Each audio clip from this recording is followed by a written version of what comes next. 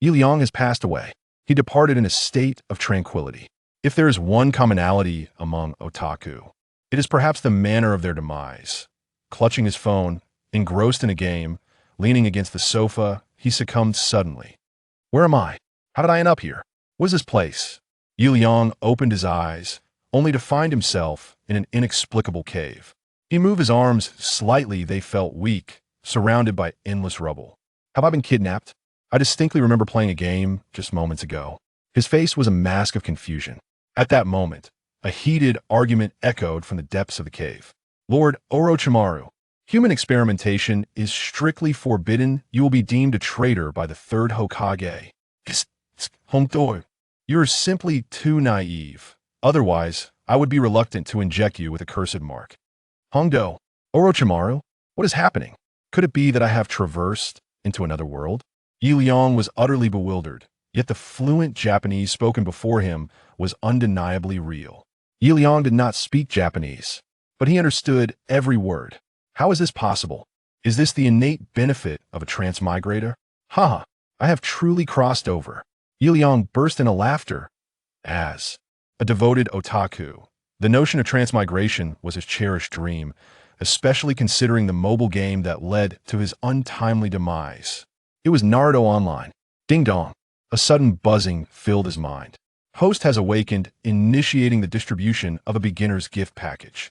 Beginner Taijutsu maxed out. Beginner Chakra maxed out. Beginner Ninja tool usage maxed out. Is this the reward? Liang was elated, but after a moment, he was left dumbfounded. Why are they all beginner skills? As a fervent fan of Naruto, he was well aware of what beginner skills entailed, equivalent to the abilities of a Genin from Konohagakure. While Naruto does feature a hierarchy among ninjas, Liang certainly did not possess the innate talent of the protagonist. As he pondered in silence, another buzzing sounded in his mind. Ding dong. Current environment detected as hostile, initiating SS-level legendary mission Rescue Hongdo. Rewards will vary based on mission completion. Evaluation 1. Bring Hongdo out of Orochimaru's laboratory. Regardless of her safety, reward. Intermediate Taijutsu maxed out. Intermediate Chakra maxed out. Intermediate Ninja Tool usage maxed out. Evaluation 2. Bring Hongdo out of Orochimaru's laboratory unharmed and gain her favor. Reward. Advanced Taijutsu maxed out. Advanced Chakra maxed out. Advanced Ninja Tool usage maxed out. Evaluation 3. Bring Hongdo out in front of Orochimaru unharmed. Reward. In addition to the rewards of Evaluation 2, an additional reward of the Divine Ninjutsu, Shinra Tensei. Liang was utterly speechless. Even the simplest task of bringing Hongdo out of the laboratory was not so straightforward, let alone doing so in front of Orochimaru. At present, he was merely at the level of a genin. From Konohagakure, however, some matters must be addressed. That is Shinra Tensei. Liang exclaimed in astonishment. In his previous life, Liang's favorite ninjutsu was indeed Shinra Tensei, not because it was overwhelmingly powerful, but rather due to its sheer style. Back in Konohagakure, Pain single-handedly used this technique to confront all the jonin. Such a flashy ability was certainly worth learning. Liang made a decisive choice and immediately began to strategize that in truth, the system's mission was not a death sentence. As long as he brought Hongdo out of the cave intact, he would earn advanced taijutsu and other rewards. Combined with the divine ninjutsu Shinra Tensei, Liang was confident that he could escape from Orochimaru's grasp using this technique, for at this point, Orochimaru had not yet reached his later, more formidable state during the Ninja Wars. Liang promptly extended his hand toward the cave. Orochimaru, do not make another mistake. You're the third's prized disciple. If you turn back now, the third will surely forgive you. Shit. Hongdo, do not be so naive. Allow me to implant the cursed mark and become a vessel for my power. Master, please reconsider. Orochimaru was still arguing with his disciple inside. Liang had been listening for a while now, and he felt a surge of anxiety. If he did not act now, it would truly be too late, as Orochimaru was about to make his move. Stop. Release that girl, he commanded sternly, rising to confront Orochimaru. Silence enveloped the cave. Orochimaru was momentarily taken aback. It was all too sudden, Like a young bird caught in the act of seeking forbidden fruit by its parents. The surprise was overwhelming. Who is this little brat? Orochimaru immediately turned his gaze toward him. The legendary Sannin was astonished that a stranger had approached him so stealthily.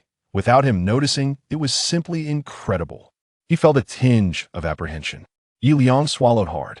To be honest, he was more nervous than Orochimaru. He was trembling. Like a frightened dog.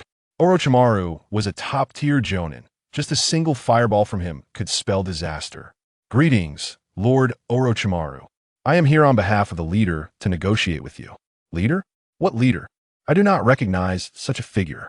Orochimaru continued to scrutinize Liang with suspicion, but Liang had already devised his next words. Our leader is none other than the illustrious Pain. I trust you have heard of him. You are from the Akatsuki. How dare you come to this place? Are you not afraid of being discovered by the third? If you dare to establish a laboratory here, are you not afraid of being discovered? Though Liang felt a pang of anxiety within, his expression remained resolute as he faced Orochimaru. Of course, a hint of cowardice would lead to his demise. Liang understood what Orochimaru desired, and his plan was to use this opportunity to entice him.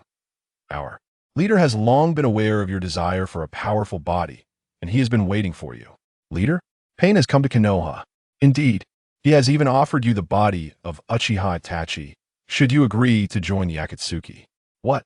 Orochimaru was taken aback that this time. Uchiha Itachi was only 8 years old, yet already a prodigy in the village had it not been for the concern that capturing him would alert the third. Orochimaru would have acted long ago. Upon hearing that the Akatsuki had brought Uchiha Itachi, Orochimaru's eyes gleamed with fervor.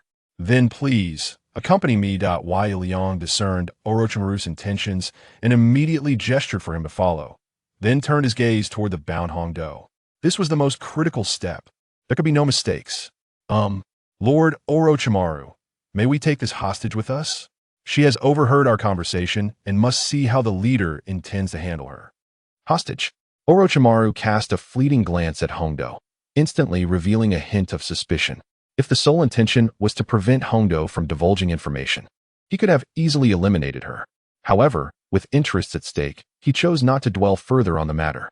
This is your choice, but do not deceive me, otherwise I will not hesitate to make you my next experiment, he warned coldly, his ominous slitted eyes sending a shiver down Liang's spine.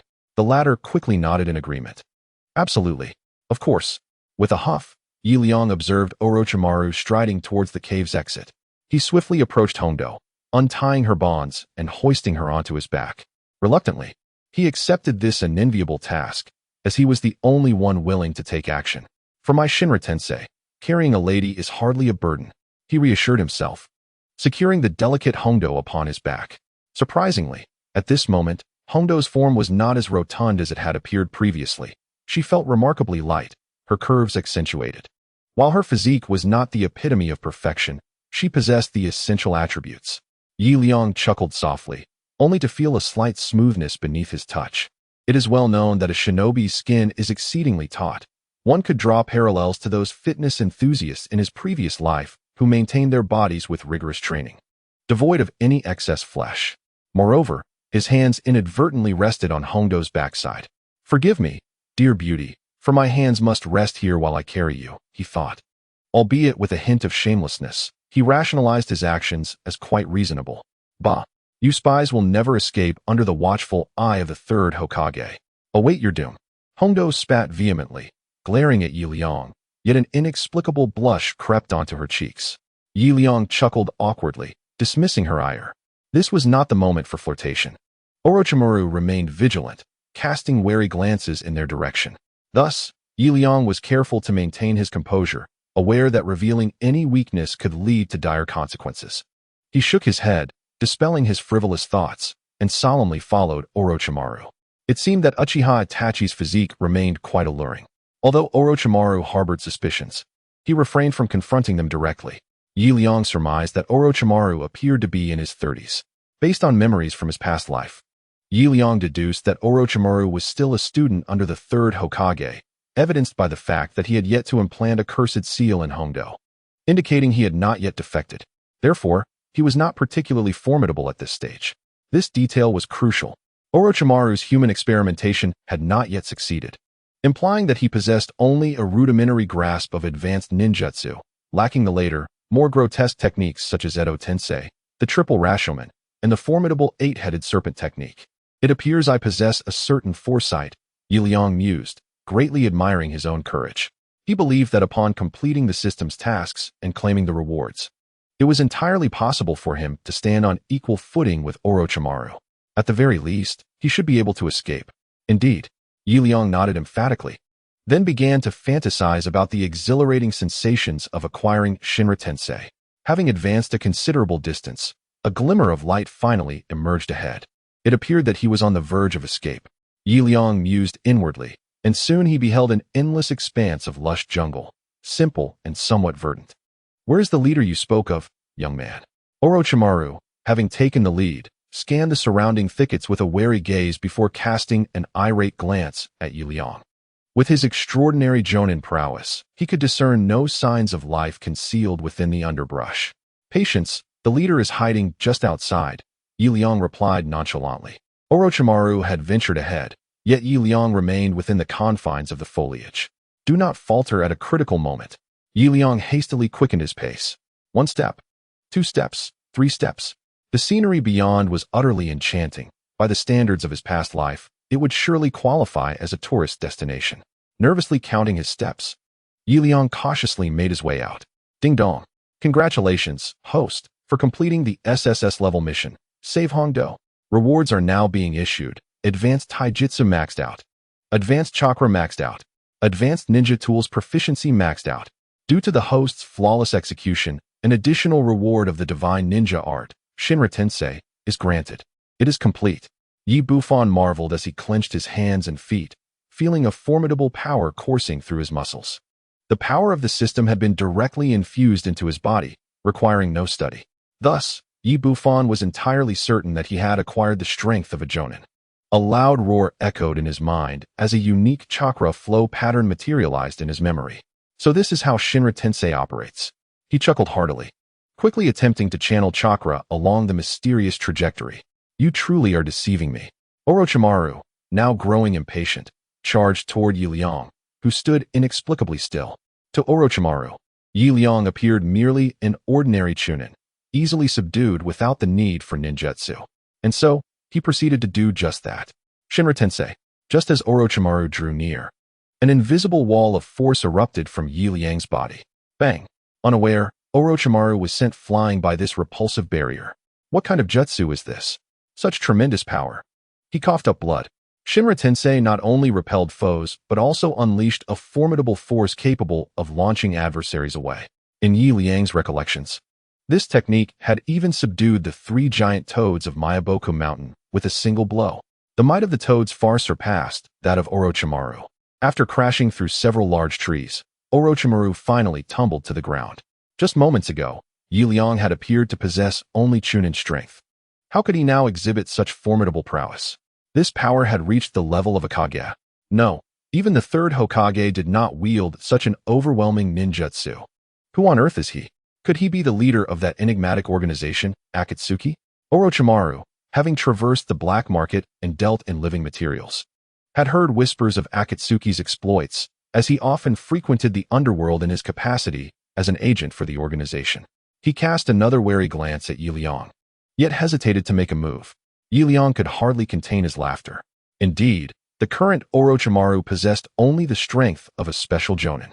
With his present capabilities, a single use of Shinra Tensei would suffice. Moreover, having already developed the qualities of a Jonin, he could easily escape even without mastering ninjutsu. Calculating his next move, Liang swiftly dashed away, taking along the unsuspecting Mitarashi Anko. Adhering to the principle of with a beauty in one's arms, how could one let her go? Liang, despite not being well acquainted with Anko, resolved to carry her away. "Where do you think you're going? Stop right there." Orochimaru shouted furiously. Liang was no obedient child, otherwise he wouldn't have disregarded his parents' advice and met his demise in a game in his past life. Damn it! Orochimaru's anger surged as he, feeling deceived, swiftly pursued the fleeing Liang. Ninjutsu. Hidden Shadow Snake Hands. A flurry of serpents erupted from Orochimaru's sleeves, lunging towards Liang's back. Having learned from past experiences, Orochimaru dared not engage in close combat. Shinra Tensei, once again, resorting to an old trick. The swarm of snakes was torn apart by the repulsive force of Shinra Tensei before they could even reach Liang, leaving no trace of flesh behind. Shinra Tensei, Liang, in a moment of anxiety, called out again, only to be astonished to find that the jutsu had been activated. Whoa! Liang gasped. In the original narrative, Shinra Tensei had a distinct activation interval. Yet, astonishingly, his own version had no cooldown at all. As long as he infused enough chakra, he could unleash it indefinitely. This truly was an unexpected delight. However, Liang failed to notice the absurdity of the situation. Originally, Shinra Tensei was a bloodline limit of Nagato, and now Liang could invoke it without regard for the bloodline, which was inherently illogical. Naturally, this was a skill forcibly granted by the system, providing an explanation. Shaking his head to dismiss further thoughts, Liang continued to flee, with Orochimaru hot on his heels. The two dashed through the trees at a frantic pace. Whoa! Have you lost your sense of distance? How far have we run, and yet you still pursue me? Aren't you hungry? Drop Anko, or I shall turn you into a specimen. Orochimaru threatened menacingly from behind. Drop her? At your age, are you really that famished? She's just a young girl, in the prime of her life. No offense, but you wouldn't stand a chance. Liang taunted while desperately sprinting, even flashing a middle finger behind him.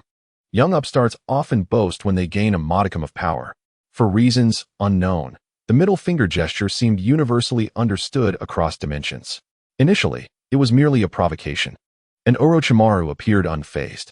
However, the moment Liang struck that noble pose, Orochimaru's composure shattered. You deceitful brat, now you shall pay with your life. Heavenly curse mark. Activate. With a furious roar, Orochimaru's body underwent a transformation.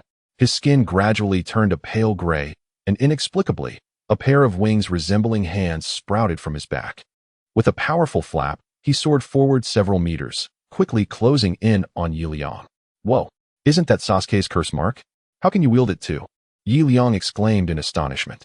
Reflecting on it, it is only natural that Sasuke possesses the curse mark created by Orochimaru, as he is adept in its use.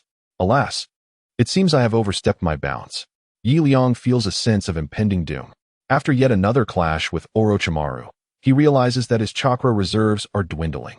As a mere jonin, his chakra is limited. While one might assert the strength of a jonin, the specifics of that strength remain elusive. In Shippuden, despite the multitude of jonin in Konoha, few are truly formidable. Suddenly, Liang perceives that his chakra is nearly depleted, estimating that he can only engage in combat a handful of times more. Hey, beautiful. You've been silent for too long. It's time to speak up. Where's Konoha? We must go there to survive. Liang tosses the question to the girl, Mitarashi Anko, who is slung over his back. In these trying times, it is imperative to unite all available forces. As Mr. Lu Sun once stated, Bah, you lecherous scoundrel. It would be better if you were dead. Hey, what are you talking about? I was pursued by Orochimaru because I saved you. As the party involved, you ought to bear some responsibility. You touched my backside. Fine. Women hold grudges too much. Liang muses in silence. Yet, it is not long before Orochimaru catches up once more. Surely, you can at least tell me where Konoha is. If not for my sake, then for your own. Liang grows anxious. He is not yet ready to meet his demise, especially after acquiring such remarkable abilities. You touched my backside. Liang feels exasperated. The ancients spoke the truth. It is indeed difficult to nurture both women and petty men. Liang is not at all misogynistic, truly. Gazing at the precipice ahead, he gradually suppresses his reckless inclinations. This is no time for folly. Life and death hang in the balance, demanding serious consideration. However, even without Anko's prompting, he has already discerned the location of Konoha. In a frenzied dash, he unexpectedly arrives at the site of Hokage Rock. Indeed, at the edge of the Great Cliff. The four illustrious Hokage are immortalized in exquisite sculptures. From a distance, Liang spots the statue of the first Hokage smiling at him. How childlike, he exclaims, turning back to see the approaching Orochimaru, and finally feels a sense of calm. Shinra Tensei. Once more, he repels Orochimaru and leaps off the cliff. Below lies Konoha. Although Orochimaru has not yet betrayed the village, with Anko, The foolish girl, he can undoubtedly verify that Orochimaru is conducting forbidden experiments in secret. When the time comes, even if Orochimaru has excuses, they will be utterly indefensible. It seems that Orochimaru pursues him relentlessly because of Anko. All right, once we enter the village, let us see what you can do. Liang chuckles to himself, even formulating his identity. When witnessing injustice, draw your sword to assist. A hero rescuing a maiden. With a mighty roar, I shall be the virtuous youth of this new era. Liang muses. Who goes there? Suddenly, two figures clad in green appear ahead. Adorned with the protective headbands of Konoha, unmistakably the village's guardian Jonin. Beneath the Hokage rock lies the residence of the Hokage, a place vigilantly guarded by elite Jonin. However, Liang remained unperturbed. He quietly descended onto the roof of a building, gently placing Hongdo beside him. At this juncture, Hongdo had already learned to walk, as Orochimaru had merely utilized her as a test subject, administering only a minimal amount of sedative. Two esteemed ninjas, rogue shinobi from Konoha, are pursuing us. We hope you might assist us in severing their pursuit. Rogue shinobi from Konoha? The two guarding Jonin exchanged puzzled glances, only to be taken aback by the sight behind Liang. Is that Lord Orochimaru? How has he come to look like this? You Konoha villagers are aware that Orochimaru conducts experiments on living subjects. If you doubt my words, you may inquire with the young lady beside me. She is one of the test subjects as well. Chapter 4, Sarutobi Hiruzen. Unrivaled power. What? The two guarding Jonin were instantly alarmed. Initially skeptical, they found it difficult to dismiss the evidence before them upon witnessing the manifestation of Orochimaru's cursed seal. Lord Orochimaru, could you kindly elucidate the current situation? They promptly positioned themselves in front of Liang. Step aside. Orochimaru, disregarding their presence, executed a swift technique, casting the two Jonin aside with a single motion. This exemplifies the formidable strength of a special Jonin. Despite both being Jonin, these ordinary guardians were far from a match for Orochimaru. Nevertheless, Liang remained unfazed. He wore a smile as he observed Orochimaru advancing towards him. 3, 2, 1. As he silently counted down in his mind, a long staff suddenly struck Orochimaru, sending him flying. Here it comes. Liang thought gleefully, having anticipated the presence of a formidable ally nearby. Thus, when Orochimaru approached, he felt no anxiety. Even if this ally did not protect him, it was inconceivable that they would neglect Hongdo, who was closely associated with him. Liang turned his gaze to the elderly man beside him, leaning on an iron staff. It was he who had intervened. Sarutobi Hiruzen, the third Hokage of Konoha. Renowned as the ninja doctor, Liang understood that while Hiruzen may not wield godly ninjutsu, his foundational techniques were extraordinarily robust, a true testament to his skill. Liang swallowed hard. The aura emanating from Hiruzen was undeniably powerful. In terms of his current strength, Liang could not possibly contend with him. As Hiruzen retrieved his staff and approached Orochimaru, Liang finally exhaled in relief. Teacher Hiruzen, it is not what you think. I merely wish to resurrect my companions. I desire to bring my parents back. I do not wish to perish. Orochimaru, how many times must I admonish you? Research on human subjects is absolutely forbidden. Regardless of your reasoning, you must never trample upon the sanctity of human life. But I am only studying the bodies of captives. That is unacceptable. Hiruzen's anger was palpable. As the third Hokage, he was the most life-valuing among the recent Hokages, in stark contrast to Danzo of the Umbu. Hiruzen had been nurtured under the teachings of the first Hokage, fostering a deep respect for human rights, a sentiment Liang wholeheartedly believed. He took a few steps back with Hongdo, and now the battle between Orochimaru and the third Hokage was unavoidable. As an observer, it was only proper to yield the battlefield space. Ding! Just as he stepped back, a notification sounded in his mind. Congratulations, host, you have triggered the side quest, Spectating. Completing this task will reward you with a random D-rank ninjutsu. A friendly reminder, the more challenging the task, the stronger the ninjutsu obtained. Please, host, do not shy away from perilous endeavors. This system does not favor such trivial tasks. Liang felt as if a crow was cawing above his head. What exactly is a trivial task? This ridiculous task was not one he wished to undertake. However, despite his complaints, the fact that he could acquire a ninjutsu merely by spectating was indeed quite advantageous. With a grin, he embraced the somewhat uncooperative Hongdo.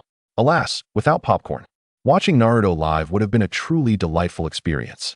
Hongdo wore a face of reluctance, but her body had yet to fully recover, leaving her no choice but to allow Liang to hold her as they sat atop the roof.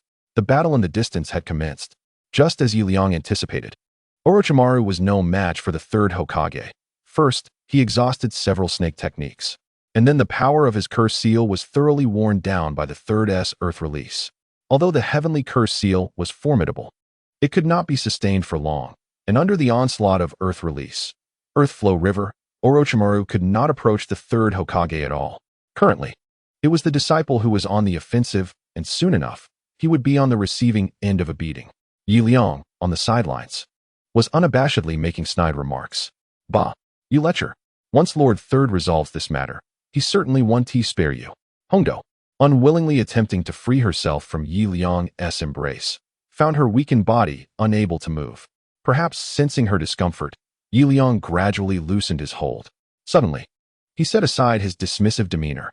The clash between Orochimaru and the third Hokage was incredibly intense, despite Liang's contempt for the current Orochimaru.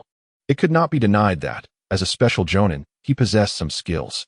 Although he was continuously restrained by the third Hokage's ninjutsu, his resilience was indeed remarkable. Having endured so many high-level techniques, he still stood his ground. Alas, you are still destined to lose. Liang shook his head from afar. As Orochimaru's disciple, how could he possibly defeat Sarutobi Hiruzen? That was utterly impossible. Liang watched, entranced, when suddenly a flash of insight crossed his mind. He was unsure why, but it felt as though the battle he had just witnessed replayed vividly in his consciousness, as if etched deeply into his memory. Ding! Congratulations, host. You have completed the side quest, spectating. Reward. You have received the D-rank ninjutsu, body flicker technique. Due to the host's newfound understanding of combat techniques, the quality of this reward has been enhanced, and the body flicker technique has been fortified. The body flicker technique? This skill is merely a D-rank task? Liang felt a tinge of confusion. In his recollection, the body flicker technique was one of the most practical ninjutsu, utilized by everyone from shadow-level powerhouses to ordinary chunin. Nearly every ninja would learn the body flicker technique. Because it was so fundamentally practical, Liang felt a surge of excitement. With the instantaneous movement technique, his speed would significantly increase. In that moment, he could drive back his opponent with a powerful attack and then swiftly retreat, an almost flawless strategy. However, what did the enhancement of this technique entail? Did it imply an increase in the distance of teleportation, or perhaps a reduction in the required chakra? Liang found himself perplexed. He had yet to truly utilize it, and was unaware of its implications. Never mind, such matters could be addressed later. He shook his head, disinterested in pondering it further. The battle before him was nearing its conclusion. Orochimaru, battered and bruised, crouched on the ground, gasping for air.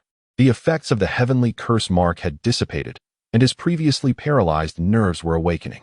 A wave of excruciating pain surged into his mind, causing his body to lose control in an instant. If only he had fully developed his abilities, he would not have fallen so swiftly. What a pity. Orochimaru lamented silently before being engulfed entirely by a massive fireball. Several Anbu ninjas swiftly carried the severely wounded Orochimaru away. At that moment, Sarutobi Hiruzen approached Liang with measured steps. Indeed, the inevitable had arrived. Liang brushed off the dust from his attire. Modern knowledge taught him that in such a situation, he must project an air of confidence, and do so fervently. Otherwise, he would surely be underestimated, leading to his demise. You must be the Hokage of Konoha.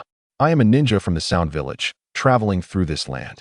I inadvertently collided with your disciple. My apologies. Liang extended his hand toward the third Hokage. Regardless of the world, a handshake remained a universal gesture of courtesy. Sarutobi hesitated for a moment, but eventually reciprocated the gesture. Just as their hands made contact, a formidable force surged forth from the third Hokage's grasp, and Liang noted the dark expression that overshadowed Sarutobi's face. This man seeks to test my strength. Liang quickly deduced the Hokage's intent. He summoned his remaining power. Though he had expended chakra while pursuing Orochimaru, his physical stamina remained intact, and he could only gamble on the strength bestowed by the system. With a sudden rip, Liang's sleeve tore apart. The amplification of his strength caused his arm to swell like an inflated balloon, rendering his previous attire incapable of withstanding the sudden expansion. In an instant, He had torn his sleeve. Goodness, this wandering ninja possesses the strength of a jonin. No wonder he could hold off Orochimaru for so long. Yet, how had I never heard of such a formidable individual before? The Sound Village? Sarutobi Hiruzen pondered, perplexed. No matter how he speculated, he could never guess the origin of the Sound Village, for it was a creation of Orochimaru himself, and now, it was uncertain whether Orochimaru would survive. Hokage-sama, is it not excessive to treat a traveling guest in such a manner? Liang gazed resolutely at the third Hokage. His palm throbbed painfully, more excruciating than a fracture, and he felt as though his bones might splinter. So this is the power of the third Hokage. Liang comprehended the disparity between them, yet he remained undeterred. MMP, who falters first, is but a pup. With a fierce roar in his heart, Liang resolved to confront the third Hokage to the bitter end. Then why don't you let go? The third Hokage, feeling quite vexed, had just endured an arduous battle, and his physical stamina was severely depleted. Now, being challenged to a contest of strength against the youthful and impetuous Liang felt somewhat disheartening. As Liang knew, the third Hokage was already over 50 years old in this era. Yet, the third Hokage was determined to maintain his dignity. An old man of such advanced years, still possessing such formidable strength, was he not akin to a rhinoceros? Liang's face flushed a deep crimson, and the third Hokage was no less affected. The two stared intently at each other like two upside-down monkeys. Lord Hokage, perhaps we should conclude this. You have been grasping hands for quite some time. One of the ninjas beside them could no longer bear to watch. The two combatants looked ready to burst from tension, and even the onlookers, though initially oblivious, began to discern the gravity of the situation. Who, exactly, was this young man? How could he possibly stand toe-to-toe with the esteemed Hokage? It was unclear. Just moments ago, he mentioned Inshin Village, suggesting he hailed from there, yet it was a name they had never heard before. Surely, he must belong to some powerful hidden village. It was said that during the era of the first Hokage, some peace-loving, formidable villages chose to conceal themselves deep within the mountains, which seemed likely. No wonder he could match the Hokage. The onlookers lamented their ignorance of such a hidden village with its powerful bloodline limits and mysterious super-experts. What a disgrace for Konoha Village. The surrounding crowd expressed their sorrow, and the third Hokage hastily released the grip of his hand, with someone providing an out. It was the perfect moment to disengage. Kid, you possess impressive strength. However, since the matter regarding Orochimaru remains unresolved, why don't you stay in Konoha Village for a few days? I quite admire you, haha. The third Hokage laughed heartily, quickly leading his subordinates away, almost in flight. Pathetic. Liang shook his head, expressing disdain for the old man's behavior. However, the Hokage's suggestion to stay in Konoha for a few days left him troubled. As a young man who had traversed into this body, Liang found himself devoid of any money, and even if he had brought some, it would be of no use. So where would he stay? Silently, Liang turned his head to find the already wary Mitarashi Anko preparing to flee. How could she report him when even the Hokage could do nothing against such a formidable opponent? Miss Anko, as far as I know, you should be living alone now, right? What did this man intend? How did he know I lived alone? Could it be? Indeed, he had long coveted my body. No wonder he had been so touchy-feely before. Lord Hokage, save me. After a lengthy pause, at dusk, Liang arrived at a secluded dwelling. The place was quite dilapidated, situated in the impoverished district of Konoha Village. However, Liang immediately deduced that this must be Mitarashi Anko's residence. In her early years, Akane lost her parents, as the Hidden Leaf Village was engulfed in darkness and bloodshed from war. As an orphan, she could only reside in the slums, much like Naruto. At this moment, Liang discerned the present time. It was still under the third Hokage's reign, with Orochimaru already delving into forbidden jutsu. This indicated that the era of Hanzo the Salamander's dominion was still at hand. However, it would not be long before the fourth Hokage emerged, followed by the Nine-Tails assault on the village, marking the official onset of the Shippuden saga. To his astonishment, he found himself transported to the early stages of Shippuden. This was indeed fortunate, for with his current abilities, he would be ill-equipped to contend with those godlike anomalies. Liang silently rejoiced for a moment. The later emergence of Akatsuki and Kagaya's army attacking the village would signify the arrival of true powerhouses. This transitional phase granted Liang ample time for development. Yet, it posed a slight dilemma as Hinata, the goddess, had likely not yet been born. She should arrive within the next 2 years. Would he truly wait for her for 20 years? Presently, Liang was merely an 18-year-old youth, and waiting for 20 years would make him 38. Nevertheless, Liang believed he could endure. Furthermore, with Orochimaru's research into immortality, he could easily enhance himself, allowing him plenty of time to flourish. How perfect! He smacked his lips and casually entered Akane's intimate sanctuary. Hey, you scoundrel, what do you think you're doing? Have you no shame? This is my home. And what of it? I saved your life, remember? What is a little sleep together? Why are you rummaging through my wallet? Let's go grab some ramen. Do you have a problem with that? My poor wallet. The following morning, Liang awoke with a smug expression, having risen from Akane's bed. Of course, he had done nothing untoward. Even if the third Hokage himself were to inquire, he would respond in the same manner. Akane was not in the room. The kitchen echoed with the sounds of clattering utensils. This girl was up quite early. Liang recognized that Akane was preparing breakfast, as ninjas had early missions. He stretched and got up, noticing the heavy rain outside. He pondered whether the rain was as torrential as when Yuxian and Yunhai parted ways. Approaching the window, he was struck by a sense of nostalgia, observing several figures stationed outside. Liang understood that these were sent by the third Hokage. Although the latter had permitted him to stay in the Hidden Leaf Village for a few days, he still harbored distrust, hence the presence of monitoring Jonin. Quite interesting. This monkey was indeed cautious. The third Hokage was colloquially known as the monkey. As Liang entered the living room, a delightful aroma wafted toward him. To his surprise, Akane's breakfast preparations were commendable. Once you finish, be sure to leave quickly. Thanks to you, my wallet is nearly empty, and I'd rather not starve. Go and wreak havoc elsewhere. She shot him a weary glance, but when their eyes met, her face flushed, and she quickly averted her gaze. Although they had not engaged in anything inappropriate, they had shared a bed, an unavoidable circumstance given that Akane's home had but one room. Red Bean, being but a young girl, was hardly able to withstand this moment, and she dared not meet Liang's gaze. I understand, Liang replied lazily. The predicament he found himself in today was a consequence of his own actions. Last night, while dining on ramen, he had indulged in a few extra bowls, leading to Red Bean's purse being thoroughly emptied. However, the ramen at Ilu was undeniably delicious, and Liang still savored the memory. Yet today, he needed to seek some means of earning money. Liang never anticipated that even after traversing worlds, he would still be troubled by financial woes. It felt rather ironic. Ding dong. Just then, the voice of his system finally resonated. Responding to the host's current needs, it promptly activated a side quest. The task required him to earn his first pot of gold. Reward, a random C-rank ninjutsu. Once again, it was a task of such a low caliber. Liang had already surmised the nature of the quest. The more perilous the task, the greater the reward, while mundane, everyday tasks merely offered commonplace ninjutsu. Liang felt a sense of helplessness. Yet, drawing from his modern experiences, he understood that those who truly survived were not the risk-takers. Risk and opportunity were never equal. After some contemplation, he realized that aside from gaining rewards through tasks, he could also learn from masters who already possessed divine-level quests. Becoming a disciple was undoubtedly another viable option. Uncertain of his own talents, Liang knew he needed to venture out to earn some money. After helping Red Bean tidy up the dishes, he set out alone. The streets of Konoha were rather desolate, aside from a few furtive eyes watching him. Liang recognized these individuals as Konoha's shinobi tasked with surveillance. Quite a few of them indeed. Liang clicked his tongue.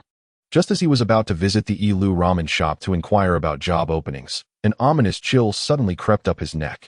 A sense of murderous intent. Liang immediately sensed the impending danger. As a jonin, he possessed a degree of awareness.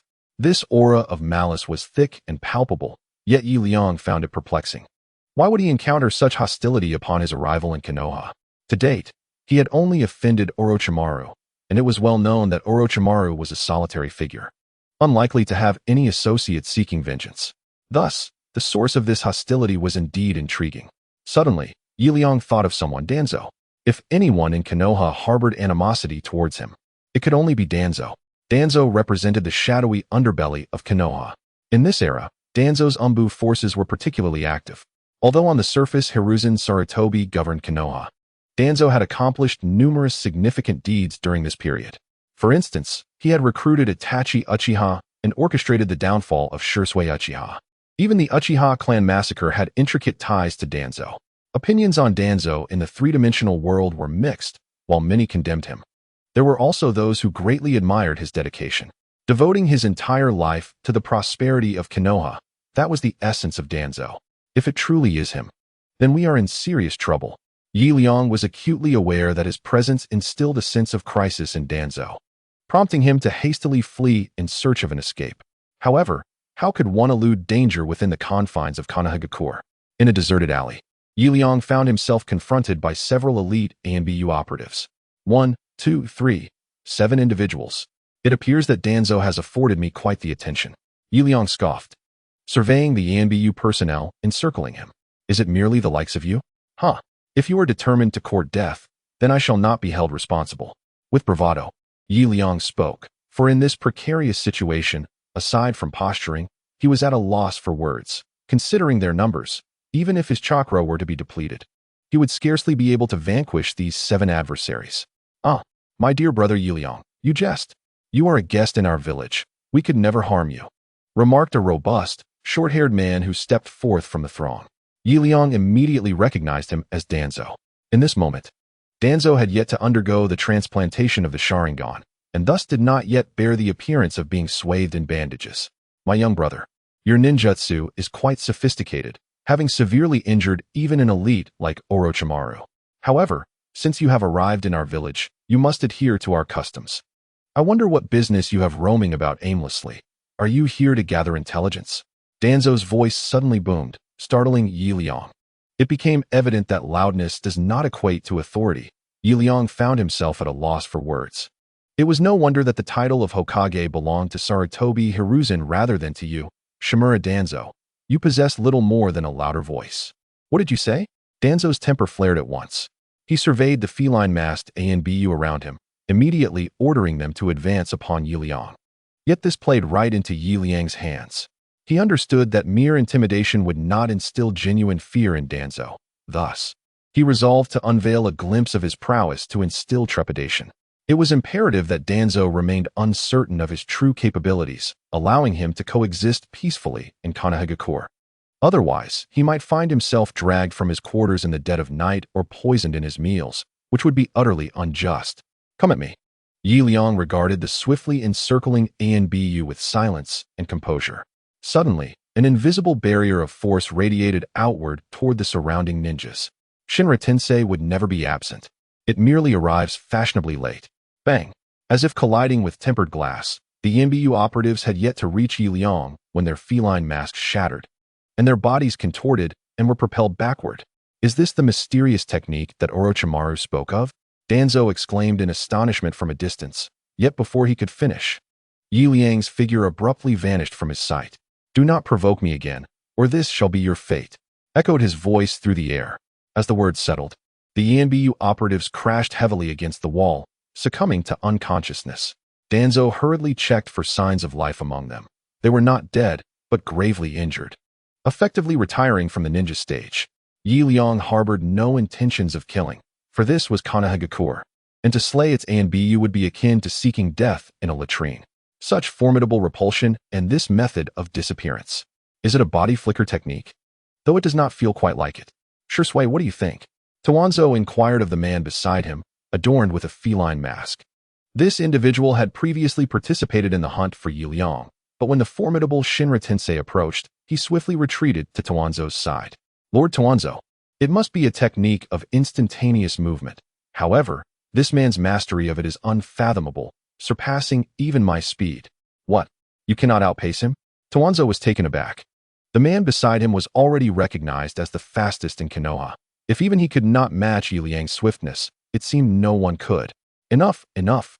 Since he has not attacked us, it indicates he harbors no hostile intentions. Let us assign someone to monitor him, Tawanzo sighed, before departing the scene with the masked man.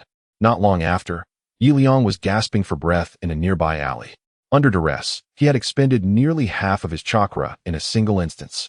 Otherwise, it would have been impossible for an elite Umbu Jonin to be defeated in one blow, though the opponent's ignorance of the Shinra Tensei played a part. Boss, I would like a bowl of ramen, a large one, please. Liang seated himself at Ichiraku Ramen, setting aside concerns of wealth for the moment. Certainly. Please wait a moment. The proprietress, responded before promptly preparing his order. To his astonishment, he had swiftly arrived in the bustling district. Indeed, the instantaneous movement technique was formidable. Liang marveled. Earlier, while escaping the alley, he had instinctively employed the newly acquired technique, and in the next instant, he felt his legs become incredibly light. With a mere motion, he teleported several meters. Thus, he dashed forth, covering a distance of 1,000 meters in mere seconds before exhausting his chakra and coming to a halt. From his current observations, it was evident that his enhanced version of the instantaneous movement differed fundamentally from the ordinary technique. The latter required a fixed amount of chakra to transport him a certain distance, while as long as he retained chakra, he could continue to move indefinitely. It was practically designed for home travel and escapes. Liang felt a profound satisfaction, relishing the ramen had brought him while delighting in her youthful charm. Appeared to be only 15 or 16 years of age, adorably cute, yet already taking on responsibilities for the family business. Many gentlemen frequented the ramen shop, most of whom were amiable like Liang. However, he remained oblivious to the fact that never married in the end, and the reasons for this eluded him. What a pity, Liang mused. Just then, the surrounding crowd suddenly parted, and he, curious, caught sight of several Konoha jonin dragging a colossal puppet through the center of the bustling street. Clad in uniforms, the team was led by a particularly conspicuous captain with striking yellow hair, who cast a fleeting glance at Liang as he passed. Liang frowned. Even in this strange world, he found himself overshadowed, which greatly displeased him, and the captain's apparent interest only piqued his curiosity further. Madam Boss, who are those people? Why is there such a grand spectacle, and everyone is making way for them? Liang inquired of the nearby Changpu. They are the heroes of Konoha. It is said that they recently eliminated 2 special jonin from the Sand Village during battle. Those puppets you see are their trophies, she explained. Battle with the Sand Village? Liang pondered the events of the Shippuden saga, but since the plot had not yet begun, he could not recall the scene of their triumphant return.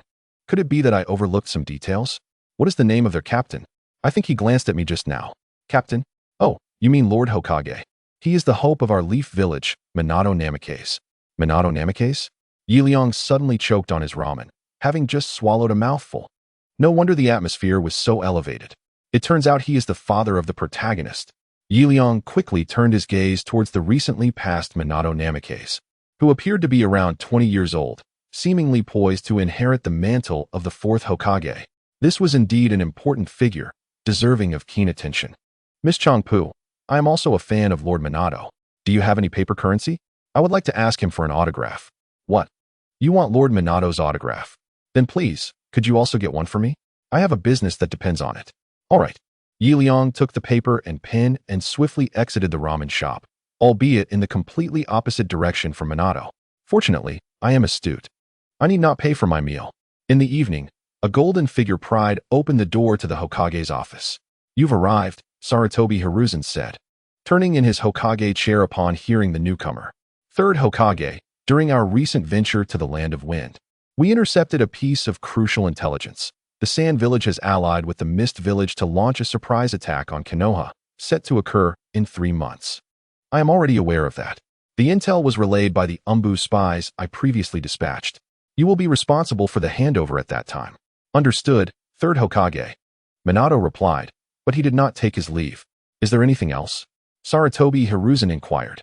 I discovered a young man with a unique aura in the village, but he is not from Konoha, which strikes me as peculiar. Oh, that individual has traveled from another village. He possesses considerable strength. Even Orochimaru is no match for him. What? Orochimaru lost to that young whippersnapper? Indeed. Regarding this individual, you will receive further information later, but I must advise you not to provoke him. I have heard that Danzo suffered a setback at his hands today. What? The Umbu also faced defeat? Not exactly defeat. One might say they suffered a minor setback. Minato's mind raced with uncertainty. Given that the 3rd Hokage expressed such sentiments, it indicated that this enigmatic expert was genuinely formidable. Otherwise, the 3rd would never have cautioned against provoking him. This cannot stand. For the safety of the village, such a dangerous element must not remain. I shall investigate him tonight.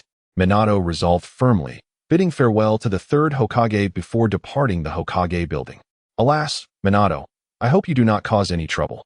After Minato departed, Sarutobi Hiruzen sighed deeply. He understood Minato's temperament all too well. Though young and righteous, his affection for the village was perhaps even more profound than that of Danzo. Thus, Hiruzen was certain that Minato would seek out Red Bean tonight.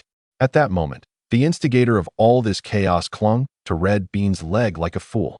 Red Bean, I am your savior. Please spare me a meal. I am truly on the verge of starvation. Liang's exaggerated expression, filled with tears and lamentations, belied his genuine plea. As he clung desperately to Red Bean's leg, occasionally pinching it, uncertain whether he was truly begging or merely seeking advantage. Not a chance. This is my reward for completing today's mission. I will not part with it. How heartless. So thoroughly heartless. Cursing under his breath, Liang stormed into the bedroom, slamming the door behind him. That is my room. Red Bean, rendered speechless, found the door firmly shut. Inside the room, Liang's stomach grumbled. Although he had managed to swindle a bowl of ramen from Ichiraku earlier, he had consumed nothing for dinner and had hoped Red Bean would graciously sponsor him another bowl. Little did he expect such callousness from the girl. Fuming, Liang was utterly oblivious to the fact that a formidable presence was perched on the rooftop outside his window. Is this truly considered a master? Minato's face registered a flicker of astonishment, having witnessed Liang's shameless antics. To extort even Red Bean, a lonely orphan, for food, such a person could not possibly be a skilled ninja. Doubt began to creep into Minato's mind for the first time regarding the words of the third Hokage. Should I test my abilities? A fleeting thought crossed Minato's mind as he deftly tossed a shuriken through the window. Whoosh! A golden flash appeared in Red Bean's chamber. The Flying Thunder God technique, an S-rank space-time ninjutsu. This was Minato's signature technique, which had allowed him to shine on the battlefield, earning him the moniker the Yellow Flash among countless foes. He had placed a space-time seal on the shuriken, enabling him to teleport to its location, regardless of distance. Such was the power of an S-rank ninjutsu. Liang was startled. As he rolled on his bed, a golden figure suddenly materialized above him, prompting an instinctive response, a Shinra Tensei. Bang! Red Bean's bed shattered into splinters, and Minato was propelled out the window. What the? Is this a haunting? What was that?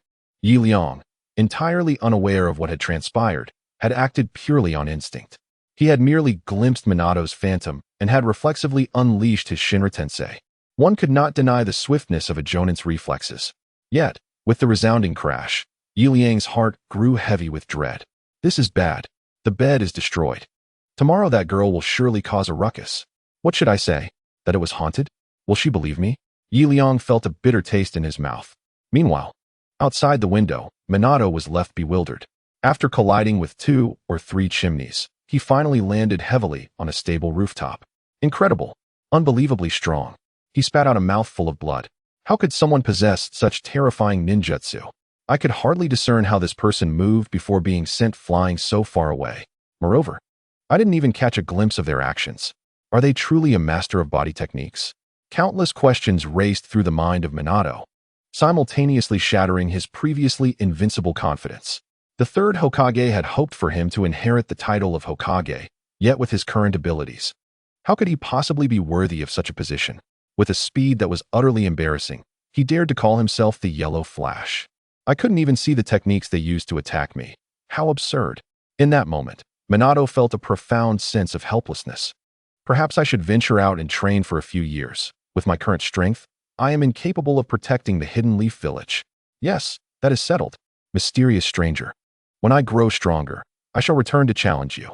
Resolutely, Minato set forth beyond the village.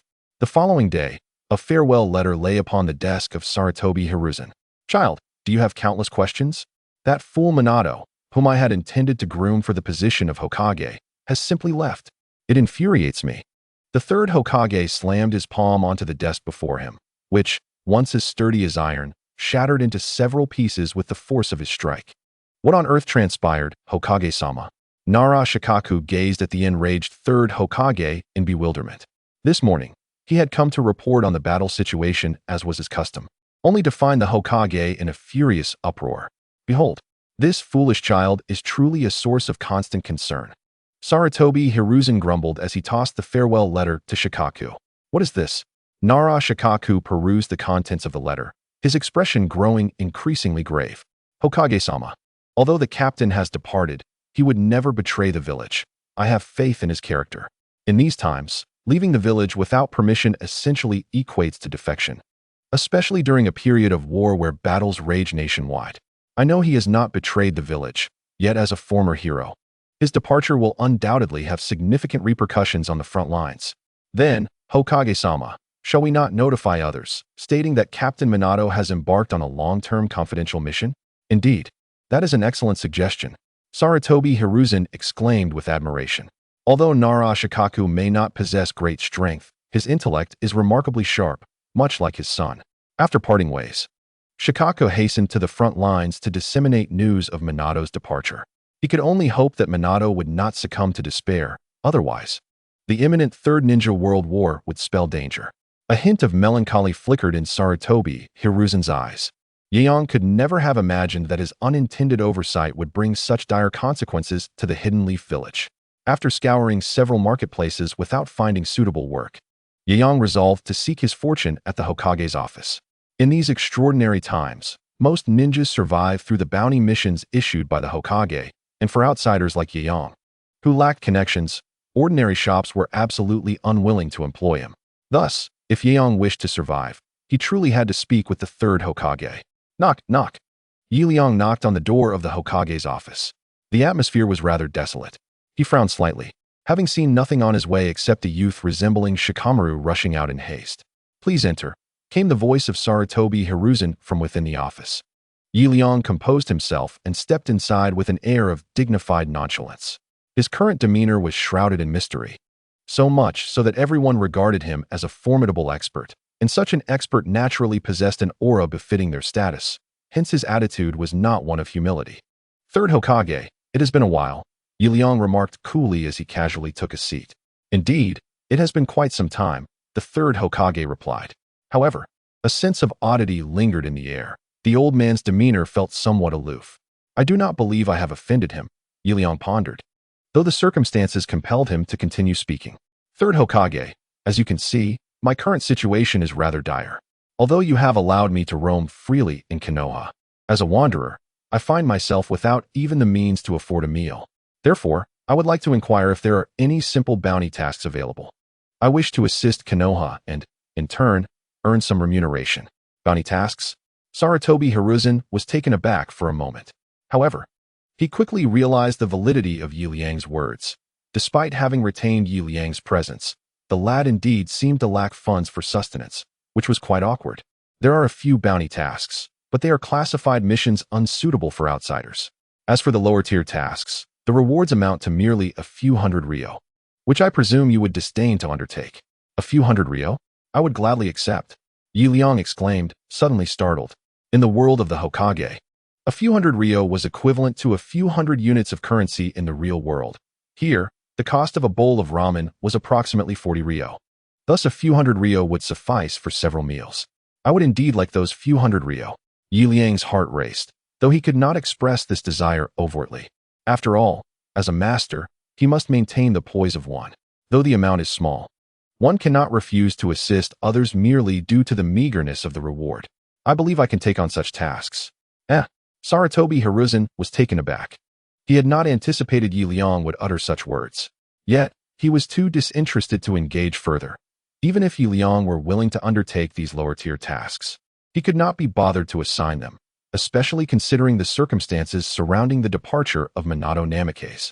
Just as he was about to dismiss Liang, 3 young boys rushed in with great urgency. Third Hokage, has our teacher gone out on a mission? When will he return? What will happen to our tasks during this period? They clamored, voices overlapping in chaotic disarray. Liang paid them little mind. Glancing at the trio of youths, roughly 13 or 14 years of age, 2 boys and a girl. The boys were strikingly handsome, while the girl possessed a delicate beauty. Why does that white-haired one seem so familiar? A flicker of confusion crossed Liang's face as he glanced at another boy wearing wind goggles. Suddenly, realization dawned upon him. These were none other than Hatake Kakashi and Uchiha Obito. Indeed, it was previously Minato Namikaze who had been their instructor. Lord Hokage, has our teacher truly departed? The group asked urgently. Yes, your teacher has been assigned a secret mission and had to leave unexpectedly. However, there is no need for concern. He shall return shortly, Sarutobi Hiruzen replied, his gaze subtly drifting toward Yi Liang. What is this old man staring at? How perplexing, Yi Liang mused, before shifting his attention to the soul girl present. This must be Noera Rin. Indeed, she was quite lovely. At such a tender age, she exhibited such alluring curves. No wonder both Obito and Kakashi were envious of one another. Truly, a femme fatale. As Yi Liang observed Rin pout her lips, this scene did not escape Obito's keen Sharingan. Alas, the ocular prowess was too acute. Despite Yi Liang's cautious glances, he was still detected. Who the hell are you? Peeping at me? If you don't stop, I'll knock you out. Obito bellowed, swinging his fist like a clumsy oaf. No wonder Rin didn't fancy him. With such foolishness, she was bound to prefer the ever-cool Kakashi, Yi Liang thought, shaking his head. Meanwhile, Sarutobi Hiruzen grew anxious. To him, Yi Liang was an enigmatic master, and he feared Obito's mocking words might provoke a confrontation. After all, Yi Liang was the one who had forced Minato to retreat. Speak with more respect. This young man is a distinguished guest of Konoha. Do not be so impolite. Hiruzen reprimanded. What kind of distinguished guest behaves so lecherously, staring unabashedly at others? Obito retorted, inciting Hiruzen's ire. At that moment, Rin promptly bowed to Yi Liang, her demeanor reflecting the care often exhibited by young women. She had perceived the third Hokage's attitude and quickly grasped the situation. I apologize, sir. Obito here often lacks manners, but he truly is a good person. Please do not take offense, she offered, yet Obito was not pleased. How could his goddess apologize to another boy? Though Yi Liang appeared significantly older, he could not resist the urge to provoke. I challenge you to a duel, he declared, raising his middle finger defiantly. Yi Liang furrowed his brow. What a fool. Look at Kakashi beside him, so composed, not uttering a word. That is the true essence of a gentleman. No wonder he doesn't attract any girls. Yi Liang chuckled inwardly and swiftly lunged at Obito. The simplest way to silence someone is to take action. Bang! Before Obito could react, Yi Liang had him firmly pinned to the ground. Yet, being but a child, Yi Liang held back his strength. How swift! Kakashi's eyes widened in surprise, echoed by the astonishment of Sarutobi Hiruzen, who was seated in his swivel chair. Previously, Orochimaru had not mentioned that this individual possessed such swift body flicker techniques, indicating that my assessment of him must be significantly elevated. He immediately became vigilant. Let me go? Let me go? If you're capable, don't hold on to me. Watch how I will strike you. Uchiha Obito shouted from the ground, but Mr. Yi was not inclined to release him easily. Mr. Yi, perhaps we should let it be. After all, he is still just a child, Sarutobi Hiruzen suggested. Seeing that the Hokage had spoken, Yi reluctantly relented and loosened his grip. Humph. This time I was merely underperforming. Next time it won't be so simple. Obito huffed, clearly unconvinced. At that moment, Kakashi suddenly cast a discerning glance at Yi. Third Hokage, might I request that Mr. Yi take the place of our teacher and guide our class? What? The third was taken aback. Yi was equally astonished. He never anticipated that the usually taciturn Kakashi would make such an unusual request.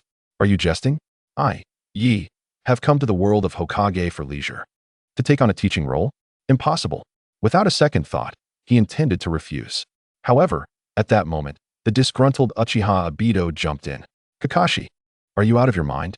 Our teacher has just departed, and you want an outsider to lead our class. Moreover, this person appears dubious at best. Having him in charge would only be a farce.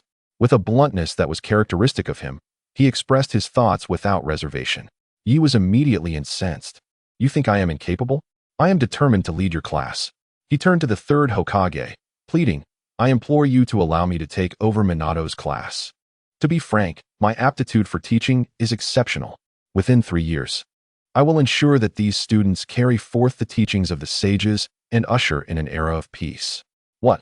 The third was nearly toppled from his swivel chair in astonishment. What grand ambitions to usher in an era of peace. Being from the third dimension and a true native of the island nation, he had never before heard such magnificent rhetoric. At that moment, inexplicably, a wave of goodwill surged within him, and upon glancing back at Yi, the perception in his eyes had altered. How had this young man suddenly transformed into such a figure of righteousness? Not only had his demeanor become less lewd, but he also appeared significantly more handsome. The previously restless Uchiha Obito was also touched. Although his intellect could not decipher the meaning of those words, they exuded an undeniable greatness.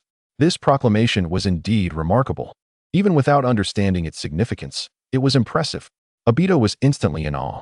Meanwhile, the nearby Nara Rin gazed at him with heart-shaped eyes. So handsome. How can Mr. Yi articulate such impressive words? He is truly the ninja among ninjas, a paragon among idols. What geniuses Kakashi and Uchiha Shursui were, once radiant figures, now paled in comparison to Mr. Yi. Kakashi's expression too underwent a transformation. Initially, his suggestions stemmed from a lack of guidance from a mentor, which rendered him unable to accept numerous tasks, inevitably leading to a significant financial setback. Thus, upon recognizing Yi Liang's prowess, he casually proposed that Yi Liang serve as his team leader. Little did he anticipate that this instructor would utter such ostentatious words, instantly transforming Kakashi into an ardent admirer of Yi Liang. On the path of pretentiousness, Kakashi became an unwavering devotee of Yi Liang. A faint blush crept across Kakashi's face. Clearing his throat, he declared, "Since you are willing to take on the role of the teacher for Team 7, let it be settled. During this period while Minato is absent, you will temporarily lead Team 7. Sarutobi Hiruzen felt reassured. Anyone capable of making such grand declarations could hardly be deemed a suspicious individual. Indeed, Yi Liang nodded. Although he had acquiesced in a moment of frustration, upon reflection, accepting Team 7 would grant him access to the bountiful missions of Konoha. Though it might be demanding, at the very least, he would not go hungry. Thus began the flourishing days of Yi Liang, free from the pangs of hunger. 3 days later, on the grassy plains, the Konoha army gathered at the village entrance. The mission at hand was to defend the village of Grass. According to intelligence reports, the invading forces of the land of Earth numbered over 1,000 ninja. Our objective was to infiltrate stealthily, launching a surprise attack from behind to disrupt their formation and create an opportunity for the village of Grass to achieve victory. So, it's an infiltration mission? Kakashi mused, stroking his chin. Though only 12 years old, Kakashi had already ascended to the rank of Jonin in Konoha and had begun to develop his own understanding of battle tactics. Thus, Yi Liang prepared to heed his strategy, under the pretense of honing Kakashi's tactical skills. In reality, Yi Liang was far from knowledgeable about military strategy.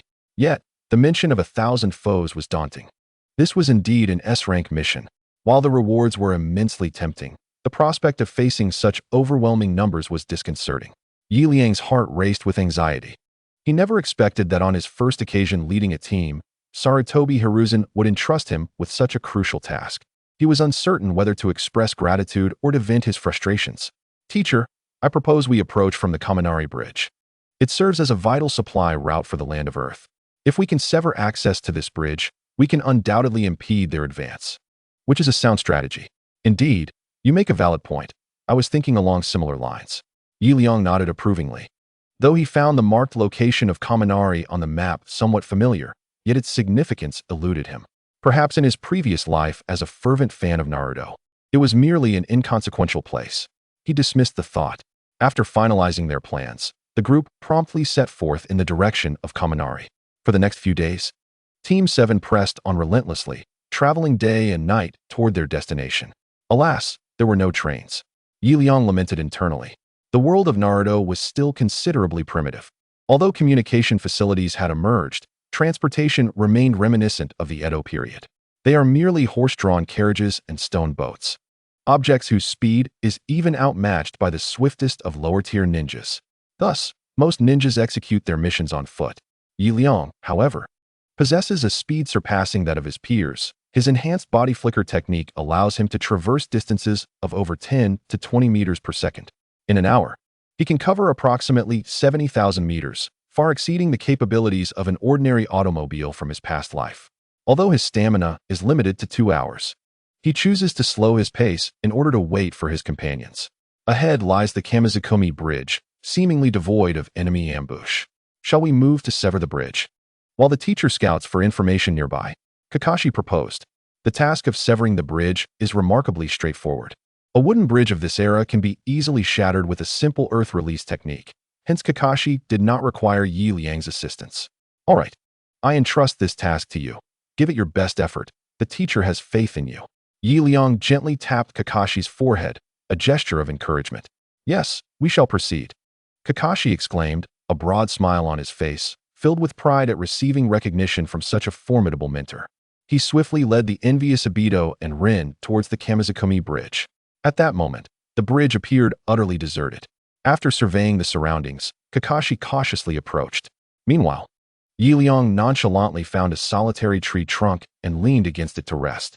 Kakashi, it's completely empty here. There isn't a soul in sight. Let us move forward. Obito remarked, indifferent as he advanced toward the bridge. Let us hold on a moment. Even if it appears deserted now, it does not guarantee that no ninjas are lying in wait. What are you afraid of? Even if someone does show up, I can take them down with a single punch. No one will harm Rin. Heh, I just worry you might be the first to kneel. Don't say I didn't warn you. Today, we are merely on a reconnaissance mission, as it's said that a Jonin from the land of Earth is in the vicinity. Seeing the playful banter between them, Rin couldn't help but chuckle. Rin, what do you suggest we do? Should we continue to lie in wait, or should we advance now? Obito asked eagerly.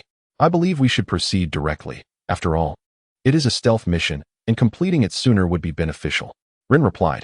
Upon hearing Rin's words, Kakashi sighed but ultimately decided to accompany them. Just as they departed, the previously tranquil foliage began to rustle ominously. Captain, they've fallen into the trap. Should we strike now? Let us wait until they've fully ensnared themselves in the trap. Then we can strike decisively for maximum effect. Understood, Captain. The rustling leaves revealed figures camouflaged as vegetation. Their hues of vibrant green, akin to that of chameleons. Kakashi, let us set off some explosive tags right here. The structure of this bridge is rather loose. If we detonate the surroundings, it should effectively destroy the suspension bridge, Rin suggested. Though her combat skills were lacking, her theoretical knowledge was impeccable. Very well. We shall proceed as you advise. Kakashi agreed, promptly joining Obito to position the explosive tags around the area. Just as the group arrived at their intended destination, a flurry of shurikens suddenly rained down upon them from above. Alas, it was a trap. Kakashi was the first to react, swiftly wielding his kunai to block the onslaught. As a Jonin, he found it relatively easy to counter such a rudimentary shuriken trap. However, the situation was dire for Rin. Rin, be careful, stand behind me. Obito, ever concerned for Rin's safety, dashed in front of her, disregarding his own peril. Yet, at that moment, Obito's strength was insufficient to withstand the barrage of shurikens. He was quickly wounded. Damn it! Earth-style, Earth Flow Wall. Kakashi immediately activated his Earth-style ninjutsu. Towering earth walls erupted from the ground, rapidly forming a sturdy shield before the group. Although Earth-style techniques consumed a significant amount of chakra, they proved effective against such widespread attacks, instantly creating an impenetrable fortress for the team. Are you all right? Kakashi inquired, assessing the injuries of his comrades. I'm fine, but Obito sustained serious injuries while saving me. Rin quickly removed Obito's shirt and utilized healing jutsu. As the medical ninja of the team, she had learned that since the Second Ninja War, having a medical ninja in a squad could significantly reduce casualties, a practice that had persisted ever since. There's no time for treatment. If I'm not mistaken, the enemy is nearby. We must break through immediately. But before Rin could finish her sentence, Kakashi had already hoisted Obito onto his back. Let us go? The group began to retreat, but at that moment, for figures clad in yellow had already blocked their path. Are you the ninjas from Konoha? I didn't expect such small fry to be sent to battle. Have the adults all perished? Haha, Daisher, your tongue grows ever sharper. But this little girl is quite commendable. I find myself rather fond of her. You scoundrels, if you dare lay a finger on Rin, I swear I will make you pay. Obito shouted, writhing on Kakashi's back. Rin, take care of Obito, I'll handle them. Kakashi entrusted Obito to Rin and stepped forward alone. The aura of the four foes was formidable. They were likely of Jonin rank, while Rin and the others were merely genin. Although they could assist, it was clear they were not equipped to deal with such adversaries. However, if it was merely a matter of stalling for time, Kakashi felt confident he could manage that. In his view, the only viable escape route was to signal their teacher, Yagura, who was patrolling nearby. Water-style, Water Dragon Jutsu. A colossal water dragon surged toward the four opponents. These four were presumably ninjas from the land of Earth. Making wind and fire styles less effective, only water style could provide a fighting chance. The assailants promptly leaped aside. Oh, this kid actually knows advanced ninjutsu. He must be a genius from Konoha. No wonder they trust this group of youngsters with such a task. Humph, they underestimate us. Even if he is a genius, he is still just a child. Daisher, you deal with those two brats behind. We'll take care of this genius. Yes, boss. Ninjutsu, shadow camouflage. The initial provocateur among the ninjas acknowledged with a sound, and suddenly, his body became translucent, gradually vanishing from sight. No wonder they had gone unnoticed earlier. They possessed such a unique ninjutsu. Obito, Rin, be cautious. Kakashi hastily warned his companions behind him, yet at that moment, the remaining assailants charged toward him. These individuals bore striking similarities in appearance, slightly portly, and aside from their leader, who emanated a formidable aura, the others were unlikely to pose a challenge to Kakashi. Clang! One of them drew a long sword from behind and aimed a downward strike at Kakashi's head. A master of swordsmanship. Earth release, crumbling earth palm. The leader placed both hands on the ground, channeling chakra, causing the earth behind Kakashi to shatter completely, severing the connection between him and Obito. Kid, you have nowhere to escape. The final ninja launched a lateral assault on Kakashi. Earth release, rock house collapse. A series of undulating earth surged rapidly toward Kakashi. This is bad. They intend to surround and eliminate me. Kakashi thought grimly. The situation had become exceedingly dire. Suddenly, a shout echoed from a distance. Blood dripped onto the previously barren land. How could this be? How could you possibly detect my presence? Following this exclamation, the previously invisible ninja materialized beside Noera Rin. A kunai piercing through his chest. He staggered back in disbelief before collapsing. Don't underestimate me. Obito, supported by Rin, managed a wry smile. His hand still in the throwing motion. Great stone. Damn it, you managed to see through the great stone ninjutsu. Firelight, magic leech. You two take down those two kids while I deal with this jonin. The leader immediately issued commands. Kakashi found it hard to believe. His gaze suddenly fell upon Obito's eyes. Two deep red tomo revolved fiercely around his pupils. It was the Sharingan. Obito had activated the Sharingan. Exactly, the Sharingan. The nemesis of all illusions could undoubtedly discern the stealth technique. Kakashi's fighting spirit ignited. Shuriken Shadow Clone Technique. A barrage of sharp shurikens swiftly flew toward the opposing leader. You think such a rudimentary trick would be effective against me? The leader casually tossed a kunai, deflecting Kakashi's shurikens. However, when the two clashed, a violent explosion erupted in the air. Explosive tags, how laughable. Such low-tier devices could never affect me. The leader laughed heartily and charged toward Kakashi. Yet, a cold smirk crept across Kakashi's lips. The plan had succeeded. The two quickly engaged in combat. Haha, kid, while you are clever enough, you are still just a child. With my years of experience, you are no match for me. The leader laughed boisterously, and in their initial encounter, Kakashi found himself at a disadvantage. As he articulated, although Kakashi is a prodigy, he remains rather youthful. The subtlety of Konoha's taijutsu is commendable, yet his inexperienced combat acumen is woefully insufficient to vanquish the formidable leader before him. After a few exchanges, Kakashi began to falter. Meanwhile, in the distance, Rin Noera also struggled to endure. She was not a combat ninja by nature. Without Obito's Sharingan guiding her, she might have been incapable of even accurately throwing a shuriken. Give it up, kid. You're doomed to perish today. The leader taunted once more. However, the 7th squad exhibited no sign of yielding, despite the odds being against them. Their fighting spirit soared ever higher. They had come to realize a pivotal truth. The explosive tag had detonated. Indeed, the sound of the explosive tag was sufficient to summon reinforcements. The outcome remained uncertain, shrouded in the unpredictability of life and death. Kakashi resolutely endured the leader's onslaught. And just when he was on the brink of demise, a figure abruptly manifested on the battlefield. With a commanding gaze, the figure cast a chilling glance at everyone present. Who are you? That Tsuchikage exclaimed in alarm, yet before he could react, a shuriken was thrust mercilessly into his neck. Your father, the figure retorted, swiftly toppling him and then instantly appearing beside Rin Noera. Shinra Tensei. A fierce shout echoed, and a white protective barrier suddenly enveloped Rin, hurling the two surrounding ninjas away with great force. With a slight tilt of his head, the leader succumbed to death. Yale, you have finally arrived. I knew you would come to our rescue. Rin exclaimed, excitedly throwing herself into Yale's embrace, leaving him somewhat embarrassed. Goodness, the 7th squad was nearly annihilated. You frightened me to death. Yale, drenched in cold sweat, finally recalled the gravity of the task at hand. The infamous Shinobi Bridge incident.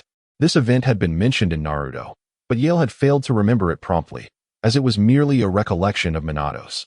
In the original narrative, Minato led the team to disrupt operations at the Shinobi Bridge, and while the mission appeared straightforward, it had spiraled into chaos. The 7th Squad was ambushed by the Tsuchikage at this juncture. In this battle, Rin was implanted with the Three Tails, leading to her tragic demise. Kakashi lost an eye, and after gifting his own eye to Kakashi, Obito was ultimately crushed beneath a tree, succumbing to darkness and transforming into Toby. Damn it. How could I forget such a crucial plot point? Yale lamented. How could one forget such an important narrative in the world of Naruto? It was inexcusable. Fortunately, the situation concluded favorably. Otherwise, Yale would have been overwhelmed with regret. Well, since everyone is unscathed, let us prepare to depart. I previously discovered a considerable number of Tsuchikage ninjas in the vicinity. They are likely to arrive shortly, Yale stated with a vibrant tone. Yet, this was a mere pretense. Had it not been for Kakashi's explosive tag, Yale would still be sound asleep. Nonetheless, whether falsehood or truth, Yale now yearned solely to escape this place swiftly. Since this is indeed the Kamikaze Bridge, it stands as the epicenter of war. Regardless of whether other ninjas are lying in ambush, this place will inevitably transform into a battlefield. Very well, we shall depart. Kakashi replied anxiously, swiftly hurling several explosive tags attached to shuriken towards the Kamikaze Bridge, before coming to lift Obito onto his back. Let us go. The group reached a consensus, yet just as they were about to leave, the leader of the Earth Village, previously pierced in the heart by Liang, suddenly charged towards him, seemingly undeterred by his grave injury. I shall not allow you to thwart my master's plans. Die. He gripped his shuriken tightly, advancing menacingly towards Liang. Be careful, teacher. That shuriken has an explosive tag, Kakashi promptly warned. It was evident that this shuriken was the very tool Kakashi intended to use to obliterate the Kamikaze Bridge. Before Liang could react, he was seized by the leader of the Earth Village. Cursed be this. As a modern individual, his combat instincts were somewhat lacking. He hastily activated the universal pull to dislodge the leader clinging to him. However, just as he initiated the technique, the explosive tag on the shuriken detonated. Astonishingly, the explosion occurred before the shuriken even neared Liang. At this rate, the leader of the Earth Village seemed intent on perishing alongside Liang. What the hell? After the explosion, Liang's body was reduced to a mere fragment of a branch. Fortunately, before leaving, he had learned the body replacement technique from Little Red Bean. Otherwise, he would have truly perished here today. Gasping for breath, Liang was still shaken by the harrowing scene that nearly left him in shock. The determination to sacrifice one's life for a mission is undeniably commendable, yet when the target is oneself, it becomes a cause for deep concern. Leader? What leader? In those final moments, Liang indeed caught the leader's words, yet he could definitively ascertain that the original narrative made no mention of this individual. In the original story, the leader of the Earth Village was utterly annihilated by Minato after repelling Team 7, thus no leader existed. Liang was engulfed in profound suspicion. Could it be that this is not Konoha from the Shippuden series? Days later, Liang sat coolly in the Hokage's hall. Ding dong. Congratulations, host, for completing the task and earning your first reward. Reward, summoning technique. Summoning technique? To his surprise, he had acquired this ninjutsu. Liang felt a surge of excitement. In the world of Hokage, summoning techniques are universally known, yet each individual summons unique creatures based on their characteristics, so Liang eagerly anticipated this ninjutsu. Just as he was about to leave the Hokage Hall after collecting his reward, a series of notifications echoed in his mind. Ding dong. Congratulations, host, for exceeding the S-rank task and repelling Minato. Reward, Flying Thunder God Technique. Ding dong. Congratulations, host, for completing the task of the Grand Feast. Reward, Transformation Technique. Ding dong. Congratulations, host, for exceeding the A-rank task at the Kamikaze Bridge. Reward, Shadow Clone Technique and the Camouflage Technique. Due to exceeding the task requirements, the Shadow Clone Technique has evolved into the Multi-Shadow Clone Technique. Why? Liang was left in a daze. What is the situation? Where did these rewards come from? A free meal? Shinobi?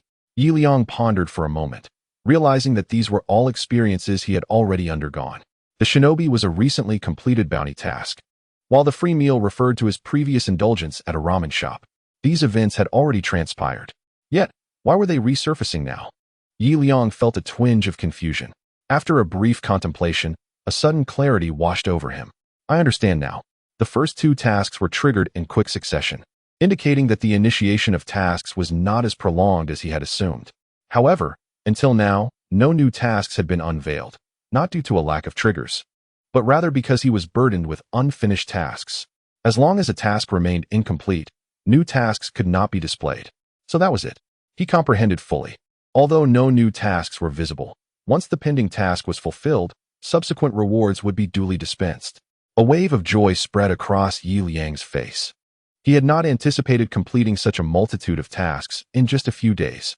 He estimated there were 7 or 8 in total, yet apart from the Shinobi Bridge. The rest were mundane, trivial tasks. Free meals, apprehending thieves in the street, and pilfering red bean clothing. Rewards consisted of common, low-tier prizes. Transformation techniques, shadow clones, and substitution techniques. All were subpar ninjutsu taught at the Ninja Academy. Yet, this was inconsequential. However, what was this flying thunder god? Liang was suddenly filled with elation. The golden flash of the flying thunder god. Another S-rank ninjutsu. Yet, Liang could not recollect when he had ever repelled the fourth Hokage. Had he forgotten? Or had he accomplished it during a bout of sleepwalking? Surely, he hadn't dreamt of vanquishing him. Liang suddenly recalled that he had indeed dreamt of the fourth Hokage, where he had firmly planted him beneath his feet while affectionately embracing Kushina beside him. The memory of Kushina's vibrant and captivating figure nearly made him drool. Mr. Yi, if you have nothing pressing, you may return to rest. After task completion, there will be a few days of leave, Sarutobi Hiruzen reminded him. He observed Liang with a twitch at the corner of his eye. Was it just for a bounty that one would drool? This peculiar behavior puzzled the third Hokage, prompting him to hasten Liang along. Oh, Liang instantly snapped back from his reverie. Regardless of how they came, he decided to revel in the moment. He pushed aside his thoughts and quickly assessed the bounty in his hand. The Shinobi Bridge was an A-rank task, likely yielding several tens of thousands of ryo. Enough for him to indulge for a while. Teacher Yi, if you have free time, could you guide me in training this afternoon? At that moment, Yawara Rin, a shy girl, unexpectedly inquired, her voice barely audible, yet Liang heard her. No problem at all. Meet me at the training grounds this afternoon. Liang laughed heartily, still basking in the joy of newfound wealth, and without a second thought, he agreed to Yawara Rin's request. However, he had forgotten that aside from his cheat abilities, he possessed no concrete ninjutsu skills or methods. Yawara Rin nodded. Her face radiated with joy. As a medical ninja, the expectations regarding strength were not particularly high.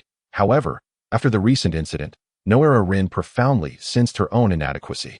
Despite Obito's evident weakness, she found herself reliant on his protection, rendering her a hindrance in such circumstances. Thus, Rin was determined to enhance her abilities. At that moment, Obito had already gone to the infirmary with Kakashi's assistance, leaving only the two of them. Rin casually exited the hall alongside Liang. Teacher, shall we walk together? She inquired, yet Liang paid her no heed. Imagine the astonishment that would envelop Akane upon witnessing such an abundance of money. His mind was preoccupied with thoughts. And then, like a fool, he abandoned Rin, who was ready to accompany him. Oh well, perhaps the teacher is occupied, Rin mused, feeling somewhat dazed but forcing herself to find solace in her own thoughts. Meanwhile, Liang had completely forgotten his earlier promise. Habitual agreement was a reflexive response ingrained in him as a recluse.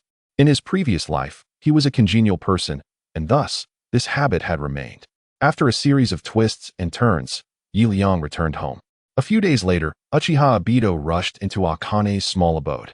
Teacher Liang, Rin is in trouble. What happened? Liang, seated at his table and partaking in a meal, was momentarily bewildered. Rin was training alone at the training ground and seems to have gotten into a conflict with a group of Chunin.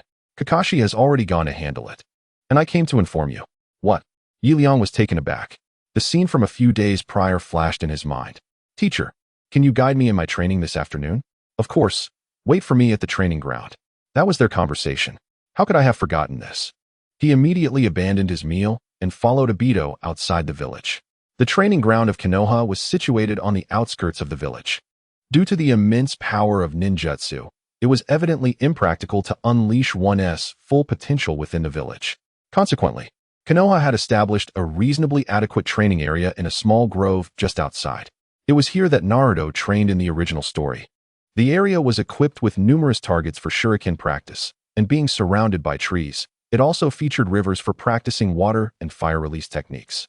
Sasuke and Itachi practiced their great fireball technique by the riverside as well. I shall see which fool dares to provoke our Team 7. Liang stormed into the area, fuming. A group of ninjas, roughly his age, had encircled Rin and her companions, appearing ready to strike had Kakashi not intervened. What is going on? Liang approached. Teacher Liang, they were already surrounding us when I arrived, Rin replied, although she avoided his gaze and did not answer directly. It seems this young lady is upset with herself. I apologize. It is my fault as a teacher. An urgent matter arose at home, which is why I could not keep our appointment. You must trust me. Liang spoke these words with utmost seriousness, yet Noera Rin remained unresponsive. Rin, one must cultivate self-reliance and resilience. The teacher's absence was intended to impart this very lesson. Only by mastering independence can one truly become strong. Liang reiterated. Self-reliance and resilience? Noera Rin's expression shifted slightly, casting a doubtful glance at Liang. Could it be that the teacher truly harbored such thoughts? Observing her wavering resolve, Liang seized the moment. Indeed, only when you embrace the spirit of self-improvement can the teacher proceed with the next phase of your education. Rin, you have not disappointed me. Although the teacher is not present, your unwavering dedication to practice in the training grounds brings me great comfort. So that was it. The teacher has been testing me all along. How foolish of me not to realize, and almost unjustly accuse him. A wave of chagrin washed over Noera Rin as she fixed her gaze upon Liang, guilt etched in her eyes. Rin, it is well that you understand. Liang's audacity knew no bounds.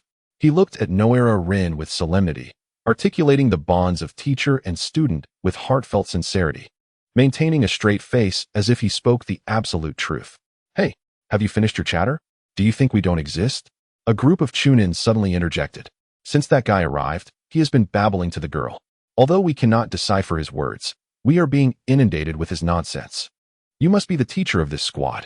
We are the newly promoted Chunin, and as the war looms, this young lady is monopolizing our training targets, severely hindering our practice. So, you resorted to attacking my team members? Liang's countenance darkened. While Noera Rin remained unscathed, he noticed a faint burn mark on Kakashi's wrist. This was evidently a sign of fire damage. What do you mean? Are you suggesting you won't yield to us? One of them retorted. Let me tell you, pre-battle training is entirely legitimate. You are merely useless genin, unworthy of utilizing such precious training resources. Step aside, or we may be compelled to take action. Useless genin? Liang's expression grew increasingly grim. Huh, a person who cannot even throw a shuriken accurately. What else could they be but useless genin? Laughter erupted among the group. Suddenly, Liang noticed Noera Rin's eyes glistening with unshed tears. In an instant, he comprehended the situation. The mockery was directed at her, and he could not believe Kakashi would miss a shuriken throw. Rage surged within him. It was acceptable to criticize himself, but to belittle Noera Rin was intolerable. Although not one to overly protect, he was nonetheless inclined to defend his comrade, especially since he felt a twinge of guilt regarding her current predicament. Since you claim genin cannot throw shurikens accurately, let us resolve this with a contest of shuriken throwing. A contest of shuriken throwing? Against whom? Against you? Against her. Liang declared, suddenly lifting Noera Rin's arm high in the air. Ah, teacher, what are you saying? My shuriken skills are quite poor, exclaimed Noera Rin, wide-eyed. It's all right. If the teacher believes in you, then you must believe as well, don't you? No. Of course, I believe in the teacher, Rin hurriedly clarified. Yet the surrounding Chunin erupted in laughter. They had witnessed her earlier performance and knew that her accuracy was abysmal. 1 in 10 throws was overly generous. It would take at least 20 shuriken for her to hit even once. Teacher, surely you jest. I could believe you were to throw, but for her? Huh. You must be joking. Humph. Will you or won't you? Liang scoffed. Of course I will. But merely competing is rather dull. Why not wager something? Wager? What do you have in mind? Liang replied, somewhat irritated. I still have 10,000 ryo from my recent mission in my pocket. As the teacher, you may wager whatever you desire, but it must have some stakes. Very well, I accept your challenge. Let us wager 10,000 ryo. Liang declared boldly. Having just completed a mission, he still possessed a bit of spending money. However, Noera Rin immediately frowned. Teacher, I truly cannot. She frantically signaled to Liang. Without any stake, she could perhaps engage in a friendly contest, but 10,000 Rio was far too much. She would need to complete several B-rank missions to earn that. Don't worry, just give it your best shot, Liang urged, giving Rin a gentle push. Confident in her potential, he was certain about the outcome. After all, a money-driven individual like him would never jest with half of his fortune. Internally, Liang felt a surge of excitement. He had already devised a complete strategy. All right, since we have an agreement, let us commence. The Chunin immediately assumed their positions, approaching one of the targets. Let us begin from here. He stood 100 meters away and cast his shuriken with a grunt. For rings. The blade landed near the center, just shy of the bullseye. Excellent. Hitting 4 rings from 100 meters is quite impressive. The Chunin exchanged pleased glances. Let us continue. Liang gestured nonchalantly. The competition involved 10 throws in total, with the highest cumulative score determining the winner. This would be a test of endurance, as throwing shuriken required significant concentration, thereby greatly impacting stamina. Do not fret. Follow my instructions, and you will surely surpass him. Liang whispered a few words into Rin's ear. At that moment, Rin's palms were slick with sweat, clearly indicating her anxiety. After imparting his guidance, Liang ceased speaking. Meanwhile, the Chunin concluded his 10 throws, 6 4-rings, 1 5-ring, and 3 misses. Such a score was remarkably high. In the original narrative, those extraordinary ninjas often struck the bullseye, appearing formidable. Yet it was indeed a rarity for ordinary Chunin to consistently achieve 5 rings, especially from a distance of 100 meters. Teacher, does Rin truly have what it takes? Kakashi inquired. To hit 10 times from 100 meters away, such a considerable distance, even Kakashi could not guarantee absolute precision, let alone Rin Noera. However, when Rin first launched the shuriken from her hand, the spectators were left utterly speechless. A perfect 5-ring. How could this be possible? The Chunin on the opposite side exclaimed in astonishment. To them, the girl who had previously struggled to hit a target within 10 meters had now achieved the highest score over 100 meters. This was utterly inconceivable. It's all right, relax. Keep going. Liang encouraged Rin Noera. With a deep breath, Rin steadied herself and threw another projectile. Bang! Another 5-ring. How could this be? This time, not only were the Chunin dumbfounded, but even Rin herself was taken aback. I actually did that. She stared at her hand in disbelief. Astonished that her teacher's methods had proven effective, Liang had instructed her to stand upright, feet together, arms and legs braced with strength, and eyes focused. This was the secret technique for throwing darts from her previous life. Having dabbled in throwing darts in his past, Liang had specifically studied techniques for accuracy. Of course, achieving such precision solely through this would have been impossible, but one must not forget this is the world of ninjas. Keeping one's gaze fixed on a single object ensures a perfectly vertical trajectory. The same principle applies to throwing shuriken. Before imparting the dart-throwing technique to Rin, Liang had also adapted it using the skills of ninja tools from the Naruto universe. Let us not forget, Liang had acquired advanced ninja tool techniques granted by the system. Such knowledge, accessible only to Jonin, far surpassed what these Chunin could offer. Coupled with his dart-throwing skills from a previous life, Liang's shuriken techniques transcended the ordinary Jonin level. Even elite Jonin might not prove a worthy opponent. After hitting the target, Rin swiftly threw all the shuriken in her hand. 5 throws yielded 4 rings, and 5 throws achieved 5 rings, a splendid mix. This score undoubtedly surpassed that of the Chunin, and by a significant margin. A bet is a bet, let's go? Upon witnessing this, the Chunin immediately gestured to leave. But Liang, quick-witted, would not allow them to depart without consequence. You may leave, but leave the money. You. Do not push your luck. Be wary of our big sister's vengeance. Silently, the group departed, clearly intending to evade payment. Yet Liang was the very epitome of a rogue. Modern-day rascals were no match for him. After skillfully dispatching the group with a gentle approach, Liang weighed the money pouch in his hand. Though his hand ached slightly, he felt elated as he watched the Chunin retreat. Kakashi, is your arm all right? It was only then that Liang remembered to inquire after Kakashi's well-being. If you had not attacked my student first, I would not have extorted you so, he rationalized in his mind, providing an excuse for his greed. My arm. Kakashi extended his hand. Indeed, this wound was inflicted by their fire jutsu, but do not worry. Let Rin heal you, and it will be well in no time. Huh. Kakashi appeared bewildered. Teacher, I accidentally burned myself last night. Feel it for yourself. It's nearly scabbed over. What? Liang reached out and pressed, and the mark immediately fell away. The wound has indeed scabbed over. No worries. You should let Lin treat it. Teacher, it's really nothing. Treat it. Why so fussy? Liang emphasized his tone and promptly departed from the training ground. Lin, what do you think is wrong with the teacher? It's just a minor injury. Yet he insists you waste your chakra. I believe it might concern my training. It's my fault. I misunderstood the teacher earlier. From now on, I will heed his teachings and diligently train independently, striving for self-reliance and strength. Looking at Yuan Lin's earnest expression, Kakashi, feeling somewhat helpless, left the scene. Lin truly believed the teacher's words. Although Kakashi admired Liang, he found today's clumsy lie insufficient to deceive his intellect. It seems women are often bountiful, yet lacking in wit. Days later, the weather was calm and serene. Since the incident at the training ground, Liang encountered no further troubles. One day, he was lounging on a soft couch with Hongdo, engaged in conversation. Hey, you've earned some money. Why haven't you moved out? Are you really that shameless? Still, the same old tiresome topic. Liang was too apathetic to respond. He closed his eyes and pondered today's task, to have a heartfelt conversation about life with Hongdo. Reward, C-rank Taijutsu, Konoha Hurricane. Simple and unimpressive. In recent days, Liang had received numerous mundane tasks, which he referred to as daily quests, akin to a routine in a game, something one must do every day. However, the rewards were hardly worth mentioning. They consisted of trivial, ordinary ninjutsu, none of which were remotely impressive in the later stages. Liang had already acquired countless low-level ninjutsu, many of which were duplicates.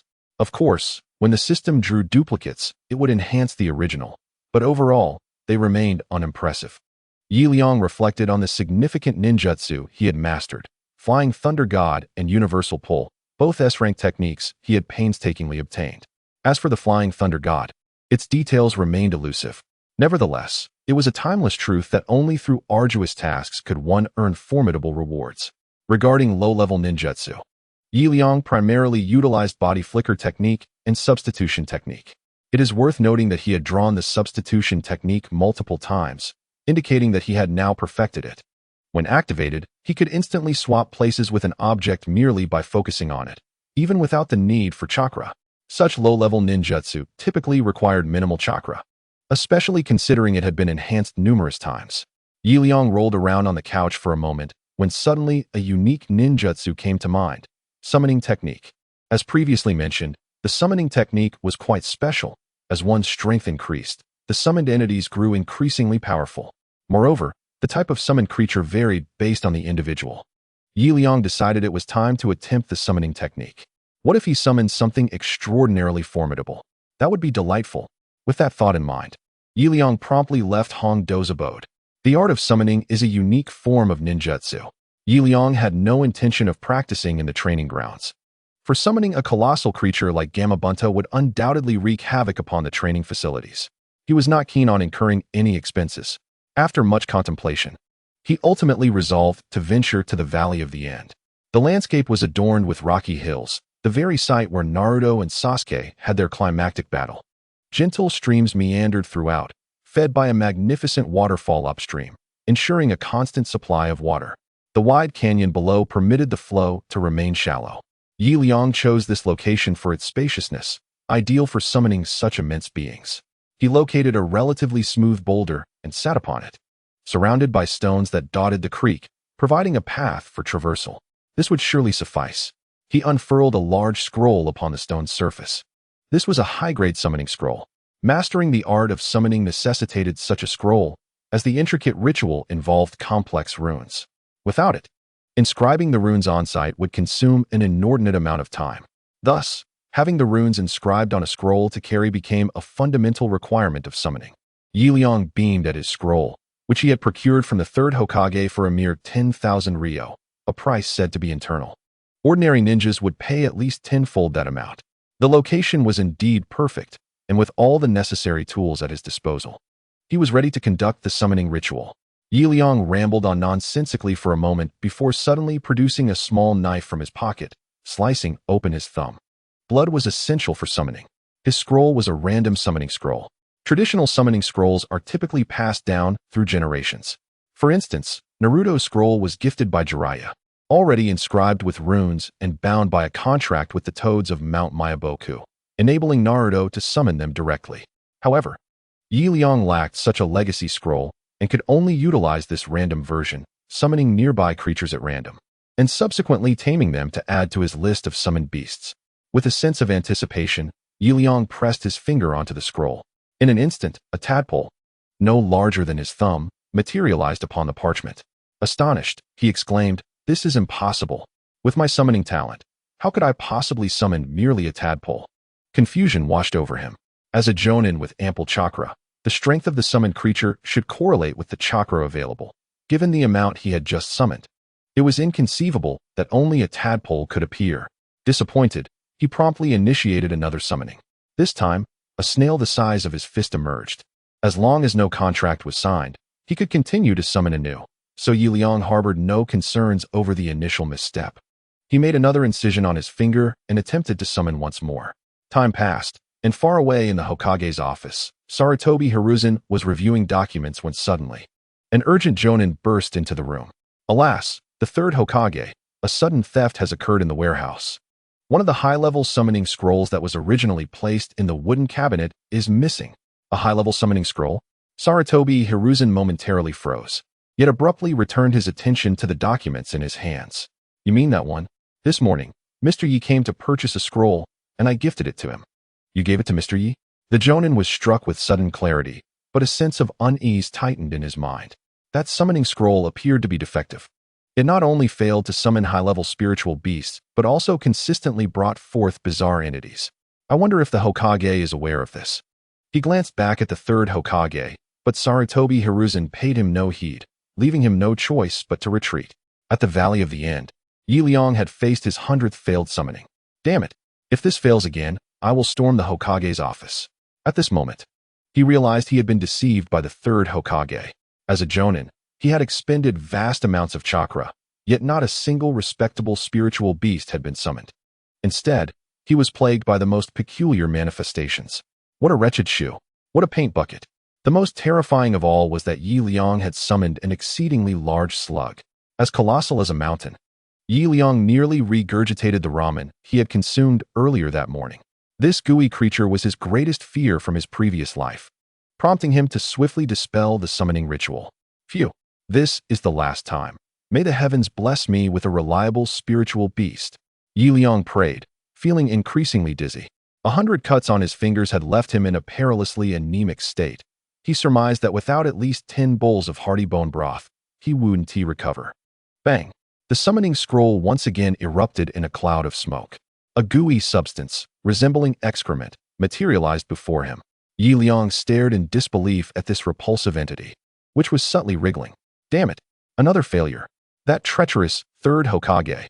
He cursed vehemently, ready to charge towards the Hokage hall. However, just as he prepared to leave, the gooey substance lunged violently towards him. Liang hurriedly raised his hand to block it. Yet, at the moment of contact, a flash of golden light illuminated the scene. The contract was successful. For a summoning technique to succeed, it typically requires winning the affection of the spiritual beast through emotional connection and mutual cooperation, essentially becoming friends. However, there exists an alternative method of contracting through dominance. As long as your strength is formidable enough, even the most unruly spiritual beasts can be subdued. Liang was employing this second method. Instinctively, when he raised his palm to defend against the foul substance, he unconsciously exerted a portion of his power. Sensing that the opposing force far exceeded its own, the excrement instinctively chose to submit, thus achieving a successful summoning. Why? Why must the heavens treat me this way? Summoning excrement?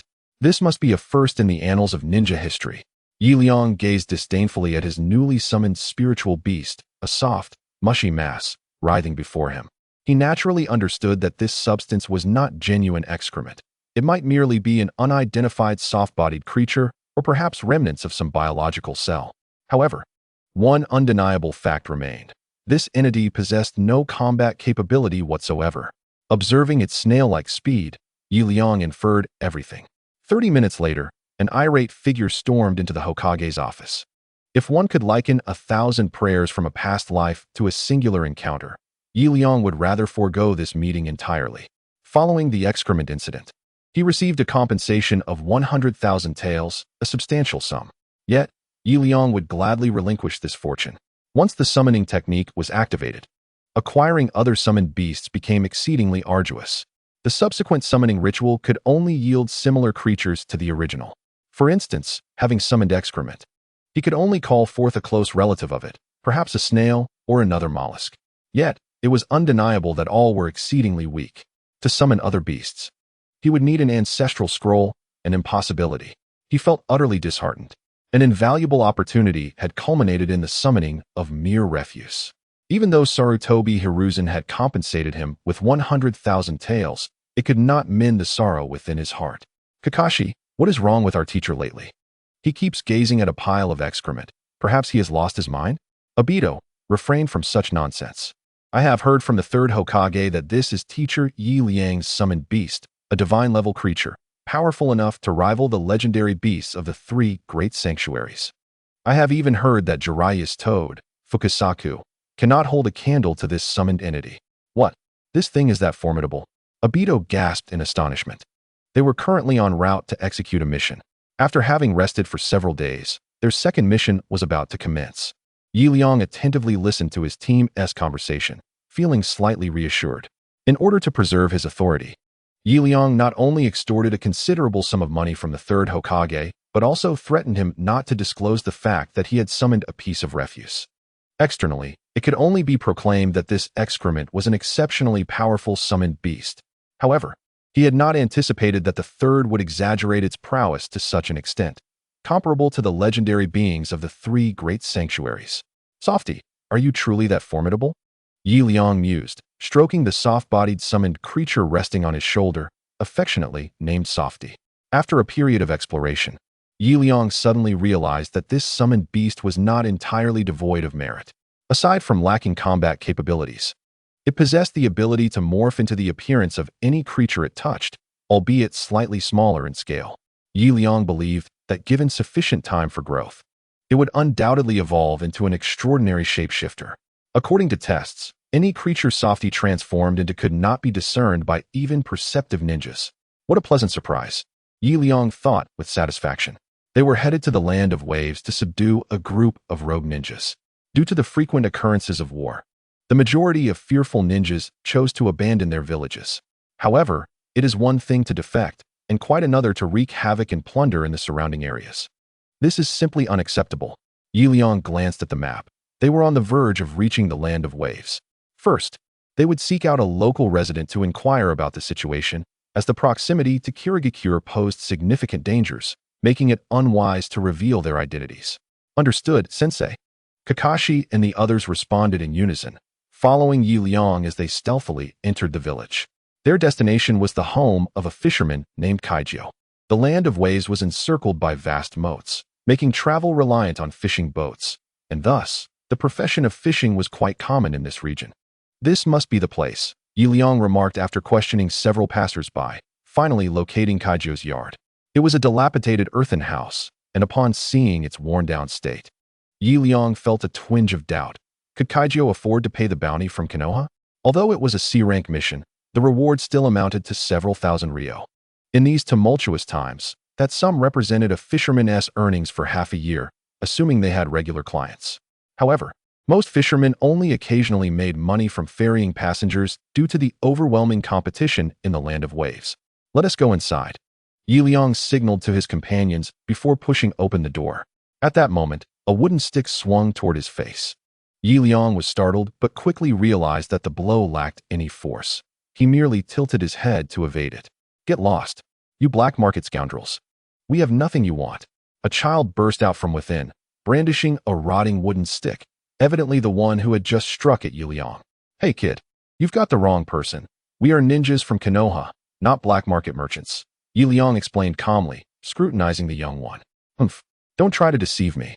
You've pretended to be Konoha ninjas several times this month. You won't fool me. The child swung the stick again. Liang shook his head in resignation, easily snatching the stick from the boy's grasp. Give it back, you scoundrel, the child exclaimed, attempting to reclaim his weapon. Just then, a gaunt fisherman with a dark complexion hurried out from the earthen house.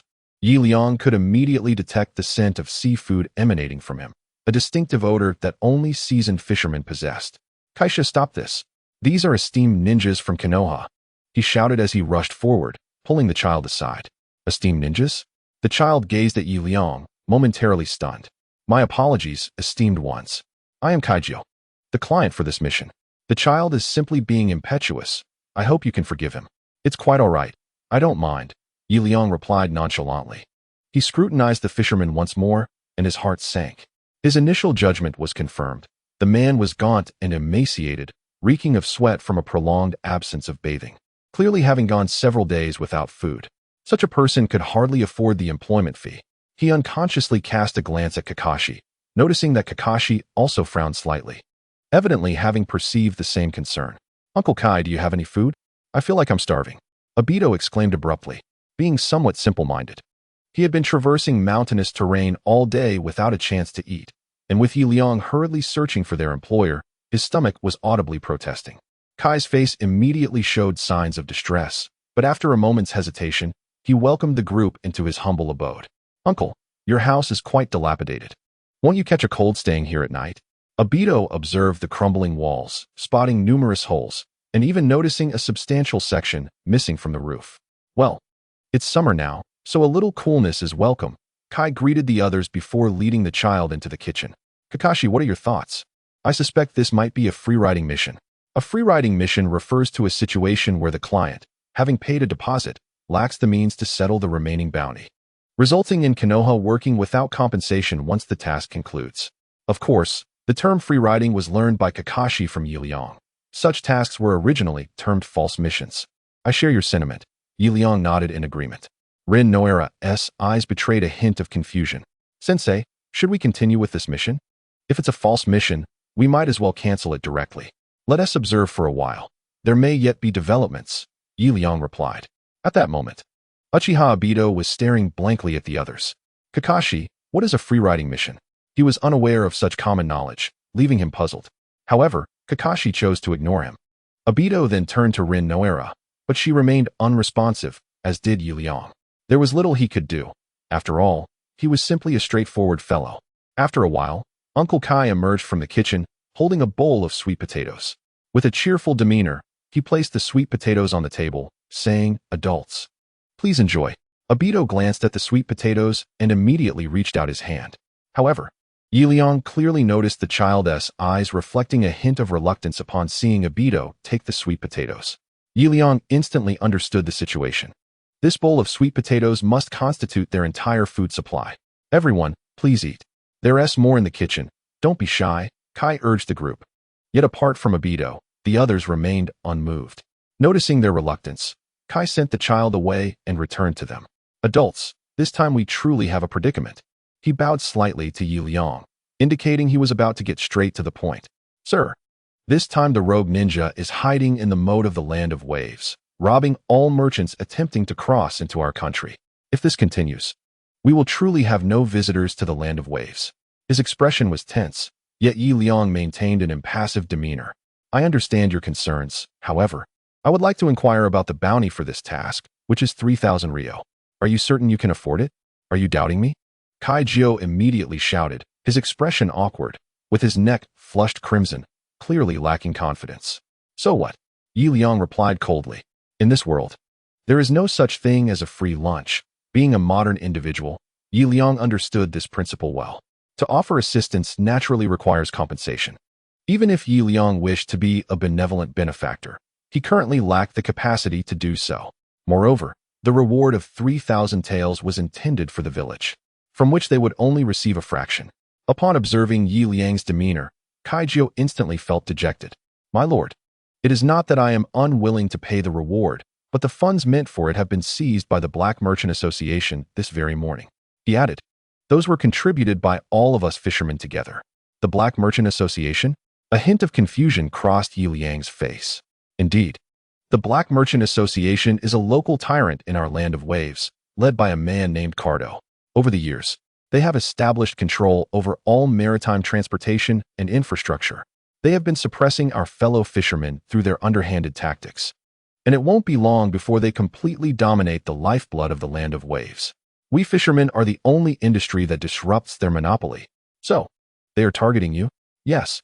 Liang fell into contemplation. Upon realizing that the mission involved the land of waves, he recalled the original story's events. That was a matter for a decade later.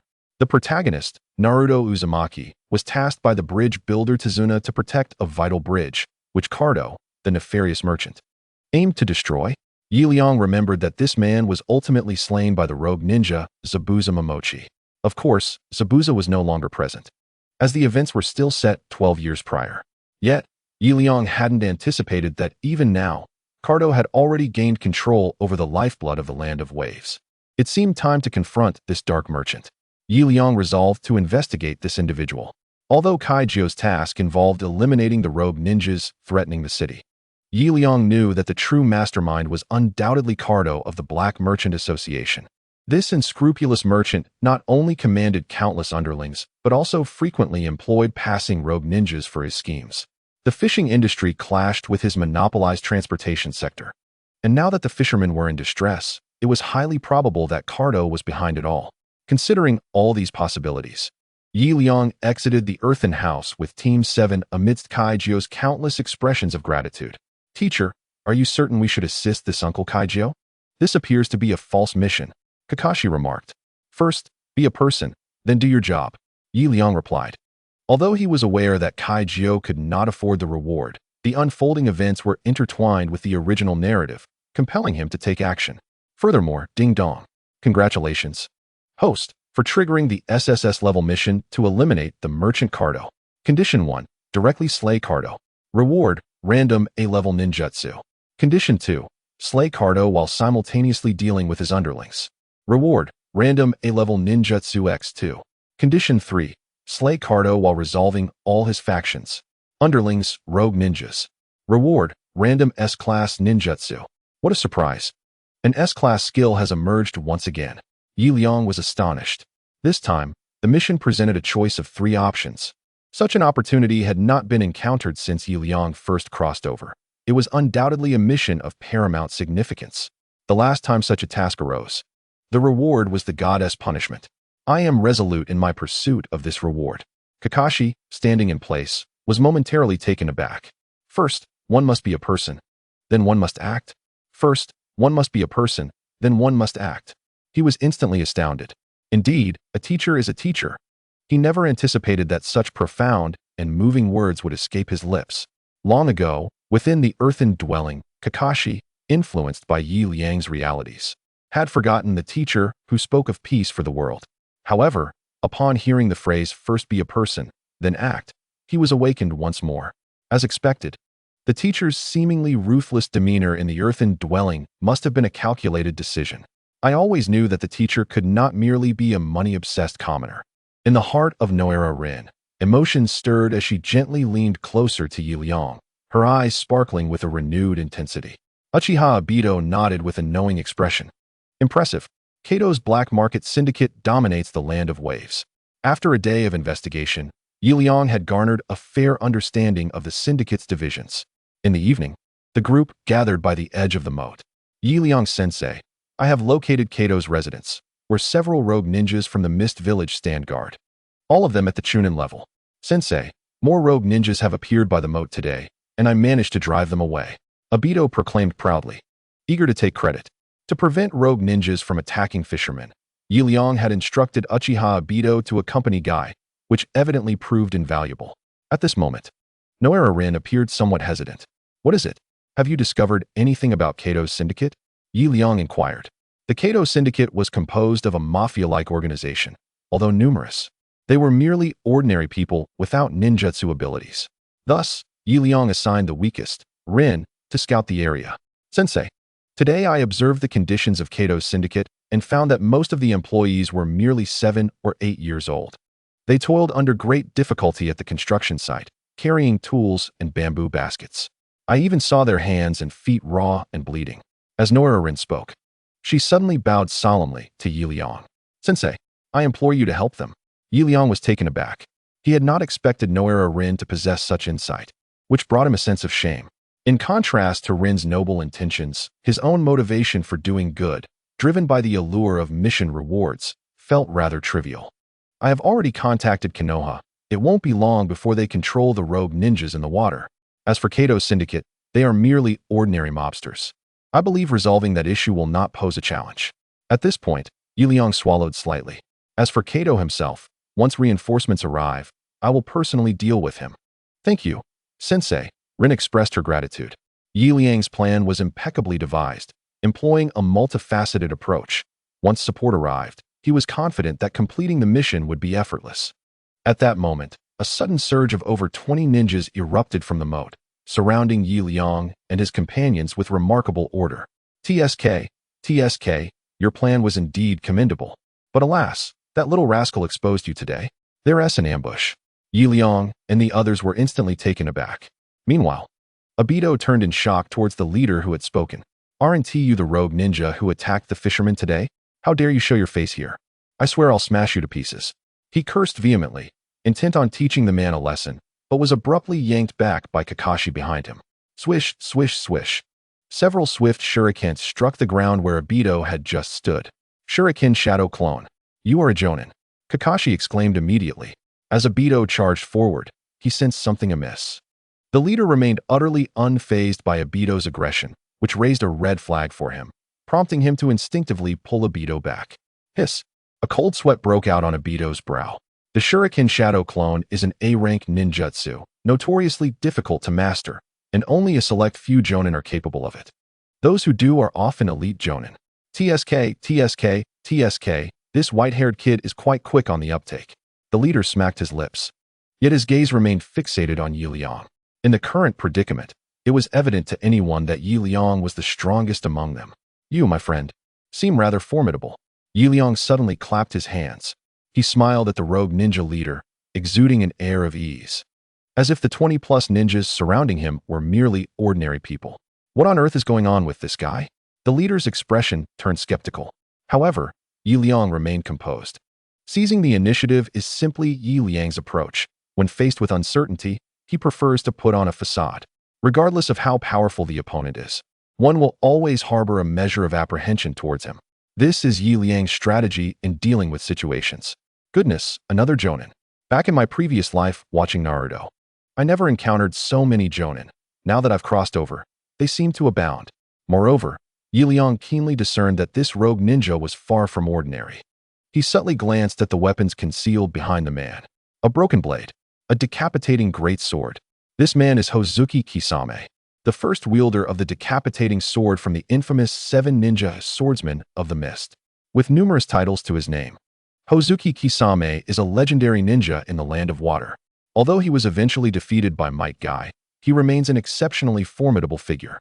Liang was certain that even Orochimaru, who dabbled in forbidden techniques, would not stand a chance against him. No wonder this mission is classified as an SSS-level task. Liang suddenly recalled the system's assessment of this mission. At the time, he had overlooked it, but now, upon reflection, it sends chills down his spine. The first SSS-level task had pitted an ordinary person against Orochimaru. Had it not been for his sudden burst of intelligence, he might have perished that day. The inflation of his strength, coupled with the inexplicable acquisition of the Flying Thunder God technique, had rendered Liang somewhat reckless lately. Now, with a clear understanding of the reality, he knew it was time to take things seriously. Kakashi, leave these insignificant foes to me. I shall handle their leader. Liang stated gravely. The 7 ninja swordsmen are not foes that these children can contend with. Although Kakashi has attained the rank of Jonin, facing off against Kisame Hashigaki would be akin to delivering vegetables. To avert any unforeseen circumstances, Liang resolved to confront Kisame of the 7 ninja swordsmen alone. Understood, Sensei. Kakashi replied, hastily leading Obito and the others away from the fray. It was rare to witness Liang in such earnestness. Thus he comprehended the gravity of the situation. You know, I once held you in high regard, but alas, someone desires your demise, and I am powerless to intervene. Someone wishes for my death. Liang was momentarily taken aback by Kisame's words. It was then that he suddenly grasped an important point. Kisame Hashigaki is the spiritual pillar of the Mist Village. And during this time, he could not possibly have defected from the village. How could he be here? Someone wishes for my life. He pondered Kisame's words again, feeling perplexed. It is an elderly man. Yet he possesses formidable strength and has provided financial support. Elderly man, Danzo, or perhaps the third Hokage. But that cannot be possible. Liang racked his memory, yet he could not identify such an individual. What is his name? Kisame shook his head, evidently unaware. Enough chatter, it is time to engage. Liang suddenly vanished in a flash. Shinra Tensei, a sudden, powerful technique. This was the most rational combination he could conceive at the moment. However, the reality proved to be more complex. Upon witnessing Liang's disappearance, Kisame swiftly positioned his sword defensively behind him. With a resounding thud, an immense force propelled Kisame backward. But thanks to the protection of his sword, he merely experienced a jolt, remaining unscathed. Water release, water dragon bullet technique. A colossal water dragon surged forth from the moat towards Liang. Water release, water clone technique. 3 figures emerged atop the water dragon. Water release, hidden mist technique. A thick fog enveloped the surroundings instantaneously. Liang furrowed his brow. The visibility was instantly obscured by the mist. And the 3 water clones riding the dragon charged toward him. What a swift water dragon bullet. Liang quickly hurled a shuriken to the side. The water dragon bullet is an A-rank ninjutsu, and its advantage lies in its relentless pursuit of its target until the chakra sustaining its form is depleted. Liang did not intend to confront it head-on. The water dragon bullet was exceedingly powerful, and he lacked defensive ninjutsu, thus he could only evade. Flying Thunder God. Liang's body vanished from its location. Meanwhile, the shuriken that had previously disappeared into the mist was suddenly grasped by an unseen hand. Liang intently surveyed his surroundings. The water dragon bullet had vanished over 100 meters away, yet with Kisame's tracking techniques, it would take but a moment to locate him. As anticipated, from the distant fog, 3 shadowy figures surged toward him. Fire release, great fireball technique. Liang unleashed his newly learned fire technique toward the 3 silhouettes. In this mist-laden environment, the potency of fire release is significantly diminished, yet the strength of the water clone amounts to merely 1/10 of the original. Thus, this ninjutsu effortlessly dispersed the 3 shadowy figures. Suddenly, a dagger pierced through Liang's lower back. Silent water assassination technique. Tenzo's voice resonated coldly at Liang's neck, the dagger fully embedding itself within his body. I apologize, but no one can dispel my mist concealment technique. However, just as Tenzo believed he had succeeded, a pair of pristine white arms emerged from the ground. Earth release, heart beheading technique. It was indeed an earth release ninjutsu. Realizing the obscured vision surrounding him, Liang had already activated this technique, and the figure that appeared on the surface was merely a shadow clone. As expected, just as those hands pulled Tenzo into the earth, the injured Liang above transformed instantaneously into white mist. How is that possible? When did you employ earth release? I was watching you the entire time. Tenzo was astonished. As a progenitor of the assassination arts, he held great confidence in his eyesight. At the moment I repelled you, Liang replied coldly, his body abruptly surfacing from the ground. Repelled me? A flicker of confusion crossed Tenzo's face, but he quickly recalled the initial Shinra Tensei. That powerful repulsive ninjutsu was merely a feint. Impossible. You don't even know me. How could you use such a powerful technique as a ruse? Indeed, I do not know you. Yet from the very outset, I had meticulously prepared, Liang stated calmly. Although he was unfamiliar with the individual known as Tenzo, he had the advantage of having read the original narrative. The 7 ninja swordsmen of the mist left no room for Liang to be careless. Before long, Tenzo found himself reduced to nothing but a head, as the heart beheading technique directly pulled opponents into the earth. By reinforcing the thickness of the ground, it became exceedingly difficult for anyone drawn beneath to escape. While it was a low-grade ninjutsu, all of Liang's low-grade techniques had been enhanced through daily tasks. After all, with repeated rewards, the enhancements would perpetuate indefinitely. Damn it, you bastard. Where do you get such formidable ninjutsu? Tenzo glared at Liang in fury, attempting to dig himself out of the earth, but despite exerting all his strength, he remained utterly immobile. The beheading technique is supposed to be a low-tier ninjutsu. Stay still, or I will take your life immediately. Liang positioned the fallen beheading blade against Tenzo's neck. I will ask you questions now. You must answer truthfully. If I discover any deceit, I shall end your life without hesitation, Liang declared coldly. First, what does the old man who sent you to kill me look like? Second, why do you heed the words of an old man? Third, Why has your mist village appeared in the land of waves? If I am not mistaken, you are still under the rule of Yagura, and leaving the mist village without permission is a grave offense. Liang posed these 3 questions in rapid succession. While they seemed ordinary, each was profoundly connected to his own fate. He needed to ascertain who had conspired to take his life. After all, being constantly on someone else's mind is ultimately not a favorable situation. If I were to speak, would you let me go? Should I find satisfaction, I might indeed consider it. Upon hearing this, Shirzong swallowed hard. Very well, but I hope you will not break your promise. I was previously unfamiliar with that elder. My purpose for coming out this time was to seek a Jinchuriki for the 3 tails. It is well known that Isafu has long been concealed within the village lake of Kirigakure, yet recently, the balance of the 3 tails power has been disrupted, showing signs of becoming uncontrollable. Yagura has requested us to search the periphery for elite-level ninjas to conduct the Jinchuriki experiment anew. The Jinchuriki of the 3 tails? Liang pondered this briefly. It seems that the first Jinchuriki of Isafu was none other than their teammate, Noera Rin. Initially, during the Kaminobikyo incident, Rin was forcibly made into the Jinchuriki of the 3 tails by the ninjas of the Land of Earth. Wait, ninjas from the Land of Earth? Jinchuriki? ISNT the 3 tails from Kirigakure? A flicker of doubt crossed Liang's mind. Why would the 3 tails of Kirigakure be associated with the Land of Earth? He suddenly realized that there seemed to be an inexplicable issue with the original storyline. The 9-tailed beasts are controlled by various major ninja villages. Yet how could a beast belonging to Kirigakure be under the control of the Land of Earth in the original narrative? This is clearly a plot hole.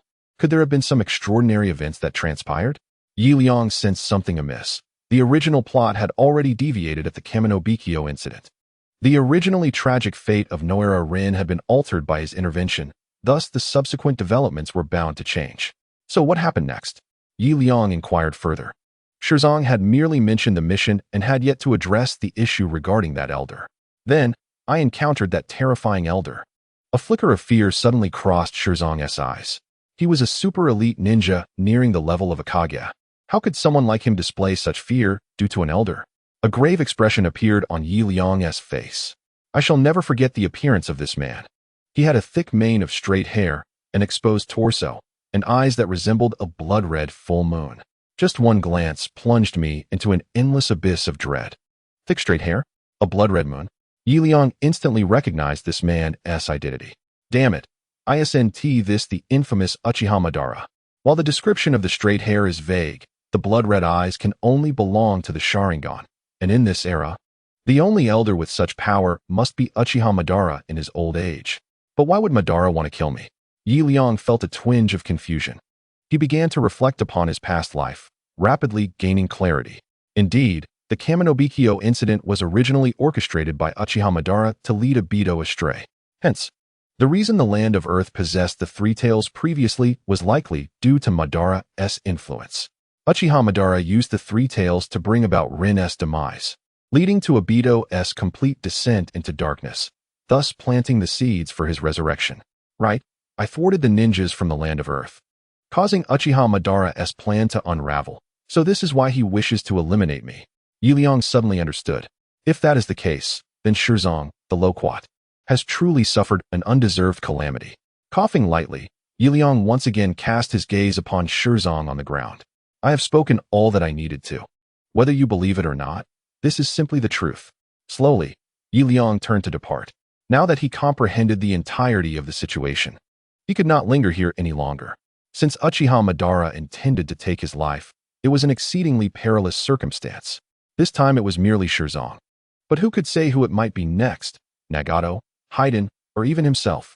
Liang understood that, despite his mastery of numerous S-rank ninjutsu, he was still at a distinct disadvantage when confronting such formidable adversaries. Contemplating this, Liang let out a sharp whistle.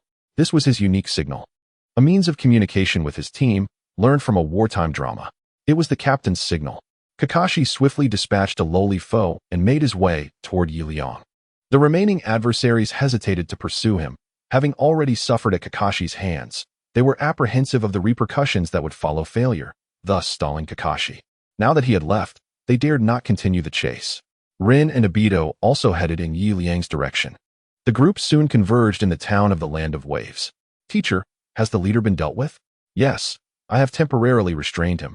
Once the village sends someone, he can be taken away directly. However, the plan has changed. There is a larger hand behind this matter.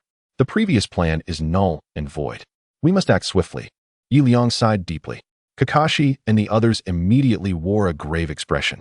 Days later, Liang furrowed his brow as he faced the third Hokage in the Hokage Hall. Are you saying that when the Umbu arrived, Shirzong was already dead? Indeed, it appears he succumbed to an illusion, his face frozen in terror before death. Yet his body bore no other fatal wounds. The third Hokage recounted matter-of-factly. Liang fell into deep contemplation. It was undoubtedly Uchiha Madara's doing.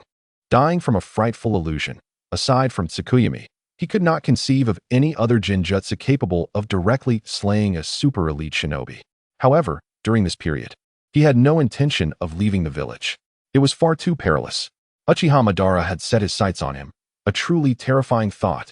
One must understand that this individual was a master of grand schemes. Cough, if you're untroubled, you may leave. This mission was executed commendably due to Shirzong's appearance. I shall increase the mission reward. Sarutobi Hiruzen replied succinctly. Understood. Liang nodded. Exiting the Hokage Hall, he made his way straight to Anko's abode. Counting money was a commendable talent of the people of Huagua. As he tallied his rewards, Liang promptly cast aside thoughts of Uchiha Madara. To his astonishment, it was a tailed beast ball. Could this even be classified as ninjutsu? Liang muttered to himself in Anko's room. Following the resolution of Kato's issue, the system had rewarded him with a ninjutsu known as the tailed beast ball. However, in a strict sense, this has nothing to do with ninjutsu. The tailed beast bomb is a lethal technique utilized by creatures known as tailed beasts, which concentrates their immense power within their mouths and unleashes it in a single, forceful breath. Although its might is formidable, it demands an extraordinary amount of chakra. Liang had previously conducted an experiment, while he too could employ the tailed beast bomb. Its potency was diminished to the extent that it could only vanquish a mid-level ninja due to insufficient chakra. As Liang is not a tailed beast, he lacks the inhuman chakra reserves that would allow him to wield an S-rank ninjutsu, rendering his abilities inferior to even an A-rank. Was there truly no other solution? Liang fell once more into contemplation. He was currently targeted by Uchiha Madara, and enhancing his strength had become imperative. Just imagine if you were in his position. Newly arrived in a novice village, only to be marked by the ultimate boss. The immense pressure is beyond imagination. The only question remains, how could he possibly increase his chakra? Liang engaged in profound introspection for a considerable time. In the world of Naruto, chakra originates from the ancient Kagaya's god tree. At that time, Kagaya Otsutsuki, an extraterrestrial being, had just arrived on Earth, and she was far from benevolent. The objective of the Otsutsuki civilization was to extract the planet's energy directly through the god tree, thereby elevating their own cultural development. Unfortunately, just as she was on the brink of success, she was seduced by a local native. It is noteworthy that, at that time, the Otsutsuki civilization could rival Liang's previous life. Meanwhile, the Earth in the Naruto universe was still in the era of cold weapons, hardly distinguishable from that of monkeys. Perhaps she was genuinely starved for attention. Liang sighed.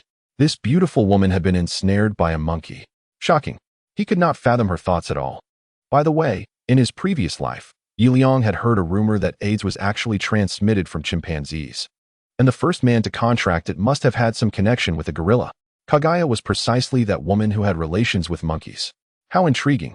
After her liaison with the local monkey lord, Kagaya soon bore offspring, believing her life to be blissful and prosperous. Yet, tragically, in her prime, she fell prey to another monkey lord, one even larger and stronger. Her lover swiftly betrayed her. Alas, in the realm of beasts, strength reigns supreme, and her monkey husband could not defy the will of a superior. Kagaya was ambushed, left on the brink of death. In her moment of crisis, she awakened to her true potential and harnessed the power of the god tree to eliminate all those who sought to oppose her. Save for two individuals, one named Hori and the other Hakamata. These two were, in fact, her children, born of a native. Even a tiger does not consume its own cubs, and Kagaya's heart softened, allowing her two offspring to live. The subsequent events unfold clearly.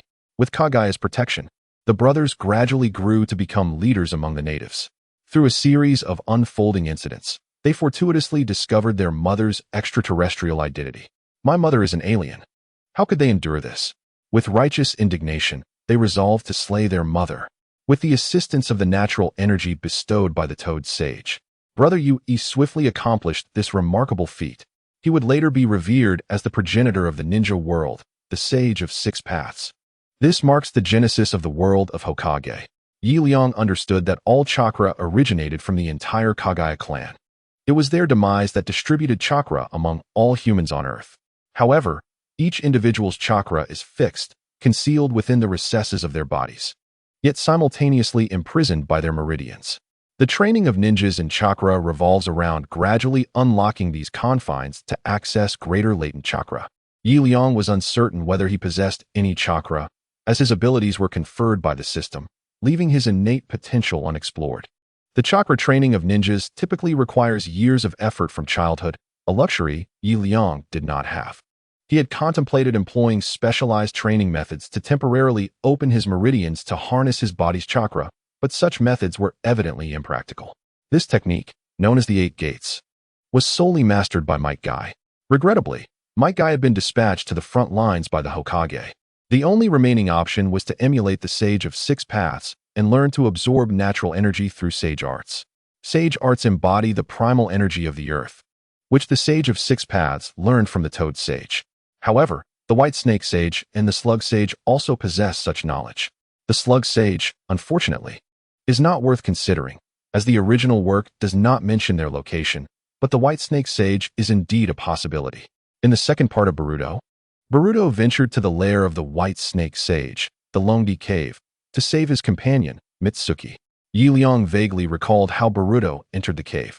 Although such sacred places require a fated individual for entry, Liang yearned to try his luck. After all, he was a child of destiny. Let us begin. Lying in his room, Liang burst into laughter. Liang, what madness are you indulging in? Are you not going to sleep? Complained Hongdo, who found his behavior peculiar. Liang, usually carefree, had been poring over chakra materials today, often lost in contemplation, as though engaged in study. Women, always sleeping, lacking ambition, as if you truly read. Of course, reading brings me joy. Books are the ladder of human progress. Genius is 1% inspiration and 99% perspiration. Light grants us experience, while reading imparts knowledge, Liang retorted, delivering a series of rapid-fire arguments that left Hongdo speechless. By the way, what does Ostrovsky mean? Hongdo asked, puzzled, having never seen Liang so passionate about learning. However, why did he sound so insightful today? Such a conclusive tone, truly an illiterate. He had rushed through his memorization, inadvertently slipping up. Thus it was. In the dead of night, Liang ventured alone to a small grove near the Valley of the End. In the original tale, Boruto discovered the Dragon Cave in the vicinity of this forest. However, the truth is that this woodland had long been traversed by others. Apart from Boruto, the only individuals who truly entered the Dragon Cave were Shizuku and Yakushi Kabuto. At the time, Boruto was not yet born, and Shizuku had not been developed. As for Yakushi Kabuto, Liang was certain that he was still in the orphanage. In his previous life, Kabuto was sent to an orphanage amidst the turmoil of war, but unfortunately, after a period of training, he was dispatched to the front lines as a spy. Consequently, he later caught the attention of Orochimaru and was groomed into a formidable being. However, it seemed he had lost that opportunity, as Orochimaru had already been imprisoned. Naturally, Liang did not harbor any expectations of locating the Dragon Cave. He scoured the forest thoroughly, employing an enhanced version of the body flicker technique to meticulously examine every nook and cranny. Yet he found no clues regarding the Dragon Cave. Could it be that I am truly not fated to find it? For the first time, Liang felt a flicker of doubt within himself. As a person who had traversed worlds, one would assume that even without the boon of fate, there would be some form of adventurous advantage. Yet, after combing through the small grove, he found himself devoid of any leads. Was it possible that I am truly without fate or fortune? Liang was disheartened. But in a fleeting moment, he raised his head once more. If I do not grow stronger, I shall be slain. Though Liang did not possess an exceptionally brilliant mind, he was acutely aware of the tension that accompanied the threat of danger. He began to contemplate. After an hour of reflection, a realization struck him. Initially, Boruto had encountered the Dragon Cave after traversing through a thick mist. Regardless of the Dragon Cave's true location, Boruto had not ventured far. This implied that the dragon cave remained within this very grove, perhaps concealed by environmental factors or other deceptive means. Liang suddenly comprehended everything. As a modern individual, he believed in science and the law of conservation of mass, and he also held that the world of Naruto was not purely fantastical. As long as it was a realm governed by scientific principles, there must be a way to force a rational explanation.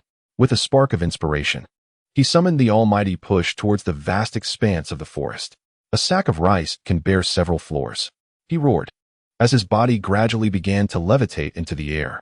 The almighty push could be amplified through charging, exponentially increasing its power.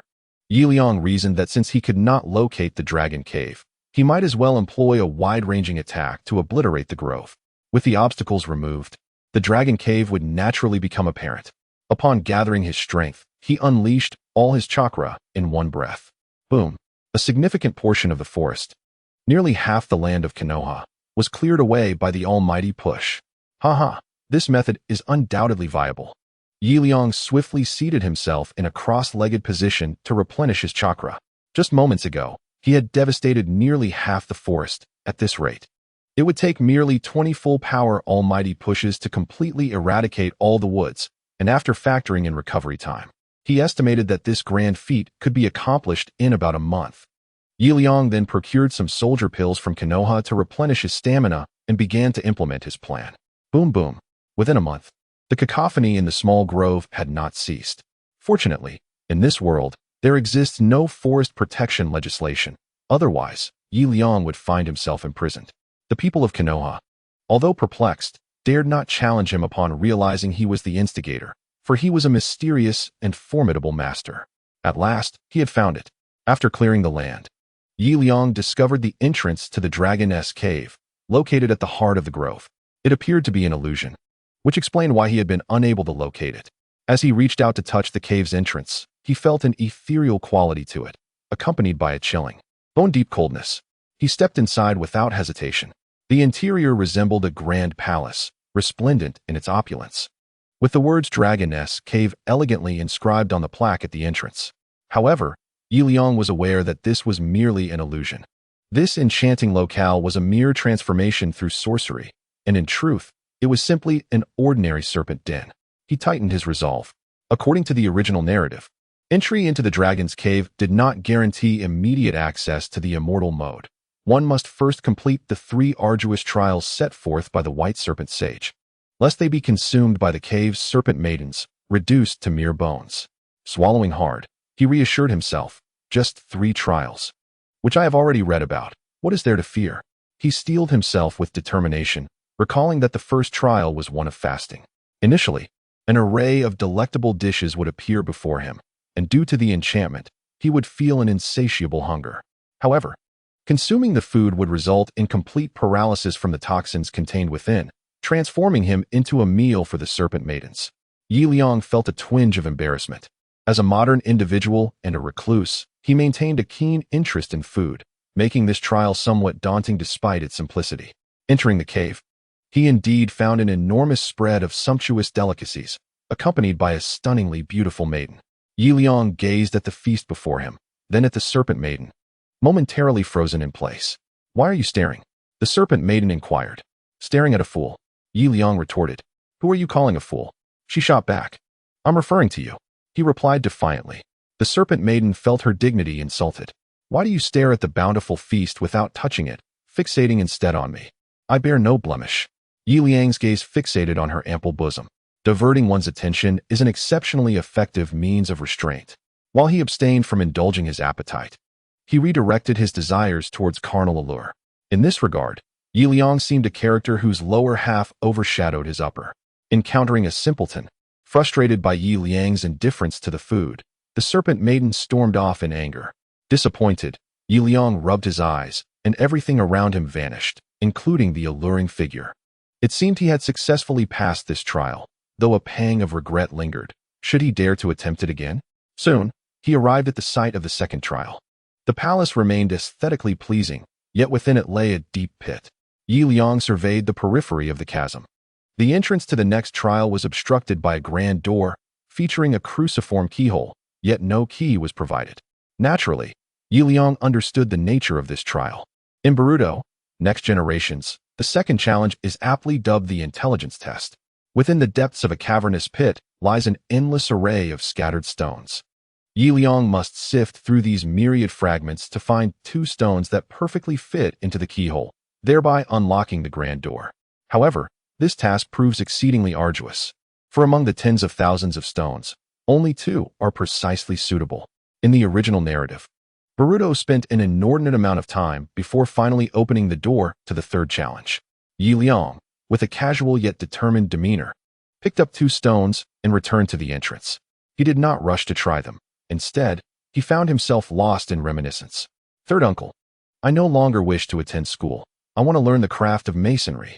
I aim to earn money for our family. Liang, have you lost your mind?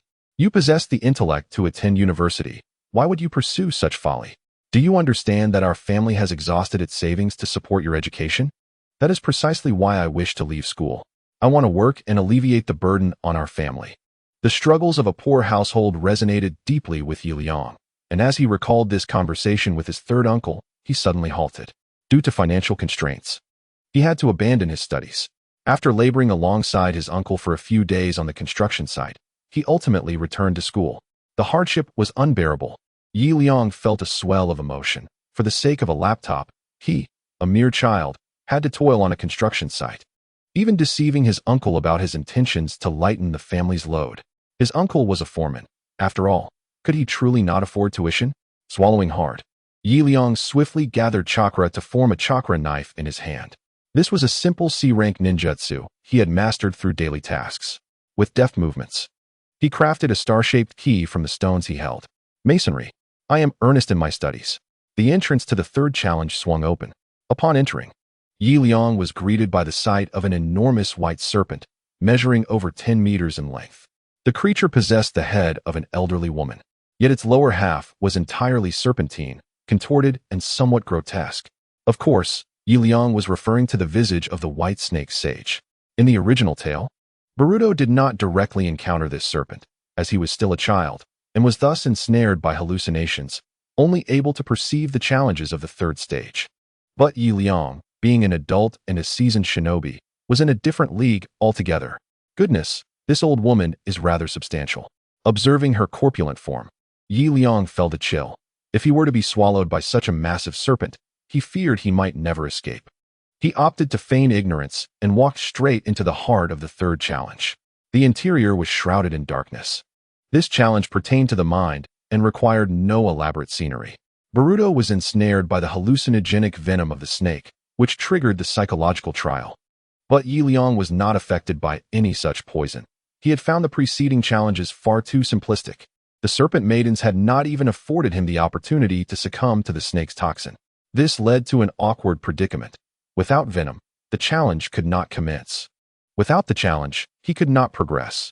And without progression, the sage mode remained tantalizingly out of reach.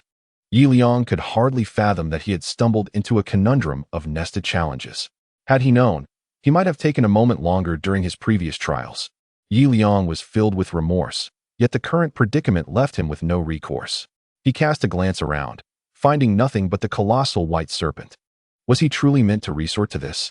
Stepping cautiously towards the white serpent sage, he realized that she was his only hope of acquiring the serpent's venom.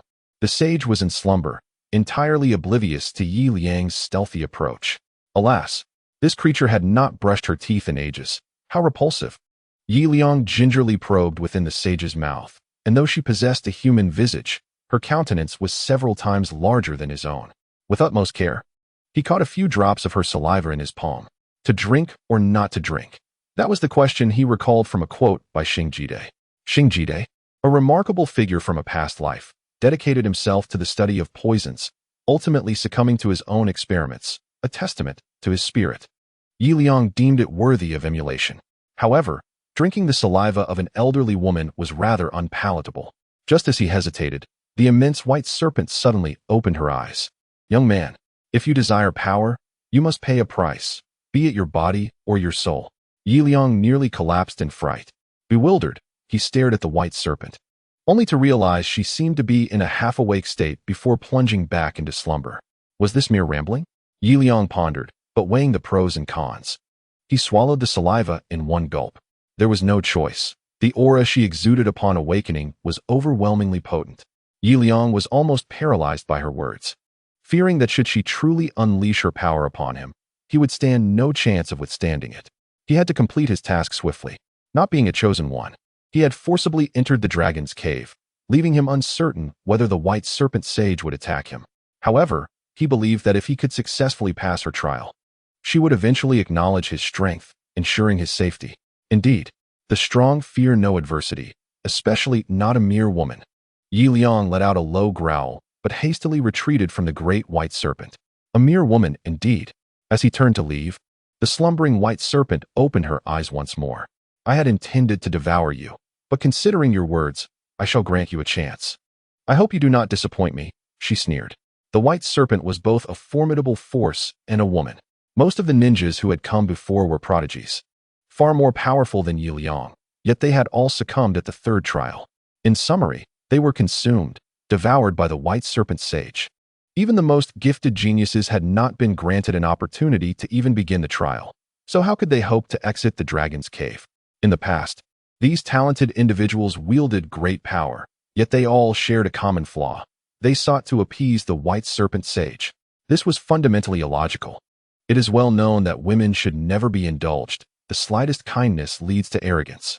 Though the white serpent was a snake, she was, after all, still a woman. Those geniuses, in their attempts to curry favor with the white snake sage, were naturally looked down upon by her. However, Liang's overtly masculine demeanor captivated her heart instantly. Even though she was an elderly woman, a hint of blush graced her cheeks. In the center of the room, Liang sensed a wave of dizziness, likely due to the toxins. In the original narrative, Naruto succumbed to this very toxin, leading him to witness former companions hurling harsh words at him. The land of the rising sun places immense value on camaraderie, making such harshness particularly difficult to bear. Yet, Liang was different. How could a recluse possibly have friends? He was unperturbed by solitude. Liang, wake up! Suddenly, Liang felt someone shaking his back. Instinctively, he glanced over to find it was Orochimaru. What's the matter? Liang replied coldly. His personal motto was to maintain an air of superiority at all costs. Orochimaru appeared momentarily taken aback. Liang, let us go play soccer. Udu is already waiting for us. Soccer? Liang was momentarily perplexed. Soccer belonged to his past life.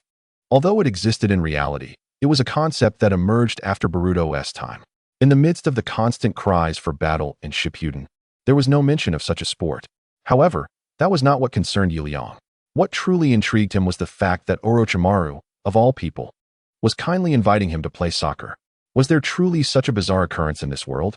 With a swift glare, Liang unleashed a technique, Shinra Tensei. Boom. Before Orochimaru could react, an invisible wall of force sent him flying. What is going on? How did you perceive me? She shrieked, morphing into a snake woman, collapsing lifelessly to the ground. In the distance, the white snake sage's eyes flickered. This little fellow is rather interesting. In the face of his most profound fears and cherished desires, he remains remarkably composed. Indeed, a genius, she mused. Their illusions were automatically tailored based on the opponent's innermost thoughts. For instance, if someone's aspiration was to become Hokage, and their most memorable figure was their father, the illusion would manifest as their father leading them to the Hokage ceremony. This was fundamentally a reasonable phenomenon. However, Liang found himself in a predicament. His passion was soccer, while the person he held in high regard was Orochimaru, the first formidable adversary he encountered upon his arrival in this world. Consequently, the snake woman's illusion morphed into Orochimaru leading him onto the soccer field. Goodness, this trial in the Dragon Cave is fraught with pitfalls, Liang exclaimed, spotting the third Hokage approaching with an exaggerated swagger. Sarutobi Hiruzen leaned in closely, playfully whispering in his ear, "Dear guest, would you like a special service?" "May your grandmother's special service," Liang shouted in response, causing another snake woman to perish at his words. Next, a red bean, cradling a child, made her entrance. Despicable. Abandoning your own child. You're heartless, shameless, and unreasonable. Isn't that precisely what you are? Liang retorted weakly. Nonsense. You are far more heartless, shameless, and unreasonable. In this place, The cycle repeats endlessly. Shinra Tensei. Liang, unable to bring himself to strike, found the repetitions overwhelming. Another woman emerged, Miss Changpu from the Yile Noodle House. The serpent woman, perceiving that Yi Liang's time to defeat Hong Do had significantly lengthened, discerned his vulnerability. Women. Liang, would you like some noodles? I can serve you, she teased. Get lost. Shinra Tensei. Tailed Beast Bomb. Deitapa. Triple Rashomon. Yi Liang unleashed a barrage of countless S-rank ninjutsu upon her, even resorting to techniques he had never wielded before in his fury. How could this be? Isn't this your preference? The serpent woman shrieked, while the distant white snake sage looked on, somewhat bewildered. These illusions were a reflection of Yi Liang's innermost thoughts. As a connoisseur of ramen, he could not escape the punishment that awaited him below. This is an affront to me. I do not partake of women in such a manner. Yi Liang exclaimed, dazed. He reiterated, he was not a male chauvinist. As he witnessed all the illusions cast upon him fail, the white snake sage found herself in a predicament. The essence of this trial was to observe how the candidates would escape the clutches of illusion. Yet, Yi Liang faced a grave issue. He couldn't even fall under the spell of the illusion. How then could he escape it? The white snake sage began to question her life choices. It was not that the illusion was ineffective. Rather, there were insufficient hands to execute it. Alas, this trial was exhausting for the serpent woman. You claim to conduct an examination, yet you slay one examiner after another. Even if the serpent women of the dragon cave are numerous, they cannot withstand such slaughter. The white snake sage felt a pang of sympathy. After countless internal deliberations, she resolved to take matters into her own hands. No matter how formidable Yi Liang was, she believed she could best him. Darling, have you forsaken me? A beguiling foreign woman approached Yi Liang with longing. He was startled, fully aware that this woman was yet another transformation of the white snake. However, this time, he found himself unable to act. For this woman was none other than the renowned star of his past life, Dili Baba. How could it be? How could these serpent women possess knowledge of my former memories?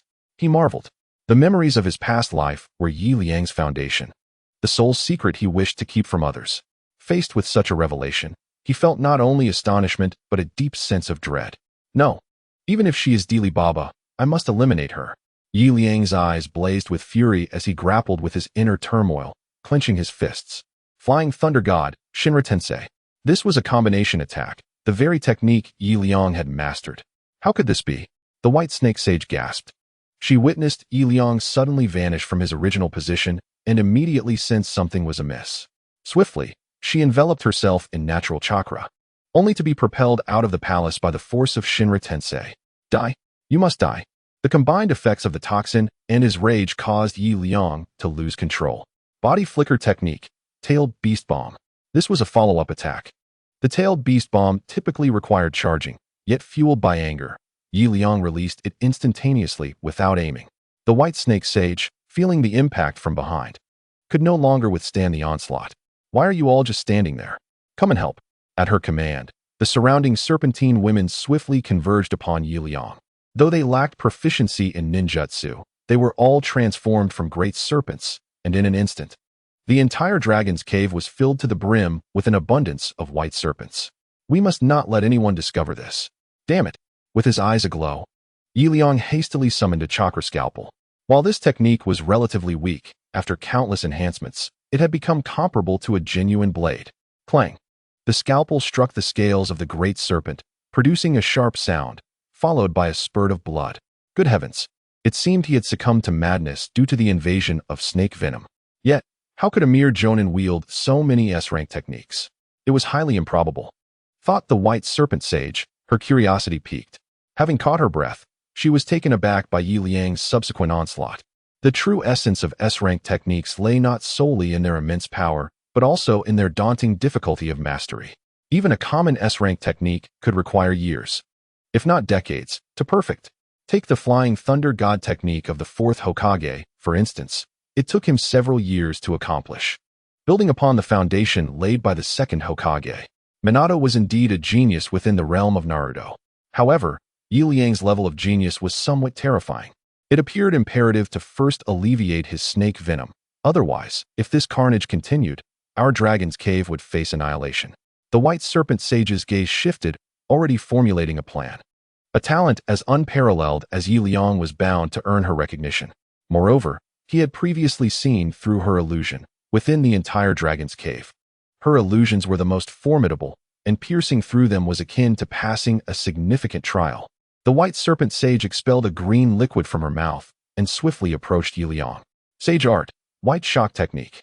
A colossal red phantom serpent materialized beside Liang's ear. Sage arts represented the ultimate mastery of summoning beasts, a skill honed by the ancestors of the three great holy lands, transcending ordinary ninjutsu. With a resounding boom, Liang instinctively covered his ears. The white shock technique utilized sound to vibrate the surrounding air, causing the opponent's bones to resonate. In the original tale, Kabuto employed this technique to immobilize the heroine. Liang found himself unable to move. The white serpent sage advanced with haste. Being serpentine in nature, her skeletal structure was composed of soft bone, rendering this sage technique ineffective against serpent-like beings. She reached out to grasp Liang's back, swiftly pouring the green liquid into his mouth. Liang fell into a deep unconsciousness. At this moment, the dragon's cave lay in tatters due to Liang's rampage. Riddled with countless divine heavenly judgments and tailed beast orbs, despite its vastness, it was now a scene of devastation. Even the once majestic palace had ceased to exist. Ancestor, this fiend has destroyed our dragon palace. Why must we save him? Indeed, a creature like this would be better off dead, devoid of any value. The surrounding serpentine women exclaimed with fervor. Enough. I have my own plans. The white snake sage dismissed the crowd, gently placing Liang's body back on the stone table where he once resided. I truly wonder where you learned such twisted ninjutsu, you little imp. She remarked coldly as she gazed at Liang, but her expression suddenly softened. I have heard that Mayaboka Mountain has recently taken in a legendary child of destiny. I shall see whether his disciple is mightier than mine. Young man, consider yourself fortunate. The white snake sage gradually awakened Liang and began imparting the secrets of sage arts to him. Time flowed on. This instruction lasted for 3 years. By now, Konoha village had entered a state of preparedness, having just emerged from the Third Shinobi World War. Though Konoha should have taken a moment to recuperate, calamities followed in rapid succession, overwhelming the villagers. Sarutobi Hiruzen frowned as he perused the reports laid out on his desk. Is the Nine Tails about to enter the village? Damn it! Who is controlling it? Tailed beasts do not attack humans without reason. Hiruzen seethed with anger. So much had transpired over these 3 years. Particularly Liang's sudden disappearance, which was immediately followed by the outbreak of war. Soon after, a man wearing a peculiar mask assaulted the village. According to the accounts of Minato Namikaze, who had faced him, this masked man possessed formidable strength and unparalleled fire release techniques. Had it not been for Minato's slight enhancement in power over the years, he would have been defeated that day. Now the fourth Hokage. Even he felt that he could not triumph over this masked figure, a testament to the latter's terrifying prowess. If only Liang were still here, Hiruzen sighed. Although Liang was not originally from Konoha, after their numerous missions together, Hiruzen had come to trust him completely. In truth, Hiruzen even wished for Liang to fully join Konoha. Alas, such a skilled master had ultimately departed from Konoha. Had he returned to the Sound Village? Just as he was lost in thought, a scout arrived once more. Third Hokage, that masked man has returned, this time riding the Nine Tails. The fourth Hokage has already gone to intercept him. Understood. Go gather more information. I shall follow shortly. Hiruzen instructed the scout before silently shedding his long robe. With darkened skin and well-defined abs, the aging Sarutobi Hiruzen still possessed considerable strength. He was ready for battle. As he rose to depart, Mitarashi Anko appeared at the doorway. Hokage-sama, is there still no news of Liang? She asked hesitantly, sensing the urgency of the situation.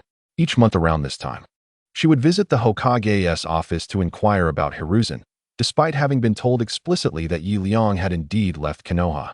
Anko, you should let it go. Liang truly will not return. The battlefield is fraught with prohibitions, and we cannot afford such distractions, Hiruzen explained briefly before making his exit. Meanwhile, Anko stood dazed, gazing at the sky. She could not fathom why she felt so concerned for Liang. Initially, when he had first vanished, she had been quite angry. However, as time passed, her worry for his whereabouts only deepened. Could it be that I have developed feelings for him? At this moment, Hondo had reached the age of 15, and after 3 years of maturation, She had blossomed into a more feminine figure. Naturally endowed with a voluptuous physique, her body was now curvaceous. Not only possessing remarkable elasticity, but also exhibiting skin so fair it appeared almost translucent. She gazed into the distance, only to be startled as a pair of large hands enveloped her slender waist. Who could it be? Hondo was instantly alarmed. This was the Hokage Hall, the most fortified location in all of Konoha village, and to be ambushed here was utterly shocking. Just as she was about to form hand seals to counter the intruder, a familiar voice whispered in her ear. "Xiao Hondo, it has been a long time." It was Yi Liang's voice. Hondo was overjoyed, though the tone had changed considerably. She recognized it immediately. She turned her head in delight, and a familiar face emerged before her. It was Yi Liang. Compared to her previous memories, he had lost some of his youthful innocence, yet gained a touch of maturity, exuding a more masculine charm overall. "Yi Liang, you rascal, where have you been? I thought I would never see you again," Hondo exclaimed, leaping into Yi Liang's embrace, her eyes glistening with unshed tears, as if she were on the verge of crying. Yi Liang awkwardly patted her head. In his view, the girl he had consistently teased should have been particularly annoyed with him. How could she react this way? Could it be that I have become more handsome? Yi Liang pondered. Indeed, aside from my newfound attractiveness, I can find no other explanation. He wholeheartedly embraced this notion. "Hey, if you keep holding me like this, I might suffocate." Yi Liang jested. When it comes to a woman who has succumbed to his charms, there is no need for indulgence. Women should not be spoiled. Suffocate? Hondo looked at Yi Liang in confusion, only to realize that her hands were tightly clasped around his neck, her body pressed closely against him, her upper form nearly molded by his chest. "Ah, pervert." She quickly reacted and withdrew her hands. Yi Liang was taken aback and swiftly dodged. "It was you who leaned in first. Yet you call me a pervert and attempt to hit me?" He felt a wave of frustration. Women are indeed incomprehensible. At that moment, Yi Liang, who had been observing Hondo's figure, was suddenly struck dumb. Her neck was so fair, but wait, what is this birthmark? A black floral birthmark adorned her neck, resembling a small flower. What the hell? Isn't this the curse mark of the earth? He recognized it at once. But wait, wasn't he Orochimaru dealt with? In the original tale, Hondo also bore this curse mark. However, when Yi Liang had first arrived, he had clearly interrupted Orochimaru's ritual, and with Orochimaru captured, there was no way he could have escaped from the Umbu's prison with his current strength. "Hondo, what is going on? What is this?" Yi Liang asked earnestly. At that moment, he was entirely devoid of any inclination to jest. While the curse mark of the earth could grant power, its activation could severely impair one's psyche, and in severe cases, lead to a split personality. "Orochimaru has escaped." Hondo's expression immediately darkened. "After your disappearance, a man named Akatsuki attacked the village. He was exceptionally formidable. Even the fourth Hokage could not match him. Subsequently, the third Hokage led a team, enlisting many elite shinobi, to barely repel him. It was during this chaos that Orochimaru fled."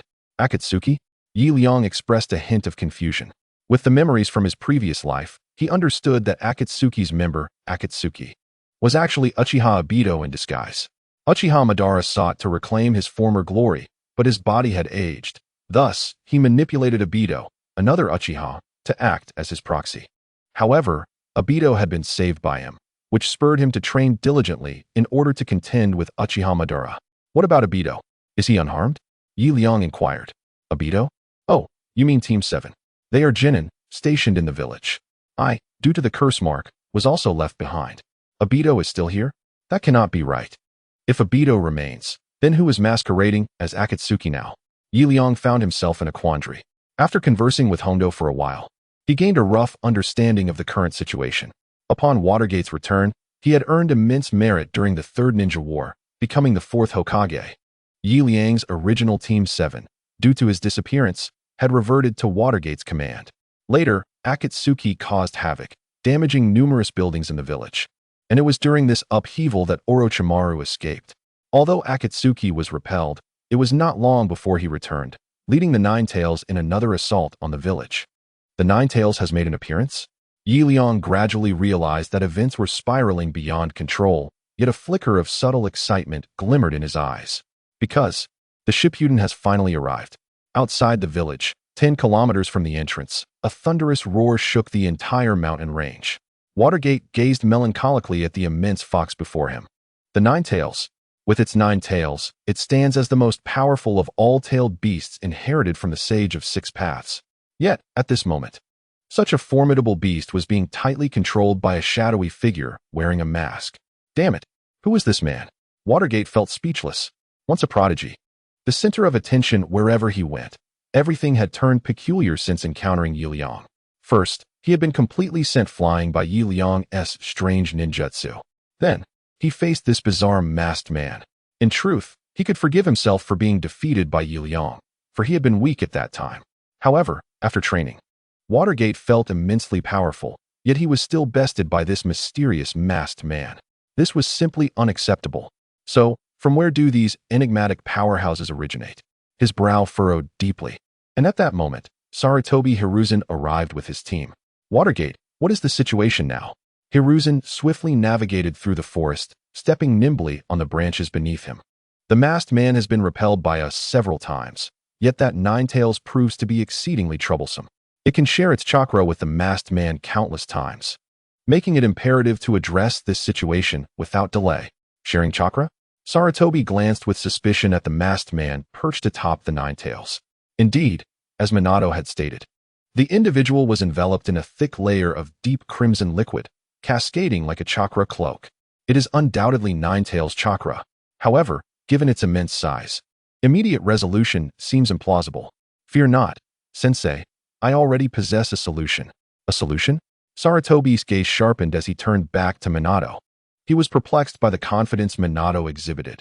In his view, even the legendary heroes of the past might struggle to subdue such a colossal 9 tails. Sealing. Sealing? Precisely. Minato cleared his throat. I intend to employ my unique dead demon consuming seal to imprison the 9 tails within Naruto. Kushina is already en route. And I believe that without the 9 tails, the masked man will be much easier to handle. You must be mad. The dead demon consuming seal requires a soul as a vessel. It's all right, Sensei. I am willing. Wave Wind Minato suddenly looked resolutely at his teacher. In the original narrative, the 4th Hokage, Wave Wind Minato, was indeed a person of utmost integrity and profound understanding of righteousness. Although he had strayed somewhat due to the existence of the hero, his inherent character remained steadfast. Sensei, after my death, I entrust Kushina to you. He spoke calmly to the 3rd Hokage. Understood. At that moment, the masked man launched yet another assault. He leapt from the back of the 9 tails and swiftly unleashed a great fire annihilation towards the ninjas before him. A massive wave of flames surged towards the leaf ninjas, obscuring the sky, and even the 9 tails, as a tailed beast, was enveloped in the inferno. How outrageous! Why is this flame so powerful? It rivals S-rank ninjutsu. Indeed, Great Fire Annihilation is supposed to be a B-rank technique. The surrounding leaf ninjas gasped in astonishment. After unleashing over 20 water techniques, they finally managed to withstand the onslaught of flames. Hiss! This fellow is indeed formidable. The 3rd Hokage inhaled sharply, finally grasping why Wave Wind Minato would rather sacrifice his life to seal the 9 tails. To defeat such a powerful ninja, prioritizing the 9 tails is undoubtedly the best course of action. Everyone, we cannot retreat any longer. Behind us lies the Leaf Village. We must prove our strength. Minato suddenly leapt, his gaze somber, clearly resolved to face death. 2 Crimson Sun Formation. A square red ring instantly enveloped the 9 tails and the masked man within. This was a reduced version of the 4 Crimson Sun Formation. Due to time constraints, there was no opportunity to implement the full technique. And Minato understood that this rudimentary sealing array would hardly affect the masked man. Sensei, it's your turn, Minato suddenly shouted, as his actions were not aimed at neutralizing the masked man, but rather at trapping the 9 tails. As long as the masked man dismounted from the 9 tails, he would be capable of employing the dead demon consuming seal. Very well. Sarutobi Hiruzen immediately understood the situation as a master tactician of the ninja world. The 3rd Hokage discerned Minato's intentions at a glance. He promptly led a group of elite shinobi into the Urchiang formation. Humph, mere grains of sand. Not even worth a fraction of my strength. The masked man retaliated with the great fireball technique. As the 3rd anticipated, the masked man's fire technique far exceeded its expected intensity. Even a mere C-rank ninjutsu could unleash the power of an S-rank technique. 5 Nature Transformation Techniques. He swiftly executed the Shadow Clone technique, and then 5 different elemental dragon projectiles surged towards the masked man's great fireball. The dragon projectile technique is classified as A rank. The amalgamation of 5 elemental dragons surpassed the typical strength of S-rank ninjutsu. Even if the masked man's great fireball bore S-rank power, it could not withstand this onslaught. Boom. The masked man was propelled from the 9 tails formed by the 5 elemental dragon projectiles, allowing the other ordinary shinobi to surge forward. Fire release, Phoenix fire technique. Fire release, fire whirlwind. Fire release, dragon fire technique. A flurry of chaotic ninjutsu assailed the masked man. Their objective was clear. During Minato's sealing of the 9 tails, they aimed to expel the masked figure from the Urchiang formation entirely. The presence of the masked man could jeopardize the sealing process. Humph. Do they truly think I am oblivious? Summoning technique.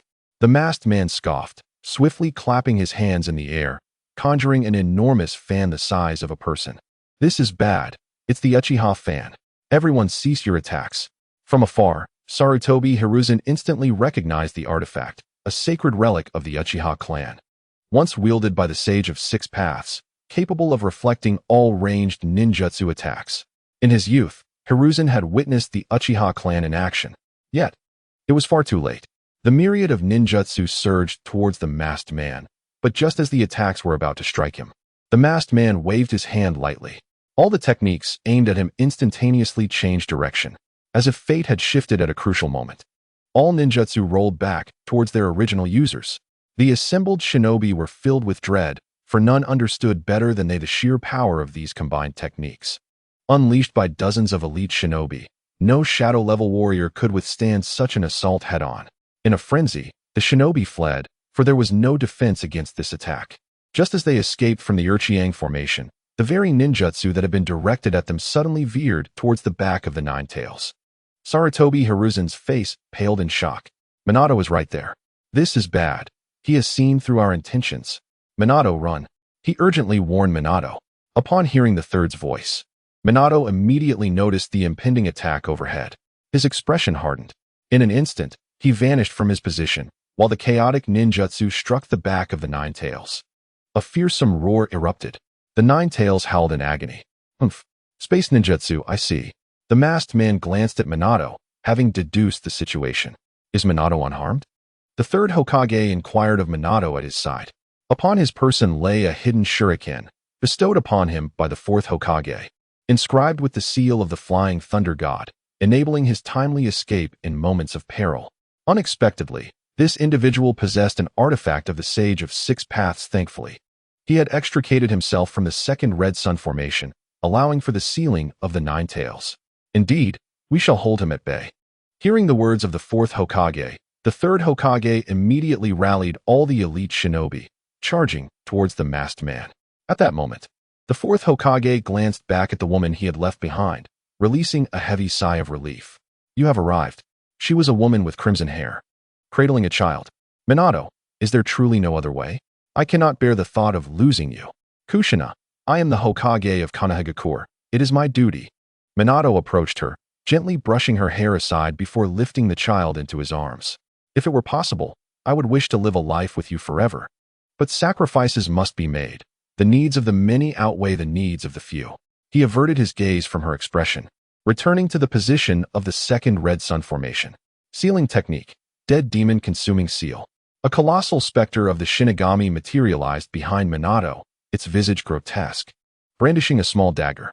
With a low growl, the nine-tails fox trembled, showing signs of losing control. Cursed human. I refuse. No. It spoke in human tongue as a great white fox spirit was forcibly drawn from its body. Minato remained steadfast, as the Shinigami's arm penetrated his chest, grappling the soul of the nine tails. This was the Dead Demon Consuming Seal, the most formidable sealing technique of the Uzumaki clan, which summoned the Shinigami specter by sacrificing one's own soul. The specter would seal the opponent's soul, but it would cost the summoner their life as well, a mutually destructive maneuver. Minato, Kushina, behind him, felt as if her heart were being torn asunder.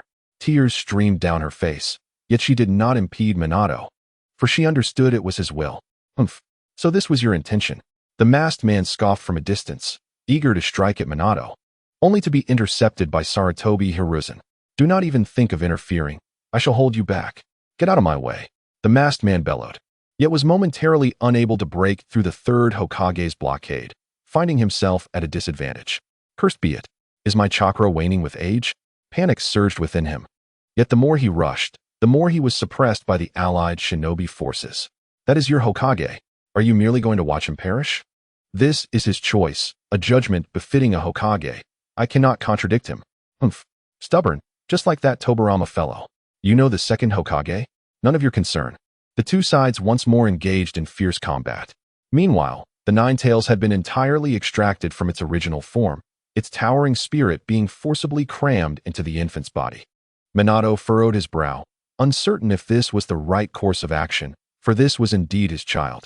Yet, with Minato's unwavering integrity, he could never conceive of using another's child as a vessel for the Jinchuriki.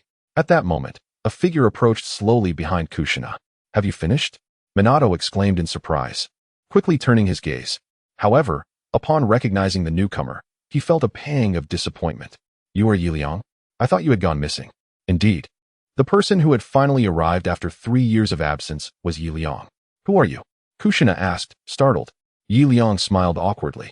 He had learned about the battle's commencement from Hongdo and rushed to the battlefield, but his prolonged delay had caused him to arrive late. I just returned home to visit family and thought I would check in on everyone, he chuckled. Nevertheless, Liang found it peculiar that Minato recognized him, as they had never exchanged words before.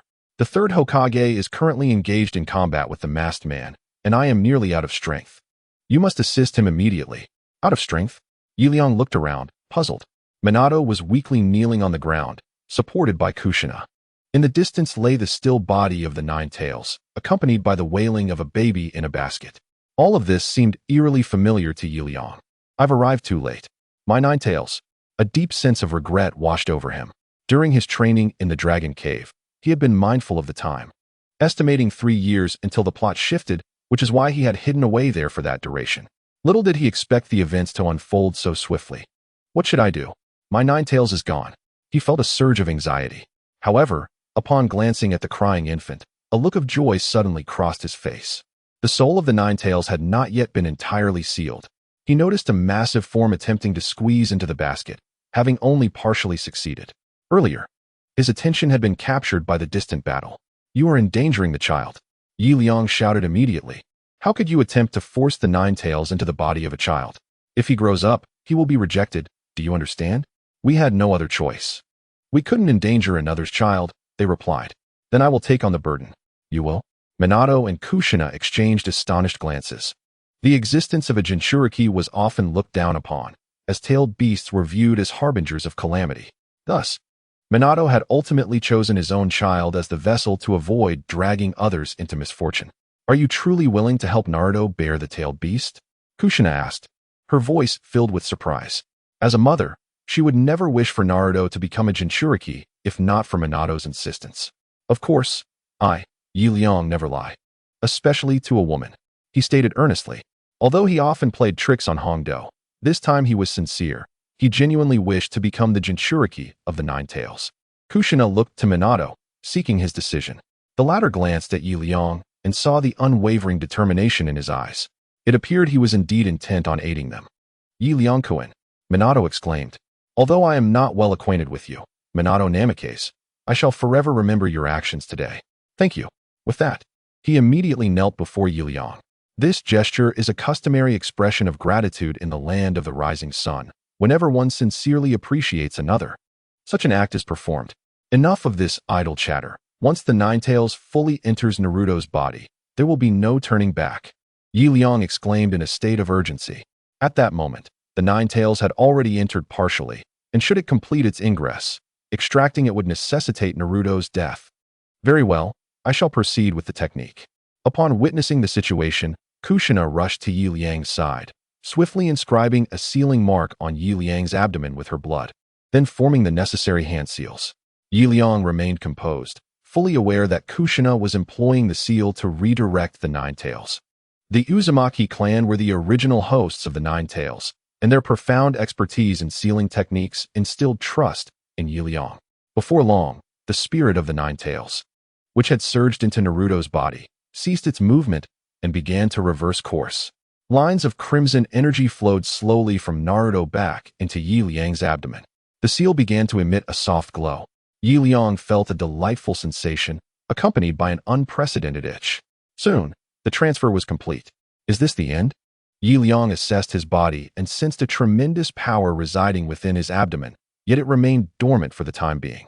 It appeared that a contest with the Nine Tails was still necessary to truly harness its strength. Liang contemplated. At that moment, Kushina exhaled in relief. Her brow glistening with sweat, her lips pale, clearly exhausted, yet she persevered to approach Minato. Am I to perish? Minato murmured, gazing at Kushina. The specter of death was gradually fading.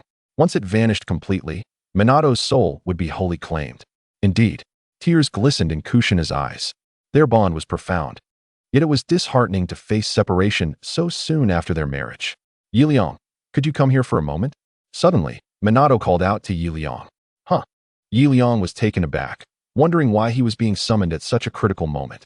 Nevertheless, he approached. Liang, I am on the brink of departure, but my wife and child will be left to navigate this world alone. Therefore, I kindly ask you to look after them. What? Care for your wife? Liang was astonished. His thoughts quickly pivoted, grasping Minato's intention. This was a request for a noble sacrifice. Liang stood frozen, never anticipating that his quest for the Nine Tails chakra would lead to such a legendary plea. He glanced at Kushina beside Minato, who lowered her gaze in silent acquiescence. What a predicament this is. Liang felt a sense of helplessness, yet he could not refuse someone like Minato, who was willing to sacrifice his life for the greater good. Rest assured, Minato, as long as I, Liang, draw breath in this world, your child shall be my child, and your wife, my wife. I shall ensure their safety without fail. Liang assured Minato with solemnity. Then I shall find peace in that. Watergate replied softly, then slowly turned to Jiu Xianai. Liang Jun is a good person, an upright individual. I am confident he will take good care of you. Entrusting you to him brings me peace of mind. Indeed, the two whispered to each other, seemingly to convey their final words. At that moment, Liang gradually stepped back. With a leap, he ascended to the top of a grand tree. Is that the masked man? The battle in the distance raged on, but it was approaching its climax. The third Hokage, accompanied by numerous elite ninjas, had driven the masked man into a corner. Without the Nine Tails, the masked man was gradually losing strength. Just then, an illusion of a blue samurai wielding dual swords suddenly enveloped the masked man. It was colossal, towering like a mountain, adorned with a pointed Tengu mask. Susanoo, you are from the Uchiha clan. The third Hokage exclaimed, instantly recognizing this formidable entity. However, the subsequent sword strikes sent all the elite ninjas flying. Humph. Your knowledge is quite extensive. Then let us meet our demise together. The masked man commanded the gigantic samurai, launching a fierce strike towards Sarutobi Hiruzen. The force was tremendous. The air resonated with a whistling sound. At that moment, the third Hokage, fatigued, could hardly withstand such overwhelming power. But just then, an ordinary shuriken flew before him. Whoosh! A golden figure appeared instantaneously, bracing against Susanoo, gripping the latter's long sword with both hands. Flying Thunder God technique. Is that you, Watergate? Sarutobi Hiruzen was taken aback. But upon seeing the newcomer, he was immediately stunned. It's Liang. What are you doing here? If I weren't here, you would be dead. Liang smiled at the third Hokage. At this moment, the masked man displayed a hint of seriousness. A person who could bare-handedly withstand Susanoo was evidently no ordinary elite ninja. With a slight exertion, the long sword of Susanoo swung downward again. But with a body flicker technique, Liang swiftly embraced Sarutobi Hiruzen and fled. Bang! The long sword cleaved through empty air. Body flicker technique. So it's you, kid. No wonder you looked familiar earlier. I Haven T settled the score with you for the incident at Keminarizuki Bridge, yet you dare to show up. Haha, you sent people to kill me. Wouldn't it be rude not to make an appearance? Liang retorted. Upon hearing their exchange, the third Hokage was puzzled. From their words, it was evident that these two were acquainted. Liang, what is this? Uchiha Madara. What? Sarutobi Hiruzen gasped in shock. Then, he witnessed the masked man remove his mask. An aged visage emerged, skin withered, yet his eyes shone brightly, numerous tomos swirling within. But with a mere blink, they transformed into white rings. This is the Rinnegan, Liang exclaimed in astonishment. The early plan of Uchiha Madara was to implant his Rinnegan into Nagato's body, orchestrating a scheme behind the scenes with Obito, and then using Nagato's Rinnegan to resurrect his deceased self. However, the plot concerning Obito was interrupted by Liang during the assassination attempt at Kaminarizuki Bridge. Observing the current situation, it appears that Uchiha Madara has chosen not to bestow the Rinnegan upon Nagato, but rather to personally launch an assault on Konoha, a decision fraught with peril. Indeed, Uchiha Madara shows signs of age. Although he has managed to survive until now due to the continued presence of the Rinnegan, his physical capabilities have diminished significantly, rendering him far inferior to his younger self. Consequently, Liang feels a sense of confidence in the face of this weakened elder. With a powerful resolve, Liang activated Sage Mode. His eyes transformed into serpentine pupils, and his body took on a pale hue, sprouting dual horns as it gradually became exceptionally supple. This was the Sage Mode of the Ryukido. Channeling natural chakra throughout his being not only enhanced his ninjutsu, but also allowed him to perform techniques inaccessible to ordinary chakra. However, this transformation typically requires a gradual buildup of energy, making instantaneous transformation quite rare. Yet, Liang was different. He had adopted a clever method inspired by Naruto from his previous life. He had stored numerous shadow clones within the Ryukido, and whenever he needed to accumulate energy, he could simply dispel one of these clones to gain an opportunity for Sage transformation. At present, he had 3 chances remaining. Has he truly mastered Sage transformation? Uchiha Madara mused, casting a surprised glance at Liang. The last time they met, this young man was only proficient in the body flicker technique and Shinra Tensei. Yet after this considerable passage of time, he had grown immensely powerful.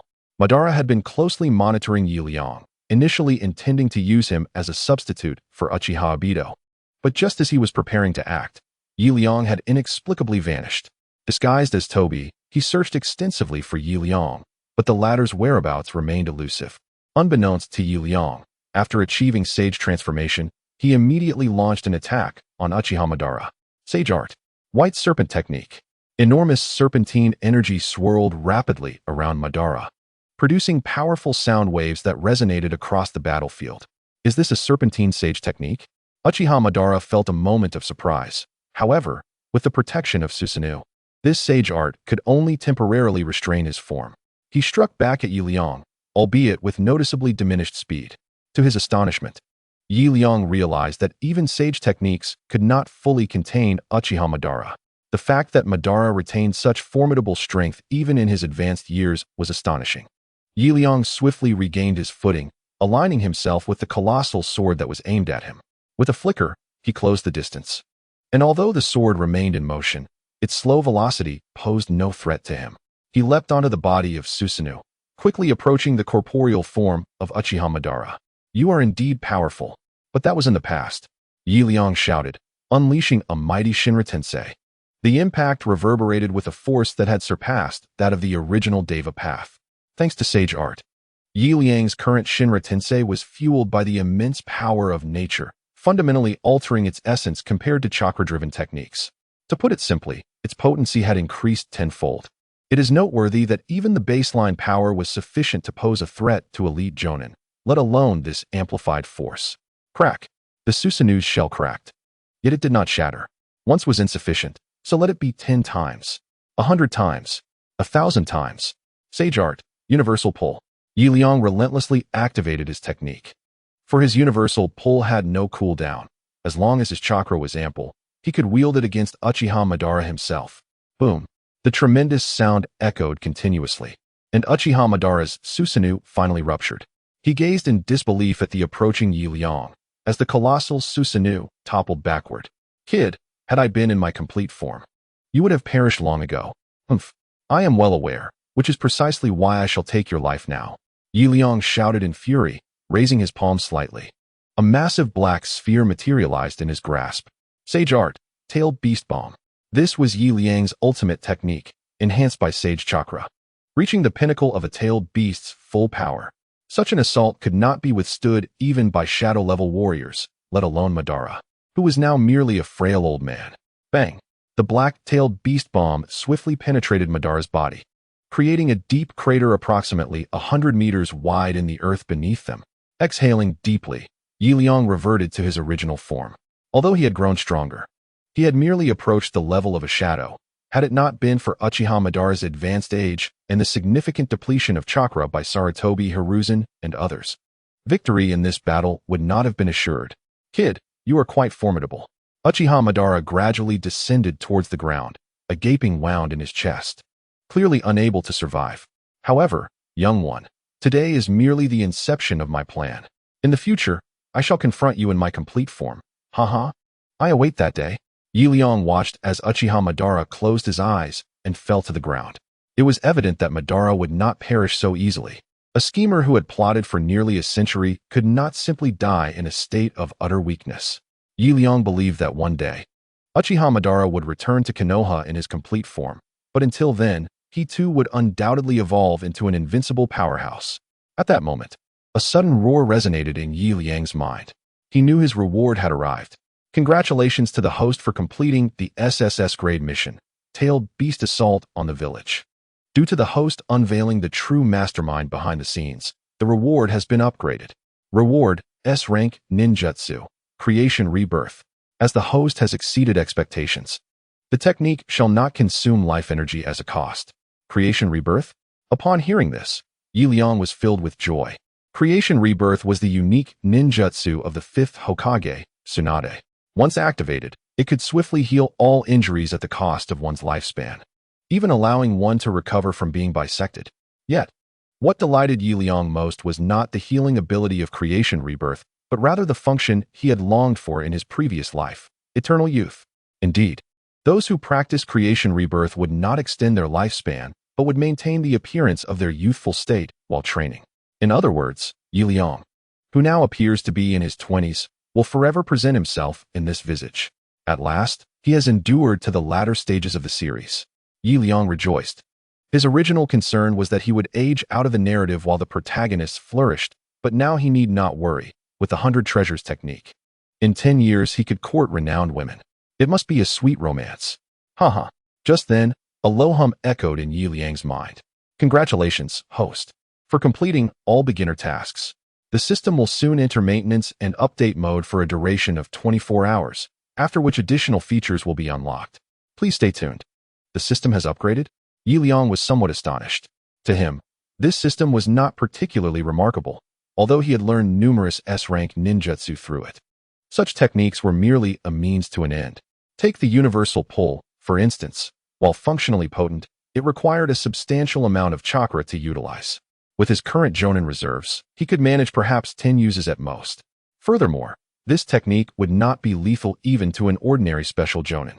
When he first arrived in this world and encountered Orochimaru, even expending all his chakra would only result in severe injury to him. Thus, S-rank ninjutsu merely offered an additional option. For a ninja, chakra and combat experience are the essential attributes of a true warrior. Liang's current core strength lay in his Nine-Tails chakra and Sage mode, both of which he had earned through diligence. Thus, the system merely saved him time in mastering ninjutsu. He wondered if this upgrade would introduce any useful features. With anticipation, he returned to Konoha village alongside the main forces of the Hokage after clearing the battlefield. The battle had been brutal. Minato Namikaze had fallen. Numerous elite ninjas from Konoha lost their lives, and in addition to the damage caused by Uchiha Madara's assault on the ninja village, much of Konoha's decade-long efforts lay in ruins. In the Hokage's office, several special Jonin were discussing relief efforts following the disaster. Liang glanced around and noticed that all the faces were unfamiliar. He stood among them, yet no one approached him for conversation. Quiet, everyone. At that moment, Sarutobi Hiruzen entered the office and took a seat, his expression grave, clearly troubled.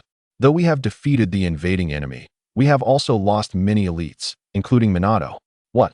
Lord Minato is dead? They had not witnessed him using the dead demon-consuming seal. Indeed, he sacrificed his soul to seal the Nine-Tails. The expressions of the gathered individuals instantly turned somber. If only a few ordinary Jonin had perished, the atmosphere might have remained less dismal. But the loss of a fourth Hokage deeply saddened many.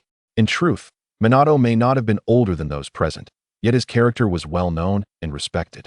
Many had been saved by him during missions. Sarutobi Hiruzen observed the scene before him and surmised their thoughts. Esteemed colleagues, although Minato has passed, his wife and child remain. I firmly believe his legacy will undoubtedly be inherited by his descendants. Perhaps in a decade, we shall witness the emergence of the next Minato. The crowd murmured in agreement. Indeed, Naruto is still here. That lad is merely 3 years old this year, yet with his innate talent, he is bound to restore the glory of the Namikaze clan. Their spirits lifted considerably. Sarutobi Hiruzen smiled, realizing he had achieved his objective, and turned his attention to the light-hearted Leafly. Please, you two may enter. As if summoned, a woman cradling a child stepped into the room. What is the situation? The assembly turned towards the entrance, quickly recognizing the woman. Isn't this the widow of Lord Minato? Curiosity piqued. They wondered why Kushina was present when she should be laying Minato to rest. Kushina-san, so you were outside? Fear not. I, Ibiki, shall ensure your well-being. Kushina-san, should you encounter any financial difficulties, I will also be at your service. Although the elder shinobi were puzzled, they expressed their heartfelt sentiments. However, Leafly sensed something amiss. Did Sarutobi just glance my way? His keen perception caught the slightest movement from Sarutobi Hiruzen. Kushina, the days ahead will indeed be arduous for you, Sarutobi Hiruzen stated, guiding Kushina to stand beside Leafly. The assembled shinobi exchanged glances of intrigue. Leafly, your recent triumph in vanquishing Uchiha Madara has earned you significant merit. I have also heard of your voluntary acceptance as a Jinchuriki. Such deeds leave us elders feeling somewhat inadequate. In terms of contributions, you stand unrivaled. And in terms of character, you are among the finest. I initially intended to pass on Minato's will to you, making you the 5th Hokage. But as you are a shinobi of the Sound Village, this poses a dilemma. The 5th Hokage? Leafly felt a sense of bewilderment. He did not comprehend why Sarutobi Hiruzen would utter such words. Yet, being born in the tumultuous times of the Hua Kingdom, he was acutely aware of the treacherous path of political ambition. In this chaotic era, he would not accept the title of Hokage, nor even that of the Land of Fire's daimyo. The risks were simply too great. His gaze flickered with apprehension, but Sarutobi Hiruzen merely chuckled. Oh, I knew you held an interest in the title of Hokage, but do not expect me to grant it to you without first luring you away from that wretched Sound Village. With this thought, he continued, thus, after much contemplation, I have decided to withhold the Hokage position for now and instead bestow upon you the status of a guest elder of the Land of Fire. Leafly exhaled in relief. Guest elder sounds splendid. The guest elder is part of the Konoha Council of Elders, devoid of actual power, thus posing no danger, yet commands respect wherever one goes. Moreover, I know that expenses incurred during meals and drinks in Konoha as a guest elder are reimbursable. This is of utmost importance. He felt a slight easing of tension, yet Sarutobi Hiruzen caught this subtle gesture. Haha, I knew you would feel a twinge of regret. Regret breeds motivation. For enterprises, presenting an enticing vision to capable subordinates is a commonly employed strategy. Sarutobi Hiruzen is well-versed in this matter. Liang, do not underestimate the role of a guest elder. This is indeed a significant responsibility, and Konoha holds you in high regard. Of course, if there comes a day when you truly depart from the Sound Ninja Village, I will undoubtedly pass the title of Hokage to you. Very well, but I currently have no intention of leaving, Liang replied. His tone was subdued. Even if he were overjoyed, he could not allow it to show. Such is the demeanor of a true master. The others exchanged strange glances, believing Liang to be dissatisfied. To them, although Liang had achieved great merit, he was still an outsider, and there existed a certain prejudice. Thus, when Sarutobi Hiruzen proposed that Liang become Hokage, they were quite apprehensive. However, upon realizing that the 3rd Hokage was merely extending a courteous suggestion, they immediately began to express their enthusiasm. Lord Liang, do not underestimate the guest elder. While lacking real authority, you are already more esteemed than us Jonin, and you are the first of such youth among the retired elders. Indeed, Lord Liang, this embodies Konoha's hospitality. We would never belittle any guest who has contributed to Konoha. They spoke in rapid succession, fearful of Liang's potential displeasure. After all, Liang's power was evident. Should he choose to depart in dissatisfaction, it would not bode well for Konoha. Understood, Liang thought, feeling an overwhelming joy within. Yet, he still managed to restrain himself. Observing this, Sarutobi Hiruzen felt a measure of relief. Although Liang appeared displeased, his agreement indicated a willingness to remain in Konoha. Liang, there is actually another matter I wish to discuss with you, Sarutobi Hiruzen said, turning his gaze to the side where Kushina stood. I am aware of Minato's dying wish. He entrusted you with the care of Kushina, which speaks volumes of your character. As an elder, I shall not meddle in the affairs of the youth. I leave this matter to you both. He spoke lightly, yet those present immediately sensed an unsettling tension. Long before Kushina took her place beside Liang, they had noticed something amiss. But they could hardly fathom that Lord Minato would entrust an outsider with the care of his wife and child. It was utterly unimaginable. In this era, entrusting one's wife and children to another was generally merely a request for assistance, as it was not uncommon for Hokage to perish, leaving their widows to be looked after by friends and family. However, as time passed, it began to feel increasingly inappropriate. Liang was still single, and Kushina was in the prime of her youth. If they were to lose restraint and act upon their feelings, it would not be an extraordinary occurrence. Such incidents had occurred frequently in Konoha's past.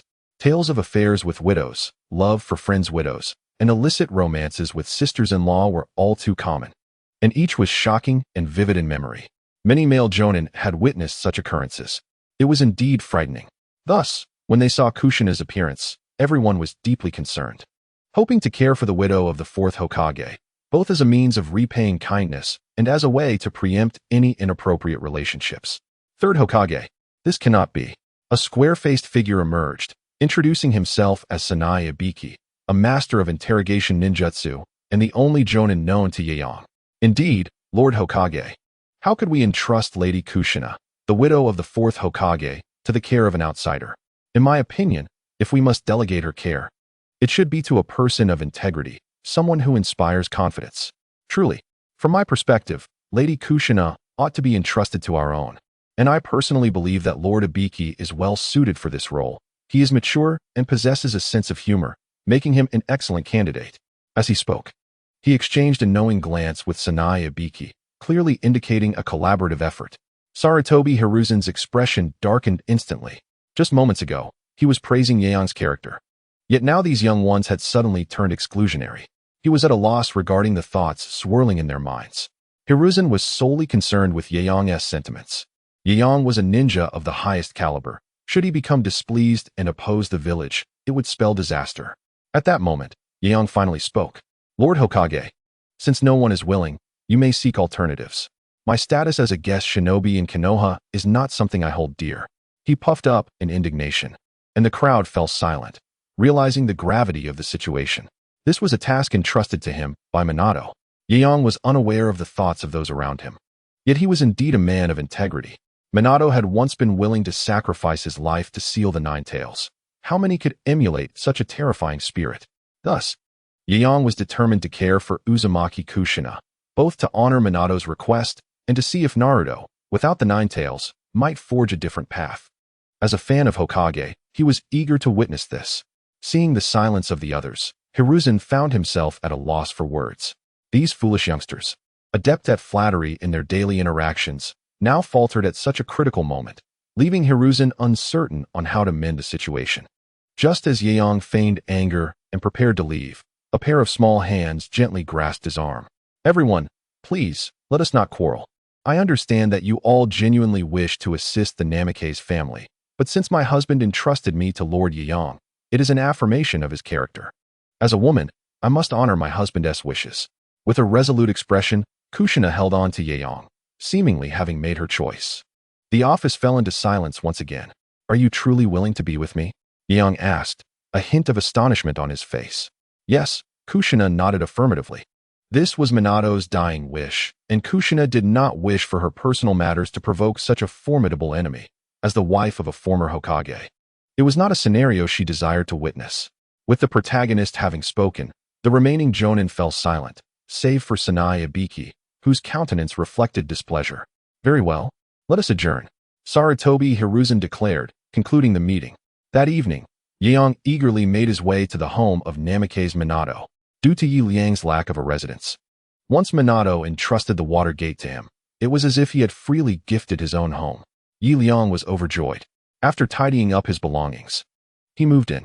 That very night, Minato's household was filled with an uproar, an unusual commotion that even roused the neighboring residents. They were perplexed, only aware that in the dead of night, Yi Liang had returned to Hondo's home. It was quite the spectacle, filled with fervor. However, no one dared to inquire, as they were all well aware of the underlying circumstances. The following day, a furious Hongdo kicked Liang out of bed. "Weren't you in high spirits last night? Why did you sneak back?" she exclaimed. "Go find your mature wife." Her 3 sharp rebukes echoed like thunder. Liang was momentarily at a loss for words. "Did I not tell you? The moment I arrived, Naruto's incessant crying kept me awake the entire night." He retorted. "Haha, was it really Naruto crying? I could have sworn it was you," she teased, probably hinting at her own physical condition. "Damn, what did you say?" Liang, filled with indignation, swiftly pinned Hongdo onto the bed. "Are you up for a challenge?" he demanded. A man should never admit defeat, and despite Liang's amiable nature, those words served as a trigger. Hongdo's face flushed crimson. Liang's breath, heavy and warm, washed over her, leaving her utterly defenseless. She was 15, the prime age of blossoming femininity. In a past life, girls at 15 would already be deeply in love, yet in the world of Naruto, they were still considered children. Liang sensed a shift. When had this girl developed such an alluring figure? He glanced at Hongdo's heaving chest and felt an unusual stirring within.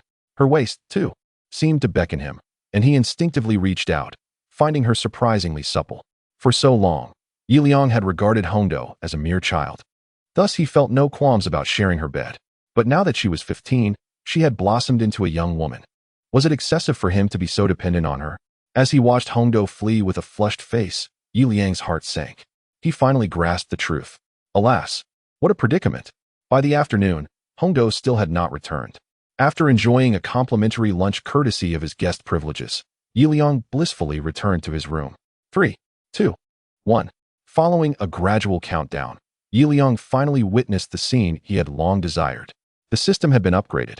A resounding chime echoed in his mind. And to his astonishment, a virtual panel appeared before him. Was this the system interface? He was filled with exuberance. Previously, the system merely provided sporadic task notifications within his mind, but now it was entirely different. Liang clearly saw that the panel had expanded with numerous features. A task system? Instinctively, he pressed one of the myriad options on the panel. Ding! A soft prompt sounded, and the virtual panel unveiled a new screen. 3 options emerged: main quest, side quest, and daily quest. Were these the very tasks he had previously undertaken? Liang opened the options and comprehended them instantly. Within the main quest, there were 2 black tasks. Rescue Hongdo and Tailed Beast attacks the village. These were both missions that would grant him S-rank ninjutsu. The black designation indicated that they had already been completed, while the subsequent main quests were temporarily marked with 3 question marks, suggesting they had yet to be triggered. Among the side quests was the task related to the Kamiyama Bridge, which offered slightly less rewarding benefits, yet was also marked in black. The daily tasks consisted of various trivialities, such as the initial observation mission, although it awarded an enhanced version of the body flicker technique. This was merely a result of Liang becoming engrossed in the task and inadvertently gaining insight, thus elevating the rewards. Other daily missions, like capturing kittens or cleaning Orochimaru's teeth, were a hodgepodge of inconsequential rewards. Nevertheless, this accumulation had rendered Liang's lower-tier ninjutsu significantly more potent than that of an average ninja. Repeated receipt of rewards would enhance the quality of previous accolades. Liang clicked to return. Adjacent to the task system, 3 additional visible systems were present: the panel, the keen eye, and the storage system. Liang opened the panel, which displayed his current attributes: ninjutsu, ninja tools, and taijutsu. Ninjutsu, level 5. Taijutsu, level 2. Ninja tools, level 1. Liang noted his pronounced specialization. He was uncertain how these levels were calculated, yet he clearly understood that his proficiency with ninja tools should equate to that of a jonin. This implied that the system's minimum standard was already at the jonin level. What, then, could the highest standard possibly entail? Liang pondered, for within the realm of Naruto, masters of ninja tools were exceedingly rare. He recalled a few, particularly from the Nara clan and the Uchiha family, though he was unaware of their exact levels. He dismissed the thought with a shake of his head and opened the keen eye system beside him. Suddenly, his vision sharpened, as if his eyesight had improved. Was that all? Liang found it peculiar that, aside from enhanced vision, no other changes occurred. At that moment, the long-missing Hongdo abruptly pushed open the door, ignoring Liang as she hastily grabbed the ninja tool pouch from the table and swiftly exited. It seemed she was off to undertake a mission. Liang instantly understood. Hongdo often left behind items before embarking on her tasks, a habit he had grown accustomed to. He clicked to return once more. At this juncture, Liang began to grasp the Kenai system. Just as Hongdo entered, he noticed a red panel pop up before her. Hongdo, female, C cup. Affection level 99, Ninjutsu level 1, Taijutsu level 0, Ninja tools level 0. This appeared to be Hongdo's fundamental data. Liang was uncertain what the C cup designation entailed, suspecting it might be a system error, but he swiftly comprehended Hongdo's stats. In other words, aside from her ninjutsu at level 1, all other attributes registered as 0. This was rather underwhelming. However, Liang quickly discerned what level 1 signified.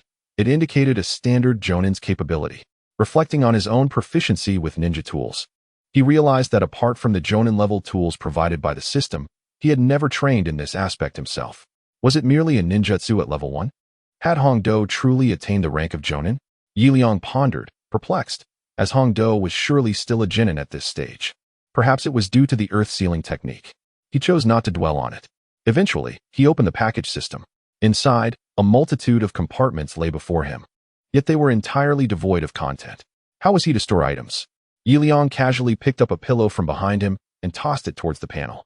Bam! The pillow passed through the panel and landed on the floor. The panel could not interact with physical objects? Liang discerned the issue, yet he remained puzzled. If it could not touch the panel, how could he store items?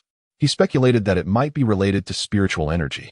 Suddenly, he recalled a novel from his past life, wherein most protagonists possessed similar packages, and the method of use involved merely thinking of the item to be stored. Emulating that, Liang picked up the pillow once more, this time opting not to throw it, but instead mentally uttered the word store. Whoosh! Astonishingly, the pillow vanished. He then commanded retrieve, and the previously vanished pillow reappeared in his hand. Indeed, it was as such. Store. Retrieve. Store. Retrieve. The entire afternoon was spent in joyous experimentation. By evening, he finally grasped the full functionality of the package. It could only store objects weighing no more than 5 meters. Anything exceeding this volume could not be stored, and living beings were also excluded. Liang mused whether he could store several beautiful sisters within his package. To test this notion, he even grabbed a passing beauty, conducting numerous experiments, only to be met with a slap in return. Thus, Liang came to understand everything. There were many more functions behind the system, but he refrained from further exploration, as they were all marked with question marks, indicating they had yet to be developed. That evening, under the scornful gaze of Hongdo, he once again burrowed into her blankets. Hongdo, how old are you? 15. Why? That is not what I meant. I was referring to your size. What size? Your cup size. Are you a C cup? That night, Liang was once again kicked off the bed. Teacher Liang, long time no see. A cheerful Noera Rin grasped his hand. Liang wiped the cold sweat from his forehead. You could have just greeted me properly instead of rubbing your chest against my arm. What is the meaning of that? Are you trying to provoke me? Liang felt a bit awkward, for the now 15-year-old Noera Rin had indeed reached that age, and in fact, most of the members of Team 7 were around this age. Not too young, yet not too old either. As he observed Kakashi walking ahead, Liang helplessly grasped the map in his hand. It was a mission map. Indeed, due to Minato's absence, Liang had once again taken the helm of Team 7. Although he understood it was an unavoidable circumstance, the words of Sarutobi Hiruzen from that morning ignited a flame of frustration within him. What does it mean that the village of Konoha is in a state of disrepair, and as a guest ninja, one must step forward and lead by example? Yet, we do not see the likes of Chunin Shokin, the first generation of guest ninjas, stepping up to lead, do we? Liang remained speechless. Yet he understands that it is indeed implausible to expect those aged veterans to take charge. He, being young and vigorous, should take on more hardships. Of course, leading a team is truly arduous. On one hand, one must fulfill their own mission, while on the other, they must attend to the lower-ranking ninjas accompanying them. It is exhausting. Thus, Liang internally resists, even if there is money to be earned. After all, he is a guest ninja, and his meals are provided free of charge. Who has seen the likes of Jack Ma working in a factory? Liang, much like Jack Ma, is indifferent to monetary gain. Contemplating this, Liang's frustration only grows. At that moment, Obito approaches. Teacher Liang, I heard that you used a black spherical ninjutsu to defeat Uchiha Madara last time. Could you teach me? I too wish to grow stronger and not be left behind. Obito expresses his anticipation. The black spherical ninjutsu? Oh, you must be referring to the tailed beast ball. Liang reflects for a moment and soon comprehends. Yes, that's it. Seeing Liang understand, Obito nods eagerly. He is impatient, yet Liang is aware of his intentions. Previously, due to the ninja war, many ceremonies in Konoha were cancelled, including something known as the Chunin exams. In Team 7, aside from Kakashi, who was granted special permission to become a Jonin, the other two are still mere genin fresh out of the ninja village, hence they must participate in the Chunin exams. On one hand, they are of an age where they should advance, and on the other, passing the Chunin exams will enable them to undertake more challenging missions. Liang nods in agreement. I can teach you ninjutsu, but the tailed beast ball is beyond my ability to teach. It is likely a bloodline limit. Bloodline limit? Obito's expression instantly falls. If it is indeed a bloodline limit, then it cannot be taught. Such abilities are hereditary skills that can only be learned by ninjas of the same lineage. For instance, Obito's Sharingan is a bloodline limit. Only members of the Uchiha clan can learn such jutsu. However, although I cannot teach you the tailed beast ball, I can impart another technique that is equally formidable. Liang swiftly shifts his tone upon seeing their disappointment. Really? Obito's eyes light up with excitement. He had previously mentioned the tailed beast ball, which had so effortlessly vanquished Uchiha Madara. He yearns for that power. Being of the Uchiha clan, he understands just how formidable Madara truly is, someone who holds little regard even for the first Hokage. Furthermore, due to Madara's actions, the Uchiha clan now finds itself in a precarious situation, facing disdain and hostility, as if they were a plague to be expelled. Thus, Obito desires to prove himself through his own strength. Teacher, please teach me as well. At this moment, Rin Noira also chimes in. She had not considered this aspect before. As a medical ninja, her evaluations are simpler than those for ordinary ninjas. Yet, seeing that Liang has agreed to teach Obito, she naturally wishes to partake as well. All right, I will teach you both. Liang reveled in the playful antics of Wild Field Lin, cheerfully acquiescing to her whims. Meanwhile, Kakashi, who led the way, turned his head back. Before long, the group arrived at a desolate expanse. The winds howled fiercely, obscuring the path ahead, given the chance. Liang would have gladly avoided this place. Yet, they were bound by the mission of Team 7. Due to the aftermath of a previous conflict, various ninja villages harbored deep-seated animosities toward one another. For instance, Konoha held a grudge against Iwagakure, while Kirigakure was at odds with them as well. Where there is enmity, there must also be alliances. Thus, Konoha sought to foster good relations with other villages, such as Tsunade. Liang was well aware of this. In the original narrative, this was the territory of the protagonist's other consort, Gaara. It lay within the Land of Wind, a desert kingdom characterized by relentless sandstorms and scarce rainfall. The leader of Tsunade was known as the Kazekage, a counterpart to Konoha's Hokage. By now, the fourth Kazekage should be in power, Liang mused, recalling fragments of memory. The third Kazekage's disappearance had rendered Tsunade vulnerable to incursions from the Land of Lightning. In this moment of crisis, a middle-aged man named Raza emerged, utilizing the village's unique magnetic release to vanquish the invaders, thereby becoming a hero of the Land of Wind. This man was none other than the fourth Kazekage, and the father of the prince consort, Gaara. Liang harbored no fondness for this individual. In the original tale, he had implanted Shikaku, the One Tail, within Gaara, causing the young boy to experience frequent bouts of uncontrollable rage, leading to profound isolation and a warped personality. As Gaara was merely a child at the time, he was ill-equipped to withstand the burdens of the beast within him. Liang sighed, hoping for the safety of their mission. He smacked his lips and continued onward with the group. Soon, they found themselves nestled between two towering sand dunes. Surrounding Tsunade was a vast desert, and to shield the village from the relentless winds, it was concealed within a ravine. Liang surveyed the imposing dunes on either side, a sense of unease creeping over him. Liang-sensei, do you sense something amiss? Kakashi, who had been scouting ahead, suddenly returned. Indeed, it was eerily quiet. Although this was a desert, there should at least be some sounds, whether human or the whisper of the wind. Yet, the stillness was oppressive, and Liang heard not a single sound. Moreover, with his nearing shadow-level prowess, he discerned a faint aura of murderous intent. A chill ran down his spine, as if he were being stalked by a predator. Run! Yi Liang abruptly seized Wildfield Lin, who was merely a medical ninja, and dashed forward with great haste. The remaining two immediately understood and followed closely behind, just as they had barely departed from their original position. The towering sand dunes on either side suddenly collapsed like a cascade of water. Doton, Doryuden, Yi Liang shouted, summoning a massive earthen dragon composed of sand and gravel to swiftly elevate them, lifting the group to safety. The ground trembled as the sand dunes crumbled, burying the path that led in and out of Tsunade. Thanks to the earthen dragon, they narrowly escaped the collapsing mountainside. Was this orchestrated by human hands? Yi Liang quickly pieced together the implications. The two sand hills were indeed vast, and although they bore the inherent risk of collapse due to the forces of nature, their rapid descent was rather peculiar.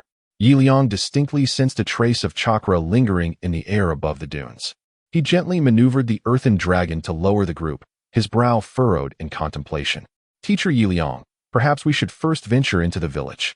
It may not be the ninjas of Tsunade after all, Kakashi suggested. Given the gravity of the situation, further investigation seemed unnecessary. If it were indeed Tsunade behind the assassination attempts, an explanation would be warranted. Agreed. The others nodded in unison, and they proceeded into the village. The distance from Tsunade to the sand hills was considerable, indicating that the villagers were likely unaware that their entrance had been obstructed. As Yi Liang surveyed the village, he noted the numerous iron-framed stalls exuding an exotic charm, yet the overall poverty was striking. While Konoha had entered an era of modern housing, Tsunade still resembled a collection of modest stalls and earthen huts. Although he spotted a few stone houses in the distance, they paled in comparison to what he was accustomed to. Thank goodness we haven't ended up in Tsunade, Yi Liang murmured as he made his way towards the center, surrounded by his companions. Teacher Yi Liang, I want that. The raccoon headpiece is so adorable, Ino exclaimed, eagerly tugging at Yi Liang's arm, rendering him momentarily immobile. Women can be quite troublesome, he thought. Ino, don't pester the teacher, I'll buy it for you. Obito chimed in, patting his chest confidently. Ugh, who wants you to buy it? I want the teacher to get it for me, Ino retorted.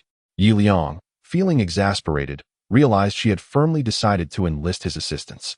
However, with his ample wealth, the cost of a mere hair accessory was negligible. He approached the stall directly. The item in question was a hairpiece designed to resemble Shikaku, the one-tail. He turned to the vendor, a middle-aged man with a square face, slightly hunched and bandaged, appearing almost incapable of standing upright. How much? Yi Liang inquired.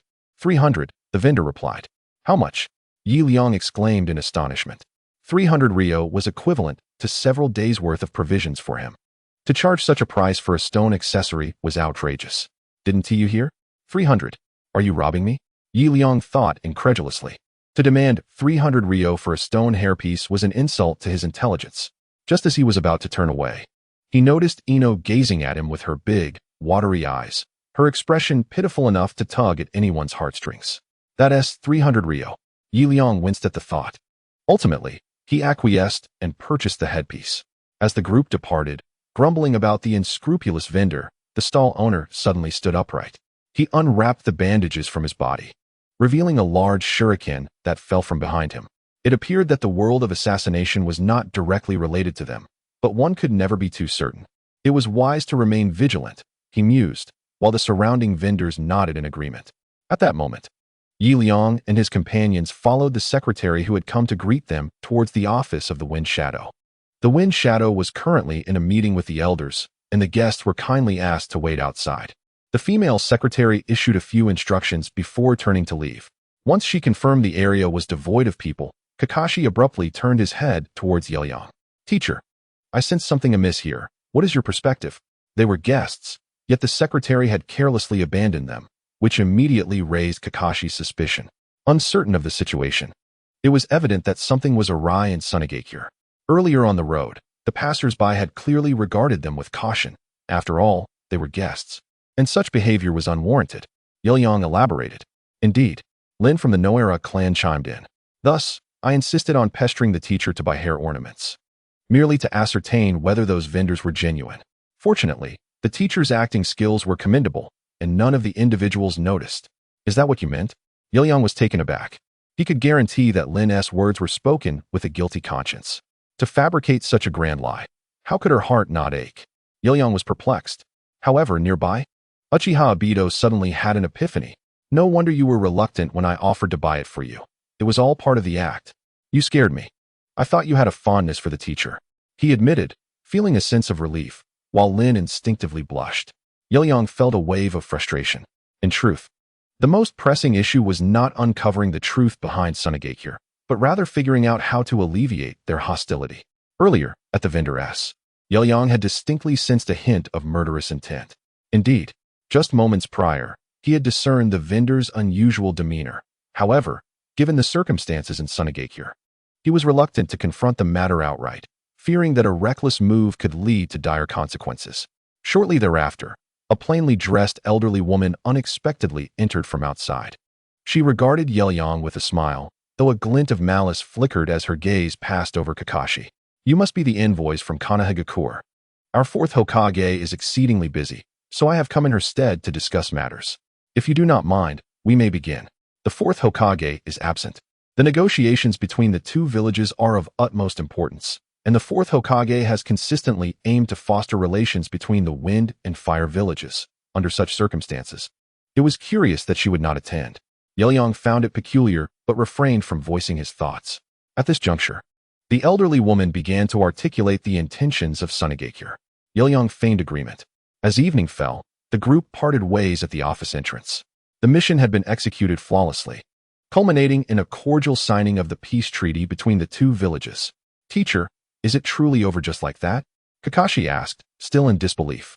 They had since arrived at an inn, having just savored the culinary delights of Tsunade, and intended to revel in their stay for a few days. It certainly does not end here. There is undoubtedly something amiss, Liang replied, ensuring everyone was settled. They had encountered numerous events today, from the peril at the village entrance to the Tsunade ninja masquerading as vendors, and finally, the negotiator from today, the elderly woman. Liang, who was rather timid, was more attuned to the murderous intent than anyone else. The elderly woman cast a glance at Kakashi, unmistakably infused with an unprecedented aura of malice. Although he evaded her gaze just in time, Liang was certain he had not misjudged the situation. It appeared that a thorough investigation was imperative. After ensuring the safety of everyone, Liang discreetly exited the room. The night was deep and tranquil. In the dead of night, the woman, in her 60s, had just removed her nightclothes when a robust man's hand clasped around her neck. Who are you? She gasped, her voice trembling. Damn it. You scream like it's real. Liang instinctively deflected the shuriken aimed at him and, filled with dread, pinned the elderly woman to the ground. Just as she let out her shriek, a shuriken had shot towards his face along her outstretched finger. Had it not been for Liang's quick reflexes, he would have been grievously injured. Damn it, the fourth Hokage was indeed killed by you. I've long suspected that those from Konoha were not to be trusted. I should not have wasted my breath on you. The old woman struggled, trying to free herself from Liang's grasp, but to no avail. The fourth is dead? Liang was taken aback, a myriad of questions swirling in his mind. No wonder the villagers had greeted him with hostility. Their leader had perished. He suddenly comprehended the situation, though he found it strange that the fourth Kazekage, a figure of equal stature to Sarutobi, had met such an end. Furthermore, according to Chiyo, he had been the one to slay him. Liang shook his head. I am unclear about your insinuations, but the death of the Kazekage has nothing to do with us, as we only arrived in the land of wind today. Bah, you think to deceive me, old woman? Chiyo spat, her disbelief palpable. What manner of people are you from Konoha? Do you truly believe I am so gullible? You are all ruthless, cold-hearted individuals. Liang sighed, wiping the spittle from his face and releasing Chiyo. If I am not mistaken, you must be Chiyo, the advisor of Tsunade. How did you know? She demanded. Do not concern yourself with how I know. I am also aware that your hatred for Konoha stems from the murder of your son by a ninja from our village. However, that is a personal vendetta. Please do not complicate the friendly relations between our villages. What do you know? I understand everything. Liang replied with a shrug. Chiyo's son was also a jonin of Tsunade, and at the peak of his youth, he had crossed paths with Hitaki Tsukumo, Kakashi's father, renowned as the Konoha White Fang in the shinobi world. This man was not one to be trifled with. It was rumored that he had slain countless enemy ninja in battle. Yet, this formidable individual had encountered Chiyo's son. It would have been one thing to simply encounter him, but her son, a mere novice, insisted on provoking trouble. In the end, He not only lost his life, but also took his wife down with him, resulting in a double tragedy. Chiyo harbored such a deep-seated animosity towards Konoha, particularly upon encountering the son of the legendary White Fang, Kakashi, today. I see now. It must have been that old coot Sarutobi who informed you. Indeed, since he entrusted you with a mission to Tsunade, he would naturally impart such information to you. Very well, that is the situation. Liang reluctantly acquiesced, as this was the only explanation available to him. We only arrived at Tsunade today. If you doubt this, feel free to investigate the neighboring villages. We have left traces of our stay there. Moreover, I observe that your village has achieved a preliminary stabilization, suggesting that the Kazekage has been deceased for some time. Thus, this matter bears no relation to us. Is it truly not you? Could it not be a transformation technique? If you insist on arguing, then there is nothing more to discuss. Liang turned to depart. If they were resolute in their belief that it was them, then further explanations were unnecessary. Wait. Chiyo finally hesitated.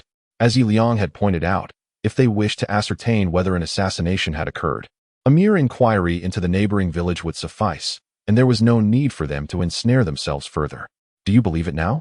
Then let us converse earnestly. Why do you suspect Konoha?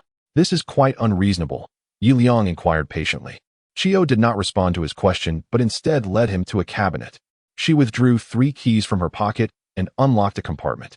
It was a specially designed lock. Inside lay a forehead protector inscribed with scratches. What is this? Liang picked up the protector and finally comprehended why Tsunade harbored suspicions towards Konoha. This is the forehead protector of a rogue ninja from Konoha. The scratches signify treachery, and the leaf symbol represents Konoha. It was discovered at the scene, hence our suspicion falls upon you, Konoha. I see. Liang nodded. I now know who attacked your Kazekage, yet I remain unclear about their motives. Who is it? I cannot reveal that now. However, if you follow my plan, I can assure you that we will capture them. Chiyo nodded in agreement. As long as Liang could guarantee the apprehension of the culprit, this matter could be entirely resolved. As an advisor to Tsunade, she naturally wished to avoid a complete confrontation with Konoha, for it would undoubtedly result in her village's defeat. In that case, I shall return to prepare the plan. Should anything arise, I will have someone notify you. Very well. Liang nodded and swiftly returned to his lodging. At the inn, Liang summoned Kakashi and briefed him briefly before succumbing to a deep slumber. On the following morning, I shall return to report on the mission. Since you wish to enjoy a few days here, make the most of it. Liang instructed the others before making his way towards the village exit. What is going on? He asked, just leaving like that? Obito appeared perplexed. Sitting atop a sand mound, rendered speechless. Since the teacher has granted us an extended break, let us enjoy ourselves thoroughly, Lin exclaimed joyfully. Indeed, Kakashi nodded, though a hint of inscrutable depth flickered in his gaze. He was uncertain why the teacher had not informed Obito. Was he not the crux of this mission? Kakashi shook his head, yet, in deference to Liang's wishes, he refrained from overthinking the matter. After a brief discussion, the group made their way directly to the marketplace of Tsunade. The vendors from before were still present, but upon noticing Kakashi and his companions, a shadow of unease passed over their faces. Did Consultant Chiyo not say that they were of no concern? Why then were they being targeted? Regardless, it was a mandate from above. The vendors, seizing the opportunity while Kakashi and his team were momentarily relaxed, launched an immediate assault. Fire style, great fireball technique. Obito swiftly countered, his instincts on high alert despite Liang's encouragement to enjoy the moment. Kakashi unleashed a lightning release technique, though its potency was quickly dissipated by a shuriken thrown by one of the vendors. How could a mere shuriken disrupt a lightning release? Obito was taken aback. Then, he witnessed Kakashi and Rin being struck unconscious in an instant. Rin, you dare lay a hand on my woman? You seek death. Obito fought fiercely, fueled by an explosive surge of power, whether due to the urgency of Rin's capture or sheer determination. He found himself evenly matched against the vendor who had so easily dispatched Kakashi. The opposition proved to be formidable. Captain Maki, this one appears to possess the Sharingan. Quite troublesome. No matter, we have the numbers. We shall wear him down. Obito found himself engulfed in a fierce battle. 10 minutes later, his chakra was nearly depleted. How infuriating. Were it not for your numbers, I, Uchiha Obito, would have no fear of you. The vendors were astonished, though they were Chunin. They had never encountered such a formidable opponent. Uchiha Obito, I respect your prowess. Captain Maki raised his thumb in admiration. After another hour of combat, Obito finally collapsed, barely clinging to consciousness. Yet, even before losing awareness, he uttered one last declaration. Do not touch my woman. The vendors of Tsunade erupted in applause. After years in the field, they had finally met a worthy adversary of equal strength, and one so honorable. They were moved. Brothers, though we stand on opposing sides. If this Uchiha Obito emerges safely, I, Maki, shall recognize him as my elder brother. Indeed, true heroes appreciate one another. Were it not for our differing allegiances, I too would acknowledge him as my elder brother. So would I? And I as well. After a brief deliberation, they ceremoniously lifted Obito onto their shoulders and carried him away. Meanwhile, Kakashi was dragged along the ground by one of the vendors. You scoundrel! Were it not for the favor of brother Obito, I would have ended you long ago. I truly do not understand why you were worth capturing with such pitiful strength. Kakashi's eye twitched. In the dungeon, the group found themselves bound tightly to stone pillars. Kakashi glanced at Obito beside him, a peculiar expression on his face. Obito had indeed been knocked out, yet Kakashi was merely feigning unconsciousness. Similarly, Rin was playing along as well. This reckless youth. Kakashi finally understood why Liang had chosen not to disclose the plan to him. With his intellect, he would undoubtedly have leaked it. Indeed, Kakashi nodded. But for some inexplicable reason, he felt a twinge of envy towards Uchiha Obito as he was being dragged away. What should we do now? The teacher instructed us to feign capture in order to lure out the mastermind. Since he suggested this, there must be a reason behind it. We shall simply wait. After exchanging words, the two began to close their eyes, pretending to be lifeless. Several hours passed, and a shadow stealthily crept into the dungeon. Unlike a human, it glided along the ground. Hiss! The shadow flicked its tongue as it approached Kakashi's cell. To Kakashi's surprise, encountering an Uchiha here was indeed fortuitous. The shadow revealed a glimmer of excitement, just as it prepared to hoist Uchiha Obito onto its shoulder and carry him away. A throng of Sand Village ninjas suddenly burst into the room. Who goes there? The ninjas exclaimed in alarm. At that moment, Kakashi opened his eyes. Damn it! I can't form any seals. Bound by special ropes, they found themselves unable to escape the stone pillars. Suddenly, the shadow lunged forward and devoured Uchiha Obito whole. No! Kakashi gasped. He envisioned all possible outcomes, but failed to comprehend the current predicament. Who are you? Why are you attacking Obito? Kakashi demanded, struggling to discern the shadow's form, which turned out to be a massive white phosphorus serpent over 2 meters long. Who even recognizes this? At that instant, the guarding Sand Village ninjas charged in. Obito! The leader, Maki, exclaimed in shock. Though older than Obito, he had been thoroughly impressed by Uchiha Obito's strength, and witnessing Obito's consumption sent him into a frenzy. Wind release, blade of wind, he shouted, unleashing a blue chakra blade that swept toward the serpent. Clang! The serpent's scales resonated with a humming sound, yet remained unscathed. How is this possible? It's merely a summoning beast. How can it withstand the blade of wind? Maki marveled. Meanwhile, the white phosphorus serpent surged toward their group. How dare you ambush me? It hissed, swiftly knocking down the surrounding sand ninjas while making its way toward the exit of the dungeon. Let us out, Kakashi cried. But everyone was preoccupied with pursuing the serpent, ignoring him completely. Obito, please be safe. Outside the dungeon, 2 figures blocked the white phosphorus serpent at the entrance. You are the one who killed the 4th Hokage, aren't you? Chiyo stated coldly, with her brother, Izo, standing beside her. Ah, I never expected you to find me. It seems I underestimated the Sand Village, the serpent replied. Why? It appears we in the Land of Wind do not know you, Chiyo countered. Ha! You may not know me, but your Kazekage will serve as splendid nourishment for my experiments. Is that not a stroke of fortune? The white phosphorus serpent laughed, its body writhing as it sprouted a pair of arms, transforming into a humanoid figure. Orochimaru, it's you. The well-informed Chiyo instantly recognized the ninja before her. Indeed, it is none other than Orochimaru. If it weren't for that wretched Yahiko thwarting my plans, I would not have been reduced to this grotesque form, neither human nor ghostly. Cursed Yahiko, I shall exact my vengeance. Magnet release, sand iron rain. Orochimaru formed hand seals, and suddenly, a gentle rain of sand iron began to fall from the sky. The ground quickly became covered with the metallic substance. This is impossible. Magnet release is clearly a bloodline limit of our wind country. How can a leaf ninja wield it? Chiyo was taken aback. Haha, I have mastered the forbidden technique of absorbing others' ninjutsu. Given enough time, I shall become the new god of ninjas. I will take my revenge on Konoha. Magnet release, sand gold burial. This technique was the signature move of the fourth Kazekage. Oh no. Chiyo hurriedly led her brother towards the open ground behind them to evade, but the sand gold burial surged forth like an undulating sea of sand, relentlessly crashing towards them.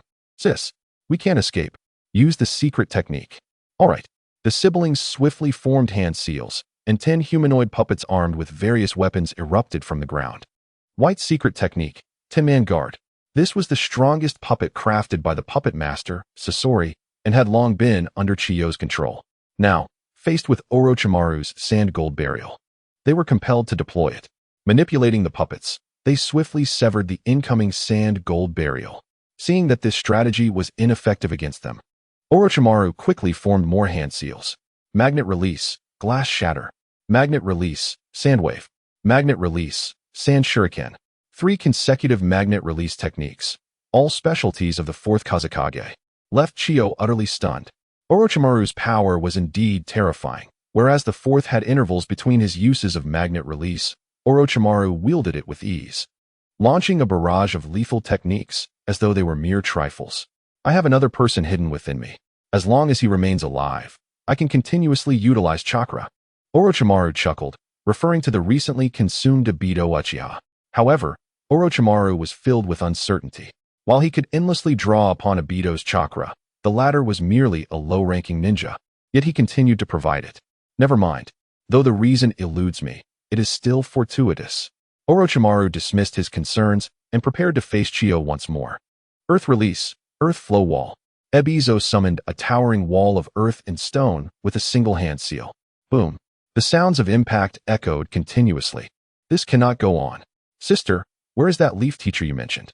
Didn't you say he would lend us a helping hand? I don't know. I received his shuriken message this afternoon, but I don't know where he is hiding now. Damn it. I knew I couldn't rely on leaf ninjas. Ebizo cried out anxiously, summoning another wall, as the previous one was clearly crumbling under the pressure. Give it up. As long as you let me leave Tsunade here, I, Orochimaru, am not one to indiscriminately kill the innocent. It is inconceivable. We must avenge the fourth Kazekage. TSK, TSK, TSK, so obstinate. Upon witnessing their unwavering resolve, Orochimaru immediately intensified his assault. Fire style, fire dragon bullet technique. Water style, water dragon bullet technique. Earth style, earth dragon bullet technique. A flurry of elemental dragon bullets surged towards Chiyo and her companions, an embodiment of 5 distinct chakra attributes, which the original Orochimaru could never have wielded. Yet, it seemed he had utterly lost his way. Haha, perish, you stubborn old fools. He bellowed with laughter, but just as he reveled in his triumph, an excruciating pain surged through his abdomen. Sage art, heavenly severing. Bang! With a fierce shout, Orochimaru's belly erupted, leaving only his head to fly away into the distance. How could it be you? Orochimaru's gaze gradually shifted, his head slowly descending, yet he could still discern the face that emerged from his own torso. Liang, how dare you? I will kill you. You should focus on your own affairs. Liang replied calmly. At that moment, the Chiyo siblings, previously ensnared by magnetic techniques, ascended to freedom. Liang, you've come. Indeed. Liang nodded in acknowledgement. In truth, he had never departed. After deceiving the surrounding sentries with a shadow clone, his true self had taken on the appearance of Uchiha Ebido. The last time he glimpsed the missing Nin forehead protector, Liang surmised that the mastermind behind the chaos was Orochimaru, for aside from the fleeing Orochimaru, no other rogue ninjas from Konoha possessed the strength to vanquish the fourth Kazekage. As he observed Orochimaru's head gradually fading, Liang exhaled a sigh of relief. He approached and touched his own eyes. The Eye of Krypton system activated. With a whoosh, a modern transparent avatar frame materialized above Orochimaru's head. This marked Liang's inaugural battle utilizing the Eye of Krypton system, as previous opponents had been too feeble to warrant its use. Orochimaru, false. Male cup size A. Ninjutsu level 4, Taijutsu level 2, Ninja tools level 2. By the way, could the cup size A not be displayed? Liang felt a strong urge to retort. He examined Orochimaru's stats. Aside from being 1 level below him in ninjutsu, the other attributes were nearly on par. In fact, his proficiency in ninja tools surpassed Liang's by 1 level. Goodness, I never anticipated Orochimaru to be this formidable. Liang was taken aback. Before his departure, he had covertly assessed the levels of Sarutobi, Hiruzen, and others. Generally, special ninjas were at level 2 in ninjutsu, while Sarutobi Hiruzen stood at level 5, Danzo at level 4, and there should be a gap of 1 level to adult Kakashi's level 3. This indicates that Orochimaru had attained near Kaga-level prowess, just 1 level shy of Liang's level 5 ninjutsu. Goodness, had it not been for the ambush today, it would have been quite challenging. Liang felt a chill run down his spine. At that moment, he suddenly noticed the word false next to Orochimaru's name. You say you are dead. Yet what does the term false signify? Alas, Liang sighed, and then examined Orochimaru's corpse. As expected, it was a fake. In the original tale, Orochimaru possessed a technique akin to that of a serpent shedding its skin. Such is the present circumstance. The core of him has absconded, leaving behind a mere husk devoid of purpose. Thank you, dear brother Liang. Without your intervention, our hidden sand village would surely have met its demise. Elder Chio approached, her brother beside her, filled with trepidation. I apologize, brother Liang. Earlier, I assumed you had not arrived and voiced my grievances. Elder Hai Lao also expressed his gratitude, having deduced that Liang had concealed himself within Orochimaru's very being, and naturally understood that Liang had overheard their discourse. It is of no consequence. After all, this traitor belongs to our Leaf Village, and it is indeed our duty to rectify the situation. Having exchanged pleasantries with the two, Liang made his way toward the dungeon, arriving at Kakashi's side. Teacher Liang, you have finally arrived. Please, save Obito. He has been consumed by a great serpent. Kakashi implored, his gaze filled with urgency, clearly not feigning his distress. Fear not, the perpetrator has been dealt with, and Obito is now safely concealed. Is everything truly fine? Kakashi inquired, momentarily taken aback before feeling a wave of relief wash over him. If Liang proclaimed that all was well, then it must indeed be so. His trust in his mentor was unwavering. Liang untied the ropes and began recounting the events that had transpired. It turned out, the Obito they encountered was merely a guise of their teacher. You terrified me, teacher Liang. Lin Yohara exclaimed, leaning in, her expression tinged with bashfulness. Were you serious when you said, do not touch my woman? Ah, that was merely an act. Teacher. Days later, under Liang's guidance, Team 7 returned safely to the Leaf Village, though Obito appeared somewhat bewildered by the sudden influx of younger companions, all of whom were his seniors by several years. It is often said that a teacher resembles a candle, silently burning themselves for the sake of their students. Liang, however, found such notions hard to believe. Leaning against a tree, he quietly accessed his system panel. The side quest to the Land of Wind was marked complete. He silently claimed his reward, an A-rank ninjutsu. The Earth Release, Earth Dragon Bomb Technique. Is my progress truly so sluggish? Liang furrowed his brow, contemplatively pondering life's mysteries.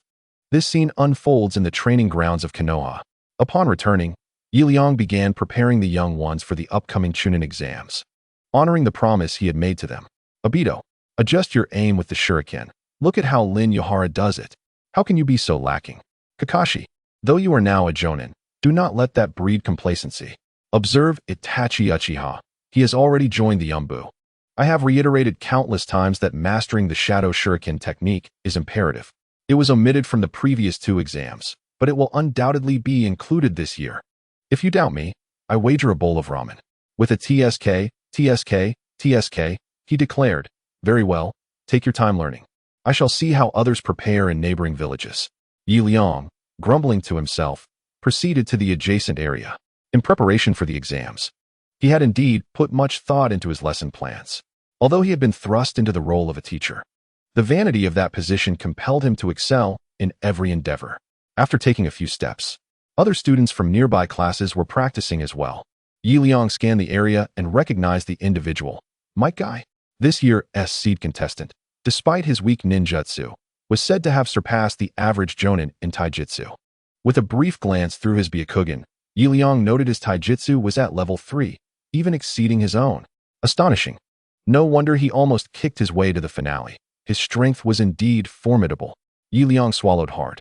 At that moment, a teacher who had been observing the match approached. Well. If at ISNT teacher Yi Liang, why are you neglecting your own class to come here? Trying to pilfer my teaching methods? Yi Liang glanced at the speaker, Sena Ibiki, the very individual who had previously clashed with him over Kushina in the Hokage's office. Yi Liang held a strong aversion to him, as he had heard from Kushina that this man often loitered around Minato's home, possibly with ulterior motives. Humph. So it's you, daring to show your face before me. Yi Liang thought coldly, yet for the sake of appearances, he feigned a casual conversation. Ah, teacher Ibiki. I wonder how you fared with the exam questions this time. Exam questions? Oh, this time I focused on interrogation techniques. The ninja executing the mission will inevitably encounter tight-lipped targets, but mastering interrogation can significantly expedite task completion. Moreover, when facing certain female spies, the effectiveness of interrogation techniques can be greatly amplified. Haha, you know what I mean. Ibiki suddenly wore a lewd expression. Indeed, his intentions were far from noble. Observing his demeanor, Yi Liang quickly discerned the type of person Ibiki truly was. No wonder he specialized in interrogation. It was evidently to satisfy his own desires. Much like those who pursued gynecology in Yi Liang's past life, claiming that doctors see patients as mere cases, but how many of their initial intentions were pure? Teacher Ibiki certainly has a long-term vision, but I wonder if Lord Sarutobi is aware of your thoughts. Ibiki was instantly rendered speechless. If Yi Liang were to relay that statement to the Hokage, his career as a teacher would likely come to an abrupt end.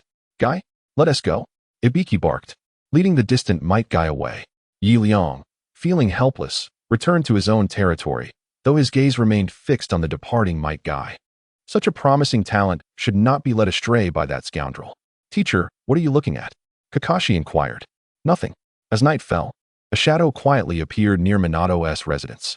That little brat dared to confront me in broad daylight. Just wait until I take my anger out on your woman. The figure emerged in the moonlight, revealing itself to be Sena Ibiki from the afternoon. Damn it, if it weren't for Minato snatching her from me, Kushina wouldn't have become someone else's wife. He stealthily peered through a crack in the door.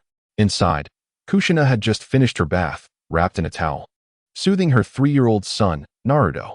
Mommy, when will Daddy Yi Liang come? Little Naruto babbled, already able to form words. He should be here soon. I heard he returned to the village today after completing his mission. Kushina's face suddenly flushed. Previously, out of concern for Naruto's childhood being overshadowed, Kushina hesitated to inform him of his father's demise, instead opting to use the name of Yi Liang as a diversion. Naturally, Yi Liang remained oblivious to this matter. How outrageous. That wretched woman has so swiftly accepted Yi Liang. What a waste of my vision. Ibiki was furious. In truth, he held a genuine affection for Kushina. Yet his twisted nature destined him to be incompatible with her. He took a smoking pipe and inserted it into the door crack, allowing a waft of purple poison to seep into Kushina's abode. This noxious smoke, derived from 7 distinctive poisonous herbs, could be considered a form of interrogation. Mother, do you smell something fragrant? Fragrant? Kushina inquired with curiosity, but was soon overtaken by a wave of dizziness. Oh no, it's poison, she quickly realized, but it was too late. In a moment of instinctive maternal protection, Kushina pressed Naruto to the ground, shielding him with her body. Huh. This is what you get for not letting me take care of you.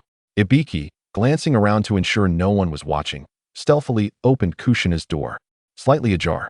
He cracked a window to disperse the toxic gas. Surely, this mother and child must be asleep.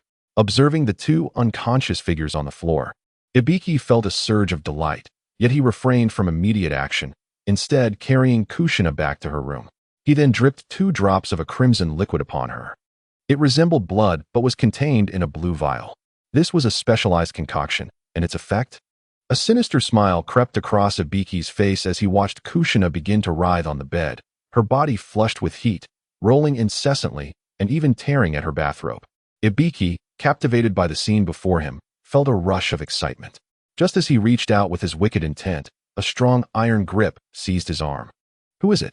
He shouted, only to be flung out of Kushina's room. Yi Liang swiftly covered Kushina with his clothing, his face a mask of fury as he charged outside. Ibiki, realizing who had intervened, bellowed, You, Yi Liang, aren't you supposed to be at Hongdo's house? How did you end up here? But the only response was Yi Liang's poised slap. Oomph, I sensed something was off during the day, just as I suspected. Yi Liang delivered 2 powerful punches to Ibiki, refraining from using ninjutsu. Sometimes, it was more satisfying to rely on physical prowess. Damn it! Ibiki shouted, lunging at Liang. Bang! The two collided with a punch once more. Liang staggered back, evidently outmatched in physical skill. Humph! Trash! With your feeble strength, you dare to challenge me? Ibiki taunted, further aggravating Liang's mood. How dare he attempt to take advantage of his woman while he was away? Until now, Liang had regarded Kushina as a trust bestowed by Minato. With her now under attack, he could no longer restrain himself. I'll take your life. Liang retaliated with another punch, driven by impulse, still refraining from employing any ninjutsu. Humph! You think these tricks can stand against me? Ibiki harbored no fear of him. Without the use of ninjutsu, Liang was merely at the level of a particularly skilled jonin. Yet Ibiki was of a pseudo-shadow caliber.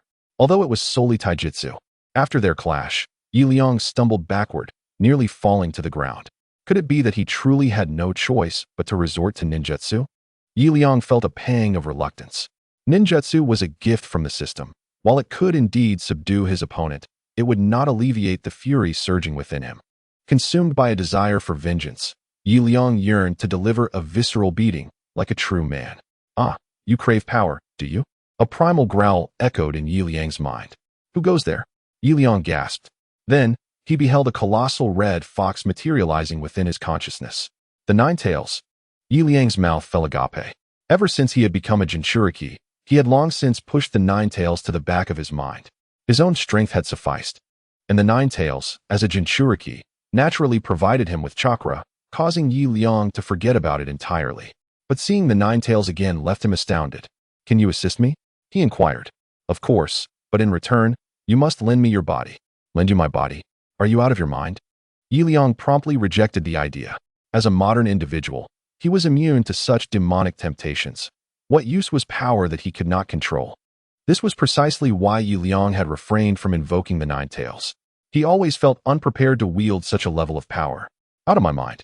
The Nine Tails paused. Unfamiliar with the term. Its lack of interaction with Liang stemmed from its inability to comprehend him. Though merely 20 years old, his thoughts were astoundingly intricate.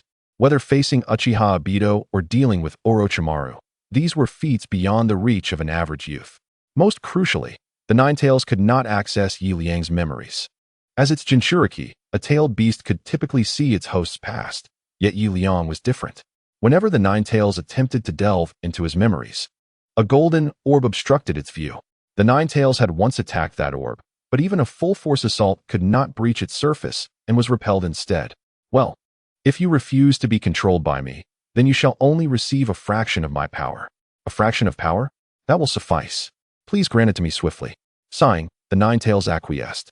Yet, as a tailed beast, it did not break its promise and genuinely bestowed a minuscule amount of chakra upon Liang. It had anticipated this outcome, given the existence of the mysterious orb. How could Liang agree to the request of lending his body? However, the Nine Tails remained unconcerned. By granting Liang a modicum of chakra, it aimed to cultivate a dependence on its power.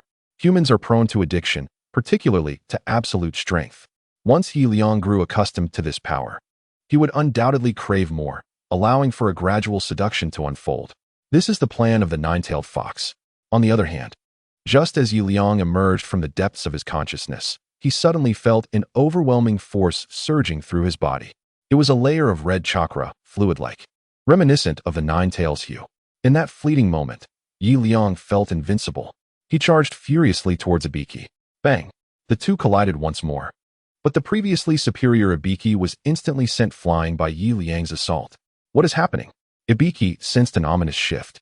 At that moment, he also caught sight of the faint red chakra enveloping Liang's form. It is the Nine Tails. Ibiki recognized it immediately. He had participated in the decisive battle with Uchiha Madara and was well acquainted with this external layer of chakra. How could you have truly harnessed the power of the Nine Tails? Realizing that Liang was as composed as Uchiha Madara, Ibiki understood he was facing someone who had gained control over the Nine Tails chakra. Humph. Prepare to perish. With a furious roar, Liang lunged toward Ibiki, but this time, something was different. A phantom image appeared in his wake. Unlike the flying thunder god technique, this was a true afterimage born from sheer speed. Bang! Ibiki felt a sharp pain in his abdomen and instantly lost consciousness. Sensing that Ibiki had completely fainted, Liang bound him to a stone pillar in the alley. Clap. A shuriken fell from Ibiki's pocket, engraved with the mark of the flying thunder god. Was this the one that Akamichi had lost a few days ago? Damn it. What a beast. Liang immediately grasped Ibiki's intentions. He likely planned to leave the shuriken at the scene to fabricate evidence implicating Liang in the attack. Damn it all. Liang slapped him hard again.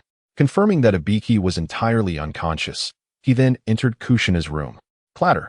The place was strewn with collapsed furniture. Yet there was no sign of Kushina. Kushina, where have you gone? Liang called out, and suddenly, a slender figure pounced on him, knocking him onto the bed. Who? Liang turned around to find a dazed Kushina before him. You want me? Liang, you want me? Kushina's hand slipped under Liang's clothing, helping him undress. No.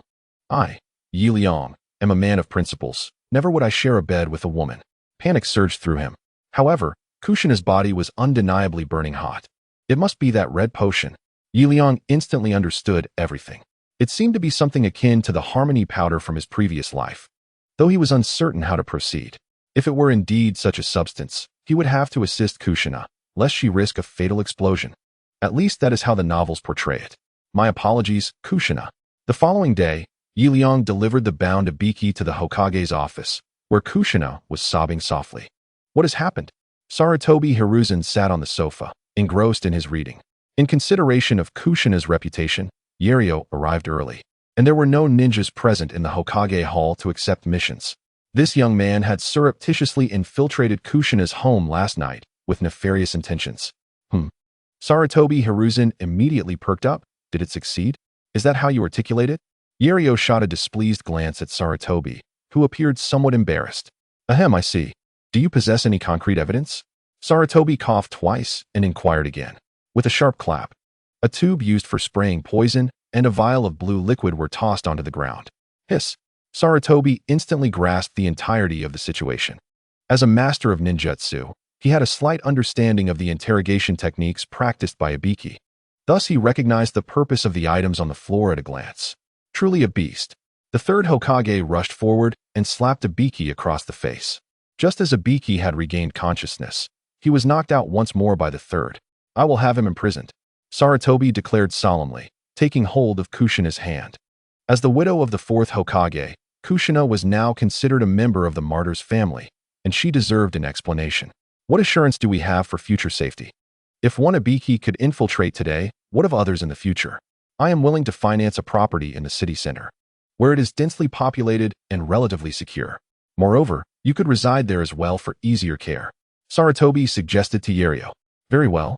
Yario nodded. This was the best outcome. He could not allow Sarutobi to execute Ibiki, as the latter had not succeeded in his malicious intent. Kushina, you may return now. And please do not speak of this matter to anyone else. I still need to discuss some matters with Yario. Understood. Observing the third Hokage's seriousness, Kushina promptly exited the office. What is it, Lord Hokage? Yario inquired. Sarutobi never engaged in trivial chatter, so retaining him was surely for a significant discussion. Do you truly believe this incident was orchestrated by Ibiki? What do you mean? Sarutobi furrowed his brow. I am familiar with Ibiki.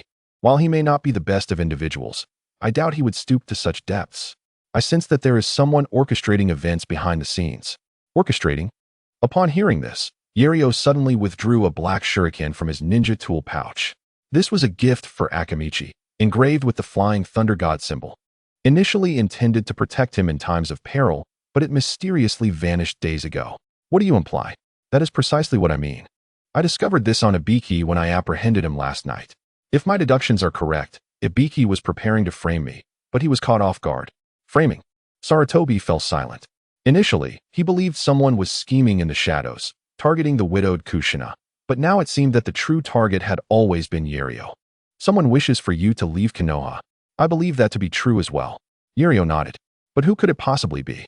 Sarutobi fell into deep contemplation. While Yario had already set his sights on a target. To construct a network of deceit, one must possess profound power. Yesterday, during the duel with Ibiki, Liang's voice was notably loud, yet it failed to attract the attention of those nearby. Certainly, someone was orchestrating the crowd's detachment from the event. The only individuals capable of such manipulation are either Sarutobi Hiruzen or the elders, including figures like Nara Shikaku and others. However, Yi Liang harbors suspicion toward only one person, Shimura Danzo. Indeed, as the ruler of the Umbu, Danzo has always held ill intentions toward Yi Liang, especially now that Yi Liang has emerged as a hero of Konoha. In such circumstances, tarnishing Yi Liang's reputation appears to be his sole recourse for expulsion. I suspect it is Danzo. Impossible. Danzo has always been a guardian of Konoha. Though his methods may be radical, he would never forsake such a formidable asset. Sarutobi Hiruzen stated emphatically. Yet, apart from him, there are no other suspects, are there? Moreover, while I am indeed a powerful asset, I also pose a significant risk. Do I not? Yi Liang's words rendered Sarutobi Hiruzen momentarily speechless. He understood that Yi Liang had articulated the most plausible scenario. Very well. I shall keep a watchful eye on him. Given that we are all from the older generation, I sincerely hope Danzo does not commit any foolish acts. Agreed. Then it is settled. Yi Liang stretched lazily, preparing to depart. By the way, you are still needed as an examiner for the Chunin exams. Understood. As the two conversed. Within the Umbu meeting room, Danzo gazed coldly at the subordinate before him. Have you failed, Shursui? My apologies, Lord Danzo. I had successfully controlled Ibiki, but unexpectedly, Yi Liang intervened and incapacitated him. He has now been taken to the village dungeon. Humph, what a useless fool. With that, he made a slicing motion across his throat. And the subordinate immediately understood the implication. By the way, how is your work with the Uchiha clan progressing? Itachi is already devising a plan. After all, it concerns the life and death of our clan, so please grant us some time to contemplate. Humph. Make your decision swiftly. Will you choose to stand with your clan in life or death?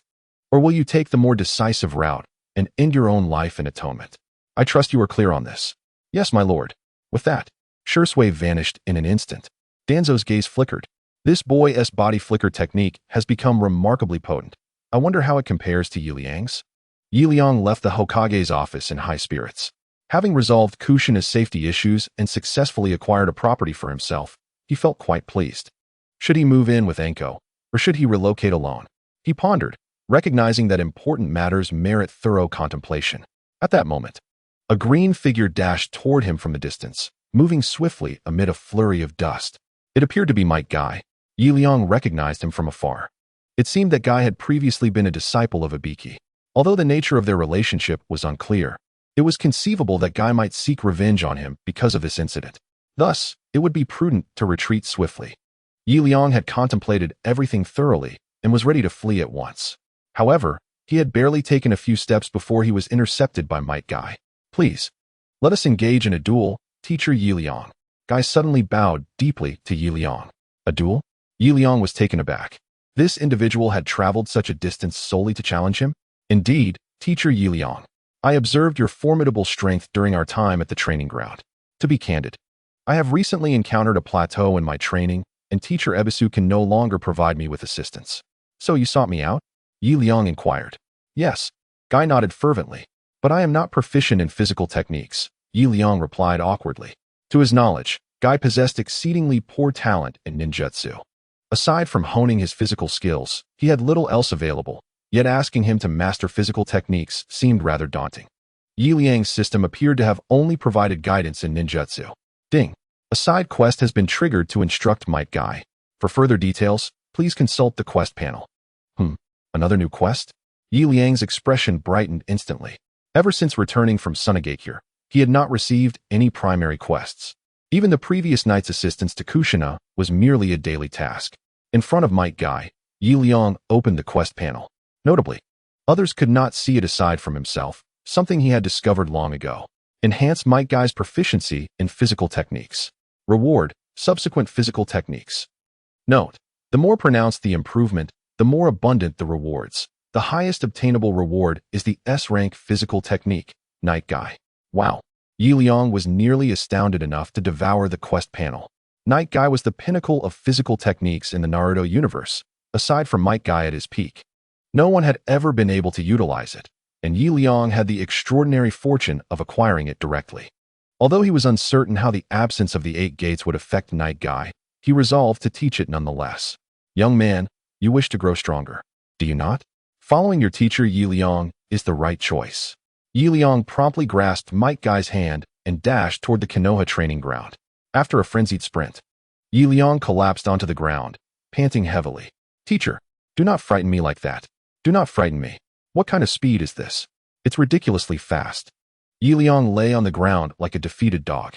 In an effort to maintain his image as a teacher, he had unwittingly exerted himself beyond his limits. Yet he was still overwhelmed by Might Guy. "Guy, this approach is not effective. True mastery of physical techniques does not solely rely on speed.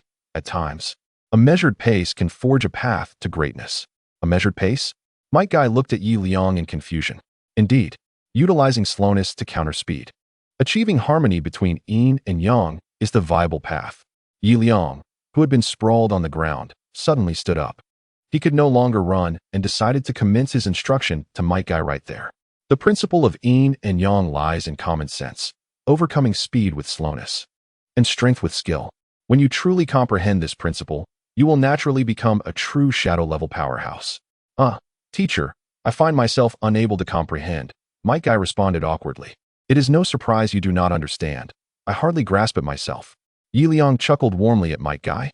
"Little Kai, it is somewhat like this. Have you noticed that little blade of grass on the ground? If you strike it with an extraordinary force, it will perish instantly. Yet, if the teacher merely applies a gentle push, it too will succumb. Now tell me, who expends more energy, you or the teacher? Naturally, it is I who exerts the greater effort." Precisely. This is the essence of conquering speed with slowness. To defeat an opponent, one must skillfully regulate their strength within the limits of what the adversary can withstand. Excessive force will only squander one's stamina in the face of an ambush. Wasting energy is akin to courting death. Liang, with a tone of gravitas, imparted this wisdom. This was a lesson taught to him by an elderly gentleman in the park, allegedly a principle from a certain style of Tai Chi, whether it holds true or not. Liang could not ascertain, for the old man himself claimed he had never mastered it. "I understand, teacher." Might Guy bowed solemnly, and then moved to practice beside a tree. Liang, on the other hand, relaxed slightly. Although he was uncertain of what Might Guy had comprehended, he felt relieved to have passed the initial hurdle. Now, if Might Guy could merely elevate his physical skills a notch, he believed that the side quest could be effortlessly completed. However, the rewards might not be particularly substantial. Gazing at the rewards for Might Guy on the panel, Liang let out a heavy sigh. At that moment, a large tree in the distance was abruptly cleaved in two by Might Guy. Yet this time Liang observed clearly that Might Guy had not utilized an overwhelming force, merely an ordinary punch. Could it be that he succeeded? Liang's brow furrowed with confusion, but upon seeing the completion progress on the panel, it astonishingly leapt to 50%. What could this mean? Liang gently swiped his finger, discovering that the reward seemed ready for collection. Had it truly been completed? No. Suddenly, Liang noticed that the 50% progress bar had inexplicably surged to 51. It appeared that to acquire the ultimate reward of Might Guy, one must reach 100% on the progress bar. Liang was instantly elated. He had initially thought it a stroke of luck to merely claim a standard reward, but now it seemed a delightful surprise. In summary, the Tai Chi principles were indeed genuine. The park's old man had not deceived him. Observing the slowly advancing progress bar, Liang prepared to accelerate the pace. "Little Kai, come here for a moment. The teacher has a set of incantations to teach you. Coming right up. The way of heaven compensates for excesses while replenishing deficiencies. The path to mastery opens the 9 orifices, which reside at the base of the spine. He is strong. Let him be strong. The bright moon illuminates the great river. Little Kai, this is the incantation for the 3 segments of supreme physical arts. If you can comprehend even one, you shall become the mightiest of physical ninjas. Practice diligently." Liang feigned an air of mystery, standing with his hands behind his back before departing. "Teacher," Might Guy murmured to himself, the teacher's physical arts incantation still resonating in his mind. Although he did not fully grasp its meaning, there was an unmistakable sense of enlightenment within him. Ding dong. Congratulations, host, for exceeding the side quest of guiding Might Guy. Reward, S-Class Physical Art, Might Guy. Whoa, it actually works. Liang was utterly astonished.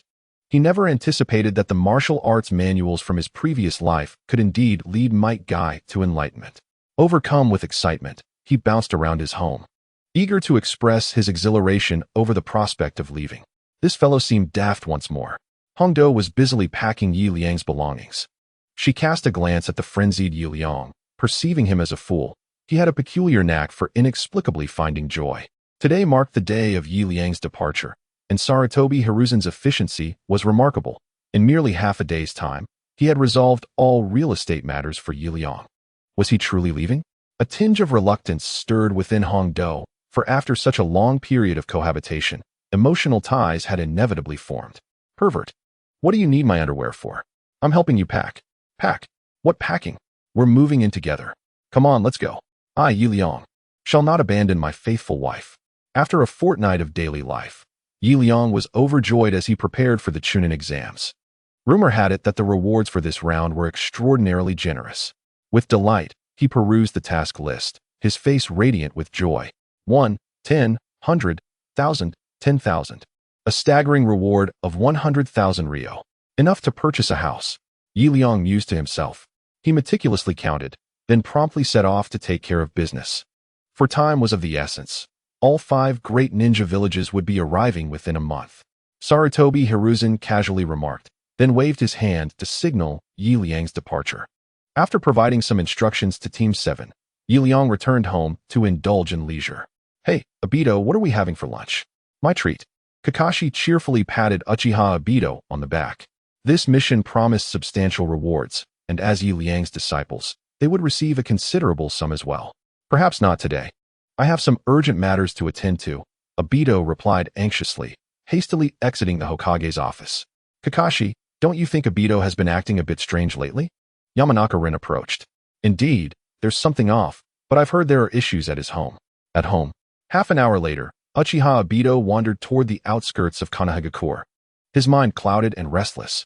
He kicked at the pebbles beneath his feet, feeling increasingly agitated. For several days now, the villagers had ostracized the Uchiha clan. Not only were they shunned during meals, but even a trip to the restroom required vigilance against monitoring by the Umbu. Though Obito was uncertain about the underlying cause, he sensed something was amiss, hastily making his way toward the village's edge. Due to certain political circumstances, the Uchiha stronghold had been relocated outside the village. Why haven't I arrived yet?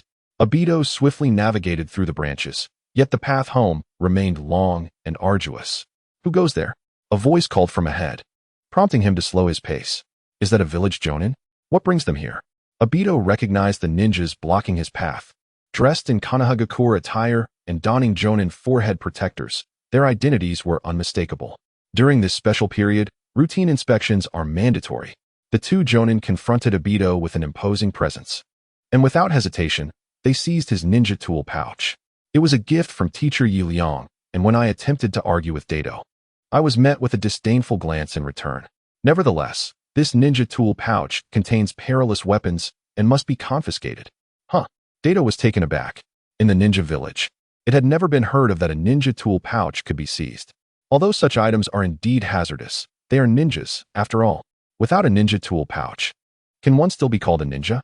Dato immediately tried to reclaim his pouch. What are you doing? Are you aware that such behavior could lead to your apprehension? The 2 village guards glared at Dato, their expressions tinged with disdain. This was a gift from my teacher. I cannot surrender it to you.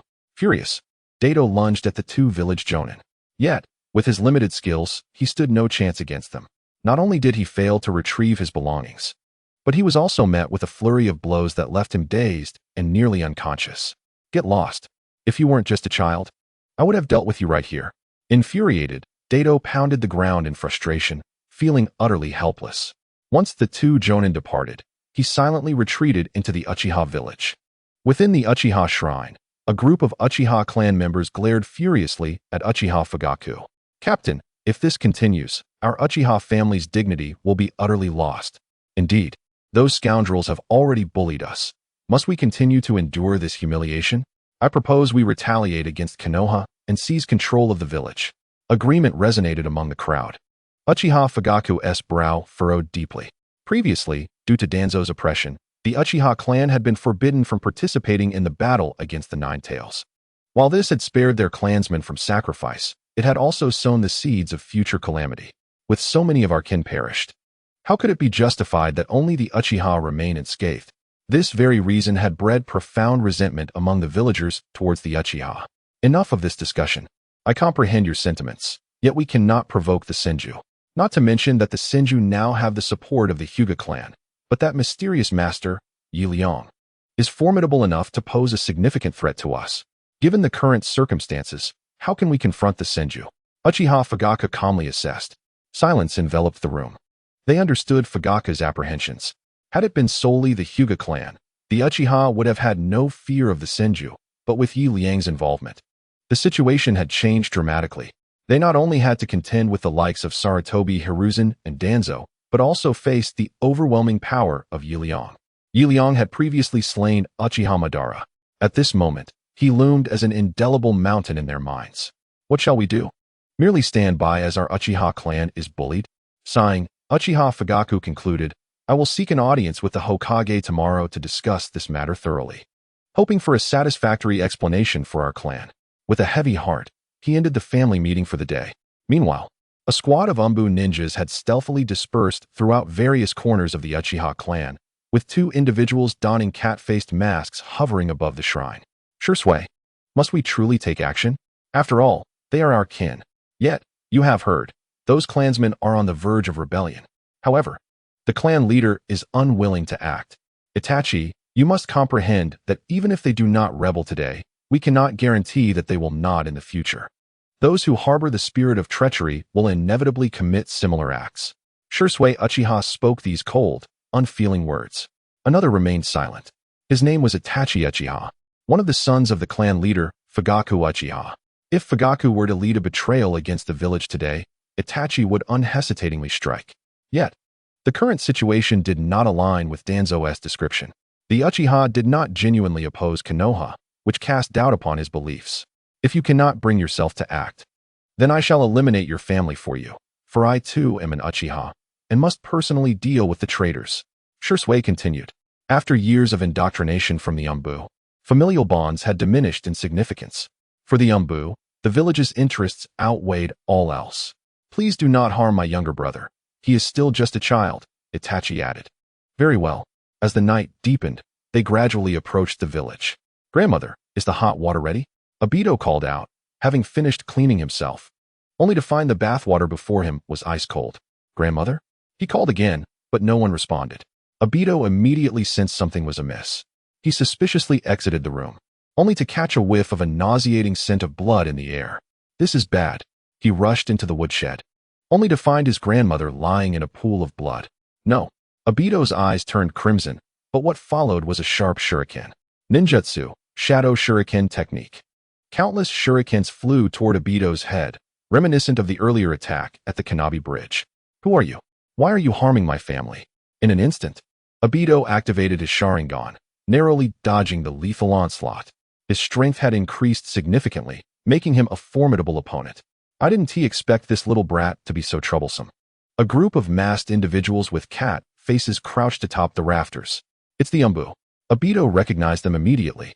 The cat-faced masks signified the Umbu, and their attire indicated they were elite-level Umbu ninjas, composed mostly of special jonin. Why would the Umbu attack a member of the Uchiha clan? Obito was utterly perplexed, but the assault from the opposition did not relent. Fire release, great fireball technique. A massive fireball surged toward Obito. Fire release, Phoenix Fire. Obito quickly retaliated, but as a mere genin, despite being an Uchiha with potent chakra, he could not withstand the Umbu's attacks. Boom. His body was sent flying, bearing numerous burn marks. Damn it. Obito rolled and dashed toward the outside. He was no match for these assailants, even if given 2 more years to grow stronger. Sensei. Yes. My sensei can help me. He instinctively recalled his mentor, Liang. In moments of crisis, one often thinks of their most significant person. For Obito, apart from his grandmother, who was his only companion, Liang was his sole refuge. Still attempting to flee? The Umbu members chuckled coldly and charged towards Uchiha Obito. However, at that very moment, his grandmother, who lay in a pool of blood, slightly opened her eyes. Do not lay a finger on my grandson. Though frail and on the brink of death, she struggled to open her eyes for the sake of her grandson. Amaterasu, accompanied by a soft chime, a pair of crimson eyes suddenly widened, unleashing an endless inferno of black flames. What on earth is this? The Umbu, caught off guard, were instantly enveloped by the black flames, and Obito's house was completely engulfed in fire. Grandma, Obito clearly witnessed this scene, but the black flames swiftly consumed the entire house, along with the Umbu and his grandmother. How outrageous! He slammed his fist into the ground and charged out of the village once more. Meanwhile, Uchiha Shisui silently observed Uchiha Fugaku before him. Itachi, if you do not act, I shall take matters into my own hands. Uchiha Fugaku remained motionless, clearly ensnared in Shisui's Jinjutsu. Standing beside Shisui was Itachi, his expression indifferent, evidently resolute. Allow me to handle this. Very well, after all, it is your family. At that moment, from within an adjacent wardrobe, a pair of frightened eyes gazed in terror at the unfolding scene. No, do not harm my father. Brother, what has happened to you? The owner of the eyes watched Itachi with fear, but dared not step out, for Shisui stood beside him. His name was Sasuke, the younger brother of Uchiha Itachi and the second son of Uchiha Fugaku. In the direst moment, Fugaku had hidden him in the family wardrobe. It must be this person controlling my brother. How could he possibly attack his own kin? He glared at Uchiha Shisui with hatred, who had already noticed him.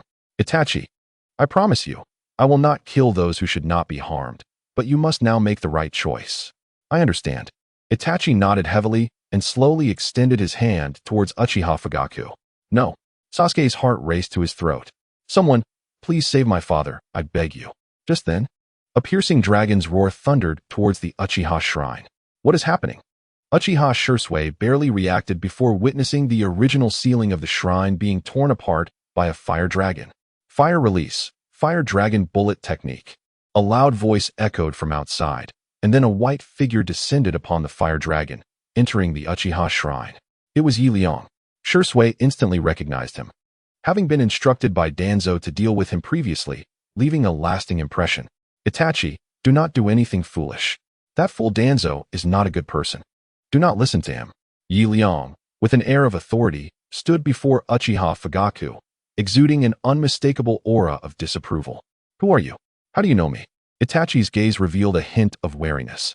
How could I not recognize you? You are Uchiha Itachi, the coveted prodigy. This thought lingered in Liang's mind. Ahem. I have heard from the third Hokage about your exceptional talents, suggesting you are destined for greatness. Why, pray tell, would you heed the foolish words of Danzo? Lower your shuriken. Such actions are unwarranted. Liang rambled as he approached Itachi, urging him to relax his grip. Now, that is much better. Harmony is far more preferable. Itachi furrowed his brow, yet upon hearing the name of the third Hokage, he refrained from taking immediate action against Liang. What exactly do you intend to accomplish? This is our Umbu's operation. If you are dissatisfied, take it up with Lord Danzo, but do not interfere with our duties. Uchiha Shisui interjected, visibly irritated. Recognizing Liang, he too held back from engaging, not out of fear of Sarutobi Hiruzen, but rather because of Liang's formidable reputation. Do I need to seek approval from that old fool? The fact that I have not caused him trouble over the matter with the Biki is already showing him courtesy. That does not grant you permission. Leave at once. Liang retorted, suddenly producing a token. I am an advisor of Konoha, and who are you? Uchiha Shisui fell silent. At that moment, Uchiha Fugaku awoke from his stupor, his gaze drifting to the unfolding scene, and he quickly recognized Liang. You are Lord Liang. His gratitude was palpable as he looked towards him. Despite having been ensnared by Shisui, Fugaku, possessing the Sharingan, was still aware of the events transpiring around him. Lord Liang, I implore you, save our Uchiha clan. We have never contemplated betraying the village. Have you truly never considered it? Liang replied nonchalantly. Fully aware of the Uchiha clan's underlying motives, having read the original narrative long ago, his primary concern was for Itachi. Although Itachi had sacrificed his kin for the greater good, his later years were fraught with despair, first being pursued by his own brother, and ultimately sacrificing his life for his siblings' ambitions. This was not the fate Liang wished to witness. Thus, regardless of whether the Uchiha clan had betrayed Konoha, he was determined to protect them, if not for any other reason, then simply due to his own power. A formidable physique at level 541, ninjutsu at level 5, taijutsu at level 4, and ninja tools at level 1. What of Danzo? Even if the entire Umbu were to mobilize, he could still escort the Uchiha clan safely from Konoha, for with his Night Guy, none could impede his path. Rest assured, with me, Liang, present, no one shall dare to harm you today. By the way, the other Umbu along the way have been dealt with. Thank you, my lord, Uchiha Fugaku responded, immediately bowing in gratitude. Just then, a commanding voice echoed from outside. Who dares to obstruct my Umbu's mission? An elderly man, accompanied by the shadows of the Umbu, arrived at the Uchiha clan's shrine. Shimura Danzo, I demand your life, Uchiha Fugaku exclaimed, rushing forward in a fit of excitement, only to be halted by the gentle grip of Liang. Allow me, he said calmly. Itachi, stay with your family. This is a matter for adults, and it does not concern you. Liang's voice was cool and collected. At that moment, Itachi was indeed just a child, no older than 11 or 12. Still younger than Kakashi. What are you doing, Liang? Danzo retorted coldly. I respect you as a Konoha advisor, which is why I grant you some leeway. However, if you protect the Uchiha clan, you are opposing Konoha, and I could easily label you a rogue ninja. A rogue ninja? Are you referring to me? Liang chuckled. Danzo, it seems you have forgotten. I am not a citizen of Konoha. I hail from the Sound Village. I was merely employed by Konoha. His face was adorned with derision. You. Danzo was momentarily at a loss for words. Yet, he suddenly realized that Liang was correct. Liang had never been a part of Konoha. He had only remained due to Hiruzen Sarutobi's plea, leaving Danzo with little to counter. Humph. Do not obstruct Konoha's affairs. He scoffed, signaling the Umbu behind him to disperse. However, before they could fully retreat, a crimson serpent-like apparition appeared in the sky. Senjutsu, white snake technique. A piercing low hum instantly filled the Uchiha clan, causing the surrounding Umbu members to cease their movements. The white snake technique utilized the vibrations in the air to restrict everyone's blood flow, rendering them incapable of resisting its grip. Do you still wish to act? Liang stated coldly. The technique lasted for several seconds, instilling fear in Shimura Danzo. Though he could counter the jutsu, it would take at least 5 seconds, time enough for Liang to eliminate them countless times over. Behind him, Uchiha Itachi was also astonished. Liang had entered Sage mode in an instant, a capability Itachi had never witnessed, leaving him in profound admiration. This incident is purely an act of your Umbu. Regardless of whether the Uchiha have betrayed Konoha, it is Hiruzen Sarutobi who must grant approval. On what grounds do you Umbu presume to speak for the Hokage? If you know what is good for you, leave at once. Liang issued another eviction order, leaving Danzo speechless. Having anticipated Liang's return, Danzo had personally overseen the operation, never expecting Liang to openly defy him and threaten him with force. This was something Danzo had never anticipated. At that moment, Danzo's heart turned towards malice against Liang. The long-standing reliance on Liang had caused him to forget the latter's true identity, and now, with this reminder, a wave of unbridled resentment surged within him. Leave. He furiously issued the command to retreat, accompanied by all the members of the Umbu, departing from the scene. Uchiha Itachi silently gazed at his father, at a loss for words. Regardless of your choices, I shall always take pride in you, my son. Uchiha Fugaku glanced at Itachi, but refrained from saying more, directly bypassing him to approach Mr. Liang. Mr. Liang, I am truly grateful this time. Rest assured, as long as I, Fugaku, draw breath, the Uchiha clan shall remain loyal to you, even if you are not of the Leaf Village. Uchiha Fugaku solemnly conveyed this to Liang before proceeding to assess the damages incurred. Liang nodded in understanding. He comprehended Fugaku's intent. At this moment, the Uchiha pledged their allegiance solely to him, rather than to Konoha. What does this signify? Am I to establish a village? Liang shook his head. He scrutinized Itachi, whose youthful visage bore no signs of maturity. In the original narrative, Itachi had participated in the village massacre at the age of 15 or 16, yet now, several years remained until that fateful event. Has my presence precipitated these events? Liang speculated. In the previous life, the Uchiha clan had faced ostracism due to the Nine Tails incident, led by the darkened Uchiha Obito. However, this time, the attack was orchestrated by the clan's progenitor, Uchiha Madara. The divergence in leadership undoubtedly yielded starkly different outcomes. After all, it was Uchiha Madara. If he took the lead in the assault, how could the other Uchihas fare any better? The villagers naturally shared this sentiment. Consequently, the coup that had once been meticulously plotted by the entire village was altered due to Madara's involvement. Even the clan leader, Uchiha Fugaku, who had initially consented to betrayal, astonishingly harbored no intentions of defecting from Konoha. Thus, although the trajectories appeared similar, they were, in fact, entirely distinct, veering towards an alternate path. At that moment, Uchiha Itachi inexplicably departed. Yi Liang observed his retreating figure, silently opening the wardrobe within the house. "Sister-in-law, are you there?" A tiny 3-year-old was pulled out, kicking desperately yet unable to escape. "Let me go? I am not your sister-in-law." Months later, Konoha was ablaze with lights, thriving like never before. At the entrance, lines of ninja from various villages queued to enter Konoha's gates. This was Yi Liang's plan. The Chunin exams were a pivotal event in the Hokage's realm, and as a time traveler, he felt compelled to partake in the experience. Thus, he applied to Sarutobi Hiruzen for the position of Chunin exam coordinator. Of course, it was not for monetary gain.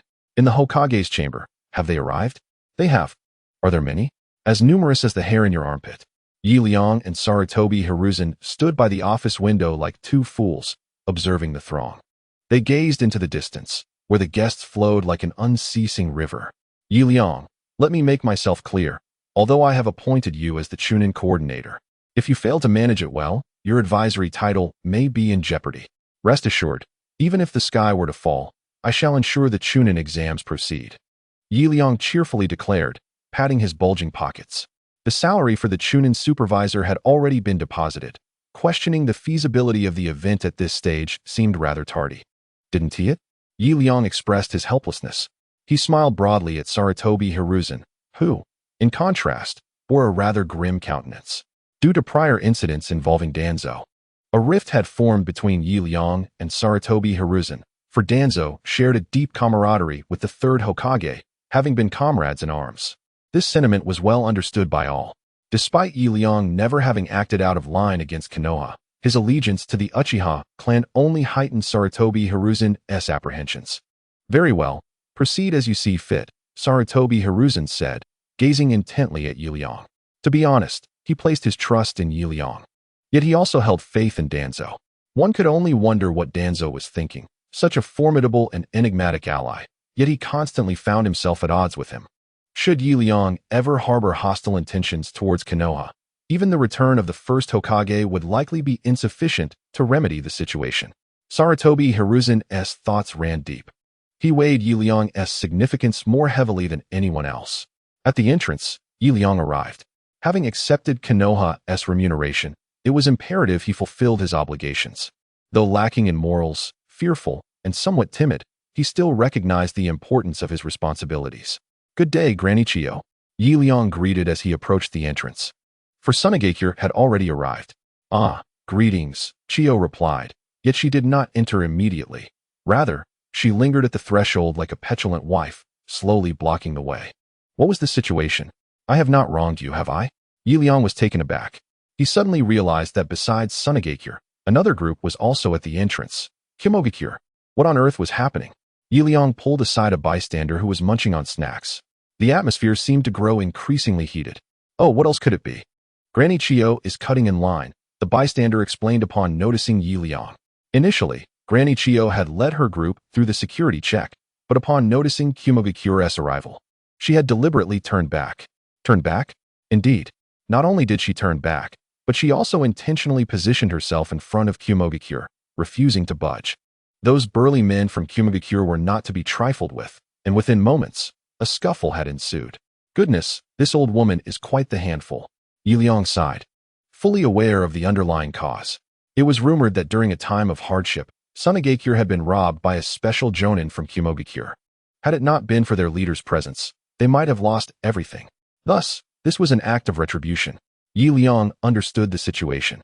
Alas, neither women nor the elderly are easily taught, especially when they are older women. Yi Liang positioned himself between the two factions. "Everyone, cease your fighting. For my sake, please." "Yi Liang, who the hell are you?" the leader of Kimogakure shouted, throwing a punch. He was a muscular man, indifferent to reason, preoccupied solely with weightlifting and brawling. "Damn you," Yi Liang exclaimed, momentarily taken aback. In the next instant, he beheld a pair of arms, crackling with ominous lightning, thrusting toward his face. As the adage goes, one should never strike a face, particularly that of a handsome man. How could Yi Liang endure such an affront? Divine judgment. Begone. In a heartbeat, he unleashed a powerful move. His face, apart from his parents, was only to be touched by women. What did a muscle-bound brute think he was doing? Ridiculous. A tremendous gust of force propelled the wreckage of Cloud Village away. The wreckage was left speechless, on the verge of tears. He had never anticipated being sent flying by a diminutive figure. In his muscle-bound mind, there existed nothing but muscle. Fear gripped him. He realized there were indeed greater beings beyond his father, and for the first time, he felt trepidation towards another man, especially one so slight.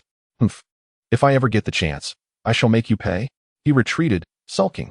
He fell into a haughty silence, allowing Granny Chio to pass. Where the hell have you been? Liang shot him a glance, concluding that such a brute was sorely in need of discipline. He assumed an air of composure, standing with hands clasped behind his back, letting the gentle breeze caress his garments, bringing a refreshing chill. And you, Granny? What are you doing cutting in line? What of it? Who permitted them to attack our village before? I shall cut in. Cutting in is not proper. Yet I shall. Liang sighed in resignation. The old woman was utterly unreasonable, and he had no choice but to escort her down, as a courtesy to him. The subsequent events unfolded smoothly. Aside from the friction between Tsunade and Kumogi, all else remained tranquil. Notably, many familiar faces from Liang's past life appeared among the ninjas today, celebrities, no less. Noteworthy figures such as Terumi Mei from Kirigakure, Kuratsuchi from Awagakure, and Darui from Kumogi, all pivotal characters in later battles. And to make matters worse, there were two individuals of the Kage level. Liang was at a loss. He had no idea how Team Konoha would contend with these formidable opponents. He was well aware of Konoha's situation.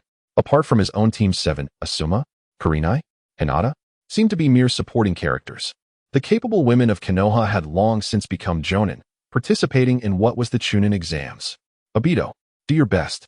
Liang encouraged his disciple.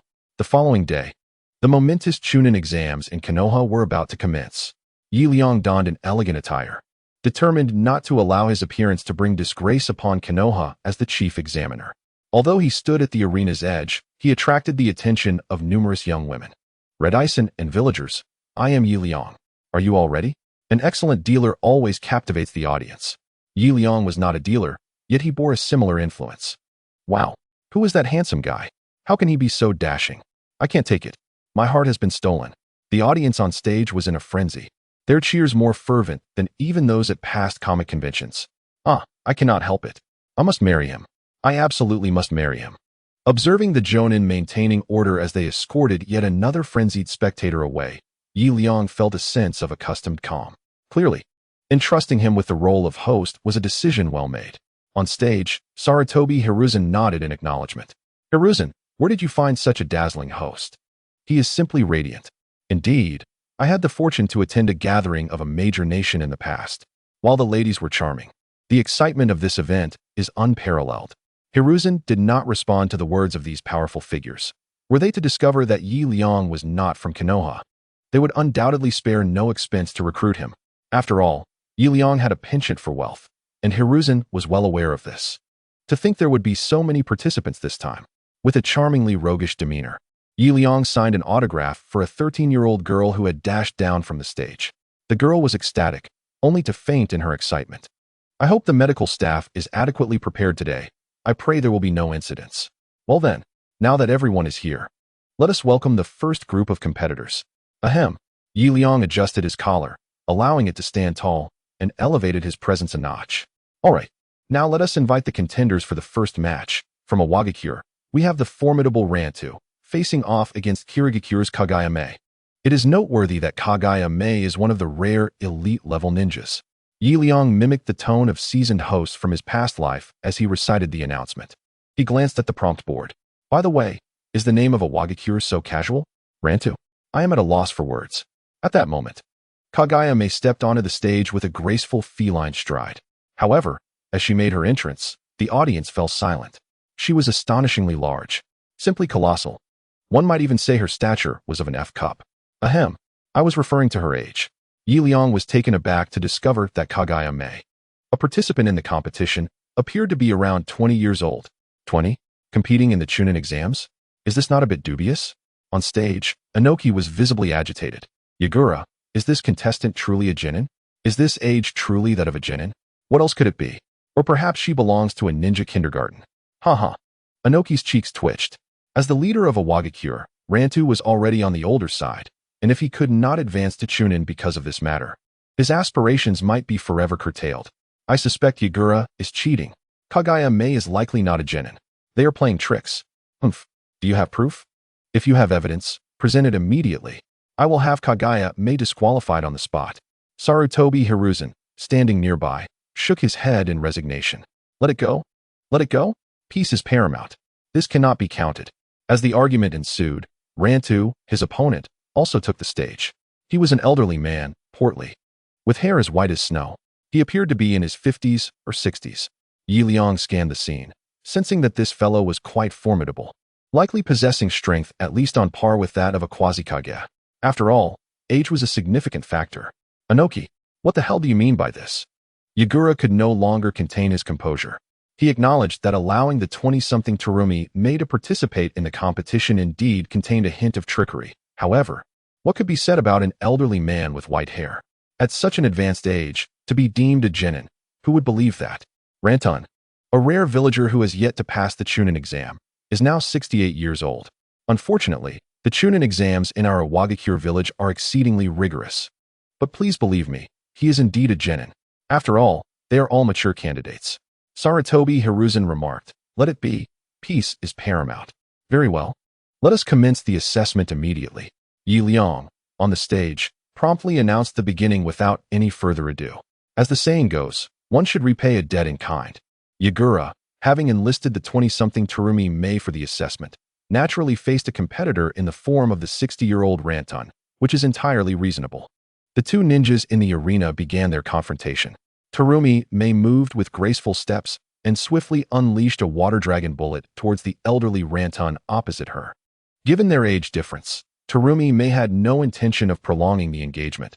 She was acutely aware that in terms of experience, she could not match this elder. A swift resolution was her aim. Water release, hidden mist technique. The surroundings instantly became obscured. After blocking the water dragon bullet with earth release, Rantan quickly burrowed into the ground. He understood Terumi-mei's tactics, after all, and his life experience informed his responses. With both sides poised for battle, the tension in the air was palpable. On the stage, Obito watched intently as the fight unfolded. Teacher, is that the heart decapitation technique? It resembles an underground assassination technique. He pondered. Not quite. That is merely a standard earth release. The old man has likely mastered earth release to the point of instinct, allowing him to effortlessly submerge into the earth using his earth chakra. Terumi-mei is in a precarious position. Is it just earth release? Obito thought, astonished that one could achieve feats typically reserved for ninjutsu solely through reliance on earth chakra. This was truly remarkable. Such is the wisdom that comes with age. Teacher, how does he compare to you? As vast as the ocean and as numerous as the stars. What do you mean? He is the ocean, while I am the boundless stardust above. Obito was momentarily taken aback by Liang's words. He never imagined that the pinnacle of ninjutsu he aspired to could be so easily dismissed by Liang. Meanwhile, Terumi-mei leaped into the air. With her cherry lips pursed, she expelled a torrent of lava-infused flames from beneath her. The lava was scorching. However, after enduring the mist's cooling effect, it swiftly formed a 10-meter-high platform upon which she could stand. Utilizing lava release to create a foothold, Terumi-mei demonstrated remarkable skill. Liang applauded her in admiration. Yet, Obito contended that she still fell far short compared to her teacher. Humph, a mere parlor trick. Upon witnessing Terumi-mei's maneuver, the elder below emitted a cold snort. Without revealing himself, a massive earth dragon, 100 meters in length, surged forth from the soil, crashing into the lava pillar beneath Terumi-mei. Boom, boom, boom. The impact resonated 3 times. As the stone pillar supporting Koji-mei began to crumble, large chunks of debris slid down, nearly causing her to plummet as well. Remarkably, this old adversary proved formidable. Liang observed this development with keen insight. The elderly figure from the blue earth seemed intent on forcing Koji-mei off the pillar. For once she descended to the ground, she would inevitably fall victim to the submerged attacks from the blue earth. The outcome would be swiftly determined. The old man was quite ambitious in his strategy. With a fierce shout, Koji-mei unleashed her molten technique, directing it towards the head of the rock dragon. The molten technique, characterized by its intense heat, would rapidly melt any rock it encountered, transforming it into volcanic ash upon contact with the ground. It was essential to note that while earth manipulation could control the terrain, it was powerless over lava. This contest had instantly escalated into a clash of chakra. Countless rock dragons surged from the earth, only to be incinerated by the torrential rain of lava that followed, leaving behind a ground covered in volcanic ash. Impervious to earth manipulation. Master, is that old man about to lose? Dato inquired once more. The outcome was uncertain. Yet, he was now unable to strike at Kojime. Liang shook his head, choosing not to articulate his thoughts. For his disciple, Dato exhibited a significant lack of insight. Thus, some matters were better left for him to intuit. A resounding impact echoed through the air as Kojime's lava column finally shattered. Her expression was one of terror. Clearly unprepared for this turn of events, Dato's face showed astonishment, while Liang had already anticipated this outcome. Without the stone pillar to target, the earth dragon immediately turned its aggression towards the unprotected Kojime. You have lost. No, I have not. Kojime was reluctant to concede, ready to retaliate. But her body was restrained by Liang. What are you doing? I have not lost. I can continue to fight. Liang, gazing at the ground, spoke calmly.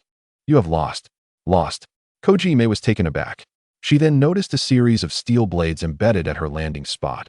Had she touched the ground, her delicate feet would have been pierced countless times, even if her life was spared. Gasping in realization, Kojime could only cast a grateful look of surrender towards Liang. Next round, Karui versus Asuma. As evening fell, in the Ichiraku ramen shop, Liang sat on a long-awaited bench with an enthusiastic Dato. Uncle Otsutsuki, I want the watermelon flavor. The weather was sweltering, and a bowl of chilled watermelon ramen was the perfect remedy. Liang was puzzled as to how watermelon could be transformed into ramen. Yet the culinary wonders of the island were always astonishing. Teacher, do you really think Kojime will become the Mizukage in the future? Of course. My judgment has never been flawed. Liang smiled, recalling the ease of their earlier stroll, during which he had casually mentioned the original plot. Boss, another bowl of ramen. Please. Sure thing. But, teacher, she lost today. How could she possibly become the Mizukage? Would a figure of such rank easily accept defeat? Haha. Even the third Hokage faced challenges before attaining his title and was often ridiculed, referred to as a monkey. Really? Absolutely. Otsutsuki Ichiraku, with a gleeful demeanor, served himself another bowl of noodles, relishing the amusing anecdotes of these prominent figures. Liang nodded with a smile. At that moment, Terumi Mei's silhouette appeared behind Obito. Though I have been defeated, it is solely due to that old man's superior chakra, she exclaimed defiantly. I fear him not. However, as soon as she uttered those words, regret washed over her. Why had she engaged in such childish bravado? Obito was momentarily taken aback, noticing Terumi Mei's slight embarrassment behind him. Mr. Liang, I truly appreciate your assistance during the tournament. Without you, I might have. The tournament? Oh, that was nothing. Liang shrugged nonchalantly, for as an audience member, safeguarding the participants was merely part of his duty. Just then, Liang suddenly realized something peculiar. Terumi Mei seemed to have directly addressed him by name. Although his name was indeed Liang, he had never disclosed it to her, indicating that she must have learned it through other means. How brazen. Liang quickly put the pieces together. Obito, you should head back. We have an exam tomorrow. But I haven't finished eating. Have you ever heard of a technique called hunger potential? It suggests that a person, when starved, may unleash unprecedented strength. Really, teacher? Of course. I've never misled you. If you obediently return home now, I assure you that you will pass the exam tomorrow. Ah, thank you, teacher. Obito was momentarily stunned. This was the first time he had encountered such a notion, but since it was the teacher who said it, he believed it without question. Once Obito departed, Liang got straight to the point. He could not believe that Terumi Mei would take an unwarranted interest in him, though he was an optimistic fellow. He took matters of life and death with utmost seriousness. Speak, what is it? It's like this. Their conversation extended into the night, and Liang did not return home. Next up to battle are Konoha's Uchiha Obito and Iwagakure's Kuratsuchi. Liang shouted from the arena, reveling in the cheers from his admirers while calling out Obito's name. He didn't eat last night. Is he going to be all right? Liang pondered, feeling a twinge of regret for hastily dismissing Obito, who had been an unwelcome third wheel during his conversation with Terumi Mei. Thud. Obito stepped onto the stage, visibly trembling, his demeanor betraying a hint of trepidation, while the audience showed little support for him. The Uchiha clan had already been perceived as traitors, thus earning them scant applause. I must prove myself. I will become Hokage. Obito clenched his fists. His previously despondent expression quickly ignited with determination. Kuratsuchi awaited her turn, the cheers for her nearly drowning out all others. Go, Kuratsuchi. Defeat this Obito. Show him he is at the bottom. Your seniors are cheering for you. Do not be afraid. The crowd rallied. Hey, this young man's skill seems rather lacking. Why is no one cheering for him? Remarked a bystander. Daimyo, filled with curiosity, inquired about Sarutobi Hiruzen. The latter's expression darkened noticeably. Indeed, he was lagging behind, and it was only natural that no one would offer assistance. Sarutobi began. The issues concerning the Uchiha clan have escalated significantly. Judging by the current audience at the arena, the situation is akin to fire and water. I cannot allow the other Kages to perceive this, for the Uchiha clan represents a formidable force within Konoha. Should other villages discover their treachery, it could lead to a grave underestimation of Konoha. At that point, the village's prestige would be obliterated. Is he truly at the bottom? Daimyo pondered. Meanwhile, the two combatants had readied themselves for battle. Be cautious, little girl. Obito relaxed his guard slightly. Kuratsuchi, the youngest participant in this competition, though a princess of the Iwagakure, was merely a child of 8. She was at a disadvantage. What business did such a young child have in a competition of this scale? Obito remarked that he had only recently graduated from the Ninja Academy. You can do it, my dear granddaughter. Daimyo silently cheered for his granddaughter from the audience. What techniques can a child of such tender years possibly wield? Obito mused, somewhat dismissively. He promptly formed a series of hand seals, conjuring a massive fireball at his throat. Fire release, great fireball technique. As a prominent clan of fire, the Uchiha's fire techniques were far from ordinary ninjutsu. Upon release, it nearly spanned 10 meters. Boom. The fireball hurtled towards Kuratsuchi, but halted abruptly just before reaching her. A sturdy earthen wall had emerged. Kuratsuchi had effortlessly utilized a B-rank ninjutsu to block Obito's assault. Hehe. The attack begins. After a slight movement of her arm, Kuratsuchi launched a stone dragon bullet directly at Obito's face. The projectile moved slowly, yet within the solid rock lay immense power. Crack, crack. The rock brushed against the ground, even sparking flames. This was an A-rank ninjutsu. How could this little girl, at merely 8 years of age, accomplish such a feat? The stone dragon bullet was indeed an A-rank technique, difficult to master. Not only Chunin, but even Jonin might struggle to wield such high-level ninjutsu, let alone a little girl. Curses. I was careless. Obito retreated hastily, but alas, it was too late. He was swiftly caught by the stone dragon bullet. Ah, this guy has underestimated his opponent. The commentator Liang shook his head. Had Obito not been so lax at the outset and utilized his Sharingan for defense, Kuratsuchi's stone dragon bullet would never have been able to keep pace. Damn it. I must resort to my ultimate technique. Rasengan. Boom. The massive stone dragon shattered into fragments as Obito extended his right hand. It was evident that the chakra he had infused from the rear mountain had obliterated the stone dragon. How could you destroy the stone dragon? Kuratsuchi exclaimed in astonishment. Having shielded her sight with the stone dragon, she had failed to witness Obito's Rasengan. However, the spectators were acutely aware of the unfolding events. This foolish boy still lacks battle experience, Liang sighed. The spiraling sphere was entrusted to Obito, originally intended as his ultimate technique, yet he employed it prematurely, complicating the subsequent battles. How infuriating. My little dragon. Little Black Earth, in a flurry of urgency, swiftly formed hand seals, and soon, a pair of rock-solid gloves materialized on her arms. Earth Release, Ultra-Heavy Rock Technique. This was also an A-rank ninjutsu, binding the surrounding stone elements tightly around her fists to create enormous gauntlets, thereby enhancing her melee capabilities. But melee? Liang found it perplexing, for Black Earth, despite her prodigious talent, was merely an 8-year-old child, and engaging in close combat with the 15-year-old Obito seemed utterly insane. Yet, the next scene dramatically altered Liang's perspective. Black Earth unleashed a series of punches against Obito. Although her movements were slow, each strike sent tremors through the ground, causing it to crumble. Under her relentless assault, Obito found himself devoid of any defensive capability, forced to rely solely on his agility to evade repeatedly. The Sharingan activated. Obito danced left and right. Perceiving that Black Earth no longer posed a threat, Yet her onslaught was so fierce that he struggled to find any opportunity to counterattack. Was he to resort to wearing her down? This was the strategy Liang had imparted to him the previous night. As the examiner, he was acutely aware of Obito's age and had thus advised him to utilize the Sharingan to buy time if he truly could not contend with his opponent.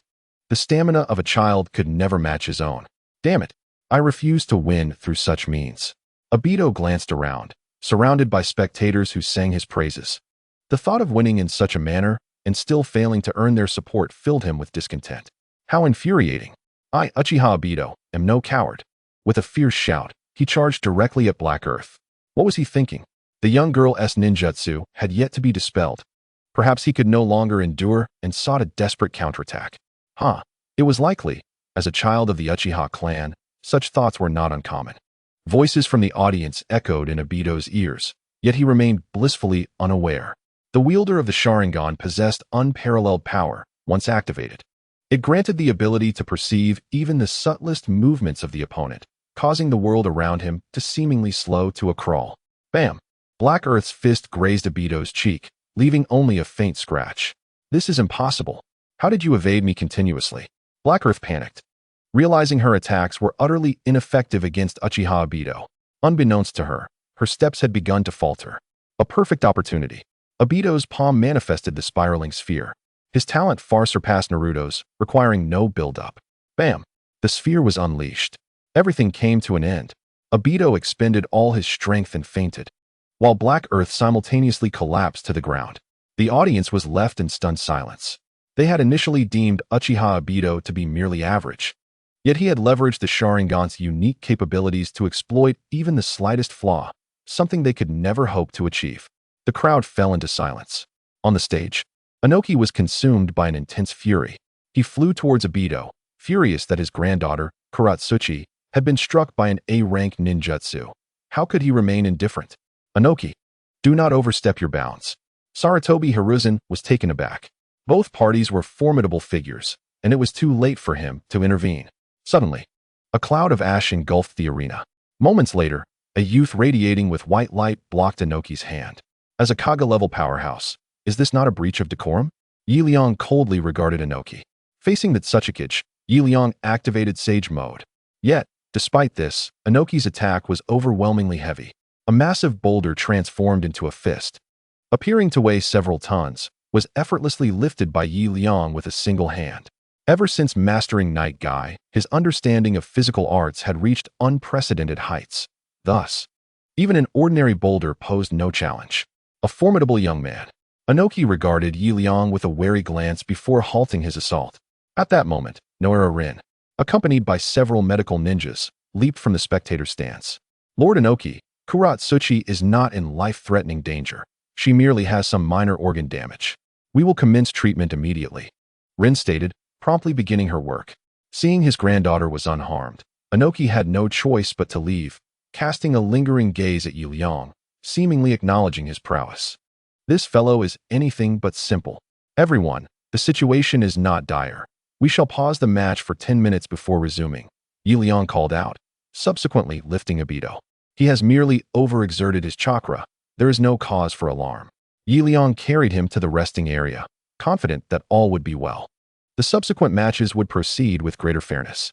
Considering the previous events, Liang ruled that individuals over 20 years of age would be prohibited from participating. And due to the injuries sustained, additional personnel were dispatched, greatly enhancing safety. Thus concluded the first match of the Chunin exam. There remained two more, one written test and one practical test. Since the written exam did not require Liang's supervision, he relished the opportunity for respite. By the way, are there really this many people in the village? Liang pondered while dining at the ramen shop. Indeed, since the Chunin exam commenced, an increasing number of ninjas had gathered to observe the proceedings in Konoha. However, most were from lesser ninja villages, not only refraining from participating, but frequently instigating trouble, which proved quite troublesome. Otsutsuki Urashiki shook his head in resignation. It seemed he had endured considerable hardship these past few days. Is the village unconcerned? Liang inquired. At that moment, although most ninjas had been dispatched to the main competition venue, Konoha still maintained its security personnel. The village? Otsutsuki Kagaya was taken aback, then leaned in close to Liang. whispering anxiously, "Mr. Liang, do not speak carelessly. The Konoha Security Department is comprised of Uchiha members. Can they truly be trusted now?" Liang was taken aback. He had completely forgotten about this matter. The Konoha Guard has always been commanded by the formidable Uchiha clan. However, following the assassination of Uchiha by Danzo, it is a wonder they have not yet risen to resist. How could they possibly continue to safeguard the village of Konoha? Moreover, the Uchiha clan was reassigned outside the village a fortnight ago, now residing in seclusion. Alas, the unpredictability of fate. Liang sighed, initially intent on altering the Uchiha's fate, yet he found that ultimately the Uchiha had diverged from Konoha. If his assumptions held true, the Uchiha still appeared to belong to Konoha, yet they had effectively established their own dominion. Perhaps it is time for me to declare my own sovereignty. Suddenly, a thought struck Liang. He had become a thorn in Danzo's side. Furthermore, Sarutobi Hiruzen had developed a rift with him due to the Uchiha incident, making it precarious to remain in Konoha. Should Danzo send assassins, could his worldly experience truly safeguard him against these trained ninja? Techniques such as poisoning and assassination. These treacherous methods could easily pose a danger to him while he slumbered. Contemplating this, Liang's mind began to wander in other directions. Returning to the examination venue, the written test had concluded, and the third phase of the Konoha exams was set to commence, the practical combat. Also known as the jungle pursuit, this examination would be conducted in teams, with each group consisting of 3 members and possessing a unique stamped insignia, either heaven or earth. Contesting teams needed to acquire the insignia they lacked from other teams, thereby ringing the victory bell situated at the heart of the jungle to secure triumph. Naturally, the jungle was riddled with elite jonin, ensuring the safety of the participants.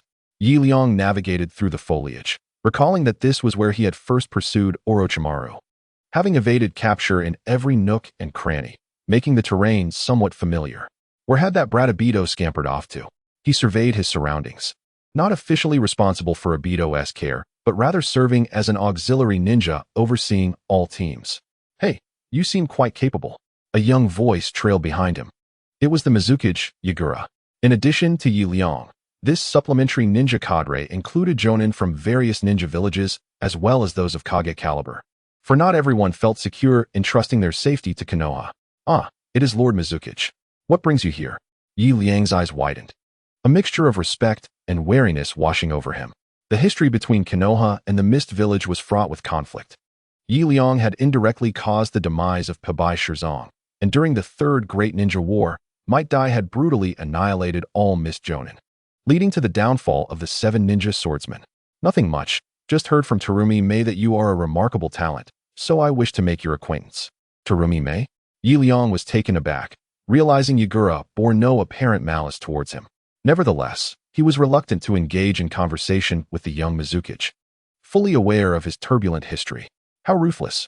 Liang had witnessed the Mizukage's journey in his previous life. Countless children are placed in a space shrouded in mist, initially undergoing training until they become familiar with their surroundings. Subsequently, they are commanded to slaughter one another. At this juncture, bonds of friendship have already begun to form among them, and this command effectively compels them to forsake their camaraderie. This is akin to nurturing a poison. Liang understands this pattern all too well. In his past life, the methodology of fostering such venom was strikingly similar, mixing these toxins until only the strongest remains. The ultimate poison king. Shikagura is that very poison king. "We are strangers, let us part ways." Liang chuckled lightly, intending to depart. Naturally, who would wish to remain in the company of a poison king who has abandoned all emotions? A single dagger thrust from behind could spell his demise. "Alas, do not leave. I wish to continue our conversation." Shikagura shouted after him, yet Liang's figure had already faded into the distance. In truth, Liang's departure from Shikagura was not solely motivated by this reason. He inexplicably felt a stirring within him, a restless energy of the 9 tails, a sensation yearning to break free from his corporeal form. Could it be due to the Sanbai? A flicker of doubt crossed Liang's mind.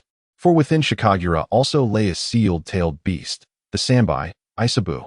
Meanwhile, from afar, Shikagura observed Liang's retreating silhouette, his expression turning cold, his eyes gradually revealing a glint of murderous intent. It was evident that he harbored no fondness for Liang, and all prior amiability had been mere pretense. Most alarmingly, Liang remained oblivious to this reality. I initially intended to probe your depths, but perhaps it is best to act directly, for I find your tailed beast quite intriguing. Shikagura remarked nonchalantly, his demeanor unchanged even when discussing murder. In the distance, Liang finally located Obito. Observing him, he noted that his superior was Kakashi. Watching as Obito desperately attempted to evade Kakashi, Liang surmised his intentions. After all, they were from the same class. One a student, the other an instructor. Obito felt a sense of injustice. Was his talent truly so lacking? Kakashi silently observed him from the treetops, fully aware that Obito had already sensed his presence. Damn it, we are from the same class. Why do I find myself inferior to him? Uchiha Obito grumbled, casting a glance at Kakashi in the distance, choosing to ignore him. Everyone, let us hasten. We should soon encounter other teams, Obito commanded. Accompanying him were Noara Rin and an additional member who had cut in line. Known as Yuhi Kurenai, should Liang have been present, he would undoubtedly recognize her. A master of Jinjutsu. With a mere glance, she could render others uncontrollable. A trait strikingly similar to the Amaterasu of the Sharingan, though regrettably, Obito had yet to awaken his Mangekyo. Yes, let us move forward swiftly, Rin concurred. With that, the group hurriedly searched through the forest. Before long, they discovered a trio of boys clad in blue uniforms, traversing horizontally, oblivious to the presence of the Konoha team nearby. Be cautious, let us proceed quietly. After greeting Obito, I stealthily slipped into the surrounding thicket. This jungle is a domain where Konoha excels, while the opposing side is evidently that of the Mist Village, known for their perennial battles along the river, suggesting Konoha holds the advantage. This lad possesses some wit. Kakashi mused as he crouched atop a towering tree. At that moment, a shadow descended silently beside him. He has indeed made considerable progress. Yet it seems you have not advanced much. Who? Kakashi exclaimed in surprise. Before he could discern the figure, he instinctively retreated a few steps. Your reflexes are commendable, the figure remarked. Teacher Liang? It was only then that Kakashi finally recognized the newcomer. He approached in astonishment. Teacher Liang has grown remarkably strong. The last time I saw him, he clearly did not possess such formidable stealth abilities. It has only been a few days, yet I could not even detect him. Kakashi, now a special Jonin, concluded that Liang's prowess surpassed that of the Hokage. I came to check on you. Liang, seemingly harmless, affectionately ruffled Kakashi's hair, resembling a powerful figure masquerading as a fool. Teacher Liang, I only became a teacher by sheer luck, primarily due to the scarcity of Jonin in Konoha. Otherwise, it would not have fallen to me, Kakashi admitted, feeling somewhat bashful. No worries, Liang chuckled, but at that moment, his gaze shifted elsewhere. Where does this aura emanate from? Liang sensed a potent surge of killing intent approaching, causing him to furrow his brow. I will scout the surroundings. Keep a close watch on Obito. By the way, it seems there are issues with the Mist Village, so exercise caution, Liang advised before hastily departing in another direction. The Mist Village, huh? Kakashi nodded, somewhat understanding, then glared coldly at Obito's target, the trio that belonged to the Mist Village. After advancing for a while, Liang halted amidst a thick fog. Come out, there's no need to hide. He called out loudly, yet no one responded. Are they not here? Liang pondered. But at that moment, a shadow stealthily approached along the nearby tree trunks. So there are indeed some. Liang's perceptive abilities had surpassed those of an ordinary ninja. He detected a faint, rustling sound akin to insect chirping, indicating a minuscule creature was drawing near the branches. Just behind, huh? Liang sneered. Subsequently, a shadow the size of a finger lunged towards his back. Behold my Rasengan. Liang raised his hand to execute the technique, but was met with astonishment upon impact. Ants. He stared at the remnants of the shattered ants, momentarily dazed, when suddenly, the ground beneath him trembled violently, transforming all the soil into thumb-sized black ants. The sheer quantity was staggering, at least in the billions. It appears this Chunin exam is far from tranquil. Simultaneously, other ninjas within this jungle were also under siege. Countless flying insects surged towards the defending Jonin, while the leaders of the other villages encountered ambushes similar to that faced by Liang. Damn it! Who is behind this ambush? Do they not realize that the leaders of the 5 villages are present? With fury, Oyama took down every approaching insect. Were it not for the need to protect his granddaughter, he would have shattered the entire forest with his bloodline limit long ago. The other leaders faced similar predicaments, and their own villagers made them hesitant. At that moment, a gigantic wolf-like beast charged towards Liang, with the previously close Yagura standing atop it. Though several black iron tubes were embedded in his body, unexpectedly, the master intended to strike at Liang. How fortuitous! A sinister smile crept across my face, and my pupils abruptly turned crimson. Yet, I remained unaware of who his master was. Perched atop the treetops, Liang cautiously surveyed the heights. Just moments ago, in a critical situation, he had utilized the flying thunder god technique to evade the onslaught of ants. However, he now discovered that the entire jungle was teeming with various poisonous insects. He brushed a few away. Could it be the Oil Girl clan? Has Konoha turned against the other villages? Liang pondered. With his current knowledge, the only clan capable of controlling such a vast swarm of poisonous insects, aside from Konoha's Oil Girl clan, seemed unlikely to be anyone else. He lifted his gaze. In the distance, a massive shadow was charging towards him. What in the world is that? A howling, three-headed giant dog raced towards him, with the faint figure of Yagura, though small, clearly visible on its back. What the hell? This isn't Yagura. This is the animal path. Liang cursed angrily. On the body of the water shadow Yagura, countless dark rods used to sense the Rinnegan were embedded, densely packed with no room to spare. What is happening? Wasn't Madara temporarily dealt with? Where did this animal path come from? Liang was bewildered, even though he understood that Uchiha Madara was not easily resolved. Seeing Yagura transformed into the animal path still astonished him. However, this battle was unavoidable. Yagura's target was evidently himself. If he fled, the other students behind him would suffer. Liang was not convinced that the remaining Jonin could withstand the threat of the Rinnegan. Regardless of the truth, defeating Yagura was essential to uncover the real answer. Strengthen the body flicker technique. Liang swiftly approached Yagura, and in a flash, a white phantom shot forward like lightning. He had already entered Sage mode. Whatever the truth, let's strength validate it. When has Liang ever feared anyone? Haha, come forth. Liang, let me see what you are made of. Yagura's eyes burned with fervor as he observed the rushing Liang, showing not a hint of retreat, and unleashed 3 water dragon jutsu upon him.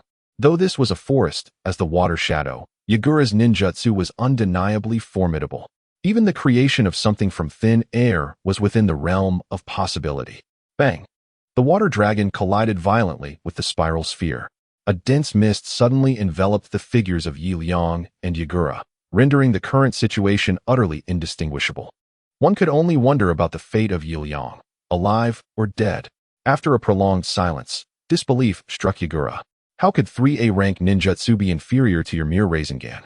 He gazed incredulously at Liang, who stood unscathed. Once the white fog dissipated, it became evident that neither side had sustained any damage. Yagura remained atop his beast, while Liang perched on the summit of the surrounding foliage. Nothing is impossible. My Rasengan is also A rank and has undergone modifications, Liang explained calmly. In truth, he had never truly trained in the Rasengan. It had merely been a reward for completing side quests. And the reason he could dismantle Yagura's 3 water dragons lay in the fact that he had repeatedly claimed it, thus enhancing its power. If one were to compare it to Naruto's Rasengan from his previous life, Liang's ordinary version now surpassed Naruto's giant Rasengan. Under the enhancement of Sage techniques, it even subtly eclipsed the S-rank Wind Release Rasengan. It was peculiar. Liang's side quests seemed inexorably tied to the Rasengan, repeatedly and relentlessly. Observing Yagura's astonishment, Liang maintained his composure as a master. If ninjutsu cannot best you, then let us try this. Suddenly, Yagura bellowed from a distance, and the remaining 3 monstrous hounds split apart, akin to the fission of an egg, instantaneously transforming into 3 identical triplets. The trio of hounds emerged with a furious howl aimed at Liang. Yet, Liang remained unfazed. Humph, is this not merely the splitting hound? The splitting hound from the original narrative, known to exist in the animal path. However, the splitting hound of that time had multiplied due to the assault of an adversary, not through autonomous division as it was now. This was precisely why Liang had refrained from attacking the hounds and chose instead to confront Yagura directly. Yagura, how did you ascend to the animal path? I had thought I had already defeated Madara. Liang inquired with a hint of curiosity. Do you wish to know? Yagura's intent was clear. Even though Liang possessed the strength to overpower him, he still sought to uncover the identity of the puppet master behind this transformation. No matter how powerful one might be, they would remain wary of the old coins. It was evident that someone behind Yagura was indeed an old coin. However, Yagura was reluctant to divulge any information, his crimson eyes glinting mischievously. Experience the power bestowed by that esteemed individual, he exclaimed, erupting into maniacal laughter as a torrent of yellow energy surged from him, enveloping his being. That was the power of Kaguya. Liang, possessing the strength of the nine tails, understood all too well. Yagura commanded the hounds to charge forth towards Liang. With a resounding clash, the two collided once more. Shinra Tensei, Liang invoked the technique of the Deva path. As fellow practitioners of the six paths, he speculated that Yagura might recognize the move. Yet Yagura appeared completely oblivious, forcefully propelled away by Shinra Tensei. Did he truly not know? Liang sensed something amiss. The transformation into the beast realm by the likes of Yagura, who fails to recognize the skills of the heavenly path, is indeed astonishing. Sensing his opponent's helplessness, Liang was not inclined to linger any longer. Flying Thunder God, Tailed Beast Bomb. Liang unleashed a combination move, showcasing his most formidable power to date. The Tailed Beast Bomb, in its Sage mode, possessed an intensity beyond measure, and as the ecstatic Yagura made contact with the ominous black sphere, he was immediately hurled backward by the force of the beast's energy. He crashed through several large trees before finally regaining his footing. How is this possible? This is a power bestowed by my master. Yagura gazed in terror at Liang, who was approaching him with deliberate calmness, as if he were a colossal beast descending from the heavens. It is because you are remarkably weak, Liang remarked nonchalantly. This statement was not mere bravado. It was a true reflection of his thoughts. Yagura's strength was rated at 441, Ninjutsu 4, Taijutsu 4, and Ninja Tools 1. However, upon entering Sage mode, Liang's attributes surged to a staggering 652, surpassing all other ninjas entirely. Even the Reikage of Kumobikure would find it impossible to defeat a Sage mode Liang. How could this be? Master, you truly should not have provoked Liang, at least not now. In his weakened state, Yagura finally succumbed to unconsciousness. With his defeat, the insects attacking the surrounding villages began to retreat. It appeared that the beasts of the animal realm had summoned those insects. Liang found clarity in this revelation. He securely bound Yagura's body and turned his back on the village. The Chunin exams were suspended due to the gravity of the situation. In the Hokage's hall, various ninjas glared furiously at the bound Mizukage Yagura. I see that you from Konoha intend to shift the blame onto the Mist Village, do you? Inoki scoffed as he surveyed the Konoha ninjas present. Sarutobi Hiruzen immediately frowned. Isn't the matter already clarified? This incident arose from the Mizukage rampage. A fact that Liang from our village has already articulated. Rampage? Huh. Do you from Konoha not feel any shame in uttering such words? Yagura is merely a Mizukage. How could he control so many flying insects? Clearly, this is the doing of your Oil Woman clan. Inoki demanded clarity regarding their true intentions. Liang furrowed his brow. Sensing that, aside from Yagura, other ninja villages seemed to be implicated in this affair. Most importantly, it was evident that these ninjas were still unwilling to believe the truth. Or perhaps, they refused to believe in Liang himself. Inoki glanced at the unconscious Yagura before redirecting his attention to Liang, who was there to testify. And then there is Liang. His origins are suspect. Not only is his character in question, but even his identity is dubious. I had my people investigate the Sound Village, yet no clues were found, as if it were non-existent. Thus, I suspect that this so-called Sound Village is merely a fabrication of Liang's imagination. It simply does not exist. The mention of the Sound Village caused Liang to pause, a glimmer of murderous intent flickering in his eyes. Despite having no connection with Inoki, the audacity of the former to brazenly investigate his identity raised suspicions. Indeed, the identity of this individual was undoubtedly suspect. Sarutobi Hiruzen felt a chill in his heart. Concern enveloped him. As the Hokage who had spent the longest time with Liang, he was well acquainted with Liang's temperament. Yet today, he exhibited a murderous intent that sparked curiosity. Usually, Liang was the epitome of calmness, unperturbed by any storm. What could have prompted such a sudden revelation of his temperament? Enough of the bickering. Since you doubt Liang's words, let him lead you to the Sound Ninja Village, he proposed, attempting to mediate the situation. However, Yang's expression darkened. The Sound Ninja Village? That was non-existent. The village was a mere fabrication conjured from his memories of the original story, set to emerge a decade later. To demand he journey to the Sound Ninja Village was utterly impossible. Time travel was not an option. With this thought, Yang found himself at a loss for words. Just then, the bound Mizukage, Yagura, suddenly coughed a few times. He had awakened. Hey, where am I? Old man Hokage, why are you binding me? Release me at once. You don't remember? The others were utterly bewildered. Yagura stared blankly at the surrounding individuals, seemingly oblivious to the events that had transpired. Do you even realize what you're doing? Are you attempting to provoke our hidden mist village? I assure you, although our 7-man team is no more, we can still take a bite out of you. The Mizukage continued to scold, only to suddenly notice the dark rod embedded in his body, which left him in utter confusion. What is this thing?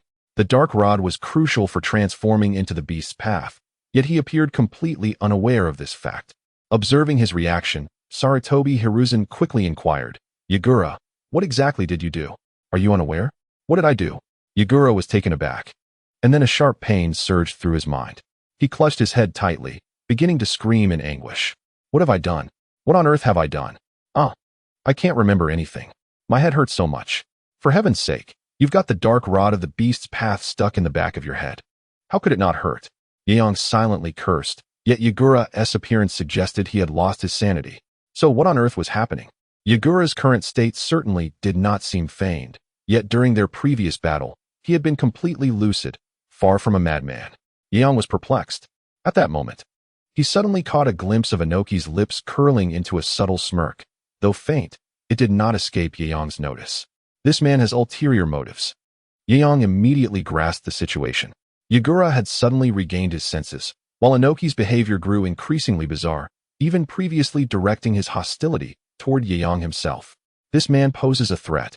Could it be that whatever was controlling Yagura had made its way into Inoki? Yang felt he had stumbled upon a significant clue, an elusive sensation he could not articulate. It was akin to, oh my, it was as if a ghost had possessed him. Yang abruptly awakened to this realization, and he dashed toward Inoki's body. They were now perilously close, a distance so short that it was sufficient for him to subdue Inoki in an instant. Suddenly, a bolt of azure light crackled through the air. Liang's attack was deftly intercepted by Reikage. Boy, what do you intend to do? Reikage glared at Liang with a grave intensity. Since earlier, he had been vigilant against the latter, for Liang had become the target of everyone's ire. As expected, Liang made his move. You troublemaker, seize him. Inoki shouted as he observed Liang's assault. Damn it, how dare you accuse me? Liang thought. Realizing the precariousness of his situation, he had anticipated a swift victory over Inoki, but had not expected Reikage's timely intervention. What a foolish, lumbering oaf. Liang cursed inwardly. Haha, I see now. You are the mastermind behind this manipulation of the insects. Inoki exclaimed, leaping forward. You dare to repeat that? Liang was unfazed by Inoki's threats. To him, this decrepit old man was merely a frail, diminutive figure. Speak freely. You are the one behind this orchestrated chaos. First, you manipulated the Mizukage through nefarious means, and now that the truth is revealed, you shift the blame onto him. In truth, you are the prime instigator of this attack during the Chunin exams. Inoki spun an elaborate web of falsehoods, as if they were genuine. Mr. Liang, is that the case? Questioned the 4th Hokage. It is you who would dare assault the Chunin exams. Liang retorted. He had only agreed to be the executor of this event for the substantial reward, and being falsely accused would only lead to his financial ruin, an outcome he refused to accept. I firmly believe that this turmoil is unrelated to Liang. At that moment, a woman entered the Hokage hall. It was Terumi Mei. Wasn't she from the Mist Village? Why would she speak on Liang's behalf, especially after he had just captured their Mizukage? Uncertain. Perhaps there is some hidden connection, speculated the guards stationed behind the village leaders. They were astonished that Terumi Mei, belonging to the Mist Village, would defend the man who had apprehended their leader. What a waste of such beautiful eyes, someone murmured. Terumi Mei seemed oblivious to the gossip, striding forward with purpose. Esteemed leaders, I can confirm that this incident bears no relation to Mr. Liang. To be candid, our Mizukage has indeed been compromised. Gasps of disbelief rippled through the surrounding guards. Meanwhile, Inoki, who had previously clung to accusations against Liang, now wore a dark expression. In truth, The Mizukichi had been acting strangely for some time, secluding himself in a deep chamber and frequently meeting a completely naked man clad in pure white under the cover of night. The guards collectively recoiled in disgust. How scandalous, they murmured. Yet, the Mizukichi remained oblivious to their reactions, having fainted yet again. A body of pure white. Upon hearing this, Liang instantly comprehended the entirety of the situation. Previously, he suspected that some entity was manipulating Yagura, yet he could not discern its nature. Upon hearing Terumi Mei's words, he instantly comprehended the truth. It was White Zetsu. A plan began to form in Liang's mind. In the original Naruto narrative, White Zetsu is introduced as a member of the Akatsuki organization, but the reality is that he serves as a laborer for the resurrection of Kaguya Otsutsuki. Not only can he infinitely reproduce using Hashirama's cells, but he can also transform into the appearance of anyone he touches. Moreover, even ordinary sensory ninjas remain oblivious to his presence. It seems that Inoki was also transformed by White Zetsu. Liang pieced together the entire situation and swiftly signaled to Sarutobi Hizashi behind him. As a Konoha ninja, they shared a code only known to their comrades. Liang was prepared to take action. Everyone, I believe this incident may be connected to the one with the pure white body, and it is in no way related to Mr. Liang, Terumi Mei declared with resolute conviction. Guilt washed over the crowd instantly. Mr. Liang, I apologize for the previous misunderstanding. Liang-kun, please forgive me. My past behavior was inexcusable. Indeed, Lord Liang, you are magnanimous and would not hold our petty transgressions against us. They all hurried to express their apologies. Meanwhile, Inoki's expression darkened increasingly. After offending me, do you think you can escape? Watching Inoki leisurely stride toward the hall's exit, Liang let out a cold chuckle. At that moment, he began to approach Inoki. In a flash, Sarutobi Hizashi swiftly positioned himself in front of Reikage, while Liang charged towards Inoki. What are you planning to do? Reikage exclaimed, but his body was restrained by Sarutobi Hizashi. He could only watch as Liang cleaved Inoki's form in two. A sickening sound echoed as the blade met flesh. Yet not a single drop of blood was shed. Indeed, it was White Zetsu. Liang immediately confirmed it. After being sliced in half, Inoki's body rapidly morphed into two segments of a pure white male form, strikingly reminiscent of Liang's memories from his past life. Gasp! Reikage inhaled sharply, and he and Sarutobi Hizashi instantly ceased their actions. This is White Zetsu. He can assume the appearances of others. If I am not mistaken, Yagura was under his control, and Inoki's current whereabouts are unknown. He may have fallen victim to a plot during the Chunin exams. If that is the case, it poses a grave danger, as there were many people present at the venue, and I fear they too may fall prey to this entity's schemes. Indeed, Liang nodded solemnly. The village leaders promptly returned to reassess their numbers, while Liang shared a profound gaze with Terumi Mei. I truly appreciate your assistance. Without you, I might not have uncovered this lead. Lord Liang, you jest. Had you not helped us subdue the leader, we would have been powerless even if we had suspected him. I never anticipated your strength would be so formidable. Even the second Mizukichi would likely struggle to subdue Yagura, considering he possesses tailed beast chakra. It's merely a trifle, Liang acknowledged with a casual wave, choosing not to elaborate further. For Liang, Terumi Mei was merely a transient figure in the journey of his life. He is never short of women, especially beautiful ones. The entire group exited the Hokage Hall. If Inoki has indeed fallen under the control of White Zetsu, then the other ninjas are in grave danger. What shall we do? Since you are aware of this entity's existence, you should know how to counteract it, Sarutobi Hizashi urged anxiously. Naturally, Liang already possessed the answer. He promptly instructed Sarutobi Hizashi to gather the sensory ninjas from the village. Liang intended to share a portion of his Nine-Tails chakra with them. Once the chakra was in place, their abilities would be significantly enhanced, enabling them to detect all the hidden White Zetsu among the crowd. Moreover, only a small number of participants were present for the Chunin exam. This is how we shall proceed. Soon, all the candidates for the Chunin exam had assembled in the plaza of Konoha, and Liang distributed a small amount of chakra to the sensory ninjas. White Zetsu, you cannot escape. Liang coldly gazed at the plaza and immediately closed his eyes in concentration. A surge of yellow chakra was summoned from within him, flowing slowly and settling upon the heads of all the sensory ninjas. Once they received it, the sensory ninjas unleashed their mental prowess. Incredible! This perceptive force is astonishing. I never imagined I would receive such a potent chakra boost in my lifetime. Master Liang is truly terrifying. Indeed, I feel my mental strength has been augmented to a level surpassing tenfold. Nonsense. Tenfold. This is clearly 100-fold enhancement. Master Liang is nothing short of a deity. The sensory ninjas were filled with awe. Subsequently, an invisible wave of mental energy, bolstered by Liang, surged towards all the participants in the examination, unseen and unnoticed. Those present were oblivious to the mental shroud enveloping them. The Raikage and Sarutobi Hizashi stood vigil at the sides of the arena. They acted as executioners, particularly Raikage, who, having previously misjudged Liang, was now utterly devoted and volunteered to serve as Liang's enforcer. Counting down from 3, first, one of the sensory ninjas commanded. The Raikage immediately sprang into action. Before the participants could react, one of the ninjas from Kumogakure was swiftly slain by the Raikage, and as the body hit the ground, it transformed into the pale, lifeless visage of White Zetsu.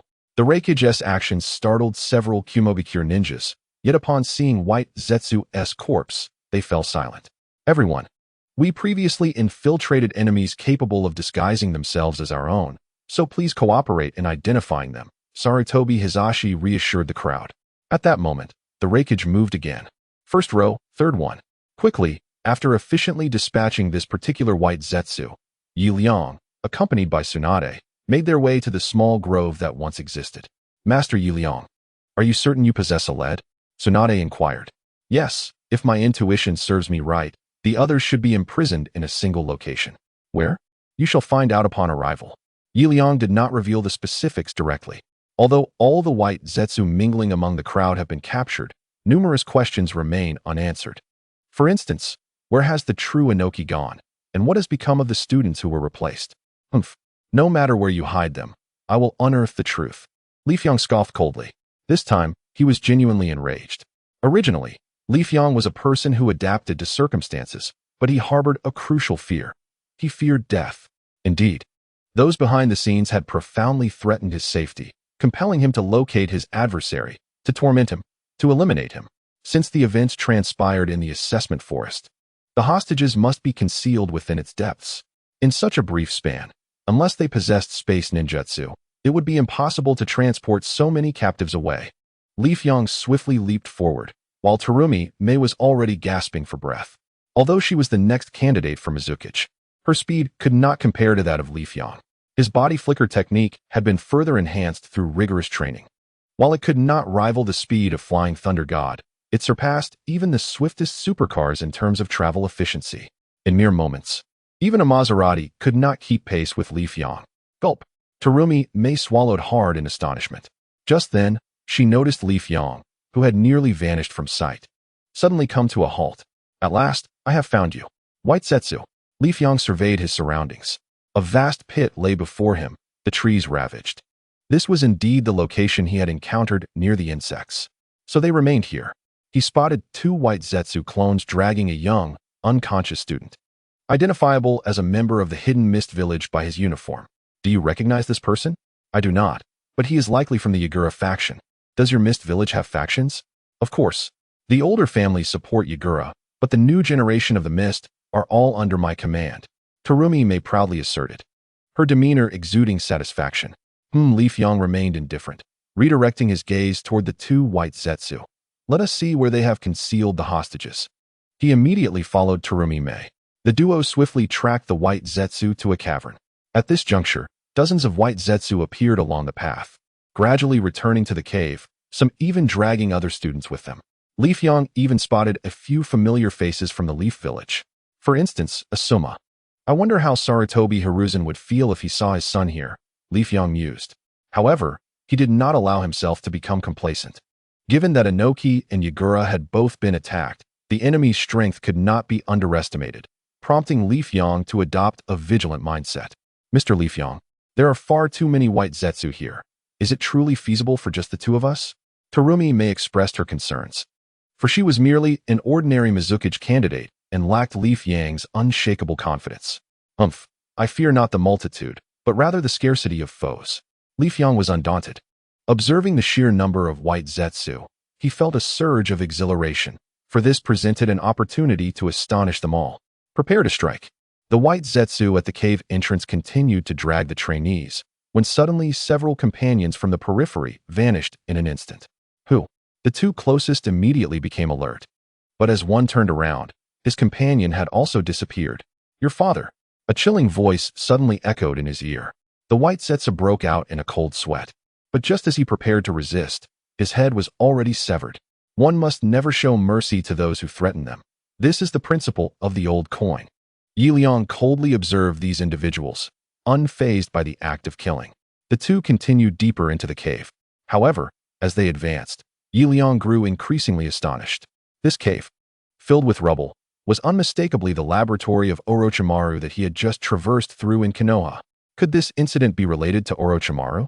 Liang pondered as he cautiously moved forward. Ahead, several white Zetsu were patrolling, yet they were completely oblivious to Liang and Kahaku Mei.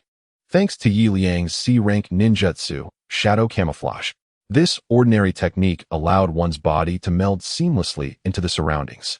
Of course, others would struggle to achieve such an effect, but Liang was different. He completed 2 to 3 daily missions every day.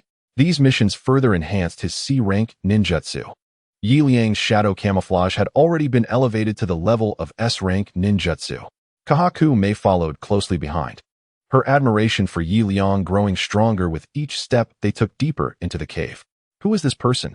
Such a simple ninjutsu has been refined to such a terrifying degree.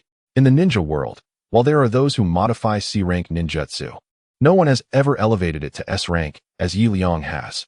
It seems utterly impossible. Perhaps Master Liang is indeed a god. Kahaku Mei became increasingly convinced of Liang's status in her heart, recalling their previous night's conversation. That evening, discussing academic research with Liang had led to her remarkable improvement. Clearly, she needed to engage with Master Liang more often. Soon, the two arrived at the bottom of the cave. At the deepest point was a pit, the very place where Orochimaru conducted his secret experiments. Liang scanned the interior. A colossal pit filled with an unknown liquid surrounded by numerous white Zetsu diligently depositing materials. They moved methodically, and Liang could not discern the contents of the pit. But he could clearly see the trainees bound at the cave's edge. Daioki was among them. At that moment, a white Zetsu began escorting a trainee toward the pit. What are you doing? You can do whatever you want of me, but please do not harm these children. Daioki cried out in fury. Liang observed from a distance, slowly piecing together the grim reality. They were conducting human experiments. Taking a few steps closer, he finally discerned the true nature of the pit. Within the murky liquid lay several enormous white Zetsu, completely still, as the surrounding liquid slowly flowed toward them, seemingly being absorbed by their bodies. Liang's eyes narrowed in alarm. Surrounding the colossal figures of the white absolute, there lay several scattered human remains. It became evident that a student had already fallen victim. Liang swiftly grasped the gravity of the situation. After exchanging a brief nod with Kagayame, he dashed toward the white absolute that was dragging the hostage. At that moment, they were perilously close to the edge of the deep pit. Engage! Liang uttered a cold huff as he launched an assault on the ordinary white absolute. Having concealed himself in this vicinity, he had meticulously observed everyone present. Despite their overwhelming numbers, these creatures possessed merely the capabilities of average jonin. What is this? The group of white absolute quickly reacted, but in the blink of an eye, the one dragging the student was sent sprawling into the abyss by Liang's powerful strike. Damn it! We are under attack. A swarm of white absolute surged toward Liang. Though he regarded their strength with disdain, they were still jonin-level opponents and could react within seconds. At that moment, Kagayame unleashed her own abilities. She inhaled deeply and conjured flames infused with the scent of earth, forming a protective barrier around the remaining students. This was part of Liang's plan, to divert the attention of the white absolute while Kagayame erected a wall of defense using her lava release technique. Shinra Tensei. Liang intoned coldly, observing the advancing white absolute. Since Kagayame had shielded the students, he had no concerns about the residual force of his technique harming them. Boom, boom, boom. A cacophony of explosions erupted around Liang as the white absolute collided violently against the surrounding walls, leaving a trail of corpses in their wake. A testament to the overwhelming power of Liang's Shinra Tensei. Invincible. Yi Liang's gaze turned icy as he surveyed the deep pit. With the lesser foes eliminated, it was time to confront the main course. To his astonishment, the white absolute at the bottom of the pit wore expressions of amusement. "So you are the interloper disrupting our master's plans." They chorused in unison, leaping from the pit with their enormous forms, each nearly 3 times Yi Liang's size. These white absolute were unlike any he had encountered in the original tale. Yi Liang's wariness surged as he activated his Kingon mode. Ninjutsu level 4. Taijutsu level 4. Although their strength was inferior to his, their sheer numbers, over a dozen, were not to be underestimated. Disgust surged within him as he clenched his fists. The grotesque appearance of the white absolute was repulsive, their elongated bodies devoid of clothing, yet ensnared by countless blood clots. One of the white absolute even sported a severed intestine around its neck, clearly belonging to one of the fallen students. Senjutsu, tailed beast ball. Yi Liang took the initiative, sending a tailed beast ball enveloped in white light hurtling toward the heart of the white absolute. In an instant, it detonated, obliterating several of the obstructing foes. Something was amiss. The intelligence on these creatures was faulty. The white absolute began to waver in their confidence. Could it be that the black absolute had betrayed their master? From the intel gathered earlier, Yi Liang was merely perceived as a potential threat of shadow-level capability, not worthy of significant concern. However, witnessing the demise of their comrades in mere moments compelled them to reassess Yi Liang's threat level. It appears that a swift resolution is imperative. The white Zetsu, now with a singular intent, rapidly converged upon Yi Liang, their expressions brimming with fury, seemingly intent on a collective assault. However, Yi Liang remained unperturbed. The gathering of the white Zetsu was precisely the outcome Yi Liang had anticipated. He began to once again condense the tailed beast orb. Such an opportunity was not to be squandered. The white Zetsu promptly initiated a series of hand seals, having resolved to launch an assault. They had no intention of allowing Yi Liang to reconstitute the tailed beast orb. Would release. Birth of the tree world. In an instant, enormous roots erupted from the crevices of the rocks, twisting and writhing like an endless centipede, ensnaring Yi Liang. It was indeed would release. Yi Liang was taken aback. Then, he witnessed countless trees rising from the ground, and even the robust old roots beneath him relentlessly upturned his legs. Yi Liang's tailed beast orb was disrupted. Did these creatures possess Senju cells? Curiosity piqued within Yi Liang. In the original narrative, the Senju cells were bestowed upon the white Zetsu by Uchiha Madara. Yet in this era, the aged Madara had already been dealt with by Yi Liang. Thus, these Senju cells could not have originated from him. This implied that their master must be quite intriguing. Yi Liang chuckled softly and promptly advised Terumi Mei, "You should lead the other students to retreat." The white Zetsu, endowed with Senju cells, could no longer be effortlessly dispatched. In addition to their conventional ninjutsu, they had also mastered the bloodline limit of the first Hokage, Senju Hashirama. To prevent any inadvertent harm, Yi Liang insisted that Terumi Mei and the others hasten their departure. Understood, Terumi Mei acknowledged with a nod, immediately utilizing lava release to forge a path for all the students. Regarding the creation of pathways, Terumi Mei's ninjutsu was commendable. The remaining white Zetsu grew anxious. At this moment, Yi Liang's strength had vastly exceeded their expectations. Although they could delay him momentarily, the inevitable fate awaiting them was still death. They were unwilling to perish. Being transformed from humans, they harbored the emotion of fear. They must intercept those students. If they could take a hostage, perhaps they could escape from Yi Liang's grasp. This notion blossomed within the minds of the white Zetsu. In a frenzy, they discarded their comrades nearby, attempting to approach the students in this manner. If they could seize one, Yi Liang might hesitate, allowing them the chance to flee. After all, with the glimmer of hope for survival, who would willingly embrace death? Yet, the situation was far from simple. Just as they made their move, an elderly figure obstructed their path. Dust release, original world separation technique. Crack. 3 or 4 white Zetsu were torn to shreds by the surrounding air. As long as I am here, do you still dare to lay hands on the students? Anoki thundered, casting a glance at Yi Liang that conveyed an unmistakable message. It appeared he was prepared to provide cover. Yi Liang nodded in acknowledgement. With Anoki willing to safeguard the students, he felt emboldened, for the energy of its Tsuchikage was indeed formidable. With this thought, Yi Liang swiftly formed hand seals. In response to a strategy of overwhelming numbers, one must counter with a strategy of overwhelming numbers. Ninja Art, Shadow Clone Technique. His shadow clone is far from an ordinary one. It possesses not only the formidable power of the Nine Tails, but has also been significantly enhanced through daily tasks to a terrifying level. While other shadow clones can inherit only half of their strength, Liang's shadow clone inherits a staggering 90%. It is worth noting that, under the augmentation of sage techniques, Liang has achieved a level that transcends that of a mere shadow. Thus, his shadow clone begins at a minimum of shadow-level prowess. Baiju is merely at the quasi-shadow level. How could he possibly contend with such power? A one-sided battle is about to commence. This individual is a monster. The Baiju are in despair, watching their companions being obliterated into dust, utterly helpless. Although the quasi-shadow level bears the name Shadow, it is as if there is an insurmountable chasm between them and true shadow-level warriors. No matter how fiercely these Baiju resist, they cannot escape the fate of total annihilation. At that moment, a half-naked, dark-skinned man suddenly emerged from the stone wall above. It seems that the master's vigilance is indeed warranted. The dark-skinned man glowered at Liang. Due to the profound darkness at the cave's apex, Liang had not noticed his presence. Liang prepared to depart, taking 2 steps back and exhaling in relief. Having dealt with all the Baiju, he found no purpose in lingering. Just then, a clattering sound echoed through the quiet cave as a black, faceless mask fell. The sound was sharp and clear in the stillness. What is this?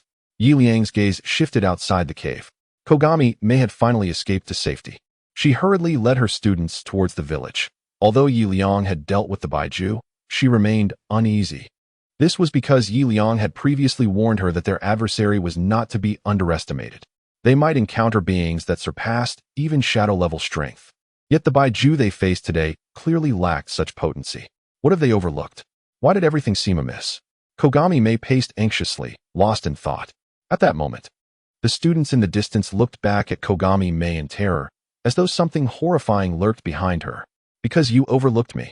A chilling voice suddenly whispered in her ear, causing Kogami May's hair to stand on end as realization dawned upon her. It was Oyuki. Kogami May suddenly grasped the disturbing truth. Oyuki, a shadow-level warrior, should not have been captured by mere Baiju. With his strength, dispatching them should have been effortless. She nervously turned around. Crack! Her neck was suddenly gripped by Oyuki.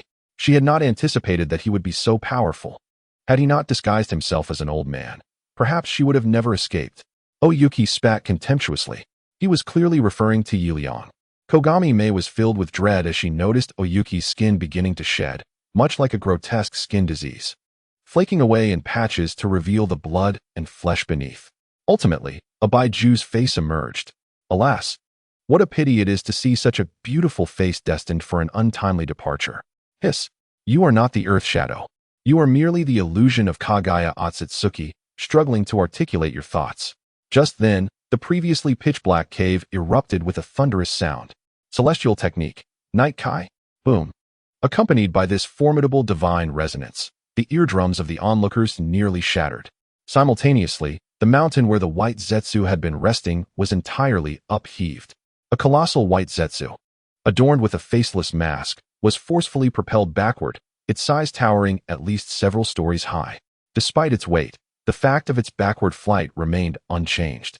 Its grotesque visage desperately clawed at the ground, yet it slid several thousand meters before finally coming to a halt, obliterating the lost forest that was originally designated for the Chunin exams.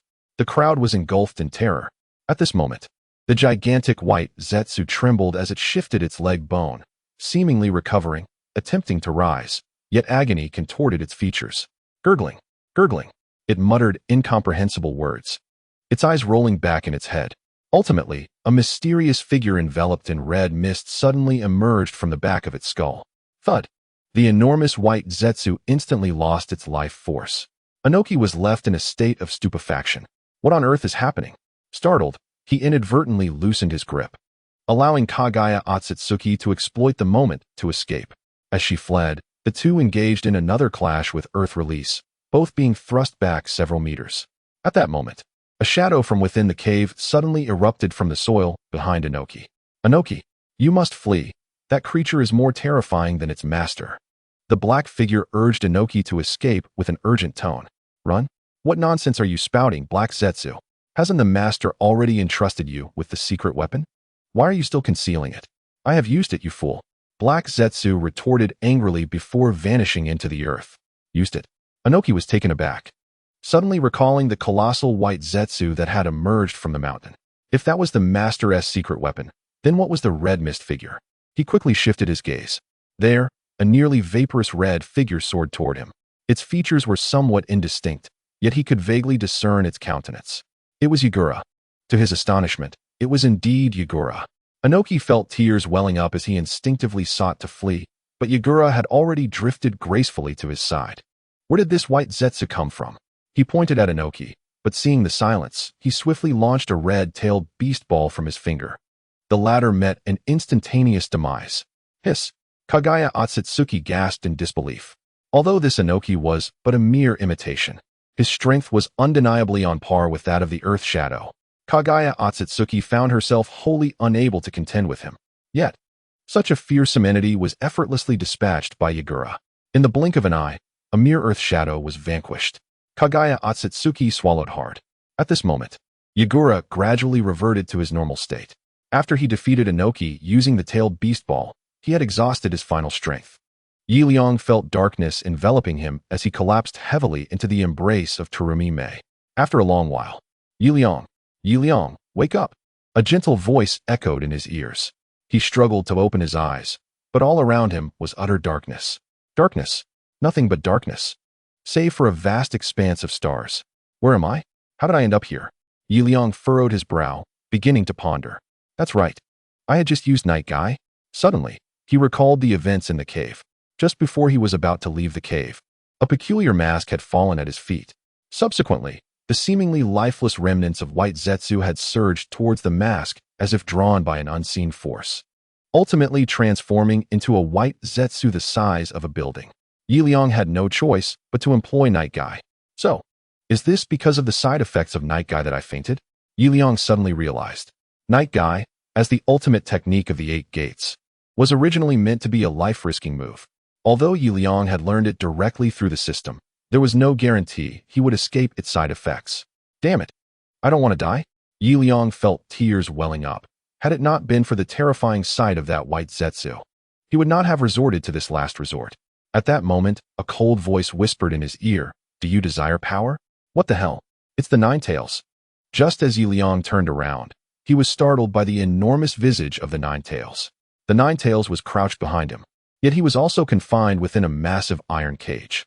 So, am I in a near-death state? Liang had a faint suspicion. In the original story, the Jinchuriki of the Nine Tails would enter their mental world each time they approached death, and as long as they obtained the Nine Tails chakra, they could return to life. All right, share a bit with me. Liang eagerly extended his hand towards the Nine Tails, but the latter ignored him. If you wish to gain my assistance, you must first tell me about that golden sun above your head. Golden sun? What sun? Liang was taken aback. He then looked up at his head, and indeed, there was a round, metallic sphere glowing with golden light. Am I suffering from a brainstone? Liang was bewildered. He had no idea what this bizarre thing was. After all, it was his first time entering his mental world. If I say I don't know, would you believe me? I am powerless in this matter. Upon hearing his words, the Nine Tails merely waved a paw dismissively. Damn it! Liang cursed under his breath. It seemed that Naruto had effortlessly acquired the power of the Nine Tails, yet it was so difficult for him. Was it because he wasn't the protagonist? Liang furrowed his brows. If he couldn't obtain the Nine Tails chakra, then in the outside world, he would surely not survive this near-death experience. At that point, not only would he be unable to traverse the world of Naruto, but he might even fail to return to his past life. Liang suddenly noticed the metallic sphere.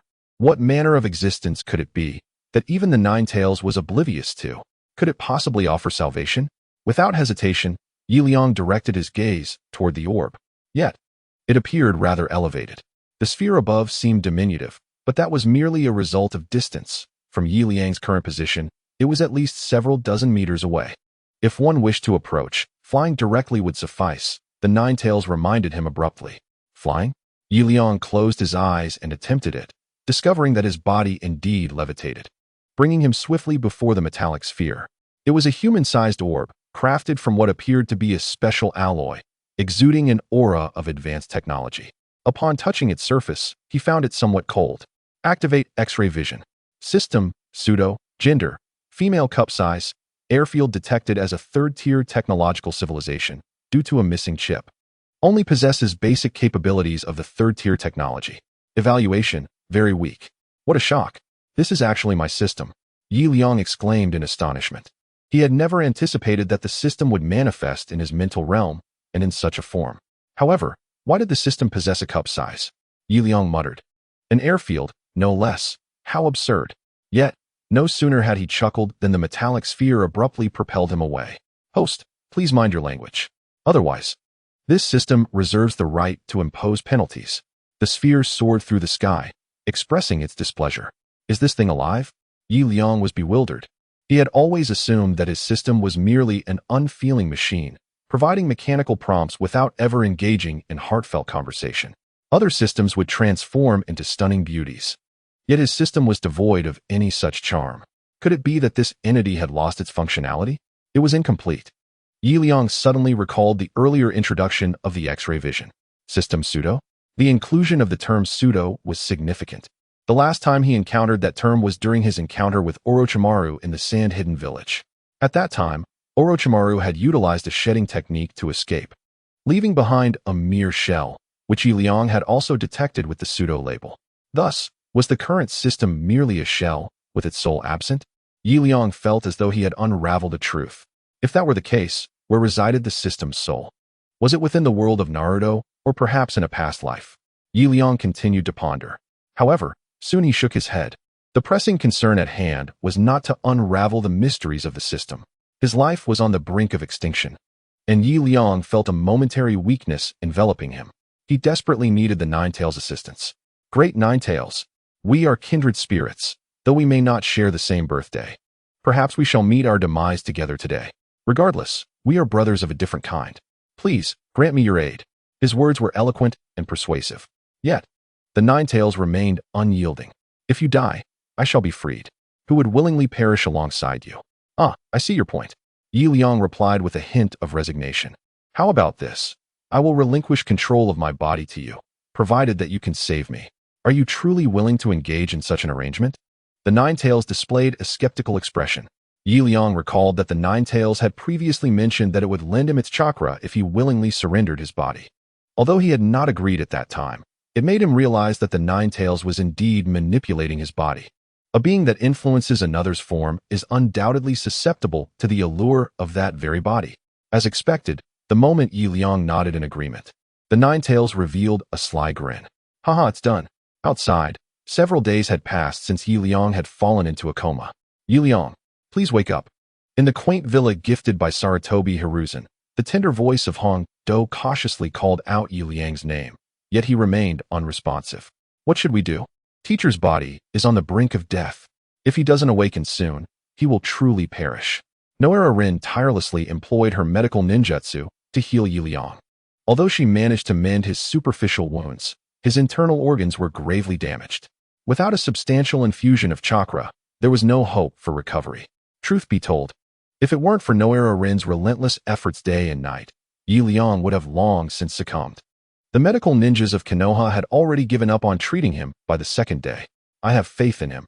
He has overcome such formidable foes. How could he so easily succumb to death? Tsunade, also present, gazed at Liang with concern, while Kushina, seated beside the bed, was on the verge of tears. Mom, Dad will be all right, won't he? The worried little Naruto inquired, cradled in her arms. Upon hearing his words, everyone turned their gaze towards him. But none felt envy towards the child's words, for they were all profoundly concerned about Liang's fate. He will be fine. Your father is merely in a deep slumber. He will awaken shortly. Kushina comforted little Naruto, though she too was immensely worried. If the villagers of the Hidden Leaf knew that 4 well-known goddesses were crammed into this small room, their hearts would surely burst with jealousy. Just then, Noera Rin, responsible for the treatment, suddenly exhibited a look of astonishment. Teacher Liang's injuries are beginning to heal. As a medical ninja, she distinctly sensed that Liang's internal organs were starting to mend, and his heart, which had strayed from its path, was gradually returning to its rightful position, enveloped in a vibrant yellow chakra. Is that true? Everyone exclaimed in delight. At that moment, Liang's eyes suddenly snapped open, devoid of pupils, only a sea of crimson. Ha ha, this foolish Liang, I have finally emerged. He cackled with a grotesque grin, completely abandoning the demeanor of the modest gentleman he once was. But just then, a mechanical voice echoed in Liang's mind as he regained consciousness. Unknown consciousness detected occupying the host's body, commencing immediate elimination. What in the world is this? Liang furrowed his brow, intending to shoo away the surrounding ants from the edge of his bed when, suddenly, an intense headache struck him. He clutched his head tightly, and his eyes gradually returned to their original hue. Damn it, you are that little son. What on earth did Liang give you that compels you to assist him so fervently? No, do not erase me. I long to return to the realm of the mind. Ah, Liang, you deceived me, you truly deceived me. After this outcry, he finally fell still. After a long while, the system's uplifting tone resonated once more. Congratulations, host. You have regained control of your body. This service has concluded. Liang suddenly inhaled sharply, his heart racing as he surveyed his surroundings, as if he had just emerged from a life-and-death ordeal. Am I truly back? Liang incredulously assessed his body. Suddenly, four delicate figures lunged toward him from beside the bed. Pervert, you've finally returned. You nearly scared me to death. Teacher Liang, I thought you were truly gone. Liang-kun, it's wonderful that you're back. Everything is all right now. It was Hongdo, Noera Rin, and Kushina. These three women had always been deeply concerned for Liang, and upon seeing him awaken, they could hardly contain their excitement. Liang was momentarily taken aback, but quickly recognized them. His heart swelled with warmth. As a modern individual, he had always felt a certain superiority over the natives of the Naruto world, creating an invisible barrier between them. Yet today, he suddenly felt like a genuine human being. No longer a lofty deity, but a living, breathing person. Little Naruto has grown so much. Liang chuckled as he pulled the small Naruto from the edge of the bed into his embrace, then turned his gaze towards Tsunade. What about you? Would you like a hug? It had been half a month since Liang had awakened. Following that incident, each village began to emphasize the training of sensory ninjas. At this moment, however, Liang found himself contemplating leaving Konoha. On the darkened path, Liang once again dispatched an assassin intent on his life. A cat-faced mask. An operative from Konoha Esumbu. The structure of Konoha was divided into two factions, one led by Hiruzen Sarutobi, the Hokage, and the other spearheaded by Danzo, the Umbu leader. Sarutobi had always sought to draw Liang closer, downplaying any of his more outrageous actions as long as they weren't excessively problematic, continuously striving to please him. However, Danzo was an entirely different matter. As one who prioritized the village's interests above all, Danzo viewed Liang as a thorn in his side, especially after the Chunin exams. The enigmatic Liang had to be eliminated. In just over 10 days, Liang faced countless assassination attempts. Although he initially refrained from retaliating against Konoha Umbu, he ultimately ended up killing a few. Sarutobi could no longer justify the situation. After dealing with the ninjas that had been closely pursuing him, Liang finally departed from Konoha. 5 years later, on one fateful day. Is this the assassination tavern? Liang ventured into a remote mountain, clutching a map. His face was adorned with a rugged beard, and the depth of his gaze bore the weight of experience, his robust muscles embodying the allure of a mature man. At that moment, a figure clad in a crimson cloud robe emerged from a tavern. Liang's eyes widened in surprise, yet he chose to disregard the man. Could it be Kakazu? It was unexpected to find him here. The assassination tavern served as a hub for bounty postings on the black market, and encountering Kakazu in such a place signified that the undercurrents of the ninja world were beginning to stir. However, without Obito leading Akatsuki, it remained uncertain how the organization would evolve. Upon entering, Liang observed the surroundings filled with ninjas here to claim their missions. Behind the proprietor, several notices hung, proclaiming bounties, the highest of which exceeded 100 million. Far surpassing the rewards offered for missions in Konohagakure. Intrigued, Liang scanned the area, noting the presence of rogue ninjas, each bearing a scratch on their forehead protector, denoting their status. Ah, a newcomer, are we? Hey, you look rather feeble. Are you really here to accept a mission? A burly man with a dark complexion mocked Liang. He had clearly noticed Liang's disdain, provoking him further. In the assassination tavern, personal brawls were strictly forbidden, as any damage incurred would necessitate compensation.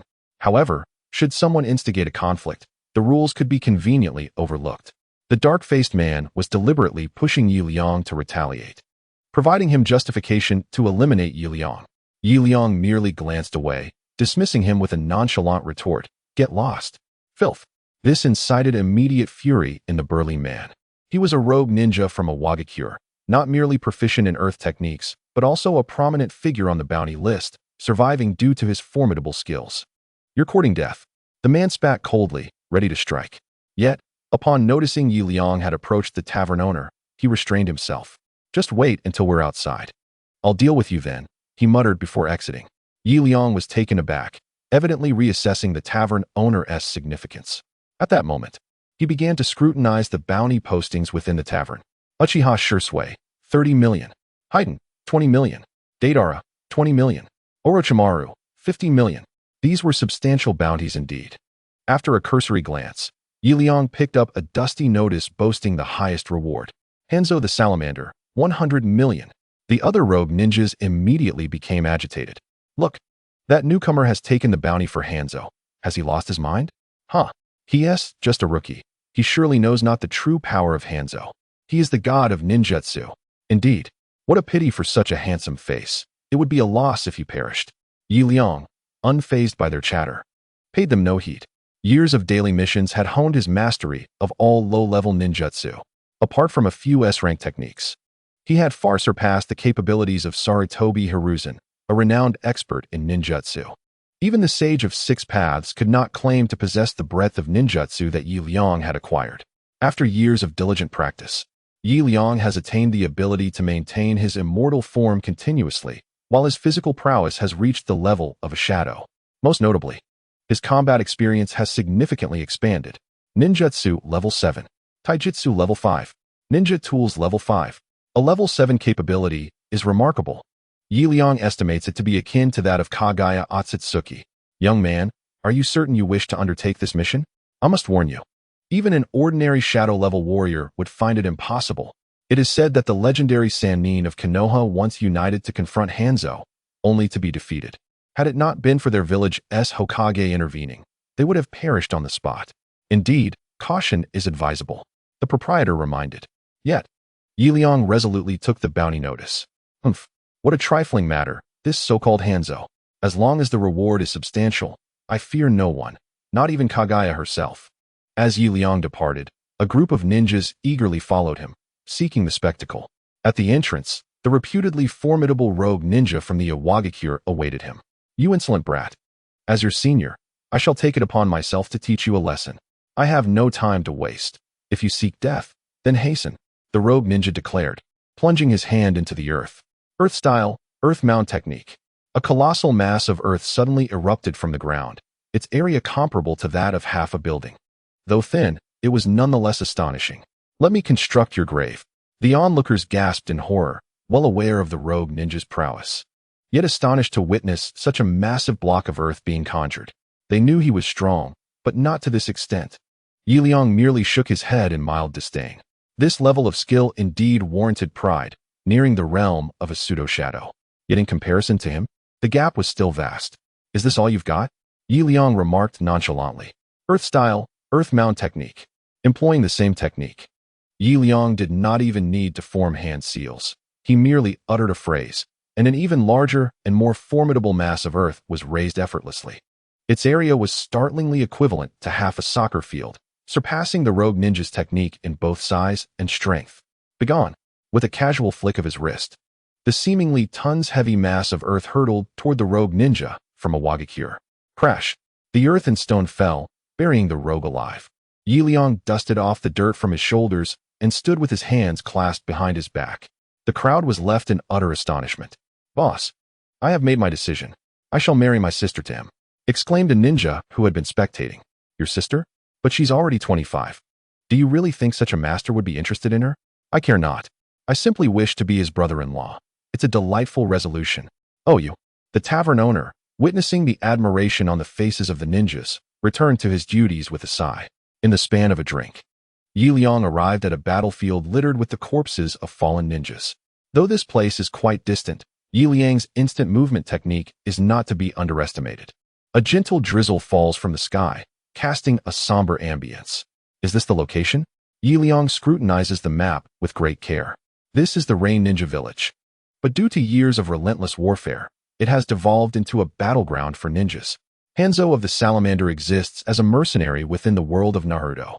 In the original narrative, he was the leader of the Rain Village, ultimately slain by Nagato due to an elaborate scheme orchestrated by Obito. However, with Obito's demise, Hanzo, who was originally meant to perish, has survived. Now, he operates as a mercenary in the ninja world, hired for battles across various nations, and consequently, he has become the target of a collective bounty from all victims, a staggering sum of 100 million. The so-called God of Ninjas. Liang once more examines the map.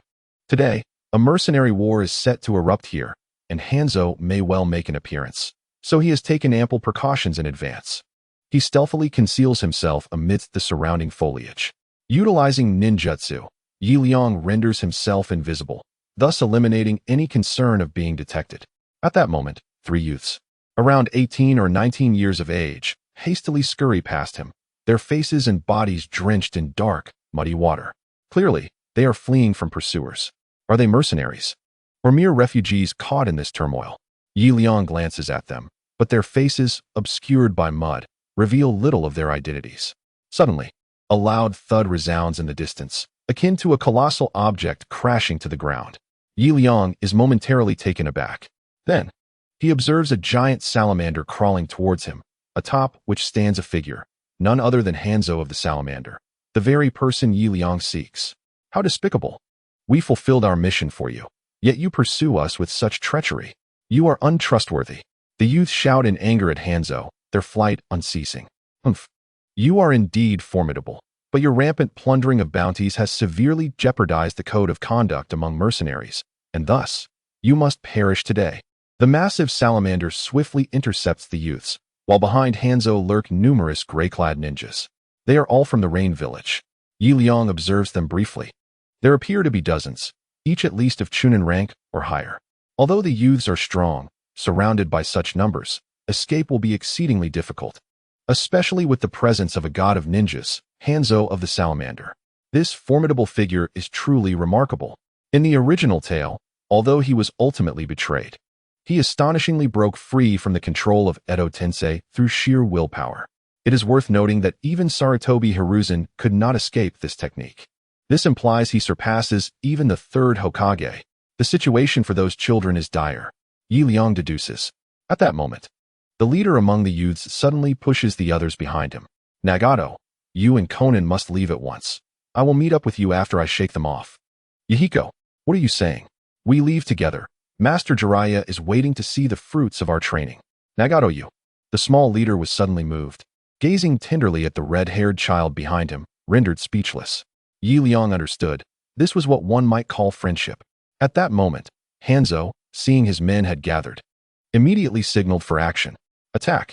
Upon hearing this command, the surrounding subordinates charged towards the group of children with alarming speed. For the rain provided the hidden Rain Village ninjas with a distinct advantage. Earth-style, Yellow Spring Swamp. The leading figure, Yahiko, swiftly countered, utilizing the downpour to his advantage. The muddy terrain was perfectly suited for such ninjutsu. A vast expanse of marshland materialized around Yahiko, and before the ninjas from the Rain Village could escape, they found themselves engulfed by the swamp. Damn brats! They exclaimed, attempting to leap free, only to find their legs ensnared. Hanzo, witnessing their plight, was immediately furious. Fools! He clapped his hands, and a thick spittle was expelled from the mouth of his salamander. The youths, taken aback, hurriedly sought refuge.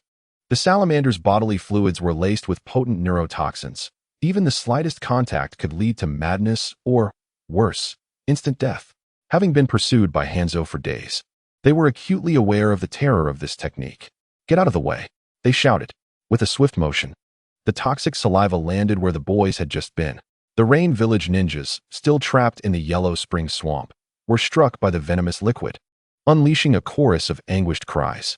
It was as if they had been engulfed in lava. Clouds of steam erupted from their bodies, and they fell silent, lifeless. Are they all dead? Liang's heart tightened.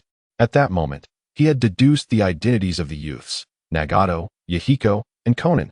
To encounter me here is indeed fortunate for you, he thought with a light chuckle, as he casually shed his disguise, revealing a strikingly handsome figure. What the hell? The rain ninjas, assaulting Nagato, were momentarily taken aback by Liang's sudden appearance. Hanzo, hurriedly retreating behind his men after a swift pat on his salamander, was well aware of the importance of self-preservation as a god of ninjas. Truly, a cunning old tortoise. Liang's unexpected emergence was clearly not that of an ordinary ninja. Who are you? Hanzo hesitated before inquiring. Just a bounty hunter here to take your life, Liang replied nonchalantly, disdainfully kicking away the mud from his feet. His expression remarkably untroubled as he approached Hanzo, akin to a caretaker approaching a child in a kindergarten. The surrounding rain ninjas were stunned. How could an ordinary bounty hunter dare to speak so boldly? It was utterly intolerable. Their pride was wounded, yet despite their indignation, none dared to intervene. You go first. I can't. Why not? I'm scared, I'm afraid. You're afraid, and yet so self-righteous. The imposing presence of Liang is unmistakably that of an extraordinary bounty ninja.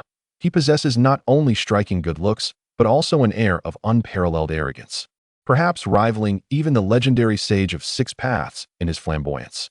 Hanzo hurriedly urged the seated salamander to distance itself from the battlefield. Yet the creature appeared paralyzed by some unseen terror, trembling uncontrollably and utterly unable to move. Move, you fool! Hanzo barked in frustration, but the salamander remained sluggish, compelling him to cast his gaze upon the surrounding rain ninja. Listen closely. Anyone who fails to exert themselves today will be deemed a traitor upon returning home, and will face severe punishment. Hanzo threatened, causing the rain ninja to panic. After all, they had lives to return to and could not afford to perish. Reluctantly, they advanced with trepidation, one declaring, "You go first. I'll cover you." Despite their protests, they could not withstand Hanzo's intimidation and pressed on. Water release, water dragon bullet. Although they moved forward, they did not dawdle. Even as the vanguard, none dared approach Liang, for while ranged attacks were feasible, engaging in close combat was beyond their courage. Shadow Shuriken technique. After a brief flurry of attacks, their chakra reserves dwindled, prompting a switch to Shuriken. Liang shook his head in exasperation. The skill level of these rain ninja was merely that of Chunin. They posed little threat to him. Yet exterminating them all seemed excessively brutal, so he decided to show them mercy. I shall only target your leader this time. Those who wish to live should leave at once. With a mere flick of his wrist, Liang unleashed a powerful gravitational force that effortlessly dismantled their assault. The rain ninja found themselves utterly overwhelmed. A ninja capable of neutralizing simultaneous attacks from dozens was far beyond their capacity to confront. They were mere insignificant fish, yearning to return home and enjoy their lives. Trembling in their boots, they momentarily forgot to attack. Hanzo was incensed. As the leader of the rain ninja village, witnessing so many of his subordinates being cowed by an unknown passerby was a grave affront to his dignity. You worthless fools, he spat in anger, immediately directing the barely responsive salamander toward Liang. Liang frowned. The salamander was highly venomous, and although he was formidable, he was not foolish enough to directly engage with its toxic fluids. Thus, he formed hand seals and retaliated with a powerful fire release, great fire destruction. The salamander, now airborne, could attempt to withstand the inferno pressing toward Liang, yet it would surely be engulfed by the flames. A sardonic smile crept upon Liang's lips as he wagered that Hanzo lacked the audacity to confront him directly. A man who only dared to hide behind his subordinates could hardly possess the courage to challenge him. As expected, just as Liang's inferno surged forth, Hanzo abruptly veered away. What a madman! He cursed, landing at Liang's flank, and promptly harnessing the surrounding rain to launch his own assault. The Rain Ninja Village was aptly named for its remarkable control over water, and Hanzo, as its leader, was truly its finest exemplar. As he slightly raised his hand, the surrounding rain transformed into a torrent that surged forward. This deluge, in its passage, absorbed more rainwater, growing even larger. Since you insist on confronting me directly, let us engage without hesitation. Liang did not shy away. A surge of crimson chakra enveloped his form. It was the power of the Nine Tails. With a sudden leap, Liang stepped onto the cascading rain and, in a swift turn, landed upon the back of the salamander.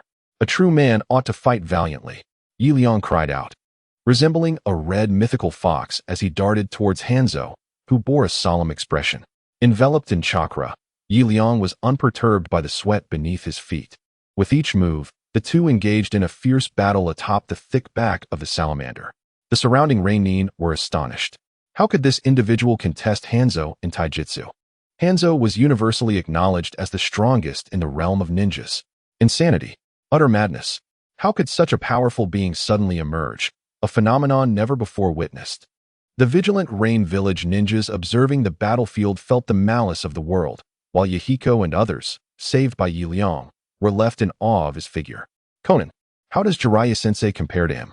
Yahiko asked casually, as both their strengths were nurtured under Jiraiya's guidance, naturally leading to such a comparison.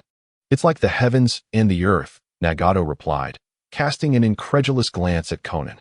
Is that truly how you measure our teacher? Returning to the battlefield. After exchanging dozens of blows with Liang, Hanzo finally began to falter. His body was weary, and his bones ached. The two were locked in a fierce struggle. However, Hanzo's fists could not match Liang's strength. After enduring several attacks, a resonant vibration echoed through his body.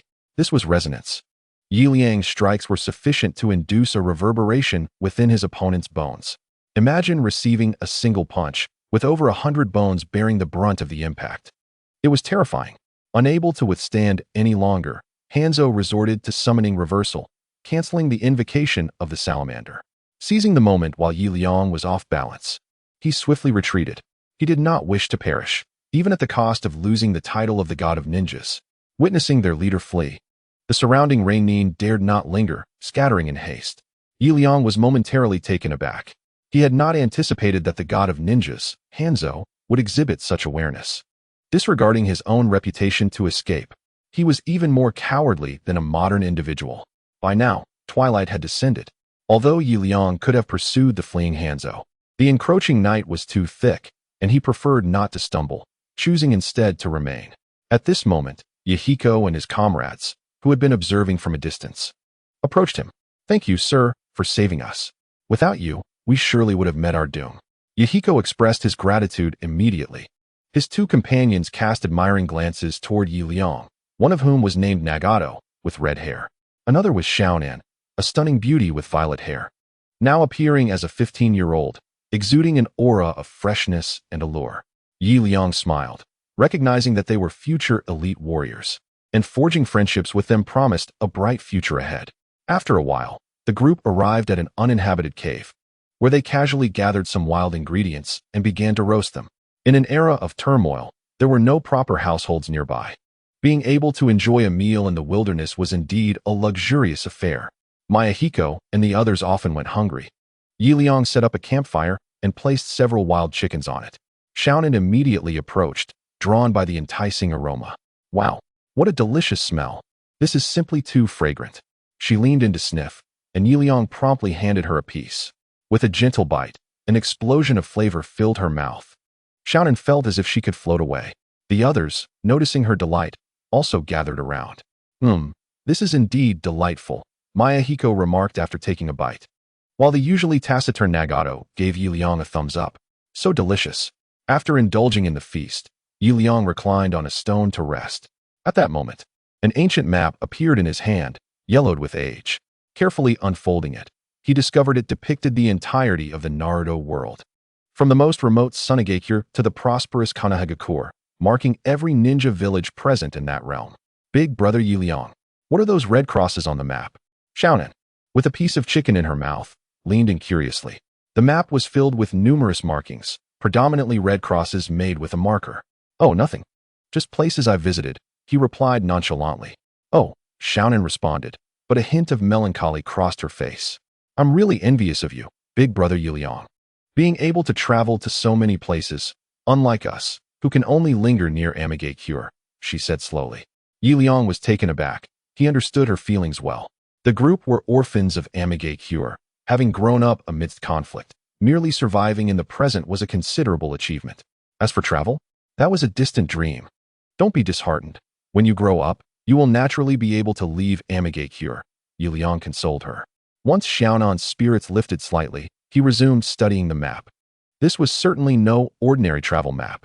Every red cross marked a location where Liang had slain White Zetsu, densely scattered across the entire map.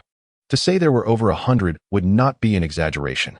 He hadn't expected that just 5 years later, so many white Zetsu would appear. It seemed the Naruto world was increasingly troubling.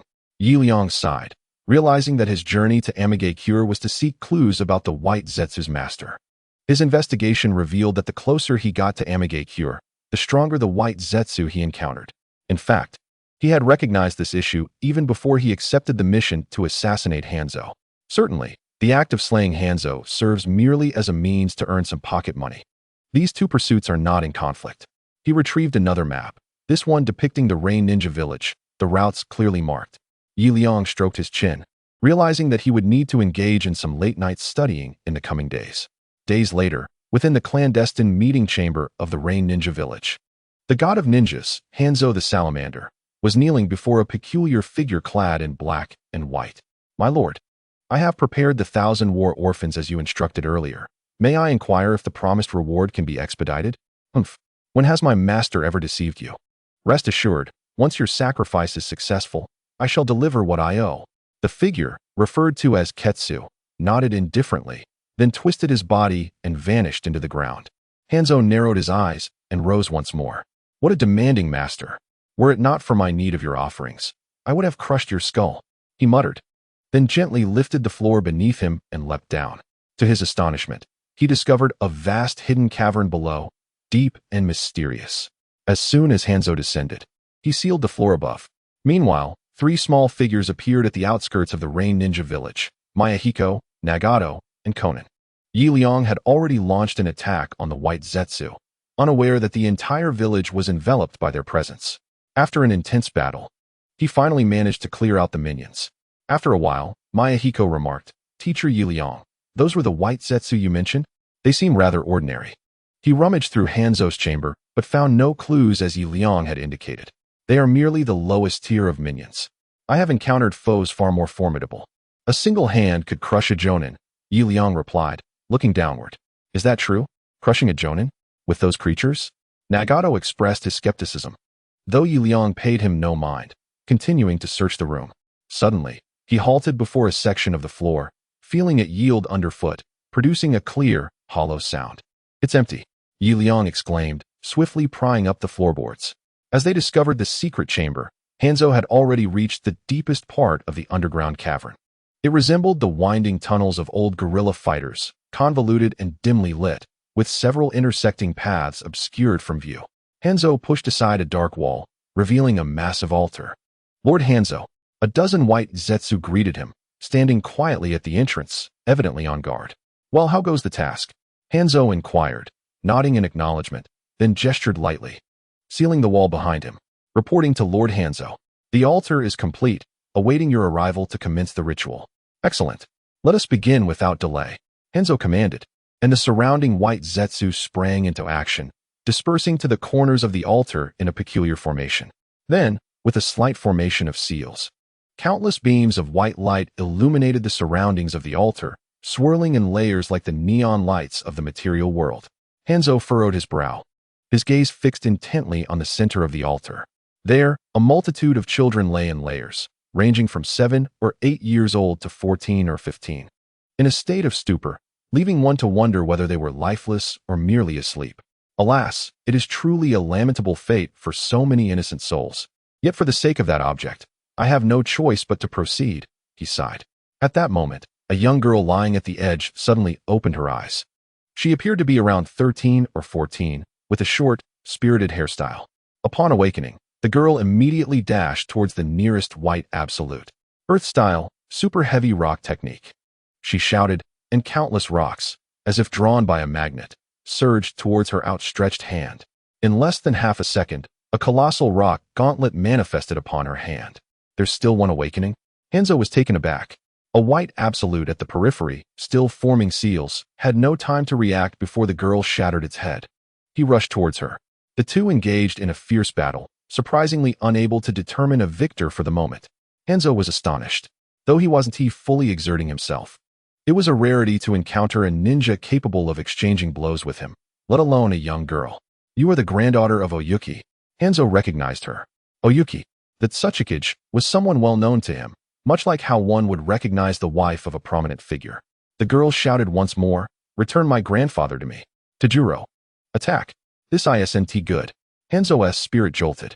He then witnessed several youths armed with various weapons rise to their feet, attacking the distant white absolute that was activating the teleportation array.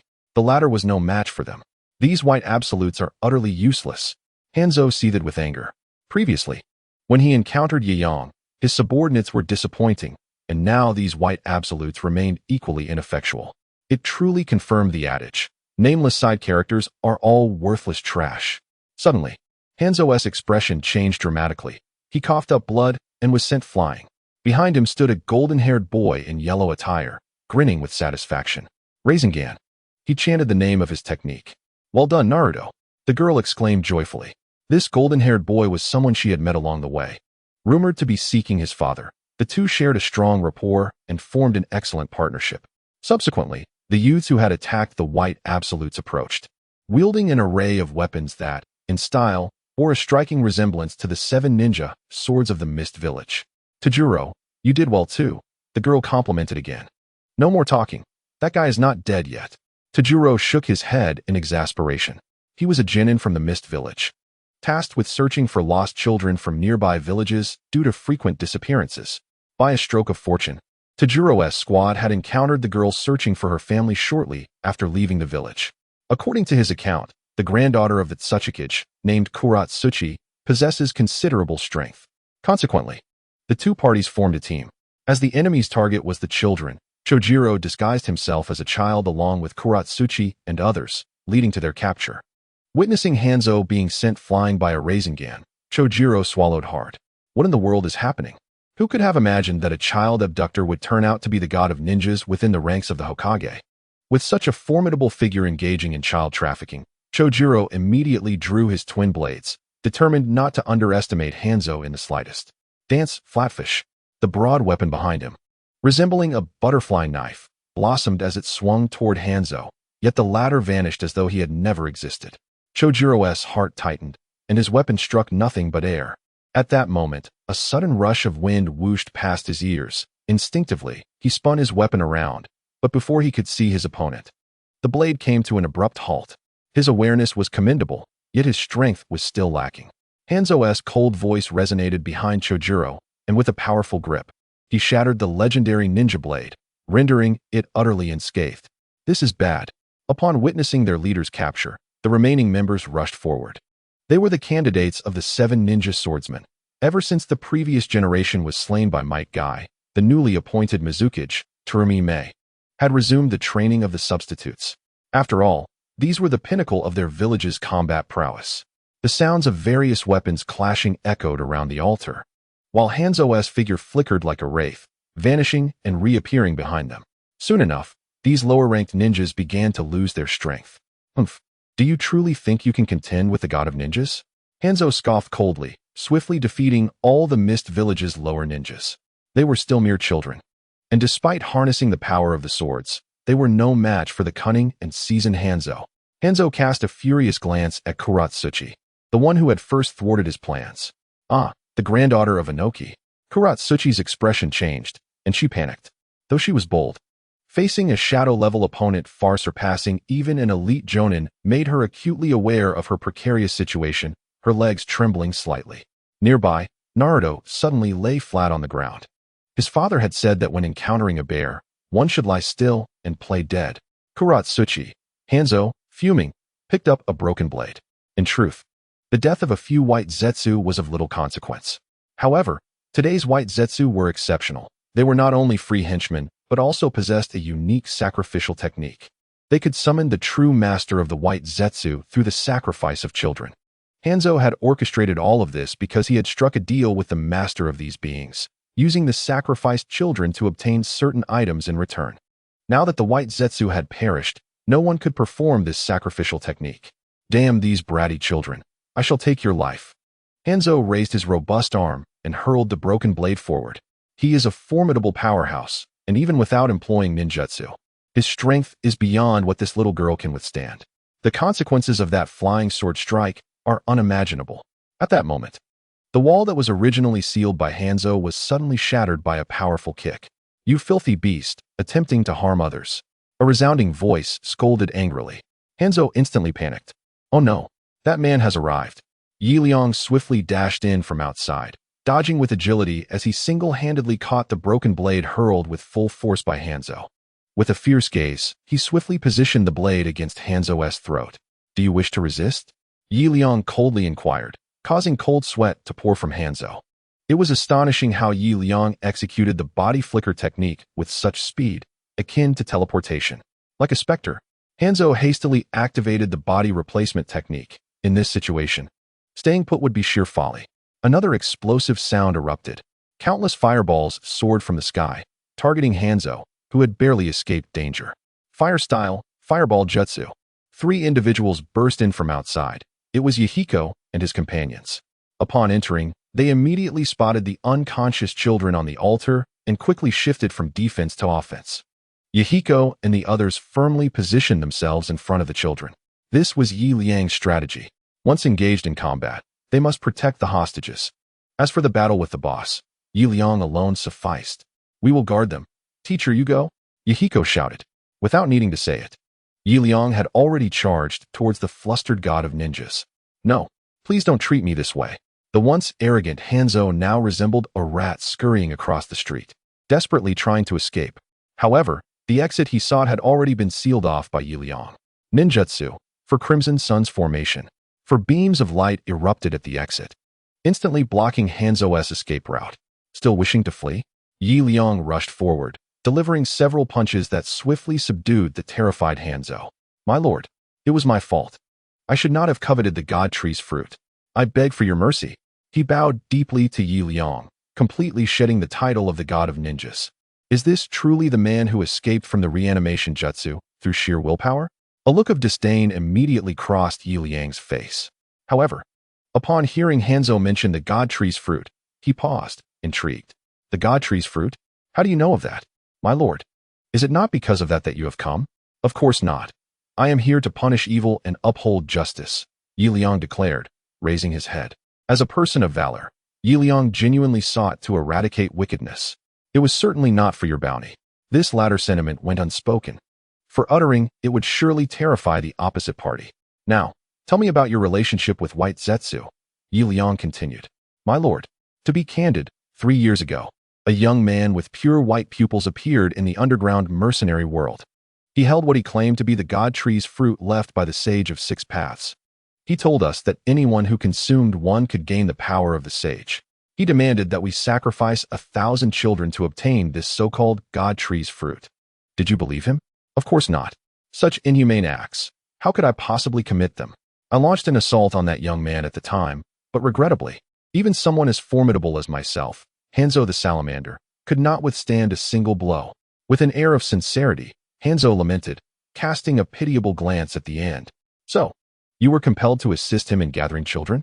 My lord, that man was truly terrifying. I had no choice," Hanzo expressed with a sense of grievance, his demeanor appearing genuinely sincere. At that moment, his gaze suddenly shifted to the ground. "You deceive me." Hanzo instantly realized something was amiss. He found himself unable to control his gaze, even his very own eyes, because his head had been severed.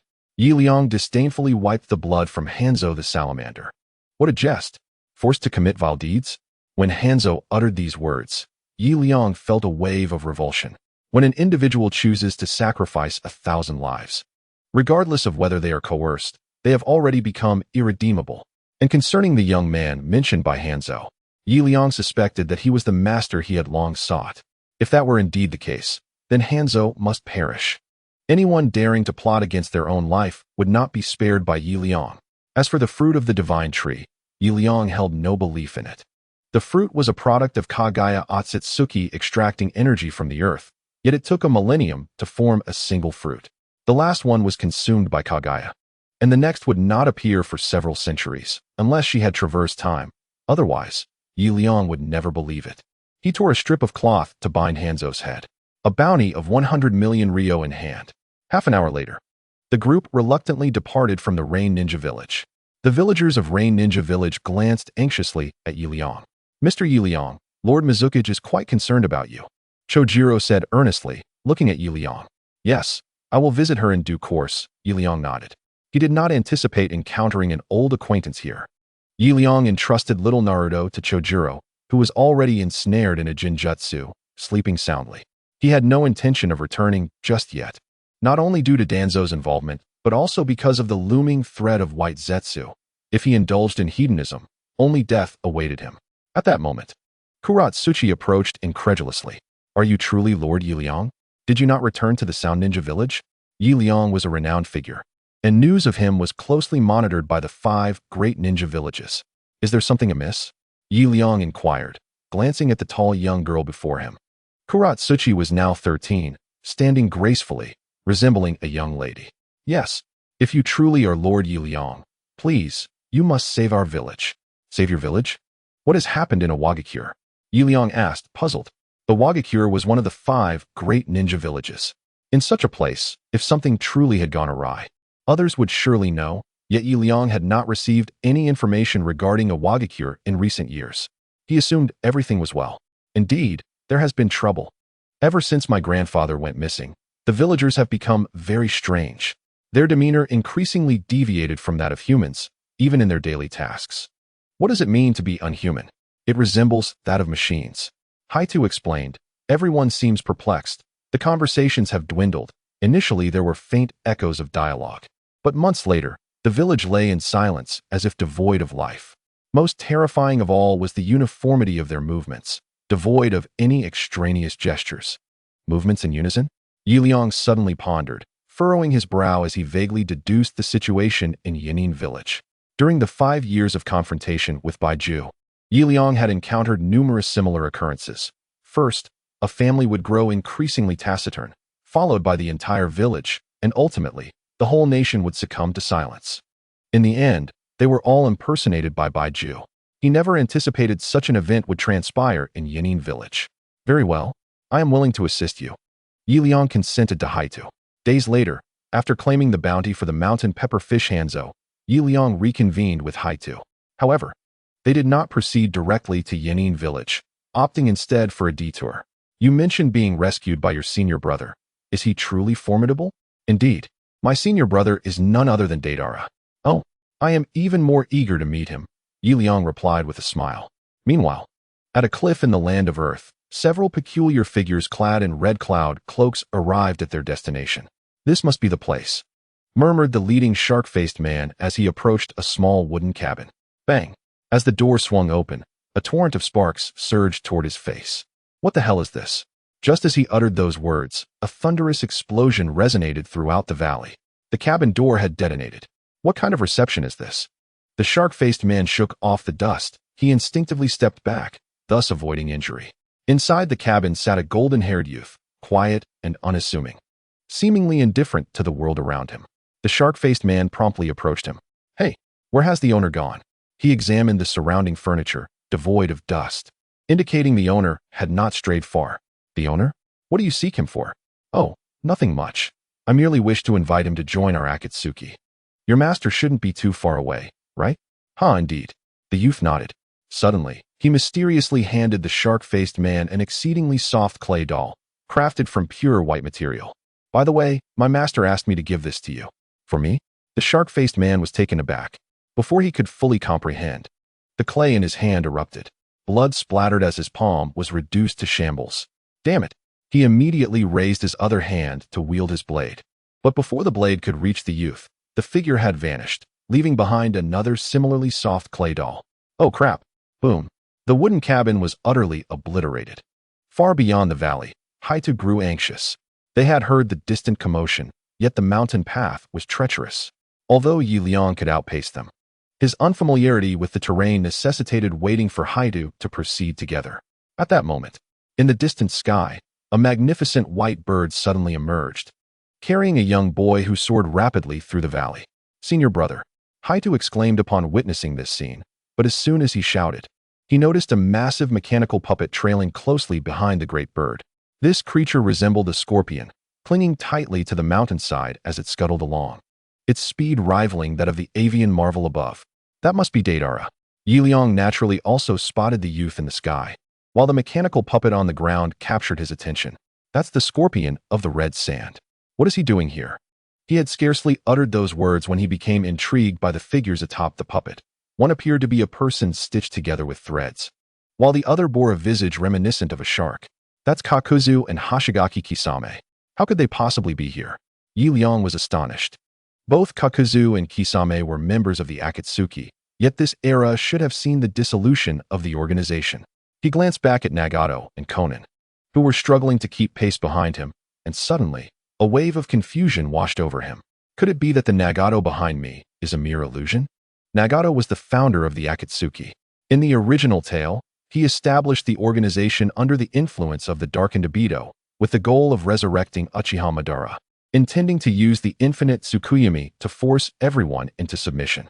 However, with Ibido gone and Nagato absent, the Akatsuki had somehow reformed, leaving him bewildered. Setting Hinata down, Liang resolved to investigate further. Flying Thunder God technique. He hurled a shuriken forward, and in an instant, his figure vanished. In the distance, the scorpion of the red sand once more defended against Daidara's explosive clay. What the hell? Is this brat still considering joining our organization? If not, I might have to take matters into my own hands. Hoshigaki Kisame glared angrily at the airborne Daidara. His previously severed wounds had healed. As a descendant of the shark cells, he possessed extraordinary regenerative abilities. Just then, he felt a strange sensation, as if a shuriken had whizzed past his head. Yet there was no one else nearby. Did I imagine it? Rubbing his eyes, he suddenly noticed a handsome young man crouching before him. Hello, brother. What the hell? Kisame exclaimed, startled. He hastily attempted to draw his great sword, Samahata, from his back, only to discover that it remained utterly still. What is going on? Straining to pull it free, he found the usually obedient Samahata trembling, as if faced with a formidable adversary, rendered motionless by fear. Samahata is afraid. It is quaking. A bead of cold sweat formed on Kisame's forehead. He had never encountered a man capable of eliciting such a reaction from Samahata. He refrained from making any sudden movements. Beside him, Kakuzu was equally taken aback. Upon noticing Liang, he instinctively lowered his head, as if in the presence of an ancestral figure. Having received his mission earlier, he recognized Liang as the man who had just slain Hanzo of the Salamander. That was Hanzo, the god of ninjas, defeated by Liang. How could Kakuzu possibly hope to prevail? He too dared not move. Hey, what are you two doing? Why don't you hurry up and throw this bastard off? I have no desire to carry around a wet behind-the-ears brat. Scorpion cursed vehemently. He was unfamiliar with Liang and utterly bewildered. Notably, Liang, bearing the ominous seal, indeed appeared to be perpetually 20 years of age. If you're so capable, then you go ahead. I certainly want tea. The ghost shark was flustered. At the moment Scorpion uttered these words, the shark's muscles quivered visibly, evidently displeased with Scorpion's remarks and concerned about the potential offense to Liang. The same was true for Jiaodu. Years ago, from 800 miles away, he had thrown shurikens at the first Hokage, yet nothing had been as stimulating as this moment. If you want to go, then go. Everyone knew that Aodo was not inherently combative, preferring to avoid conflict. To hell with you all. Scorpion cursed furiously, suddenly thrusting his stomach forward, causing him to topple. All of you get off me. In an instant, the others detached from Scorpion's back. Liang, with a sense of resignation, summoned the flying thunder god again, leaping onto the cliffside. However, he was intrigued to find that, apart from Scorpion, the other two had willingly allowed their bodies to plummet into the boundless abyss. Were they courting death? Judging by their expressions, they seemed to revel in it. What was going on? Liang turned his gaze toward Scorpion, who had managed to reach the shore in time. They all jumped. Why didn't you? Jump off. You bastard. Scorpion retorted angrily, immediately maneuvering his limbs like a mechanical puppet, crawling closer. His foot strength was astonishing, shattering fragments of the cliff with each step, causing Liang's heart to tremble. Perform, Scarlet Flow. Scorpion continued to manipulate the puppets surrounding him to launch an assault. His puppets, crafted from living beings, bore a striking resemblance to humans, yet each possessed a triangular spike at the tail, resembling Scorpion's own. This was how he earned his moniker. Boom, boom. The mountainside erupted with thunderous detonations. Under Scorpion's onslaught, numerous boulders were shattered by his scorpion tail, and in mere moments, a considerable section of the cliff crumbled away, creating a terrifying sight. Hey, did you come from a demolition background? Liang narrowly dodged Scorpion's attack. For him, Such rudimentary physical assaults posed no threat whatsoever. However, Scorpion's refusal to engage in dialogue left him at an impasse. Indeed, Liang had no intention of battling Scorpion. Why resort to physical confrontation when words could suffice? In his previous life, Scorpion was a profoundly tragic figure, having lost his parents to Konoha ninjas and raised by his grandmother. It is well understood that those raised by their grandmothers often lead solitary lives, developing reclusive and somewhat insecure personalities. Scorpion was precisely this type of individual. A person riddled with insecurity inevitably harbors a warped psyche. In other words, the former Akatsuki seemed to comprise a cohort of troubled youth. Liang formed a one-handed seal and, in an instant, leaped onto Scorpion's back. After delivering a swift leaf village whirlwind that severed Scorpion's tail, he plunged both hands directly into the back of the poisoned Scorpion man, his fingers sharp and devoid of remorse. Crack! A substantial mass of iron was forcibly torn away by Liang. A gaping hole appeared in Scorpion's back.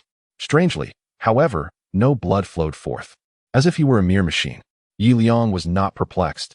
He continued to reach within, and after half a second, astonishingly extracted a doll over a meter tall with a cherubic face and red hair from the body of the Scorpion monster. The Scorpion creature was merely a shell. How did you discover me? The red-haired doll kicked its legs, seemingly attempting to break free from Liang's grasp. However, just as it was about to exert force, it suddenly felt its chakra stagnating.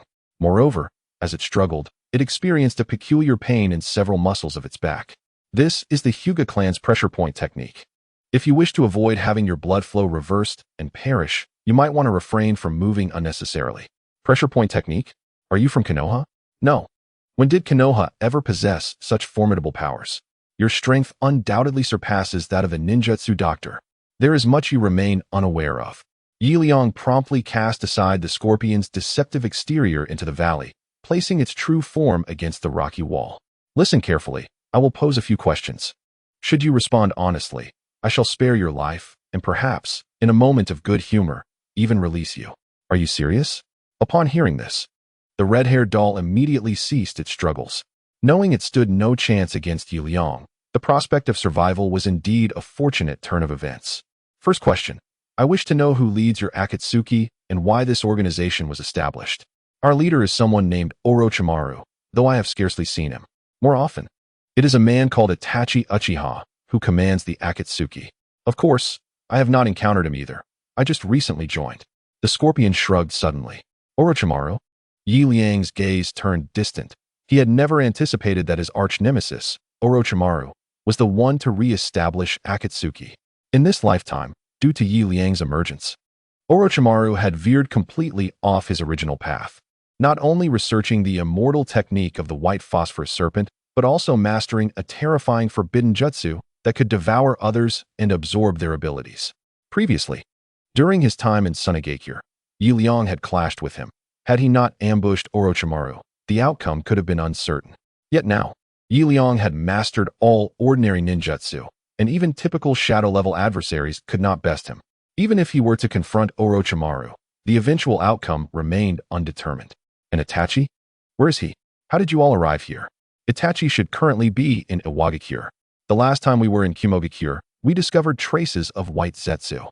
Following that, all clues led us to Iwagakure, and Itachi and the others immediately proceeded there, while Kisame and I were tasked with recruiting local ninjas. Is that so? Liang grasped the situation entirely. However, he was far from expecting that Itachi Uchiha had reappeared here. He had originally believed that Itachi's life trajectory had altered, considering he had intervened in the fate of the Uchiha clan, yet he still joined Akatsuki. It seemed he would have to confront him directly. Liang nodded. Regarding such matters, there appeared to be no alternative but to inquire directly of him. Upon concluding his words, Liang released the grip he had on Scorpion's hand. Being a man of his word, he refrained from taking any extreme measures, as Scorpion had not committed any act that would evoke his wrath. Observing the restoration of his own strength, Scorpion hastily leaped towards a nearby cliff, seemingly driven by the fear that any delay would result in being devoured by the monstrous creature trailing behind him. At that moment, Deidara, having successfully extricated himself from the situation, arrived alongside Kuratsuchi and others. When Liang engaged Scorpion in combat, they were likely reminiscing from a distance. With a powerful leap, Liang propelled himself forward, using a shuriken aimed at the clay in Daidara's possession to land gracefully atop the clay surface. The group collectively gasped in astonishment. It was then that they began to form a vague understanding of Liang's extraordinary prowess, someone capable of defying the laws of Newton. Kuratsuchi, is this the remarkable individual you spoke of? Daidara exclaimed, his face a canvas of surprise and admiration directed towards Liang. Yet, envy was absent from his expression. For Daidara, explosions epitomized the essence of ninjutsu. Other techniques held little appeal, meriting only a momentary admiration. Unlike the eager Yahiko, who besieged Liang to impart the technique of anti-Newtonian shuriken. After a brief exchange, the group resumed their flight towards Awagakure. As the senior apprentice of Awagakure, Daidara possessed an intimate familiarity with the terrain, leading them not through the main entrance, but via a fissure in a valley, which allowed them to circumvent to the heart of the village. They descended amidst the explosive clay. Before their eyes lay a series of earth and stone walls. While in the distance, a throng of merchants bustled about, presumably traders from the land of Earth. Itachi, are you truly here?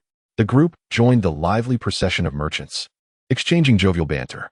If Liang had harbored any doubts regarding Kuratsuchi's earlier remarks, they vanished upon witnessing the native inhabitants of Awagakure.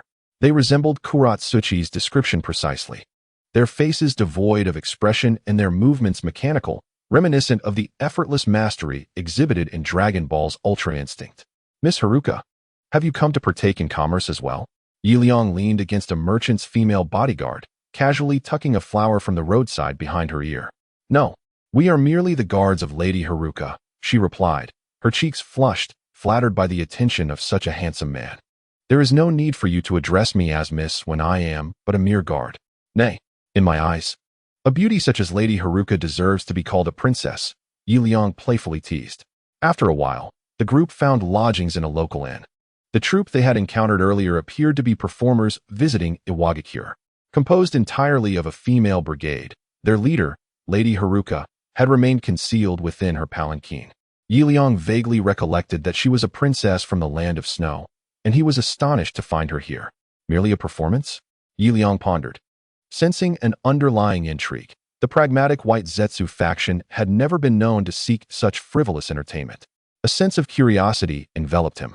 At this moment, Daidara, who had previously been living separately, suddenly pried open the bamboo door to Liang's room. Mr. Liang, may I come in to chat? Yes, come in, Liang replied, bemused. You've already entered, yet you still asked for permission. What brings you here? At this hour, Liang had not yet succumbed to slumber, for it was merely the onset of night. Given his habits, he had never acquired the custom of sleeping soundly on enemy territory. He felt that today's events bore an air of peculiarity, prompting him to come and discuss them with you. Peculiar? Liang paused, taken aback. To be frank, aside from discerning that those residents were merely impersonating White Zetsu, he had not entertained any further thoughts, as he was not a member of Awagakure and thus found it quite normal not to perceive any issues.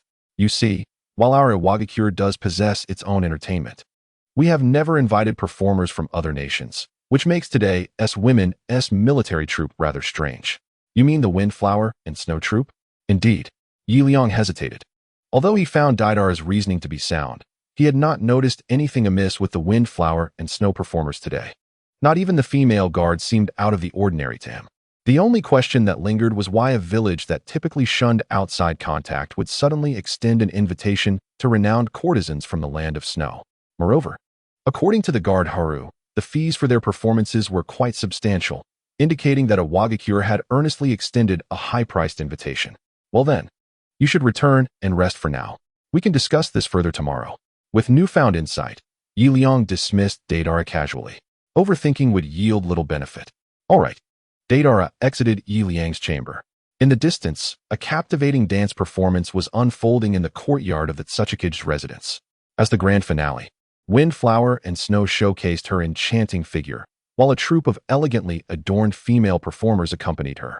Among them was Haru, who had been approached by Liang earlier that morning. Miss Windflower, do you not find anything unusual about these people? Haru continued to sway, subtly conversing with the center of attention, Windflower and Snow. Indeed, it does feel somewhat off. Their expressions are so blank, aside from the Tsuchikage, called Yellow Earth. They seem almost soulless. Miss, I can't shake the feeling that something is amiss. We should make our exit at the earliest opportunity. Agreed. The two devised a plan. After a lengthy banquet, Wind, Flower, and Snow's performance finally reached its conclusion. With a flourish, she gestured a farewell toward the Tsuchikage, preparing to depart. Miss Windflower, won't you stay for just one more night? No, we have other commercial performances scheduled for tomorrow morning, so we must take our leave. Windflower and Snow hastily bowed and prepared to exit. However, just as they were about to step out, several Awagakure Jonin in yellow garb blocked their path. What do you intend to do? Haru, sensing the impending danger, quickly positioned herself in front of Windflower and Snow. Miss Windflower, our land of Earth is known for its hospitality. If you leave so soon, it would be quite regrettable. At that moment, the Tsuchikage, Yellow Earth, descended from his high seat. As far as I know, it appears that the land of Snow, where Miss Fenghua resides, is a nation scarce in ninjas, thus frequently plagued by surrounding thieves, is it not? What do you intend to do? Miss Fenghua Xiaoxue cast a vigilant glance at Huangtu, sensing an inevitable calamity looming over the day. It's nothing, merely a message for you from our esteemed lord, should you desire ninjas. Our village of Awagakure shall naturally assist in establishing a presence in your snow-laden nation. You wish to seize our land. Miss Fenghua Xiaoxue exclaimed furiously. Oh, what do you mean by seizing? We merely intend to offer our protection for your snowbound realm. Infuriating. Miss Fenghua Xiaoxue could barely contain her rage. Although she presented herself as a renowned dancer of the Snow Nation, her true identity was that of the beloved jewel of the nation's general, the princess of the Snow Country.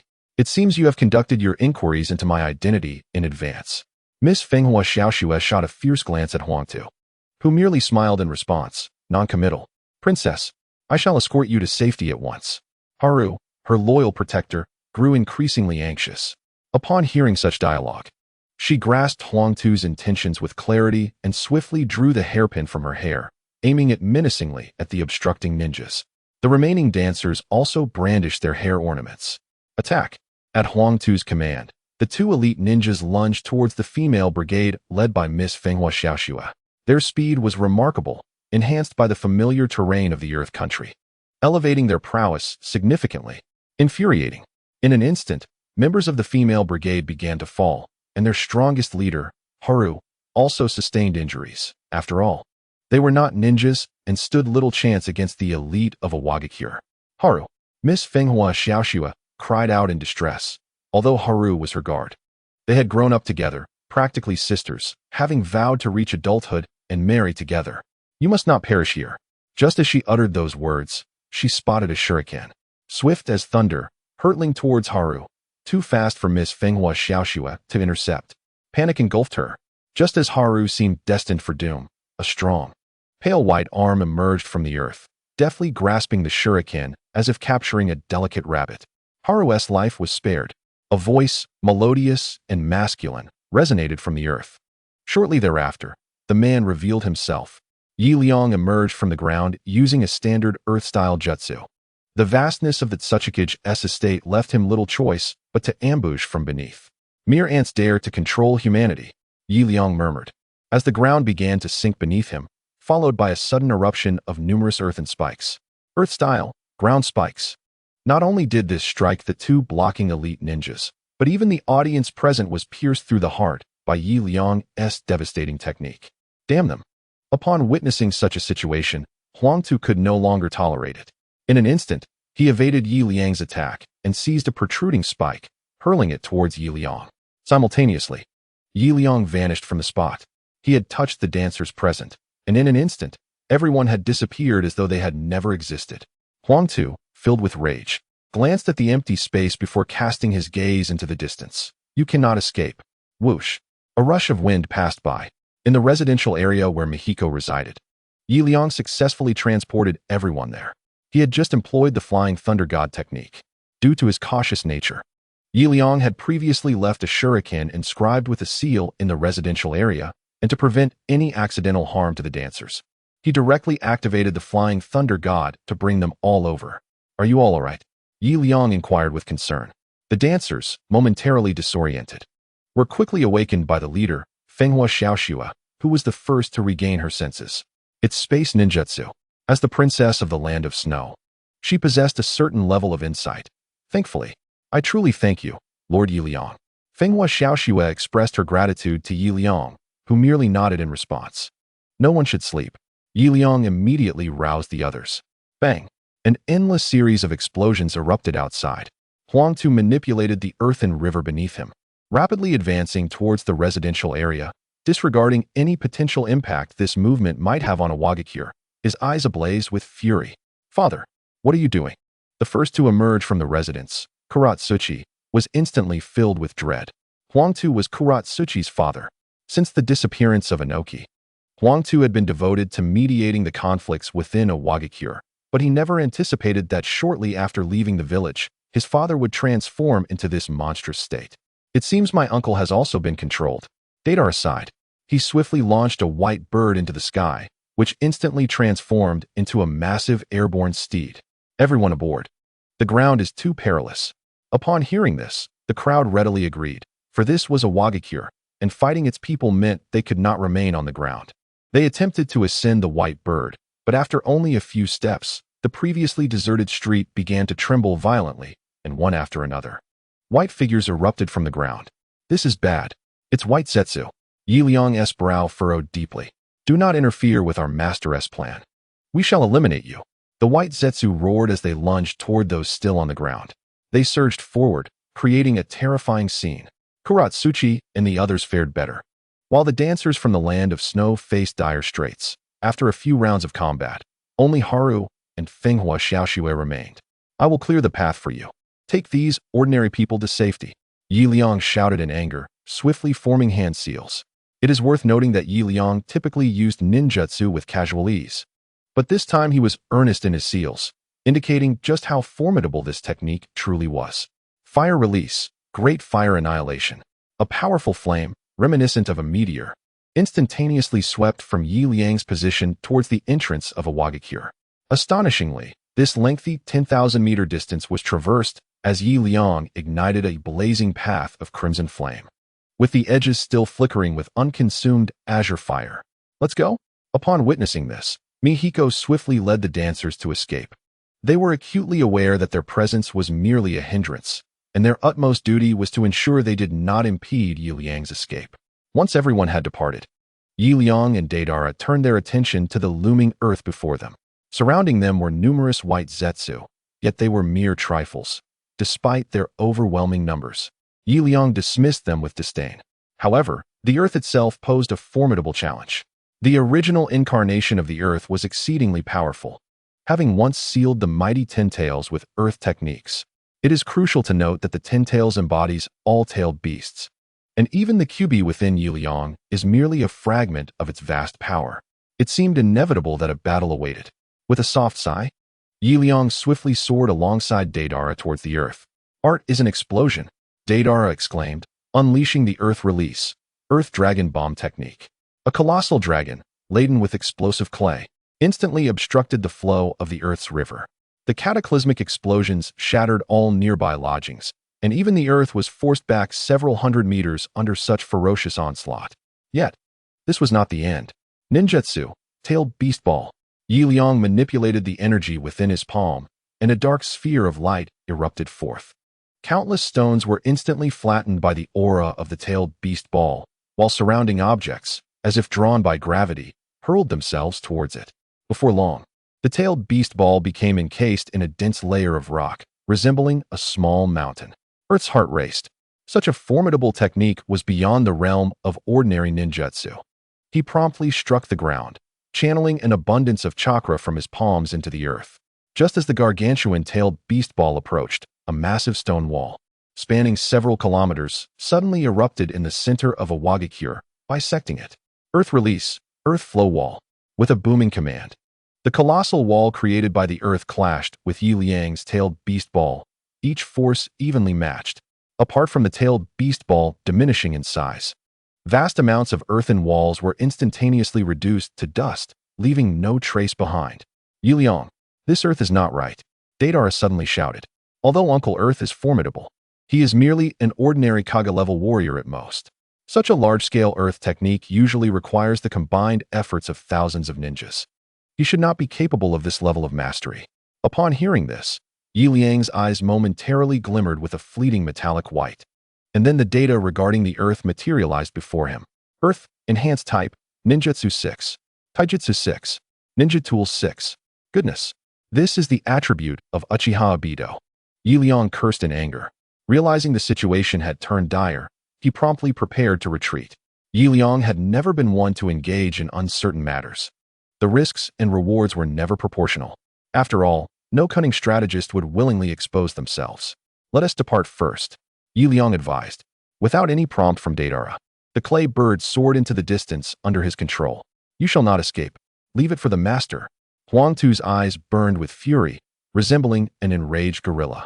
With a thunderous shout, the soil beneath him surged forward towards Liang once more.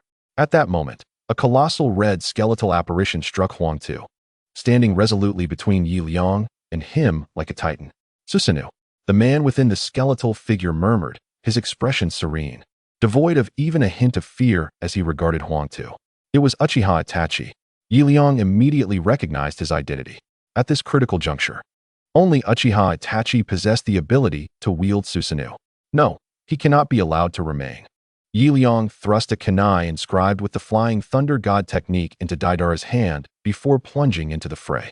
Itachi, intent on stalling for his allies, knew that at his current age, he was far from being a match for the enhanced Huang Tu. Damn it! Anyone who dares to thwart the master's plans must perish. Huang Tu roared in rage. Suddenly, a black, faceless mask began to emerge on his abruptly changing face, and as it appeared, his skin began to shed. Large patches of skin fell to the ground, revealing a massive white Zetsu form beneath. That thing! Liang gasped in shock. He had encountered this masked Zetsu during the Chunin exams, and had only defeated it by unleashing his full power with Sage Art. Night Guy. What is it doing here? Liang was astonished. This masked Zetsu possessed immense chakra and remarkable resilience. Having expended all his chakra on the tailed beast ball, Liang was now drained of strength for further combat. After all, he dared not use Sage Art, Night Guy again. Retreat. Liang hurled another tailed beast ball to obstruct Huang Tu, instantly appearing before Uchiha Itachi, placing his hand on the latter's waist. Flying Thunder God technique. The two vanished in an instant. Outside of Awagakure, the powerful sounds of explosions still echoed, while Liang and the others arrived at the concealed wooden hut where Deidara had previously hidden. Situated at the edge of a cliff, Huang Tu would be unable to trace their whereabouts. Lord Liang, how did you end up here? Weren't you supposed to return to the Sound Ninja village? Uchiha Itachi inquired, his face a mixture of confusion and a hint of excitement. That question should be directed at you. Why aren't you in Konoha, joining Akatsuki? Do you not realize this organization was founded by Orochimaru? Liang scolded Itachi like a concerned mother, embodying a sense of disappointment. After all, the changes in the world of ninjas over the past 5 years had been staggering. Not only were Zetsu proliferating everywhere, but even the once loyal elite shinobi had betrayed their villages. For instance, Hanzo of the Salamander, recognized as a master in the ninja world, had forsaken his principles for the sake of the god tree's fruit. Such formidable warriors can indeed fall, and the current state of the Naruto world is undoubtedly precarious. Lord Liang, I must confess, I have become a rogue ninja. Uchiha Itachi helplessly gestured towards Liang. After your departure, Danzo swiftly instigated a coup in Konoha. Although the third Hokage vehemently opposed him, with the support of the Umbu, Danzo ascended to the position of the fifth Hokage. Our Uchiha clan, fully aware of Danzo's hostility, naturally chose to sever ties with the village. You have left the village? Liang's expression immediately turned peculiar. Indeed, we are currently hiding in a location within the Land of Snow, where there are few ninjas, and it is relatively safe. Liang found himself at a loss for words. Danzo has become the fifth Hokage. In the original narrative, Danzo was originally intended to be Hokage, albeit as the sixth. However, he has now hastened his coup, catching Liang somewhat off guard. It seems my arrival has significantly altered the fate of Konoha. How did you come to join Akatsuki, considering that you have already taken refuge in the Land of Snow? Liang inquired further. The Uchiha had suffered substantial losses due to Danzo's attack, and now they are in dire need of revival. Timely development is essential, and they should not be entangled in the worldly affairs of the ninja realm. Because of White Zetsu, Uchiha Itachi suddenly sighed. We initially had no intention of meddling in the ninja world, but a multitude of white Zetsu has begun to appear around the land of snow. Their intentions clear. They are subtly aiming to seize control of the land of snow. It is vital to understand that should they succeed, our Uchiha clan would also face devastation. My father urged me to seek external assistance, which is why I joined Akatsuki. I see, Liang said, realization dawning upon him. Akatsuki has been gathering powerful ninjas from across the ninja world, and enlisting him as an ally is indeed a fitting choice. As for Orochimaru, according to previous reports from Scorpion, Orochimaru has vanished entirely since his failed attack on Hanzo 3 years ago. With the situation becoming clearer, Liang ensured everyone was settled before leading Itachi and the others back to the battlefield. This time, free from concerns. Their formidable strength might indeed allow them to rival the likes of Lus once more. In Awagakure, Lus, having transformed into the masked white Zetsu, was rampaging furiously. His eyes were bloodshot, seemingly driven to madness. Yet, countless small white Zetsu obstructed his path. The Faceless One is out of control. We must hastily summon the great Zetsu to rein him in, or the base of the land of Earth will be utterly lost. The small white Zetsu surged forth, relentlessly attacking the colossal faceless white Zetsu, but the latter's power was far beyond what these mere minions could contend with. Before even reaching his head, they were crushed by Lus's might. High above in the clouds, Liang observed the scene with vigilance. He and Itachi were riding atop Daidar's clay bird. Thus the diminutive white Zetsu below were utterly unaware of their presence. Teacher Liang, it seems they are infighting, attacking their own comrades, Itachi remarked. No, it appears they are attempting to subdue the rampaging Lus. His strength has surged too rapidly, and as he remains merely an ordinary body, such a transformation without succumbing to madness would indeed be peculiar. Dida-la, prepare to take us there, Liang replied. At that moment, the colossal white birds serving as their steeds surged forward towards the frenzied yellow earth. Below, the ground was transformed into a marshland, ravaged by the tumultuous torrents of yellow soil. Initiate Operation Number 1, Liang commanded. Dida-la immediately unleashed a multitude of explosive clay from his palms. Like fighter jets traversing the skies, as the white bird soared, the air erupted with tremendous detonations, sending the bodies of countless white Zetsu minions scattering. In mere moments, dozens of white Zetsu were obliterated. This was Liang's initial strategy. Although the two factions of white Zetsu were engaged in infighting, failing to eliminate the minions first would lead to insurmountable challenges when targeting the yellow earth, as these thousands of minions would pose a significant threat. Excellent. Operation Number 1 was a success. Commence Operation Number 2. As soon as Liang uttered these words, Uchiha Itachi activated his Mangekyo Sharingan, summoning the Amaterasu flames. Vast stretches of marshland were engulfed in fire. This time, nearly half were incinerated. The most formidable aspect of the Amaterasu flames is their unquenchable nature. They will not extinguish until the target is entirely consumed. Consequently, the burning white Zetsu transmitted their fiery fate to one another, spreading like a virus until they were utterly decimated. After enduring such relentless assaults, the minions finally reacted, abandoning the yellow earth to unleash their ninjutsu. Though they were white Zetsu, they could still wield basic ninjutsu, such as Fire Style, Fireball Jutsu, Phoenix Fire, Water, and Earth Release, or even hurling shuriken to launch an attack against Liang and his allies. It appeared that sufficient forces had gathered. Suddenly, Liang descended from the great bird, disregarding the minions' onslaught, deftly maneuvering through the incoming shuriken, and in a matter of moments, he approached the massed yellow earth, deep within the rock-hidden village. Pardon me, but it is time for you to dance.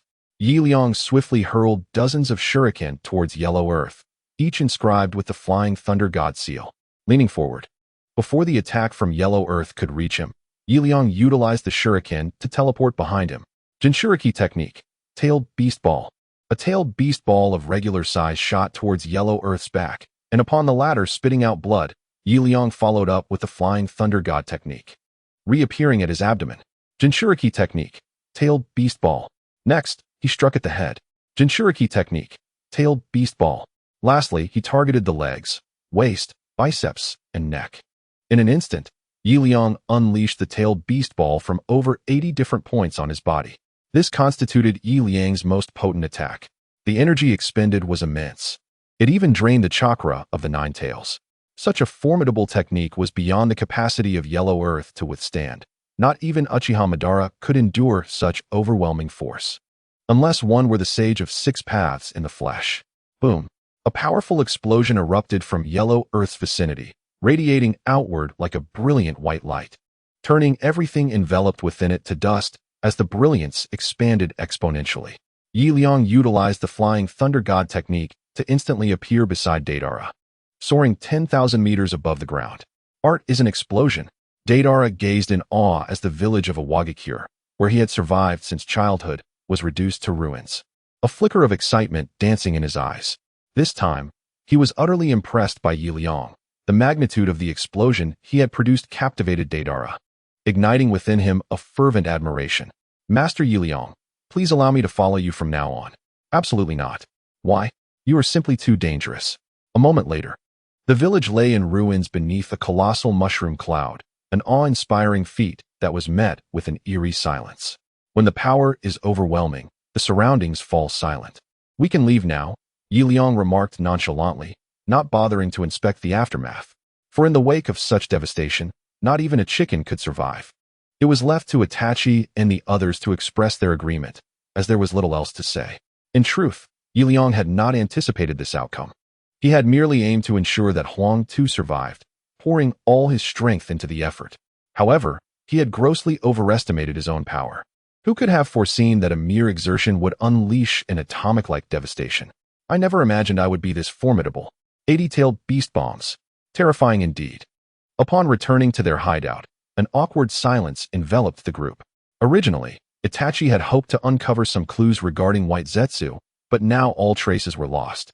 Liang had previously contemplated assisting Kuratsuchi in restoring her homeland, yet now, well, that too was gone. Only Deidara's face reflected fervor, even tinged with a hint of surprise. Do not worry, Kuratsuchi, that Huang too is not your father. If I am not mistaken, he was likely a chakra clone created by White Zetsu. Your true father should be found once we uncover the mastermind behind this. Liang comforted Kuratsuchi, who, however, was weeping. He had already shared the events of the day with Kuratsuchi and the others. For now, they could not return to Awagakure, and if they sought shelter, they would have to make do in other villages.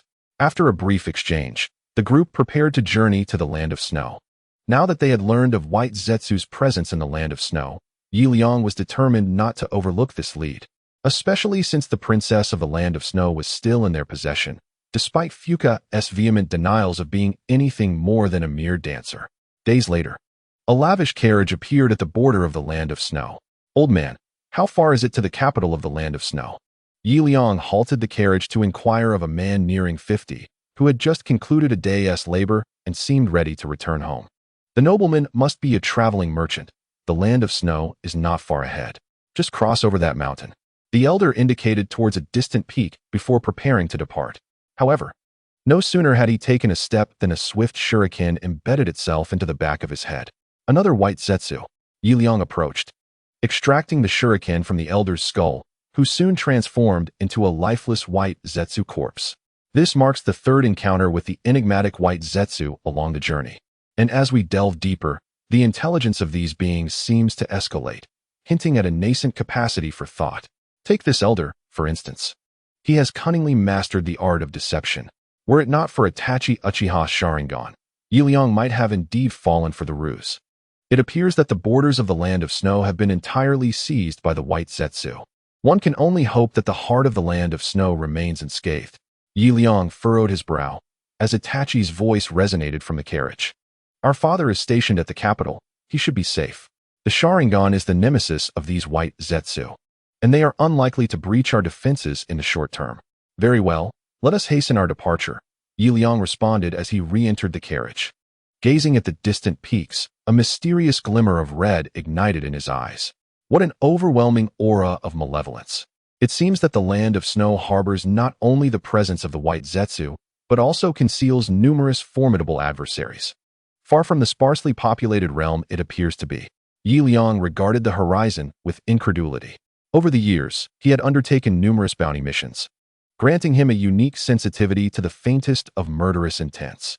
The malevolence enveloping the Land of Snow could scarcely be overstated. Even the vastness of the ocean would be a pale comparison. Miss Fenghua, Might I inquire if there are any significant festivals occurring in your land recently? Liang suddenly asked. Festivals? Indeed. In the past, our nation frequently faced incursions from bandits, until a band of warriors vanquished them. In gratitude, the king established the martial arts festival during the autumn season, and it is nearly that time now. The martial arts festival? Liang's eyes glimmered with understanding. If warriors were involved, it made sense. Unlike ninjas who predominantly rely on chakra and thus lack a palpable aura of menace, warriors must cultivate their murderous intent to enhance their swordsmanship. If a multitude of warriors congregates in the land of snow, the source of this ominous aura becomes clear. Very well, I am ready. Let us proceed. Liang settled back into the carriage. Before long, they arrived at the land of snow. The grand gates of the capital, adorned with statues of Qilin, loomed before them. Just as Liang was about to enter, a battalion of soldiers emerged from within. Release the Snow Princess at once. Otherwise, the soldiers of the land of snow shall exact retribution. The soldiers formed a blockade before the carriage, their commanding general exuding a fierce presence. Before Liang could offer an explanation, a command was swiftly issued. With a clatter, rows of swords were drawn. Ahem, Miss Fenghua. It seems your hospitality leaves much to be desired, Liang remarked awkwardly, playing the role of a reluctant coachman. Without hesitation, Princess Fenghua stepped out of the carriage. Lower your weapons. This esteemed guest, Liang, is the one who rescued me. Show him the respect he deserves, she commanded sternly. After all, Liang's prowess was well known, a single individual capable of obliterating an entire village of formidable ninjas. Even with the full might of the land of snow, it would be improbable to inflict harm upon him. Princess Fenghua held Liang in high regard, for she had previously refrained from even a whisper in his presence. Your Highness, we are in a precarious situation. The borders frequently face incursions from the White Zetsu. Even if he is your benefactor, we must request that he disembark for inspection. The general immediately retorted. You, Fenghua Xiaoxiu, nearly choked on her own saliva. How could a princess be so brazenly contradicted by a mere general? Who could endure such an affront? Nonetheless, she resigned herself. Fine, if you insist on an inspection, we shall comply. Liang waved his hand dismissively. But, Your Excellency Liang, how can we impose such indignity upon you? It's fine, I bear no grudges. Bear no grudges? Fenghua Xiaoxiu suddenly questioned her own hearing. The soldiers, seeing Liang's cooperation, approached him with the swagger of ruffians. Yet, as they drew near, an unsettling chill ran down their spines. What is happening? They were momentarily dazed. It felt as though they had brushed past an ice chamber when they passed by Liang. It must be an illusion, they thought. The leading general approached. He was a city gate commander who had previously been overlooked by the Snow Kingdom, but now, seizing the opportunity of Baiju's attack, he reveled in his newfound authority. Today, he had the audacity to intimidate the princess. Haha, if he could unseat her today, then tomorrow, he could ride her like a horse. The leading general let out a sneer. What is the matter? Why must you dismount? Daida La, who had been in the carriage, stepped out, visibly displeased. Hey, who are you? Is there a problem? He glanced at the approaching general. The latter's legs trembled. And no, nothing. The general, who had been boasting moments before, was now terrified. What a dreadful aura. This individual was merely a child, yet exuded such a terrifying presence. The general's heart raced. The people of the Snow Kingdom perceive others through the lens of martial honor, possessing a profound awareness of murderous intent, as exemplified by Daida La. The soldiers perceived a phantom of a great white bird. Such an aura would rival that of the nation's strongest warriors. It's nothing. Just curious about who else is in your carriage. The general awkwardly chuckled. Are they here to see me? Uchiha Itachi suddenly peeked out from the carriage. His expression somewhat dazed as he asked, Is there anyone else? None. No one. The general was once again filled with dread. Uchiha Itachi's power was even greater. A rough estimation would reveal a murderous intent equivalent to at least 2 high-ranking warriors, utterly staggering. Behind Uchiha Itachi lingered a faintly visible red skeleton, grinning ominously at the soldiers. Truly a demon. Goodness gracious. Where did the princess find such a formidable entourage? With an audible gulp, all the soldiers swallowed hard in unison. Are you here to inspect me? Liang inquired with a smile, having discerned the soldiers' reactions. You? The city gate commander regarded Liang with confusion. This man bore no trace of murderous intent. From a distance, he appeared indistinguishable from an ordinary person. Yet, The general suddenly sensed something amiss.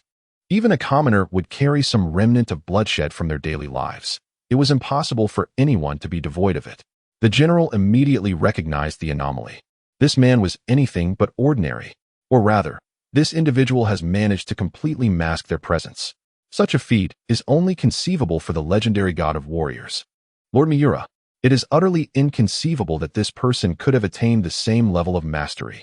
Could it be that he has reached the realm of Lord Miura? The general felt as though he had inadvertently brushed against something forbidden. His gaze grew serene as he slowly gestured toward Liang with an invitation. Please, esteemed sir, take residence in the land of snow. As the gatekeeper of the snow country, I shall ensure your every need is attended to. I am prepared to serve you unto death. With a single command, rows of soldiers bowed their heads in deference to Liang. Beside him, Fenghua Xiaoxue stood in stunned silence. Their own soldiers disregarded the princess's commands, yet showed utmost respect to an outsider. What sort of absurdity was this? Fenghua Xiaoxue resolved to report this to her father upon her return, charging him with the crime of treason. The snow continued to fall, and the capital of snow began to stir uneasily this night. You see, during this year's martial arts festival, Princess Xiaoxue intended to claim her rightful place and had summoned a revered warrior. What? Where did you acquire such information? One of today's gatekeepers is a distant cousin of my aunt. Is it credible? Absolutely credible. He has been in the snow country for several days. Liang emerged from the Uchiha shrine, feeling quite pleased. It seems that your Uchiha clan has fared well, Itachi. In just a few years, you have already garnered the support of a prince. All thanks to my father's efforts. That is commendable, Liang replied casually. He had a general understanding of the political landscape in the snow country. Its governance was not unlike that of the Hidden Leaf Village, with a ruling daimyo and several heirs, including princes and princesses, supported by their subordinates. Fenghua Xiaoxue was the youngest princess. Typically, parents tend to favor their youngest. Yet her father appeared to hold little affection for her. Having finally arrived, could you not take me out for some leisure? Liang suddenly nudged the steadfast Itachi, who remained at the shrine. In a foreign land, it would be remiss not to explore and experience the local culture. In his previous life, Liang had been a recluse. In this life, he had no desire to remain cooped up at home. Wasn't it far more delightful to venture out and meet new people? I cannot. My father has tasked me with guarding the shrine today. Very well then. Liang glanced at the obstinate Itachi, unsure of what else to say. The mindset of ancient individuals differed greatly from that of modern people. The former adhered strictly to customs, their thoughts easily constrained, while the latter prioritized enjoyment and thus felt more liberated. Just like Liang, who succumbed to exhaustion while gaming, had he heeded his mother's advice. Such a fate would not have befallen him. With a sigh of resignation, he stepped out of the Uchiha mansion, preparing to venture into the streets alone. Lord Liang, please wait. A voluptuous woman sauntered towards him, her movements fluid and expansive. Is there something you require, my lady? Liang inquired. Lord Liang, the princess has invited you to gather at the Asakawa Grand Store. What? The Grand Store? Liang's jaw nearly dropped in astonishment. Such news was utterly unexpected.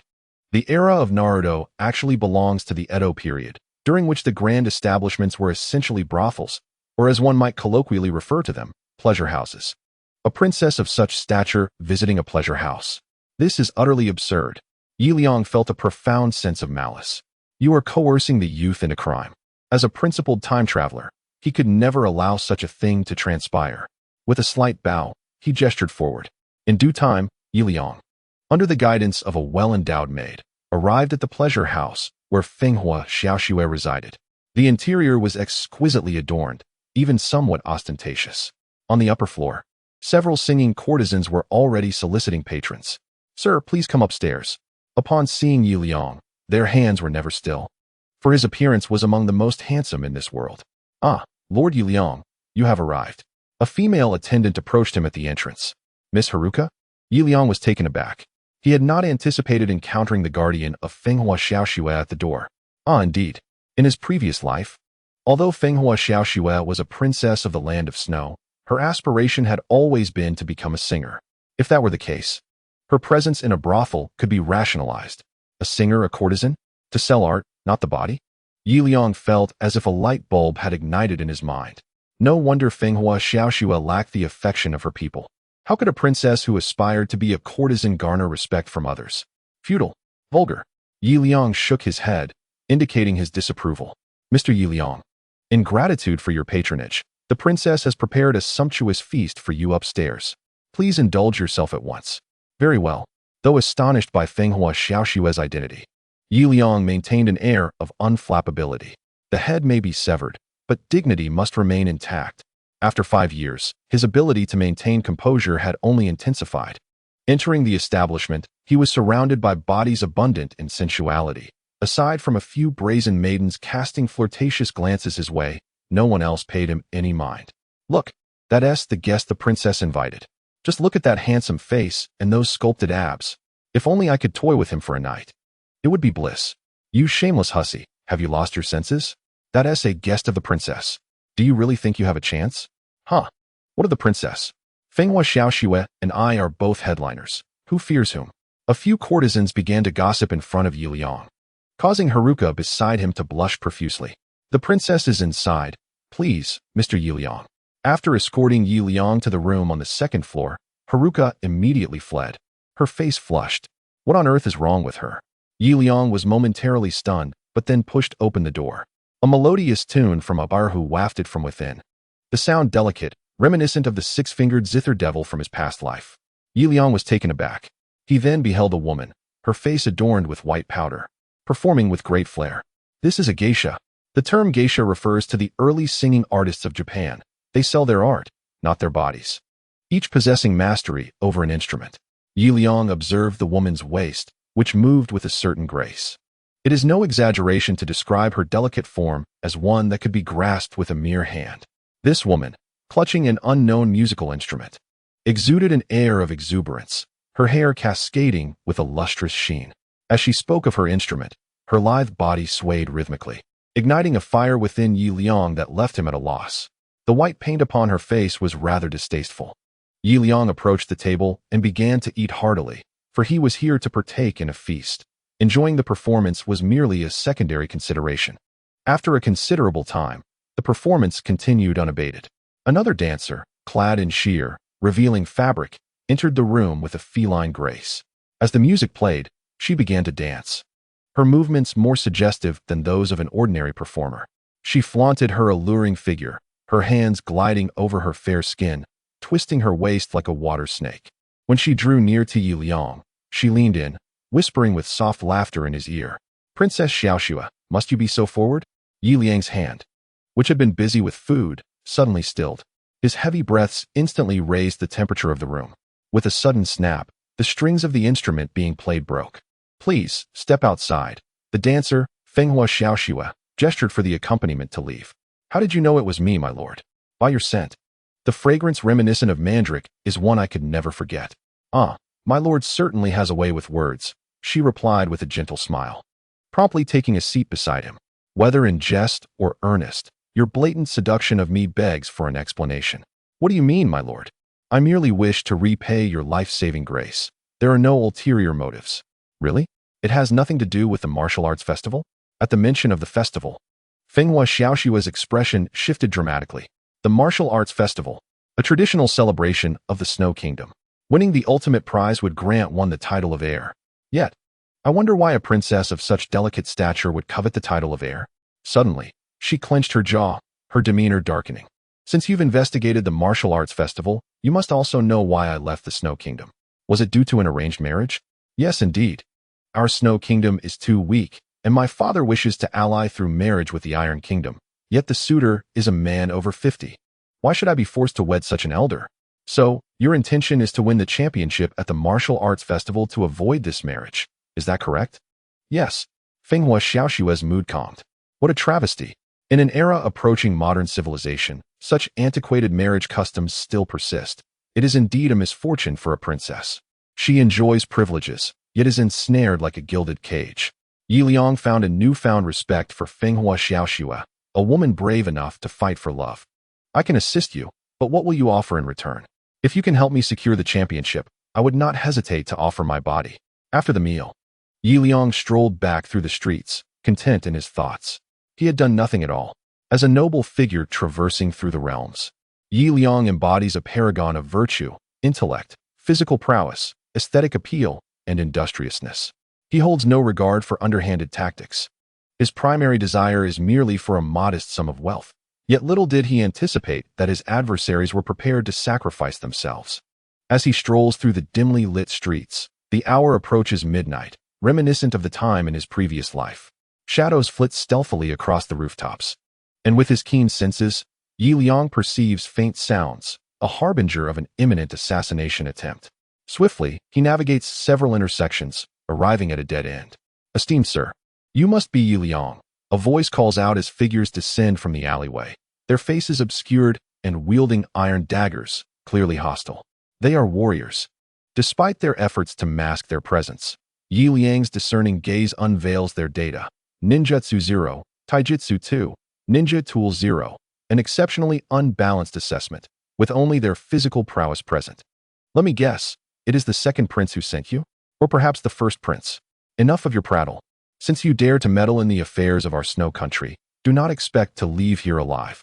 The warriors waste no time engaging Liang, drawing their daggers and charging at him. Such is the fate of a scholar encountering soldiers. I never claimed to participate. After a mere 10 minutes, the bloodied warriors find themselves bound within the alley. "I told you, I had no intention of getting involved." Liang is exasperated. While he had discussed the martial arts festival with Fenghua and Xiaoxua, he had yet to formally agree due to a failure to negotiate terms. "How unreasonable are the people of Snow Country," he mutters. "Curse your lack of reason." The warriors weep, for although they initiated the attack, Liang remains unscathed. With his formidable strength, their pitiful taijutsu of merely 2 could not inflict a scratch upon him. "This cannot stand. I must inform the first prince. This year's martial arts festival must not be opposed by Princess Xiaoxua. He is the god of warriors. How can he be so powerful? Second prince, forgive this old man for not being able to clear your path. Third prince, I confess my guilt. I dare not provoke this deity of slaughter. 108th prince, I." On the following day, Liang's reputation as the god of warriors is firmly established. "Lord Liang, we have discovered the whereabouts of White Zetsu." A frantic knock at the door awakens Liang, as Uchiha Obito, being a member of the Uchiha clan, has seamlessly transitioned alongside them. "What? You have found White Zetsu?" A languid inquiry resonates from within the room. Indeed, it is at the border of Snow Country. Other members of the Uchiha clan have already proceeded there. Just as Obito prepares to knock again, a gust of wind rushes past his ear, and upon regaining his composure, he finds Liang's abode deserted. Outside the border, a dozen Uchiha warriors confront an enormous white Zetsu clad in a black mask. To liken the size of this white Zetsu to an animal would be to say it resembles an elephant. With a thunderous roar, an onslaught of fireballs follows White Zetsu's attack. In the midst of a fierce battle, a White Zetsu adept in fire release emerged, prompting a sense of urgency in Liang as he arrived on the scene. Before him stood the leader of this conflict, Uchiha Fugaku. "Lord Liang," he reported, "during my patrol, I stumbled upon a black mask. It transformed a clan member into a white Zetsu upon wearing it." A wave of apprehension washed over Liang as he noticed the white Zetsu utilizing fire release, a rare occurrence indeed. Typically, such lower-tier adversaries resorted to body flicker technique, and only slightly stronger foes might employ basic wood-release techniques, such as tree binding or forest emergence. Elemental ninjutsu was only accessible when a Zetsu was attached to a ninja. In the previous incident in Awagakure, a white Zetsu had only been able to use earth release after siphoning chakra from a local ninja. Now, it seemed that the Uchiha clan had also fallen prey to the white Zetsu's insatiable appetite. Without hesitation, Liang sprang into action. Unlike past encounters where the black masks had been affixed to formidable shadow-level ninjas, this time the mask appeared to be merely attached to an ordinary ninja, which filled him with a flicker of hope. If he could successfully seize this controlling mask, it might yield significant insights into the nature of the white Zetsu. Resolute in his intent, Liang was never one to procrastinate. He swiftly closed the distance, taking advantage of the white Zetsu's distraction while it attacked others, and pressed the mask against its face. "Little brother, I'll borrow your mask for a moment." With a firm grip, he yanked at the black mask as if extracting a shoe ensnared by chewing gum, pulling and tugging, only to discover that the mask seemed almost sentient, emitting anguished cries as it resisted his efforts. What in the world is this? Has it become sentient? Liang's mind raced. The tearing sound was deafening, surpassing 70 decibels. In the dead of night, it would surely be deemed a disturbance. With a resounding crack, the living mask fell away, lying still like an ordinary mask, devoid of movement. Is it dead? Liang prodded the mask, noting its lack of further reaction, though as he neared it again, an intense, urgent desire to wear it surged within him. This object possesses psychological suggestions? Upon approaching the mask earlier, an overwhelming compulsion to don it had surged from deep within, accompanied by whispers echoing in his ears, akin to a devil's hypnotic persuasion. We're me. Come on, we're me. It feels delightful. To hell with this cursed object. Clearly, there was something amiss. Only a fool would wear such a dubious artifact. Liang had no interest in becoming a masked hero. He would not fall for its trap. He stowed the mask away in his storage space, believing he had resolved the issue. Lord Liang, what about that thing? Uchiha Fugaku inquired, his curiosity piqued. Yet he refrained from pressing further, suspecting it was a form of space ninjutsu. Alas, the man who had been afflicted by the mask lay in ruins, his bare body pale and hollow, bearing an expression of utter desolation, as if drained by a succubus. A pitiful sight indeed. After bidding farewell to Uchiha Fugaku, Liang returned to the village for further research. In truth, during his time in the Land of Snow, it was not the first occasion he had encountered white zetsu at the border. They were ubiquitous, densely populated throughout the area. However, this particular mask of white zetsu was a first for him. It seemed that it would not be long before the Land of Snow fell victim to an invasion by white zetsu. Gently tapping his spoils, Liang activated the crayon. The Zero Tails replica placed upon his face could bestow unimaginable power, though at the cost of one's mind being corroded. Use with caution. Why? Liang was bewildered. This was actually Zero Tails. How had he not recognized it sooner? His frustration was immense, not because of any revelation, but for failing to identify Zero Tails. Zero Tails was not a creation of mere happenstance. Such tailed beasts had existed in the Naruto world from the outset. However, unlike other tailed beasts, Zero Tails was not a byproduct of the Ten Tails division, but rather birthed from the darkness within humanity's heart. Dark chakra coalescing within the mask could give rise to Zero Tails. In the original narrative, Zero Tails appeared as a character in a movie, yet at that time, its vessel was a white mask, which had led Liang to overlook this connection. Now, upon witnessing Zero Tails, his speculations regarding white zetsu became clearer. Firstly, the leader of white zetsu was undoubtedly not a native inhabitant. Although Liang's presence had altered the course of Naruto's story to some degree, the individual who conceived of enhancing white zetsu with Zero Tails, subsequently employing a rural siege to gradually erode the entirety of the Naruto world, was certainly not an indigenous person. Suddenly, Liang recalled another matter. It seemed his system had lost its soul. While its basic functions remained intact, it had indeed forfeited its intellect. This implied that the mastermind behind it all was either someone who had acquired the soul of the system or was the very essence of the system itself. It could only be thus. Damn. No wonder this shadowy figure seemed perpetually targeted him. They coveted his system. Grumbling was futile. It appeared he would need to remain vigilant going forward. Having deduced so much, Liang stowed the mask away once more. At that moment, a sudden knock at the door interrupted his thoughts. Liang-sensei, it's time for dinner. The following day, Liang visited the residence of the daimyo in the Land of Snow. As an aide to Kazuhana Yukige's, it was essential for him to meet the daimyo ahead of time. Although he had not verbally accepted Yukige's invitation, he intended to assist her, not solely out of kindness, but also because she was undeniably attractive. Marrying an old man. Liang shook his head vigorously. Since fate had thrust this matter upon him, he felt compelled to intervene. Today's host was Haru. Miss Haru, good day to you. The two soon arrived at the daimyo's estate. While it was labeled as the residence of a ruler, it resembled an ordinary villa, merely with a few additional annexes. Compared to the grand mansions of his past life, where one could walk for ages to reach the entrance after a trip to buy groceries, this place fell short. Liang regarded it with disdain. Mr. Liang, the daimyo is a very serious individual. I kindly ask that you show him some respect. Though you are indeed formidable, for the sake of the princess's status, I truly appreciate it. Before entering the door, Chunri conveyed some formalities to Liang, akin to the rituals seen in past court dramas, filled with greetings of auspiciousness. Liang, however, found little interest in such matters. Upon entering the courtyard, he encountered a rather stern man, sporting a goat-like beard and dark circles under his eyes, with a hint of green atop his head, suggesting a lack of sleep. You must be Mr. Liang. Please, take a seat here. The eldest master gestured towards a spot beside Fenghua Xiaoxue. Liang surveyed his surroundings. Apart from Fenghua Xiaoxue, there were several older gentlemen, each accompanied by their own retainers, presumably other princes. Fenghua Xiaoxue stood alone among them. Now that Mr. Liang has arrived, let us discuss the matters concerning the martial arts festival, the eldest master began. Father, the martial arts festival has always been for men. I believe we should revoke Xiaoxue's eligibility. She is unworthy. Indeed, Father, you are well aware of what Xiaoxue has been up to these past years. She is but a dancer. How can someone so debased be allowed to participate in the martial arts festival? Exactly. Having such a sister is utterly revolting.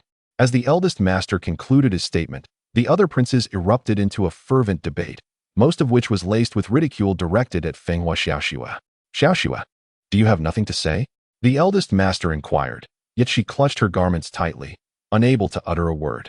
The previous remarks had indeed struck deep.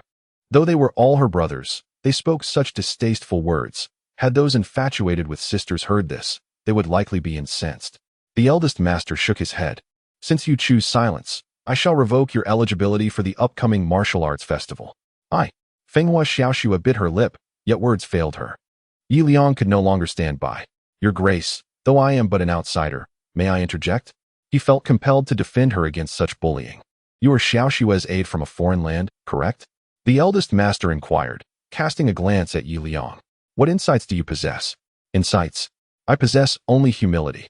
Liang seized the opportunity granted by the eldest master. Pray tell, Your Grace, is there a rule prohibiting women from participating in the martial arts festival? There is not. Then may I ask, is there a rule against singers participating? There is not. Lastly, is there a decree in our nation forbidding women from ascending to leadership? There is not. Our third lord was indeed a woman. Then I have no further objections, Liang concluded, waving his hand dismissively. His three inquiries landed like thunderclaps. The nearby princes could no longer contain their outrage. What do you think you are? This is a matter of our nation. It is not for an outsider like you to meddle. Brother is right. This is a family matter, and it does not concern you, especially since it pertains to state affairs. Do not be rude. The eldest master bellowed, striking the table in frustration. His forehead glistened with tension. He knew exactly who Liang was, the new god of warriors. Although the land of snow lacks a definitive power hierarchy, a warrior's ultimate mastery lies in their ability to control their own breath. From the moment Liang entered, the esteemed lord sensed the formidable strength he possessed. Such an individual could only be a friend, never an enemy. This explains why, despite having the authority to dismiss Fenghua Xiaoxue outright, he still granted her the opportunity to defend herself. The prospect of having a warrior of divine prowess as an ally was not one that the lord could afford to overlook. Yet, Father, he is merely an outsider. How dare he speak to you in such a manner? Another prince interjected, but before he could articulate his thoughts, a vivid crimson handprint landed before him. Enough. I have summoned you to deliberate on the martial arts festival, not to engage in petty squabbles. The princes fell silent, intimidated by the commanding presence of the lord. Liang surveyed the surrounding individuals. Although their expressions bore resentment, they managed to stifle their indignation in deference to the lord's authority. It appeared that this lord of the land of snow wielded significant influence. Ladies and gentlemen, while the esteemed lord has permitted me to interject, I am but an outsider. If you have matters to discuss, I suggest you confer with my master, Princess Xiaoxue. Liang deftly shifted the conversation back to Fenghua Xiaoxue. His actions were laden with significance. Though he had resolved to assist Fenghua Xiaoxue in claiming victory at the martial arts festival, certain responsibilities must be shouldered by her alone. A lord must possess not only a formidable retinue, but also the capability to lead. Indeed, Liang could aid her in achieving the title of lord, but what then? Should the governance of the land and the deliberation of state affairs all fall upon Liang's shoulders? If that were the case, he might as well assume the title of lord himself, for toppling a nation would be a trivial endeavor for him at this juncture. Fenghua Xiaoxue was taken aback. She had not anticipated that Liang would thrust the conversation back to her. In truth, she had long prepared her remarks, but lacked the courage to voice them. Now, the moment had arrived. Brothers, I am aware that you have always looked down upon me, considering me merely a woman, a fallen songstress. Humph. A few princes snorted derisively, as Fenghua Xiaoxue's words struck a chord within them. However, Fenghua Xiaoxue pivoted the conversation. She suddenly fixed her gaze upon Yi Liang, exclaiming, "Just like this esteemed Yi Liang. Although he is not a citizen of our land, he has still managed to rise from the ranks to stand above countless others. Our land of snow has remained isolated for far too long. The outside world has undergone monumental transformations. Be it mobile phones or electronic devices, we have fallen woefully behind. So what do you wish to say?" A prince, his face twisted with resentment, inquired casually. "Change." Fenghua Xiaoxue cried out fervently. "Should I ascend to the position of lord, I would irrevocably transform the landscape of our land of snow. First and foremost, I would abolish all archaic systems. Practices such as arranged marriages and gender discrimination are impediments to our nation's progress. We must uphold the principle of equality for all." "I see. So in the end, you merely wish to escape an unwanted marriage? Is that it?" "Ha ha. How utterly amusing. It appears that, despite everything, your motivations still revolve around personal gain." As Fenghua Xiaoxue had yet to finish her words, the assembly of princes erupted into laughter. Yi Liang furrowed his brow. He understood Fenghua Xiaoxue's intention. The modernization of the Snow Nation was indeed a promising path, for its development had been exceedingly sluggish. To illustrate with a simple comparison, Konoha Village boasts hamburgers, while the Snow Nation does not. Konoha has mobile phones, while the Snow Nation lacks them. Konoha possesses submachine guns, while the Snow Nation remains bereft. Indeed, in the world of Naruto, not only are firearms present, but also cannons, radios, and computers. In summary, within the context of Naruto, these seemingly anachronistic inventions exist. When Yi Liang first watched Naruto, he did see such items in the storyline, though he was uncertain whether they were genuinely part of the world or merely an oversight by the creator. Nonetheless, later instances of hamburgers and mobile phones became ubiquitous. "Everyone, I am aware that you do not hold me in high regard, but I must assert that in the outside world, being a dancer is not a profession lacking in merit. Dancers are celebrated as stars, a truly remarkable feat, which many of you, having never ventured beyond, cannot comprehend." "Stars? Remarkable? Huh? Are you jesting?" The crowd burst into laughter, and even the elder statesman, who had initially been somewhat supportive of Fenghua Xiaoxue, shook his head in resignation. Yi Liang felt a deep sense of lamentation. Engaging in discourse with individuals who had never seen the world could indeed be a daunting task. The Snow Nation of this era resembled the Qing dynasty of a past life, feudal and ignorant, blinding itself to enlightenment. Even if genuine technological advancements were presented before them, they would remain unconvinced. "Well then, if no one has anything further to add, you may all take your leave." Noticing that no one else was speaking, the elder statesman promptly declared the assembly adjourned, though his gaze upon Fenghua Xiaoxue was tinged with disappointment. Yi Liang rose to his feet, fully aware of the situation at hand. The purpose of today's discourse regarding the martial arts festival was evidently a preliminary campaign for votes. The elder statesman had clearly allowed Fenghua Xiaoxue this opportunity, recognizing the issues plaguing his nation. However, Fenghua Xiaoxue's oration lacked persuasive power. Were Yi Liang to address the assembly, he would surely begin with political matters and the well-being of the populace, as such a speech would hold significant weight.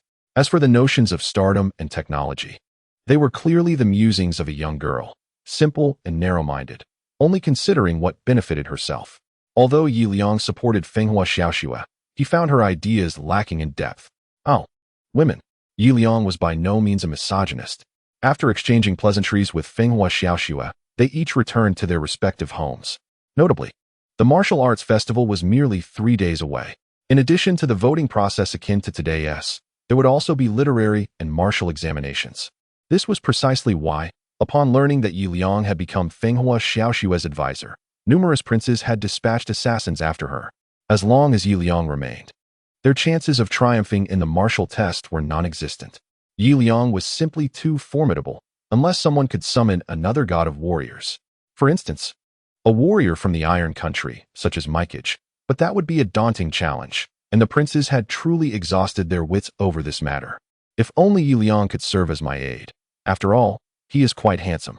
Suddenly, they were struck by another thought. Upon leaving the illustrious mansion, Yi Liang made his way directly to the Uchiha clan. With the martial arts festival approaching in just a few days, preparations must be made, for fortune favors the diligent, and negligence only invites calamity. It must be said, The young women of the snow country are indeed strikingly beautiful, radiant, and alluring. As Liang arrived, he encountered many, and on his return, he saw even more. The smooth, pale thighs and the delicate, willow-like waists exuded the essence of summer charm. Liang jested, casting flirtatious glances at these local beauties. Suddenly, who dares to approach with such furtive eyes? Just as he was admiring the view, a group of armored warriors strode forth. They were indeed foreign, for their attire betrayed them as not belonging to the snow country. Liang could discern this merely from their garb. The warriors of the snow country typically donned simple attire and adopted a relaxed demeanor, whereas these imposing figures, clad in armor, bore fierce and menacing expressions. They did not seem to be amiable.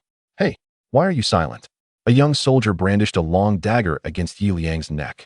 "Is it because you are foolish? You greet someone by placing a blade at their throat." Liang retorted, exasperated. Such arrogance and brutality indicated that this band of warriors was certainly not congenial. "My good brother, what is it that you desire? Who is your brother? You brazenly gaze upon the bare legs of an unsuspecting woman in public. Such behavior deserves punishment." The young soldier stammered in a threatening manner. Upon mentioning the bare legs, he even flushed slightly, resembling an inexperienced fledgling. What a buffoon! Liang surmised the soldier's identity, a newly enlisted guard. The culture of the Iron Country is notably austere, and such attire revealing bare legs is deemed shameless. Hence the soldier's inexperience. "Why do you care about my gaze upon her legs?" The soldier inquired, his unease evident. Despite having halted Liang, he recognized they were in a foreign land, where it was prudent to avoid trouble. However, he could not abide Liang's audacity. How could he so freely admire a maiden's bare thighs? "Because they are fair," Liang boldly proclaimed, puffing out his chest. "What did you say?" The soldier asked incredulously. "Because she is fair. Not only is she fair, but her skin is also tender and smooth to the touch. Would you like to touch her? If so, I can introduce you." Such reasoning was utterly absurd. The young soldier was infuriated, drawing his dagger with swift intent towards Liang's neck. In an instant, the blade was mere millimeters away from him. Clang! A hand intercepted the dagger. How is this possible? The soldier was taken aback. The Iron Country is renowned for its craftsmanship. Their weapons are of superior quality, yet Liang managed to crush this finely crafted dagger with his bare hands, an unfathomable feat. Even the mightiest warrior, Mr. Sambian, would struggle to accomplish such a thing. "Who on earth are you?" he inquired, astonished. "Ha." Liang had no desire to engage with the inexperienced recruit any further. "You shall not leave. You must compensate me for my blade."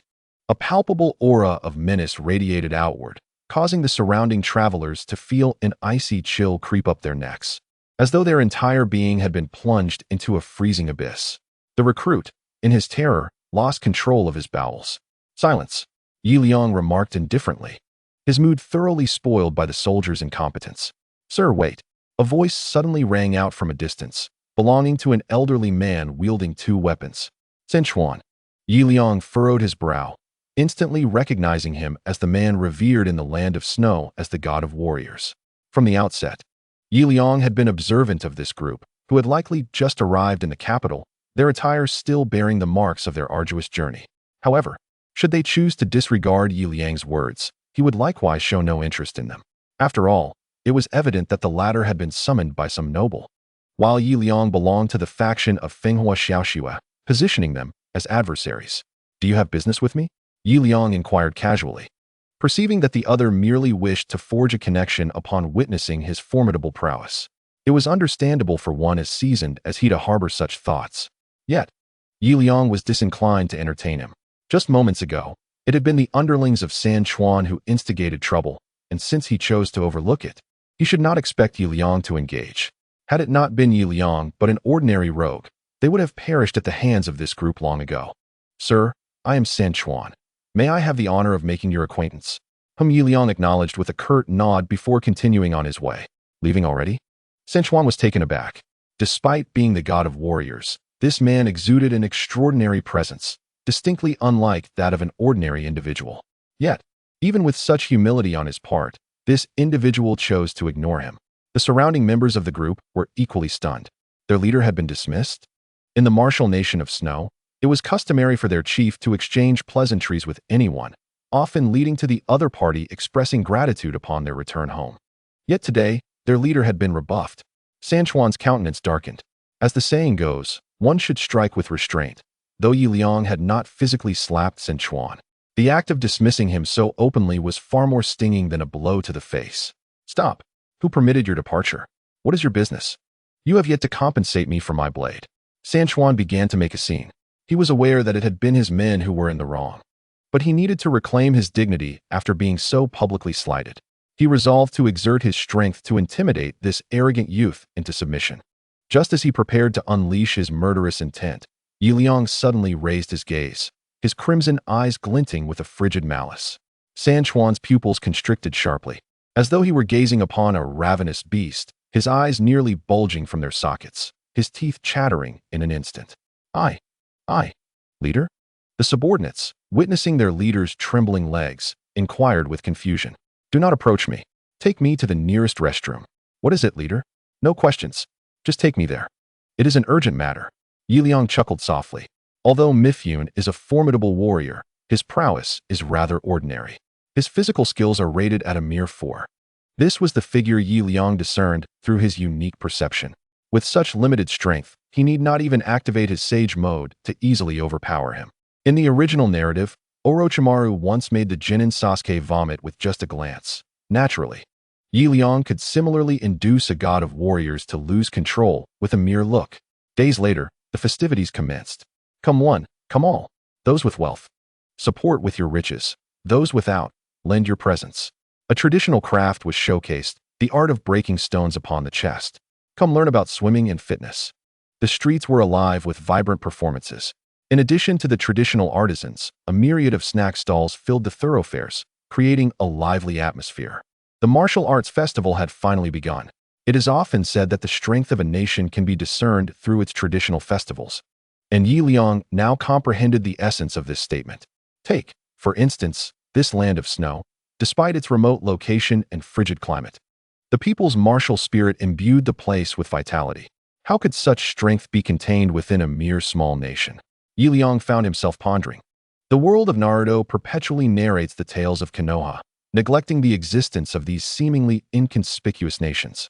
While they may appear insignificant, united they could rival even the 5 great hidden villages. Is this truly the sword tomb? Yi Liang gazed in astonishment at the scene before him. Countless long swords were embedded in the rugged stones, and aside from the gushing lava, the temperature here was astonishingly high.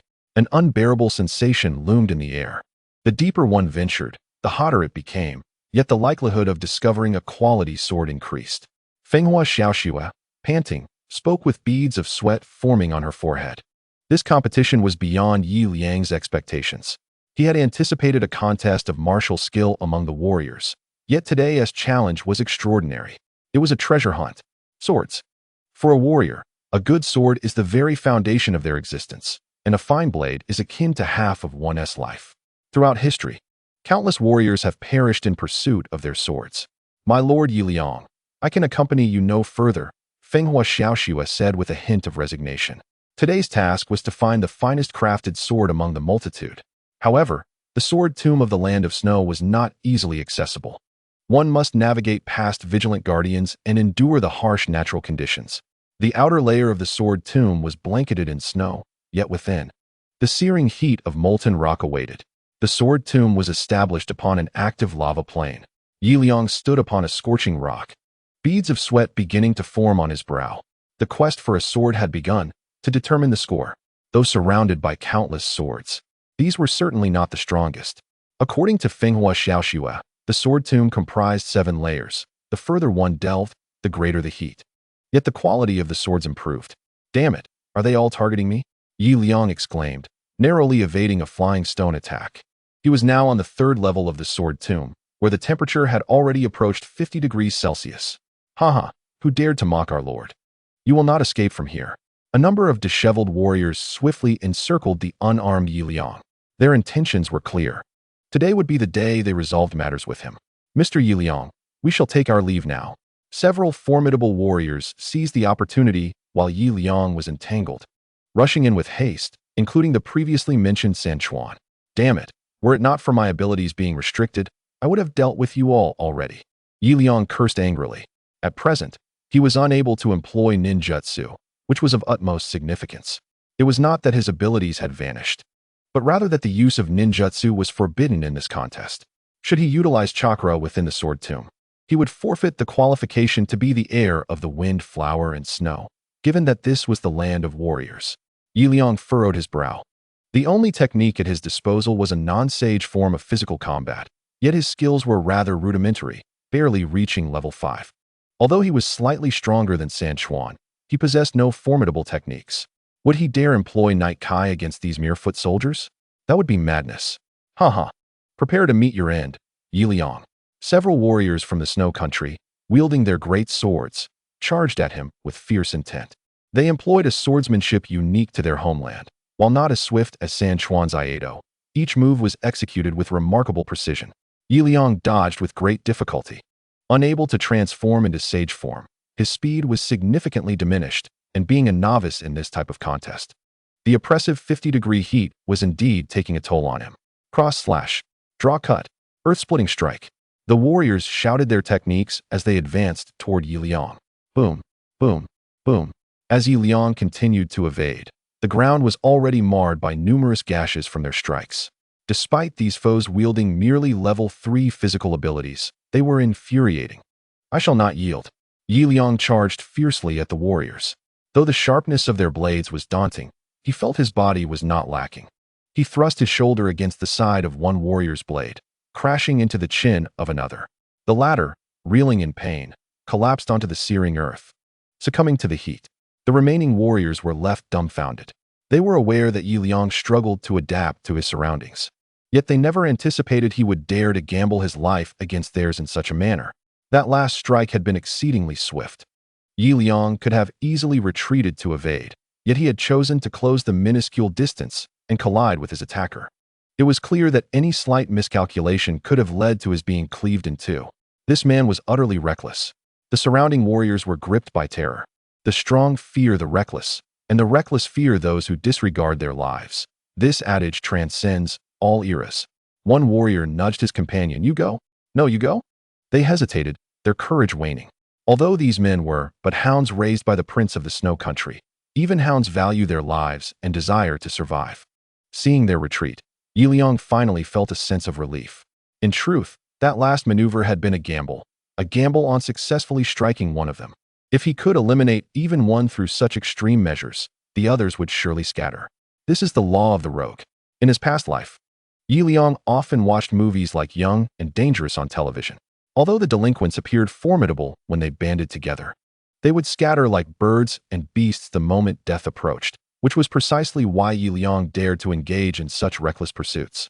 Now, he was approaching the 5th level. Glancing into the distance, he swiftly made his way forward. The flow of people around him was dwindling.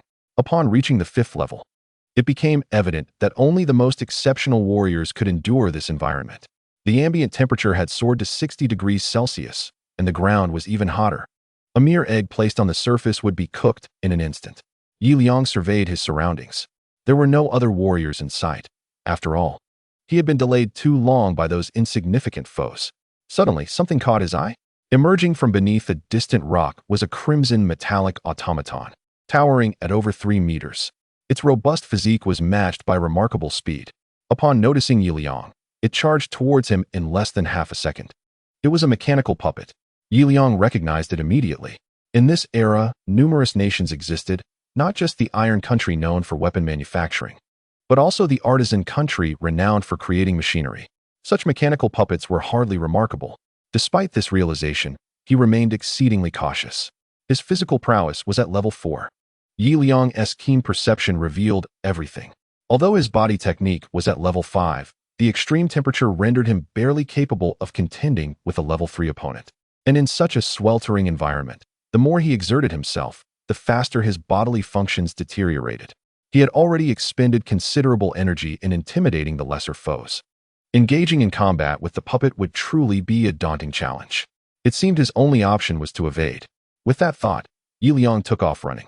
The sword tomb, the 6th level. Mitsuba quietly examined the rocks beneath him.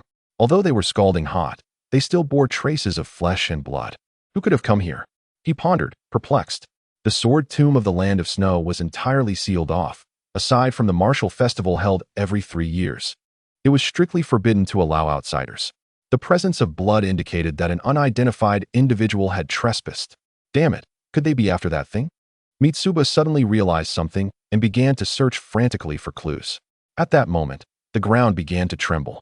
A colossal rock giant, towering over 10 meters, emerged from the depths of the earth. Eliminate the intruders. It bellowed. With a thunderous roar, a massive fist hurtled towards Mitsuba. The force was tremendous. The sound of stones slicing through the air reverberated ominously. Damn it! Mitsuba cursed angrily. He hastily raised his sword to block the impending blow. Distracted moments earlier, he had momentarily forgotten about the guardian of the 6th level. Now, as the battle commenced, he found himself at a disadvantage. In his hasty defense, his small dagger was shattered by the rock giant's attack. With a cough of blood, Mitsuba was sent flying against the rocks behind him. This was dire. Panic set in. They were wearing specialized shoes, so they were safe for the moment. However, the rocks were perilously close to molten lava, and the temperature was terrifyingly high. If he were to meet the rocks in such a manner, he would undoubtedly be scorched to a mere husk. Damn it! Am I truly destined to meet my end here? Mitsuhashi was in a state of panic. He did not wish to perish. Suddenly, from a distance, a naked man came rushing towards him. For heaven's sake, stop chasing me. He sprinted with astonishing speed, even smoke billowing from his feet. Old man, how did you manage to fly? The naked man caught Mitsuhashi, coming to a halt. Youngster, what brings you here? Mitsuhashi was taken aback. The one who had just saved his life was none other than Liang, who had initially been besieged.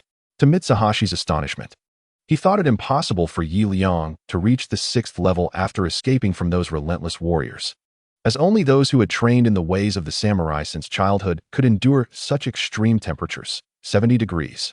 This terrifying heat was insurmountable for ordinary humans. Why couldn't it be me? Liang retorted. At that moment, a mechanical puppet came speeding towards them from afar. It was the guardian from before. Old man, stop dawdling and figure out how to deal with this thing. Liang exclaimed urgently.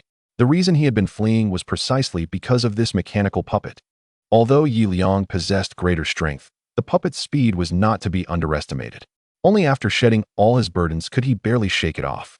To defeat the mechanical puppet, one must strike its core. The core? Indeed, the puppet had a slot at its neck. Inserting a nearby iron sword into this slot would immobilize it. Now I understand. After hearing this, Liang immediately seized an iron sword and charged forward. Hey, youngster, don't rush. The mechanical puppet was exceedingly swift, and one had to exploit the right technique to succeed. Otherwise, what would happen otherwise? Liang, puzzled, returned from beside the now immobile mechanical puppet. Oh, it's nothing. Mitsuhashi was left speechless. He had intended to warn Liang that attempting it without the technique would be perilous, yet the latter had effortlessly subdued the mechanical puppet. As if he had known the secret all along. This fellow had discerned the trick himself. Moments later, the ground trembled once more, and the guardian of the 6th level launched another attack. Its pace was slow, but each step exuded boundless power. What on earth is this? Liang was astonished. After vanquishing a mechanical puppet, now a golden stone being appeared. What horrors might follow? This was a golden mountain man, a masterpiece created by the artisans of the crafting nation and the ultimate guardian of this trial. Golden Mountain Man. Liang was baffled by the term. However, he was aware of the crafting nation. In the original tale, the crafting nation had also appeared in the theatrical version, much like the timing of Zero Tail's emergence. They had attempted to control the world through Zero Tail, yet ultimately, they faced self-destruction due to their own backlash. To his astonishment, Liang had previously encountered the zero-tailed mask, and now he had stumbled upon traces of the land of crafts. What a remarkable coincidence. Suddenly, he realized something was amiss. Baiju had controlled ninjas through Zero Tail, and now they reappeared in the land of snow, where remnants of the land of crafts existed. Everything seemed interconnected. Little brother, stop pondering. Defeating this Golden Mountain Man is utterly impossible. Our Iron Country has toiled for countless years. Yet no predecessor has managed to breach the defenses of this Golden Mountain Man. You've challenged him many times? Liang inquired, perplexed. According to Sanchan, the Iron Country's exceptional care for the land of snow seemed to harbor deeper secrets. Indeed, many years ago, after our Iron Country rescued the land of snow, we bestowed upon them our national treasure, the unparalleled demon blade, the Kyuketsu. as a token of our gratitude. Over the years, the samurai lineage had gradually been supplanted by ninjas, and their ancestors had sought to reclaim this national treasure more than once. Yet all attempts had been thwarted by the Golden Mountain Man. I can't believe such a thing exists. Liang was taken aback. It turned out that the samurai in the world of Hokage had concealed such a history. The demon blade, Kiketsu? Huh. Liang was instantly intrigued. Although he was uncertain what it truly was, its connection to a demon blade certainly indicated its value. As a traveler from another world, he would not let such a treasure slip away. Old Mr. Samchon, since your ancestors faced so many challenges, surely they must have had some insights? Liang's tone shifted to one of respect. However, Samchon shook his head. If we truly had insights, how could we allow our national treasure to remain lost until now? Damn, it seems I must rely on myself. Liang began contemplating. He had been thinking for 5 minutes. Although this stone creature was immensely strong, its speed was painfully slow. Even if Liang lended his 2 legs, it could not catch up. However, if he did not defeat this stone creature, entering the 7th volume would be impossible. According to Samchon, the key to unlocking the 7th layer was concealed within the belly of this Golden Mountain Man, Mr. Samchon. Since your ancestors managed to hide the national treasure within, did they not leave behind any method to retrieve it? Little brother Yi, you need not ponder further. The reason our ancestors could conceal the national treasure was solely because we, the Iron Country, vanquished the land of crafts. This Golden Mountain Man was created with the assistance of captives from the land of crafts. But alas, all the craftsmen eventually perished, leaving no means of retrieval. What a predicament! Liang felt that conversing with Samchon was indeed a waste of breath. Not only did they not brainstorm solutions together, but he also exuded a persistent air of negativity. No means of retrieval? Liang believed that as long as there were people involved, no problem was insurmountable. Science is the ladder of human progress. He scanned the structure of the Golden Mountain Man. Aside from its arms being composed of rock, its torso appeared to be made of some unidentified metal. This material must have a high melting point. Liang surmised that if this creature could endure such prolonged exposure to lava, it must possess extraordinary heat resistance. What if it were a heat-resistant material? By subjecting it to oxidation, its thermal durability would undoubtedly diminish significantly, leading to its inevitable demise under the intense temperatures nearby. But oxidation? Upon observing the ground beneath the creature, an ingenious idea struck him. He swiftly excavated rocks from the adjacent cliffs. Realizing that if the ground beneath the creature was indeed molten lava, he could exploit the principle of melting stone. By piling the nearby rocks into the magma below, the molten rock would emit potent gases, not only toxic fumes, but also a considerable amount of carbon dioxide. If a substantial volume of carbon dioxide were unleashed upon this stone entity, it would surely oxidize its exterior, thus resolving the dilemma effortlessly. Without hesitation, Liang seized an iron sword and began to dig. Fortunately, the stone creature moved sluggishly. Otherwise, he would have been at a loss. What was this fellow doing? Hanzo watched Liang's actions with confusion. However, without uttering a word, Liang tossed him a discarded iron sword. No questions. Just dig. Time slipped away relentlessly.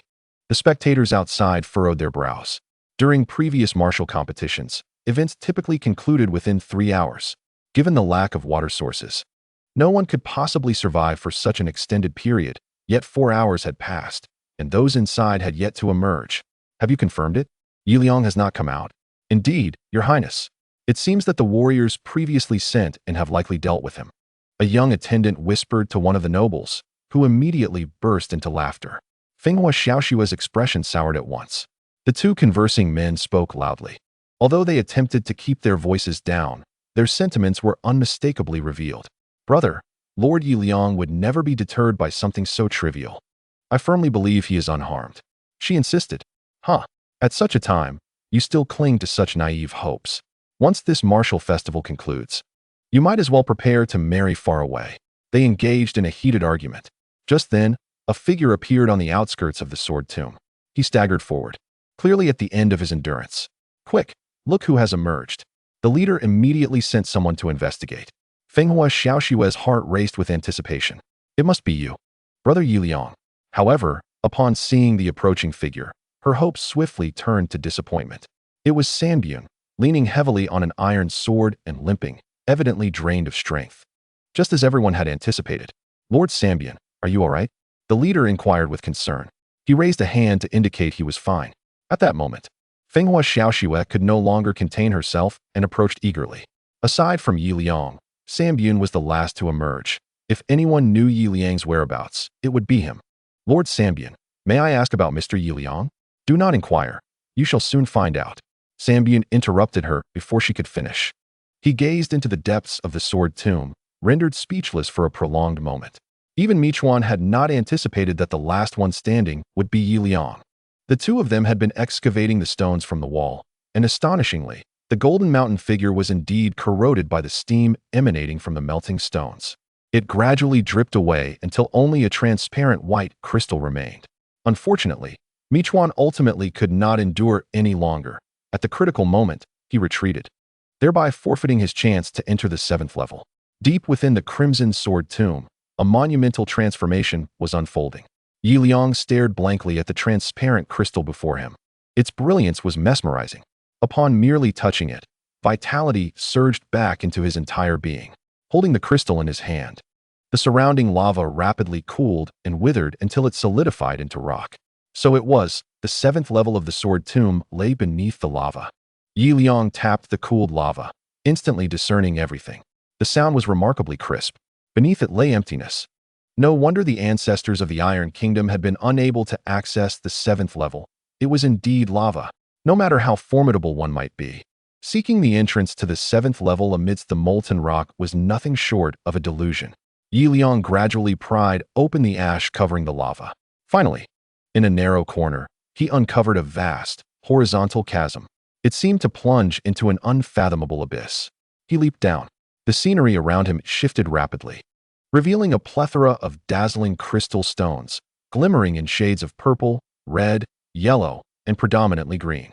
After gliding along the wall for half a minute, Yi Liang descended to the valley floor. It was an expanse of profound darkness. Perhaps due to the overwhelming depth, he even felt a slight chill.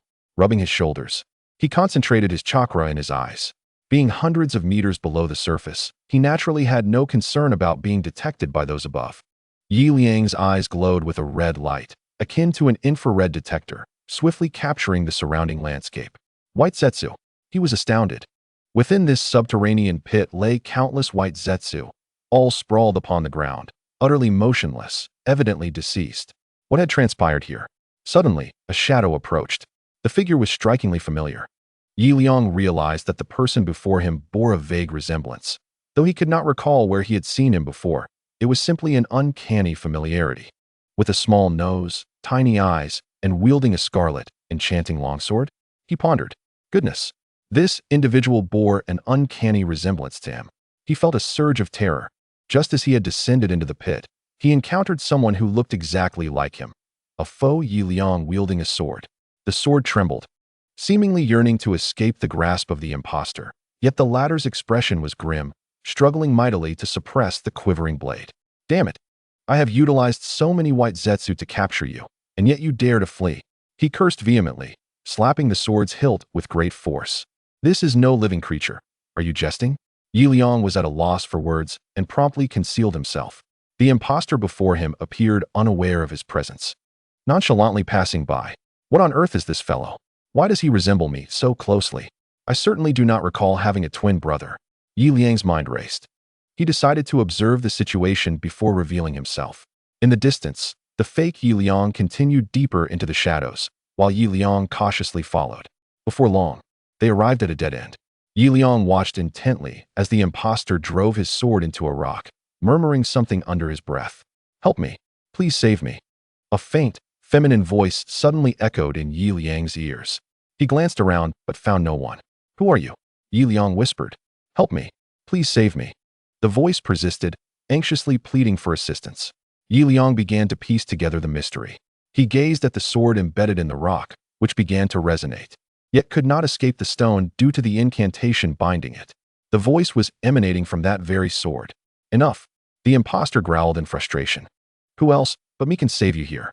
Once I extract your consciousness and convert it into data, I shall reopen the Kagaya portal of the Land of Crafts. No one will be able to stop me then. The mention of the Kagaya portal startled Yi Liang. He seemed to have stumbled upon something unfathomable. What portal? What data? Such terminology was foreign to the world of ninja. Could it be? This fellow is the master behind White Zetsu, the puppeteer pulling the strings. He too has traversed worlds. Liang marveled. He cautiously approached. The sacrificial sword must be the national treasure of the Land of Iron, the demon blade, Kichigai. Therefore, regardless of the impostor's intentions, they could not be benevolent. He had to stop him.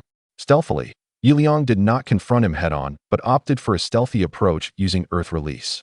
Since this impostor was also a world traveler, he undoubtedly possessed a formidable system. As a connoisseur of extraordinary abilities, Liang was not fully confident in defeating him. Step by step, he drew closer. Ninjutsu, heart-severing technique. A robust, shadowy hand seized the chanting impostor and dragged him into the earth. Earth Release, heavy rock. Earth Release, ant hell. Earth Release, earth dragon bullet. A barrage of Earth Release techniques rained down upon the impostor. Since he had chosen to ambush, Liang ensured his opponent would have no opportunity for retaliation. While employing Earth Release, he infused a significant amount of chakra into the ground, turning the rocks into sand. Although sand is soft, its weight upon a person far exceeds that of stone. Who goes there? The adversary finally reacted, but having lost the initiative, he found himself on the defensive. Damn it, how dare you ambush me? He cursed, yet he was trapped in the earth and unable to escape. With bloodshot eyes, the impostor suddenly let out a furious roar. A powerful repulsive force surged outward, creating a tremendous shockwave. Shinra Tensei. Bang! Liang was sent flying.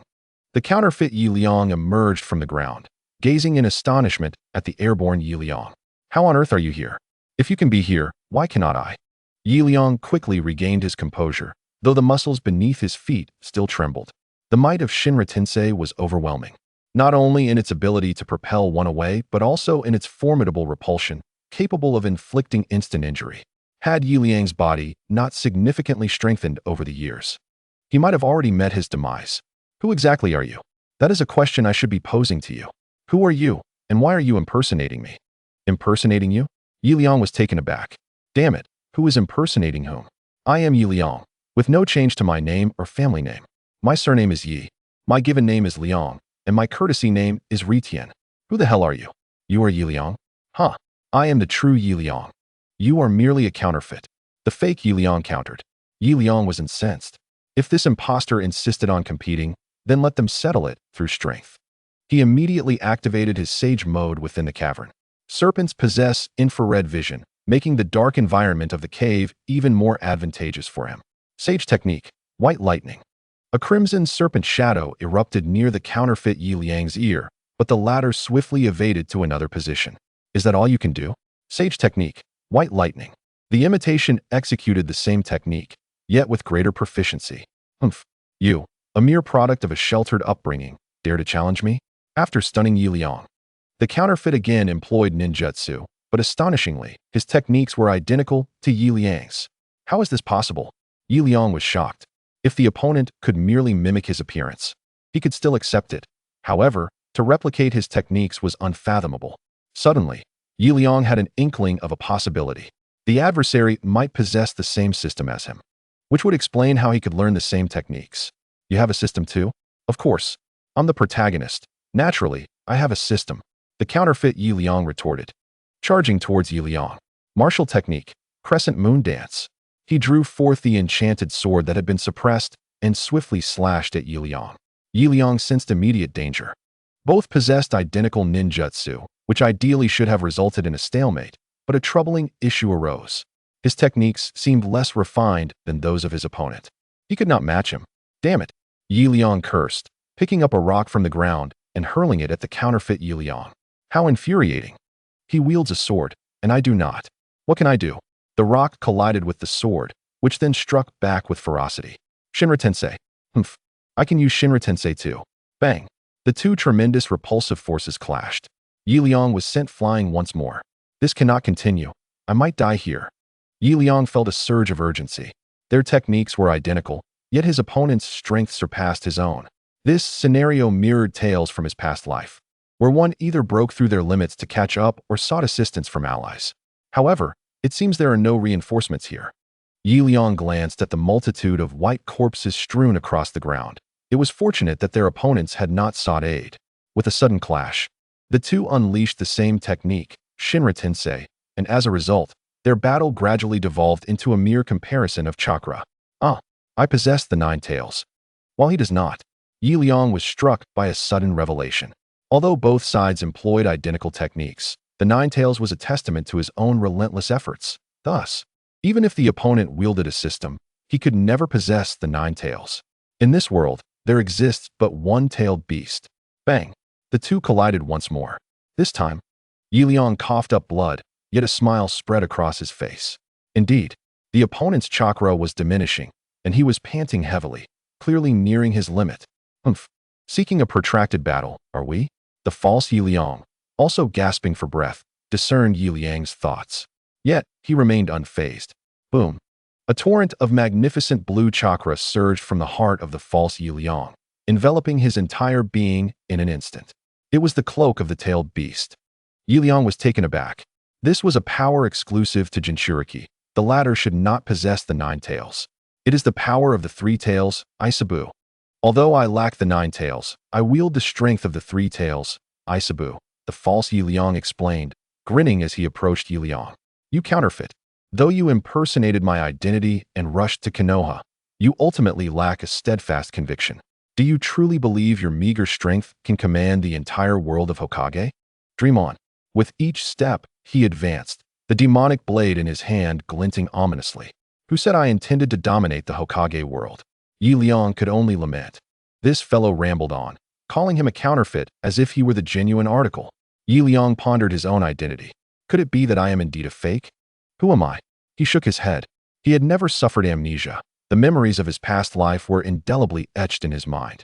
Besides being somewhat reclusive, he had cherished friends and loving parents. Those bonds were deeply ingrained in his heart. How could he possibly be a counterfeit? Surely, it is you who are the false one. Liang replied coolly, taking a stance of readiness. Even if he could not prevail, he would at least take a piece of him down.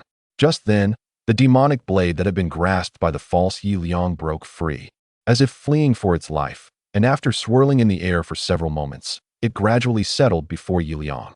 Traitor, what are you up to? The false Liang roared, cursing the blade as he charged forward.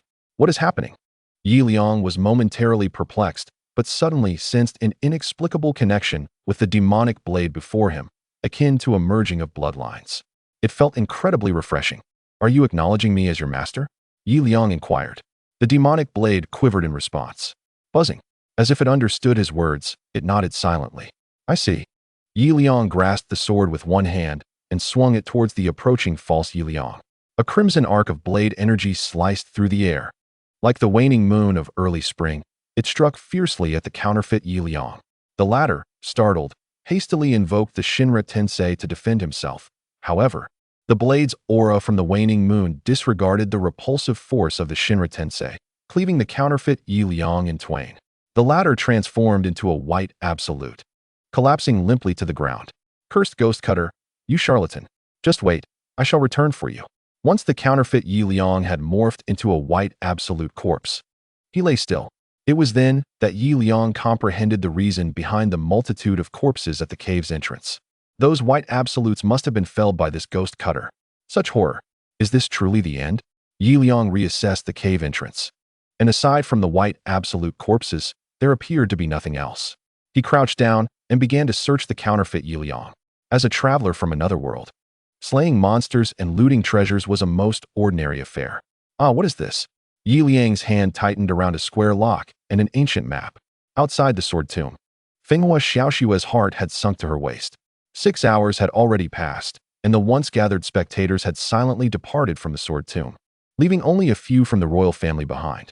Mr. Samboat, is it true that Liang has reached the 7th level? The esteemed Deming inquired solemnly. For it had been quite a while since anyone had emerged, and no one wished to wait in vain. Indeed, young Liang is no ordinary individual. He astonishingly devised a method using stones to solve the conundrums of the artisan nation, truly admirable and astonishing. Yet it has been so long. Deming posed another question. A troubled expression crept upon Samboat's face.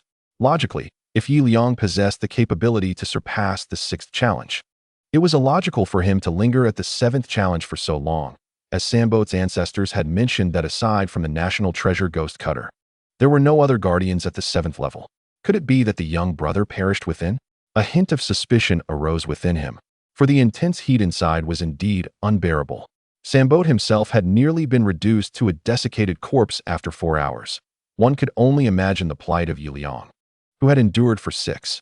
Father, it has been too long. We should retreat. Liang surely will not return. Yes, father. We ought to announce the victor of the martial arts festival soon, several princes urged, unable to contain their impatience. Deming furrowed his brow.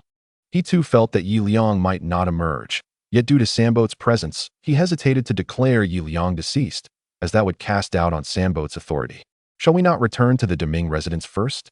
Deming turned his gaze toward Sambot, who wore a similarly helpless expression. Just then, a distant attendant suddenly shouted, "Look, someone is emerging." What? Everyone was taken aback. From afar, Liang could be seen emerging from the sword tomb, leaning on the demon blade as he stumbled forth with great difficulty. The return journey still required him to confront the oppressive heat. The artisan key, which had once provided relief, had completely dissipated after breaching the 7th level's lava. Lord Liang. Fenghua Xiaoxue approached with excitement, while he, attended by servants, gulped down water greedily. He was parched. Once again, that kind of temperature is utterly unbearable. Although the artisan's key helped him regain his physical form, it merely served to cool him down. The moisture within Liang's body had undeniably been lost. Let us return. I have found the long sword you sought, Liang proclaimed, raising the demonic blade high. Days later, Fenghua Xiaoxue ascended to the position of crown prince as anticipated, largely due to Liang's discovery of the demonic sword, which left the other princes powerless to oppose her.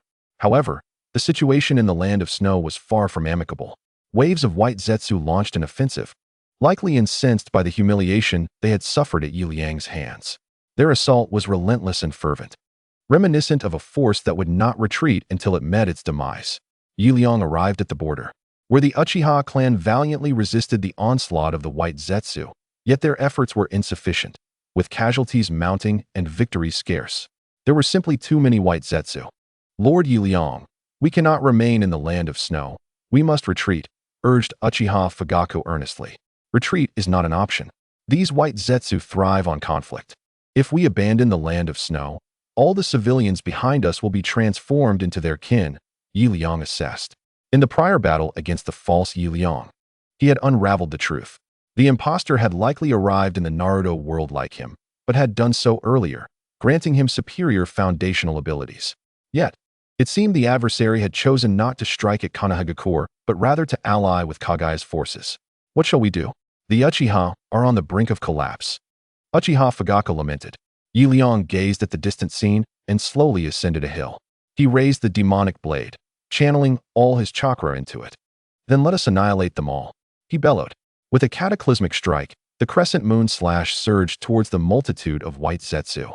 The breadth of the attack was terrifying, and those ensnared by the crimson light were instantly reduced to mere fragments by the blade's energy. Astonishment swept through the crowd. That single strike had eradicated tens of thousands of white Zetsu, akin to the improbable sight of a sow scaling a tree.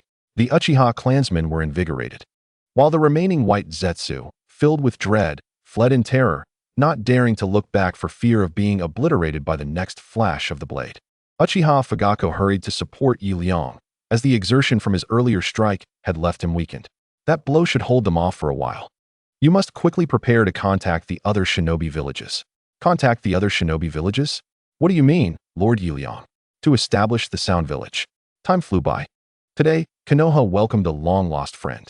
In the Hokage Hall, Liang stated, "You wish for us to submit to the Sound Village? Not submission, but a merger.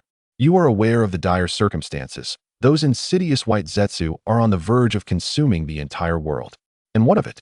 The affairs of Konoha will be handled by the people of Konoha." Danzo glared ominously at Liang.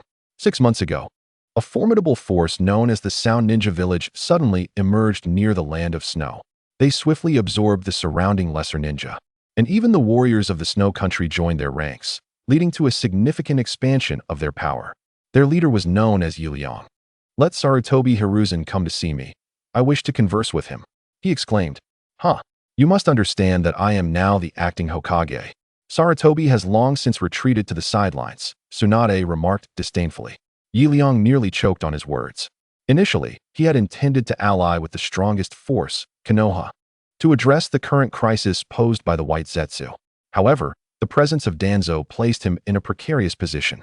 Danzo was obstinate and harbored a deep-seated grudge against him, making compliance unlikely. Then prepare for your demise. Liang retorted angrily as he departed the Hokage's office with his subordinates. On the way, Uchiha Fugaku, now a strategist for the Sound Ninja Village and Liang's deputy, expressed his concern. Lord Liang, are we truly going to abandon Konoha? If White Zetsu infects this place, subsequent battles will become even more arduous. Liang responded. It is not that I wish to neglect it. It is that I am unable to. You know what kind of man Danzo is. Upon hearing Liang's words, Fugaku fell silent. Indeed, he was well aware of Danzo's nature. Although Liang had rescued the Uchiha clan during a previous ambush by the Umbu, Danzo had still managed to eliminate many of their kin. The animosity between the two factions had become irreconcilable. You should return with the others. I have some personal matters to attend to in Konoha before I leave. Understood, Lord Liang, Fugaku replied, bidding farewell as he led his men away. Liang quietly vanished into the shadows. In an apartment, Kushina had just lulled Naruto to sleep. Wiping the sweat from her brow, she returned to the living room. Suddenly, a large hand encircled her waist. Before she could utter a cry, her mouth was silenced by the intruder. Liang, she gasped, her eyes widening in disbelief as she beheld him kissing her. Her initially tense posture gradually relaxed, and she slowly responded until they nearly reached the point of breathlessness. Liang, what are you doing? Naruto is still asleep, Kushina said, her cheeks flushed as she playfully scolded him. However, she was not surprised by his arrival. Upon learning that Liang was representing the Sound Ninja Village in Konoha, she had anticipated his return. As expected, Danzo has refused to cooperate with me. Prepare yourself. We shall depart tonight. Depart? She inquired. Yes, this place is no longer safe. The strength of White Zetsu is growing, and if we do not seek alternatives, Konoha will surely fall. What about the others? I have already made arrangements outside the village. I will take everyone with me. Liang nodded in affirmation. Very well. Given the current situation, Konoha will undoubtedly become a target. In the original story, Konoha was already conspicuous, and now it is under Danzo's control. He cast a glance at Kushina. While Liang could allow Konoha to be overrun by White Zetsu, there were certain individuals and memories he felt compelled to safeguard. Kushina is one among them, while Azuki is another, accompanied by various companions and disciples. Leaf intends to bring all those connected to him back to the land of snow. Having organized everything, he hastens to gather outside the village, planning to make a stop at Ichiraku Ramen. Why go there at such a late hour? Simply for the flavor. The following day, Danzo, in a fit of rage, smashed his desk. Where has everyone gone? It seemed they had all ventured to the Sound Village. The Sound Village? Uchiha Shursui replied, his expression devoid of emotion. Damn it, their actions are a betrayal of Konoha. I will hunt them down and eliminate them all. Fear not, Lord Danzo. Leaf has merely taken away some of the elderly, weak, and women. Our Umbu are still present. The elderly and weak? Yes, including his friends, disciples, and colleagues. He even abducted the owner of Ichiraku Ramen. An unending gale of sand swept across the land. 2 months had elapsed since Leaf's departure, and during this time, the army of White Zetsu seemed to have vanished without a trace. Leaf arrived at a hill, holding an ancient map. Is this the ruins of the land of crafts? He mused, surveying the surroundings before handing the map to Uchiha Itachi. This should be the place, but what brings you here? Itachi inquired, curiosity etched on his face. Because the master of White Zetsu has been here. The master of White Zetsu? Itachi furrowed his brow. He had indeed heard of this individual during his previous confrontation with the masked White Zetsu, yet he had never encountered him and knew little of his nature. What is his strength like? Is he comparable to you, Lord Leaf? Like heaven and earth, Leaf declared, suddenly standing with his hands clasped behind his back. I encountered him previously in the sword tomb of the land of snow. His power is formidable, akin to a deity compared to you. At this juncture, he coughed lightly. But he cannot defeat me. Cannot defeat you? Itachi's pupils widened in shock. Indeed, while he recognized his own prowess, facing Lord Leaf, the prospect of victory seemed impossible. If the master of White Zetsu is a deity, then Lord Leaf is a sage, roaming the world, transcending all. Itachi nodded, his understanding somewhat vague. Just as well you comprehend. However, if you encounter him, you must flee, Leaf advised. At that moment, he silently approached the summit of the hill, brushing his fingers against the earth, revealing a square keyhole. Leaf produced a square lock from his robes and pressed it against the opening. This was something he had found on the false leaf, and he had sensed its significance. Today, it proved its worth. The colossal hill suddenly trembled, as if the parting of the seas revealed a staircase leading downward. A glance revealed an endless chasm. Who would have imagined that the land of crafts concealed such a place? Leaf descended into its depths. Inside, swarms of tiny insects fluttered about, prompting Leaf to envelop himself in chakra to shield his exterior. After a considerable time, the two reached the bottom, arriving at an enormous horizontal pit approximately 100 meters deep. He surveyed his surroundings and discovered that the ground was littered with numerous human-like footprints, densely packed, perhaps numbering in the tens of thousands. It seemed that the White Absolute had been here, Liang deduced. Although this place was a relic of the craftsman nation, the passage of time had been significant, and the sudden emergence of such a multitude of footprints could only point to the vast presence of the White Absolute. There were no other plausible explanations. My lord, what could the White Absolutes be doing here? Liang shook his head. He was uncertain of the reason, only aware that the current White Absolutes were a creation of the false Liang, generated through the Zero Tail's infection of ordinary individuals. Since the Zero Tail was a product of the craftsman nation, it was possible that they might uncover something of interest here. The two continued deeper into the ruins. As they ventured further, the corridors on either side began to narrow. My lord Liang, it appears there is no path ahead, Uchiha Itachi remarked. They had initially traversed eastward from a deep pit, but as they pressed on, the passage grew increasingly constricted, now resembling a mere corridor. There should be a way. Search the surroundings for any mechanisms, Liang suggested. Given that this was a relic of the craftsman nation, the existence of traps or mechanisms was entirely reasonable. As the craftsman nation was renowned for its machinery, they rummaged through the area. The dim light surrounding them was a result of being underground, devoid of sunlight, and illuminated only by the flickering flame of a torch, making it challenging to discern their environment.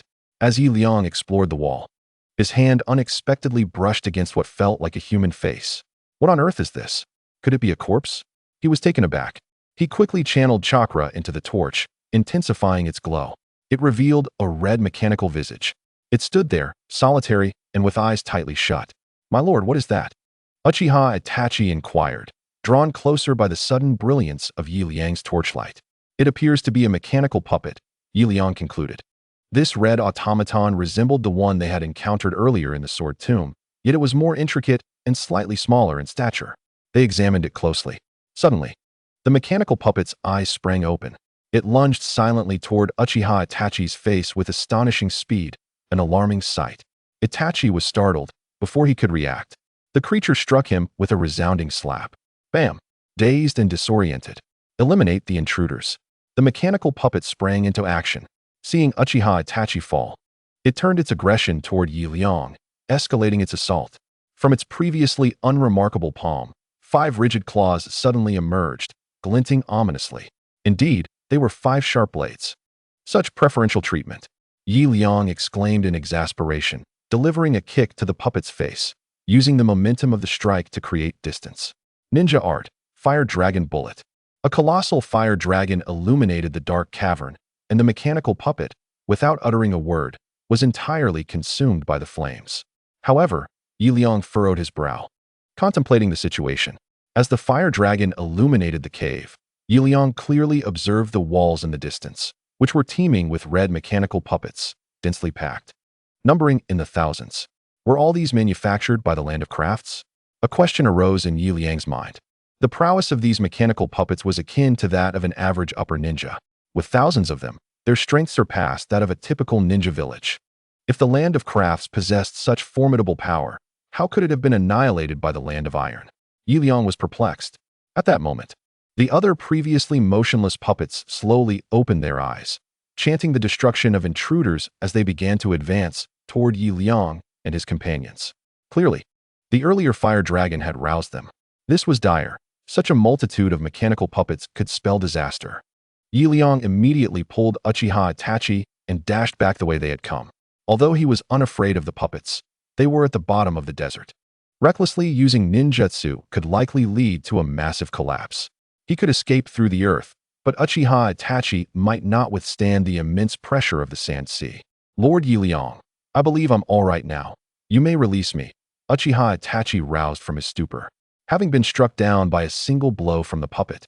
The terrifying might of these mechanical beings was evident. Let us retreat to where we came from, Liang suggested. The two hastily made their way toward the rocky staircase they had traversed, only to discover upon nearing that it had vanished. In its place stood another array of green puppets. They were faster, slightly less powerful than the previous red ones, but their speed was significantly superior, indicating they were of an agile variety. This is not good. We may have fallen into an ambush, Liang exclaimed, throwing several shurikens, which the green puppets deftly evaded, prompting a realization. It was only logical that the imposter Liang, having lost the map and keys, would devise a countermeasure. Liang had been too reckless in his approach. What should we do now, Lord Liang? There is no way forward or back, Uchiha Itachi said, his voice tinged with anxiety. He was still a 16-year-old boy. Despite his maturity, he had not yet reached adulthood. Hold them off for a moment. I will see if there are any other avenues of escape, Liang commanded, promptly retrieving the tattered map to examine it. Previously, he had noticed a secluded room marked on the map in the vicinity, but it was surrounded by walls, rendering it invisible. Could it be hidden within the walls? Earth Release, Earth Dragon Bomb. Liang unleashed his ninjutsu upon the surrounding stone walls, and indeed, at the location marked on the map, a narrow path was blasted open. Let us go. The two swiftly dashed inside, while the pursuing puppets, hindered by their size, found themselves momentarily stuck outside. This should be safe now. Uchiha Itachi sighed heavily in relief as he followed closely behind Liang into a concealed room. This appeared to be the central hub of the dark chamber. Liang set down the map. Indeed, Uchiha Itachi re-examined their path and confirmed that nothing was following before beginning to scrutinize the surroundings. What are these peculiar iron contraptions? He curiously touched the surrounding objects, indeed various instruments forged from cast iron, heavy yet exquisitely crafted. They must be used to control this underground sand city, Liang surmised as he gazed at the apparatus resembling an aircraft cockpit. The two immediately began rummaging through the control room. Since the false Liang had been here, there must have been a significant reason for his visit. They did not believe the latter had come merely for amusement. After searching for a while, Liang suddenly discovered a bloodstained diary within a drawer of one of the control devices. In the days of the Hokage bleaching, he flipped through it. 10 years ago, I suddenly died and arrived in the world of Hokage, haha. I successfully transformed White Zetsu. Those fools from Kagaya's faction were actually deceived by me. This was the diary of the false Liang. Liang recognized the owner of the diary with astonishment. From the entries, it was evident that the false Liang had indeed arrived in the same period as Liang, but he had come several months earlier, and upon his arrival, he had orchestrated a grand scheme in the Hokage world. He intended to transform everyone into White Zetsu to launch an assault on Kagaya's realm. Liang was stunned. He comprehensively grasped the false Liang's plan, but found it terrifying. According to the diary, everything the false Liang had done was in preparation for the impending invasion by Kagaya, akin to the actions taken by Kagaya Otsutsuki in the past. The White Zetsu army was originally a weapon used by Kagaya to contend with the Otsutsuki clan. Liang shook his head. This was a matter of great righteousness. From a broader perspective, the actions of the false Liang were not entirely incorrect, yet he could not condone them. If everyone were transformed, even if the troubles posed by the Otsutsuki clan were resolved, what purpose would remain for the Hokage world? A world devoid of women could hardly be deemed a world at all. Liang continued to read the diary. I encountered that scoundrel impersonating me just as I was about to gather the energy for the teleportation portal. How infuriating. The end of the book. Liang silently closed the diary. The subsequent events pertain to the encounter between the Snow Country and Liang. Lord Liang, what is recorded in that book? Uchiha Itachi, standing behind him, inquired quietly upon seeing Liang close the diary. Just some trifles, not worth mentioning, Liang replied, as the text was inscribed in Chinese, rendering it incomprehensible to Uchiha Itachi. He silently stood up, formed hand seals, and with a single strike, opened a massive pit in the center of the secret chamber. It was a bottomless abyss. Clearly, it had originally been empty below. Liang grasped Uchiha Itachi's hand and leaped down. Earlier, while reading the diary, he had already uncovered the answer to this maze. Beneath the control room lay the secret base where the false Liang manufactured white Zetsu. After a considerable time, the two traversed the walls for over half an hour, finally reaching the innermost part of the chamber. Here, countless white Zetsu were densely arranged, lying quietly like mere goods. Hiss! Uchiha Itachi inhaled sharply. Anyone confronted with such a sight of numerous naked men would be terrified. Lord Liang, what shall we do now? He asked. Burn them. Just after speaking, a colossal inferno surged towards the pristine white Zetsu. Itachi promptly followed suit. Boom! The immense wave of fire rushed towards the still unconscious white Zetsu. In a mere moment, tens of thousands of white Zetsu suffered devastating losses, with the remaining few awakening amidst their agony, howling in pain. Master? No. Why must you harm us? They were initially taken aback, but upon seeing Liang's face, they were instantly filled with shock. According to the diary, these white Zetsu were indeed the ultimate trump card of the false Liang, replicated through Hashirama's cells. If they regained their senses, tens of thousands of Wujutsu would be far beyond the capabilities of ordinary ninja. The raging flames consumed the corpses, reducing all the white Zetsu to ashes in the blink of an eye. Liang halted his assault. At that moment, a shadow quietly emerged from behind him. So you finally showed yourself? Liang remarked casually, not even turning his head, clearly aware of someone lurking behind him. Itachi was startled and quickly glanced back. Orochimaru. Hehe. You've been such a great help to me. Of course, I had to come, Orochimaru replied with a chilling tone, smacking his lips. That diary was also something you deliberately showed me, wasn't it? Liang inquired. Given the personality of the false Liang, he would never have placed such a crucial item in a drawer, so it was evident that someone else was involved. And that someone was someone he was somewhat familiar with. Yet, Liang never expected that this person would be Orochimaru. TSK, you are far cleverer than that, he. Orochimaru did not directly respond to Liang's statement. That he. Liang's gaze flickered. He naturally understood who Orochimaru referred to. Have you met him? Of course. I knew about him long before you first arrived in this world. Liang's pupils constricted slightly. Orochimaru was aware that he was not from this world. This was serious. The foolish impostor had unwittingly revealed his origins to Orochimaru. What nonsense are you spouting? I am a ninja from the Sound Village. Haha, the Sound Village. You're still clinging to that trivial name? Orochimaru laughed heartily. Amidst the laughter, he suddenly pulled out a comic book from his bosom and tossed it into Liang's hands. I found this beside that guy. Do you still intend to conceal your identity? Liang was taken aback, his expression one of astonishment. The original Naruto. This was actually a comic book of Naruto. How on earth did Orochimaru obtain such a thing? If this schemer discovered his identity, it would truly be catastrophic. Liang never anticipated that the false Liang could be so careless, allowing such a crucial item to fall into Orochimaru's hands so easily. He immediately prepared to take action. Since Orochimaru was aware of the situation, he could not be allowed to live.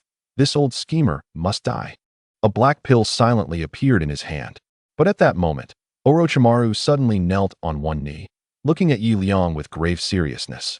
My dear sir, do not conceal the truth any longer. You are indeed a deity of this world. He gazed at Liang with profound affection, his face brimming with reverence. A deity? What in the world? Liang was instantly taken aback. Orochimaru had actually declared him a god of this realm. Was this man's mind truly muddled? Only a deity possesses the omniscience and omnipotence to comprehend this world entirely. This book has vividly prophesied the future of our world, and it is evidently not a favorable omen. Thus, you have come to save us. Orochimaru continued. His words were imbued with fervor, and his expression radiated unparalleled confidence. Clearly convinced of his own assessment, Liang's countenance darkened. Lord Liang, you truly are a deity. Itachi beside him looked at Liang in astonishment. There indeed existed tales of deities in this world, such as the immortal evil god worshipped by Haiden, or the Shinigami summoned through the Reaper's technique by Minato.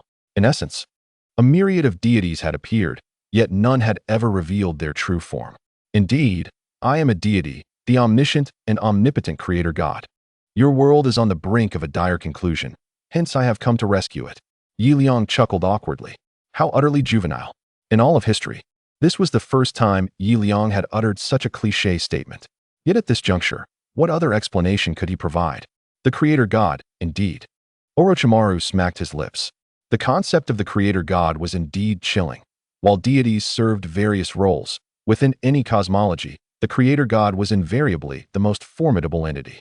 His respect deepened. Pray tell, who is that person who bears such a striking resemblance to you? That is the demon god, my arch-nemesis. And it is because of him that I have come to this world, Liang asserted with conviction. He was well aware of the identity of the figure Orochimaru was referring to, the demon god. Orochimaru instantly understood. The queries that had accumulated in his mind were suddenly illuminated, much like a long-clogged drain finally clearing. No wonder that fellow's plans were so radical. He was not a benevolent deity after all. Orochimaru had long been aware of the discrepancies surrounding the false Liang. His white Zetsu plan was, in fact, facilitated by Orochimaru himself. First, he replicated the Zero Tails mask, then utilized Hashirama's cells to clone white Zetsu.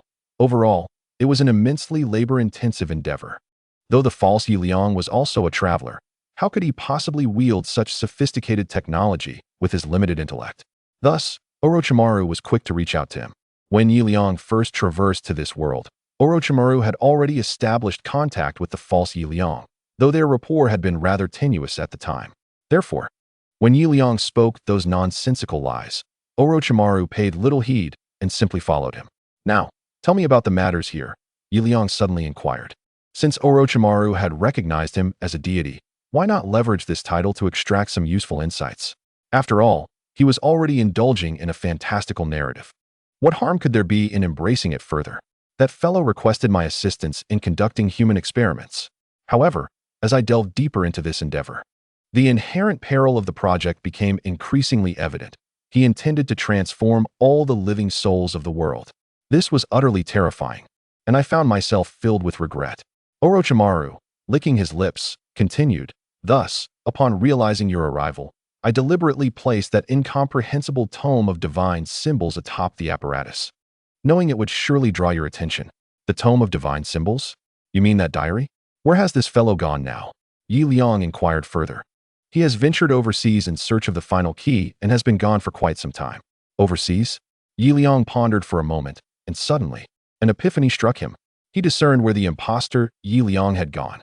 The Shippuden series bore no clues regarding Kagaya's portal, but Boruto contained vital information. In Boruto, there existed a time-traveling tortoise that the Otsutsuki clan had sought when they invaded the ninja village. This remarkable tortoise not only traversed to Kagaya's world, but also possessed the ability to alter fate and traverse time. The realization that this individual sought the tortoise astounded Liang. Should he succeed in locating it, his own fate would be in grave jeopardy. Although Liang currently wielded formidable power, should the imposter eliminate his past self, all would be lost. He had to intervene. With this thought in mind, Liang prepared to exit the secret chamber of the Land of Crafts. At that moment, the surrounding desert trembled violently, torrents of yellow sand cascading down, while the previously incinerated white Zetsu began to converge towards the center of the corpses. At the center lay a black, faceless mask, unmistakably a replica of the Zero Tails. "What is happening? I did not set this up." Orochimaru expressed his confusion. "Of course, this is not your doing. It is orchestrated by another." Liang had scarcely uttered these words when another figure, a black Zetsu, materialized near the white Zetsu. "Orochimaru, how dare you bring this creature here? When Lord Liang discovers the time-traveling tortoise, he will not spare you." Black Zetsu hissed, swiftly burrowing into the earth. At this moment, the throngs of white Zetsu, drawn by the black mask, began to amalgamate into a terrifyingly colossal white Zetsu, towering several dozen meters tall, dominating the underground cavern. Liang was taken aback and instinctively clutched the two companions nearby. "Run," he commanded with a booming voice, and they instantaneously teleported to the perimeter of the ruins. To avert any potential dangers within the ruins, Liang had preemptively placed flying thunder god shurikens outside. "Are we safe?" Liang inquired of the two. Orochimaru appeared unscathed, while Itachi Uchiha bore a pallid expression, having been startled by the preceding events. At that moment, the ground beneath them began to tremble once more, and the enormous white Zetsu, having clawed its way through the sands of the ruins, emerged from the earth with a deafening roar, charging directly at Liang. Liang assessed the distance. They were merely a few hundred meters apart, although it seemed far. The colossal white Zetsu could cover that ground in mere seconds with its powerful strides. "Damn it!" constantly conjuring these abhorrent monstrosities. Was this imposter Liang raised by maggots? He uttered a complaint, then swiftly executed a body flicker technique. Previously, he refrained from action due to the fear of a cave-in underground. Now, on the surface, he hesitated no longer. Various low-level ninjutsu, seemingly devoid of chakra limitations, were hurled towards the colossal white zetsu. Earth style, fire style, water style, wind style, lightning style. The dragon bullet technique. 5 dragons, each embodying a distinct elemental attribute, entwined themselves along the desert's surface. This was the quintessence of the 5-element dragon bullet technique. Although each was classified as A-rank ninjutsu, when combined, they astonishingly transformed into an S-rank forbidden technique. Its potency surpassed even that of the tailed beast bomb by a significant margin. Perish. As White Zetsu rose, he was immediately struck down by the 5 Dragon Kings. His flesh was torn and shredded. Not only did he have to withstand the onslaught of flames, but he was also ensnared by the tendrils of lightning that caused his body to tremble, resembling a bloodied corpse, his skin obliterated in an instant. Roar. White Zetsu howled in fury, clearly not so easily vanquished. Liang understood that the 5 dragon bullets alone could not eliminate this massive White Zetsu, as it was formed from the corpses of countless White Zetsu. Just in terms of their chakra reserves, they surpassed any tailed beast, though lacking in skill compared to Liang's versatility. Lord Liang, allow me to assist you. Itachi Uchiha hurriedly stepped forward, enshrouded by a crimson skeletal apparition. This was Susanoo. While Itachi's current Susanoo might not possess the strength of its later forms, it was still formidable enough to rival various elite jonin. A 10,000-fist sword pierced through White Zetsu's abdomen, eliciting another wretched scream from him. I shall join in. Orochimaru, witnessing this, eagerly sought to capitalize on the situation. As he intended to pledge allegiance to Liang, he needed to establish his credentials. Thus, a phantom of a white phosphorus serpent emerged. His body swelled larger, and numerous serpent heads erupted from him, swiftly transforming into an enormous 8-headed white phosphorus serpent towering 100 meters high. The 8-headed technique. This was a super forbidden technique that Orochimaru had only perfected later on, its power rivaling that of an ordinary Susanoo.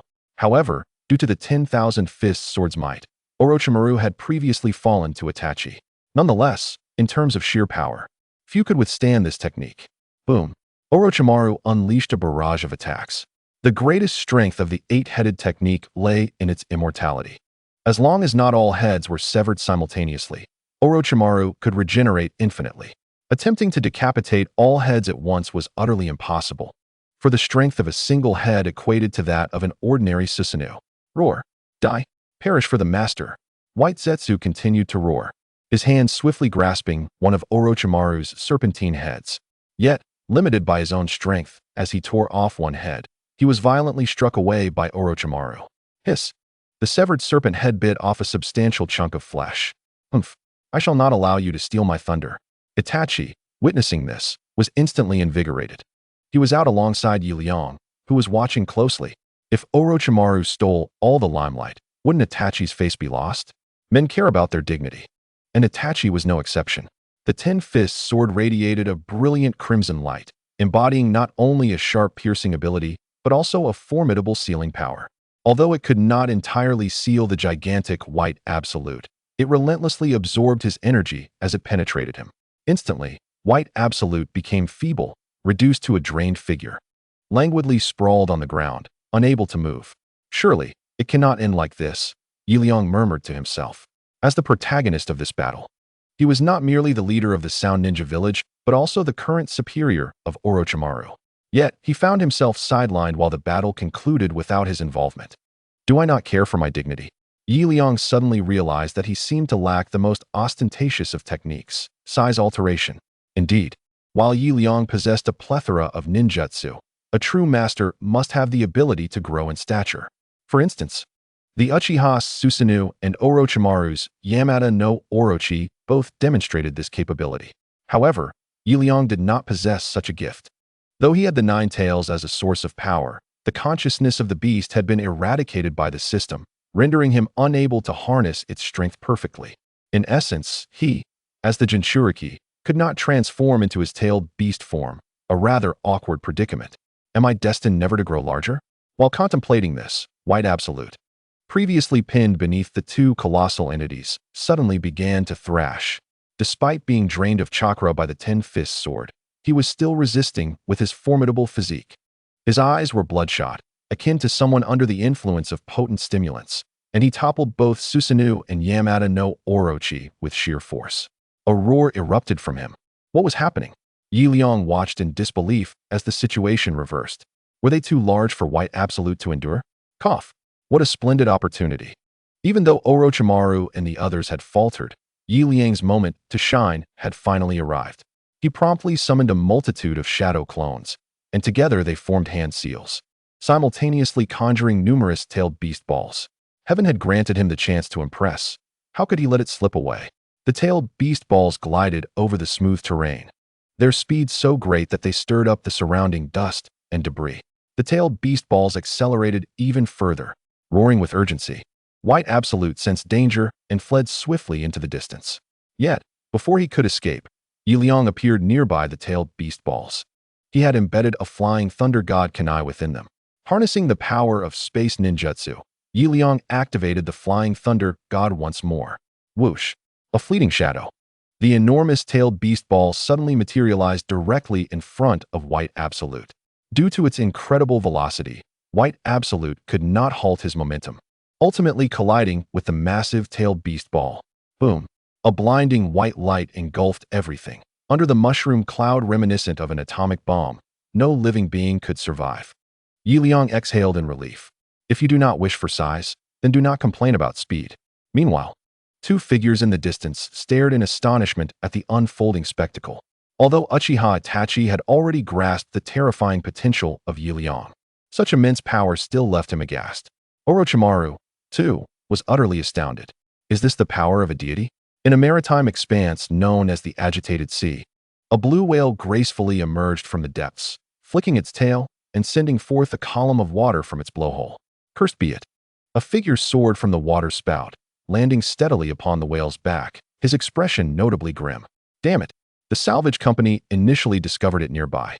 Could it be that I did not dive deep enough? The figure rubbed his forehead and once more urged the blue whale to plunge into the abyss. Meanwhile, concealed within the clouds, Liang discreetly observed this scene, mounted on Deidara's grand avian companion, evidently unnoticed by those on the surface. Has this imposter Liang yet to locate the temporal turtle? Liang mused to himself. Deidara gazed on, bewildered by the unfolding events. My lord Liang, do you truly believe this temporal turtle exists? It seems utterly preposterous. Indeed, it exists. And it possesses the remarkable ability not only to traverse time, but also to journey into other realms. Liang spoke with conviction. The temporal turtle is a product of advanced technology, while its origins were not explicitly detailed in Boruto. It is likely a creation of the Kagaya clan, or even a civilization of greater sophistication. Liang had now gained a deeper understanding of civilizations.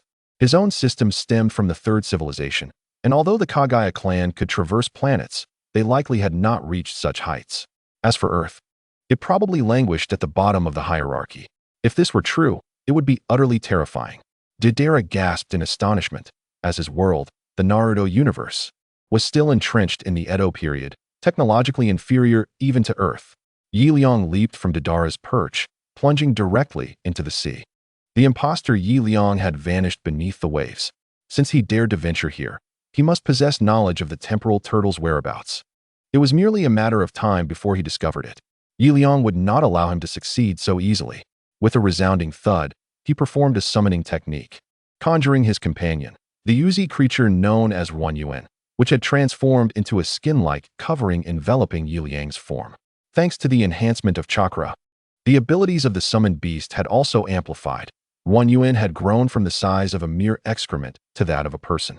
Though it did not compare to the colossal summoning beasts like Gamabunta, it was nonetheless functional. Its body could entirely envelop its master. Liang had previously tested its abilities. Aside from its transformation capabilities, it could also consume others within its being. While its protective prowess was limited, it still provided a semblance of buoyancy against the water. Thus, Liang, encased in a layer of skin-like material, descended vertically to the ocean's surface. The little blue whale continued its leisurely swim. Although its pace was slow, It was steady, soon reaching the ocean floor once more. Having failed to locate the target in the vicinity, it must lie deeper still. The imposter Liang calculated within the whale's belly, his eyes glimmering with a spectral light as they connected with the whale's line of sight. The waters teemed with seaweed. Ah, there. A trench. The imposter Liang suddenly discovered a concealed underwater gorge beneath the whale's skin, though the opening was substantial. The darkness had concealed it from view until now. It must be there. He immediately directed the blue whale towards it. In the distance, Liang closely followed. Aware that the false Liang was within the blue whale, and thus he silently trailed behind him. The interests of the sinister Ed were always intriguing. The blue whale had plunged into the abyss. It seemed somewhat frightened, glancing around while emitting mournful sounds. However, the false Liang disregarded its emotions, forcefully directing it deeper into the trench. At that moment, from the pitch-black depths of the ocean, a colossal giant squid surged forth. Although it was not as massive as the blue whale, its body spanned several dozen meters, swiftly ensnaring the whale's head. "Damn it! Even you dare to obstruct me!"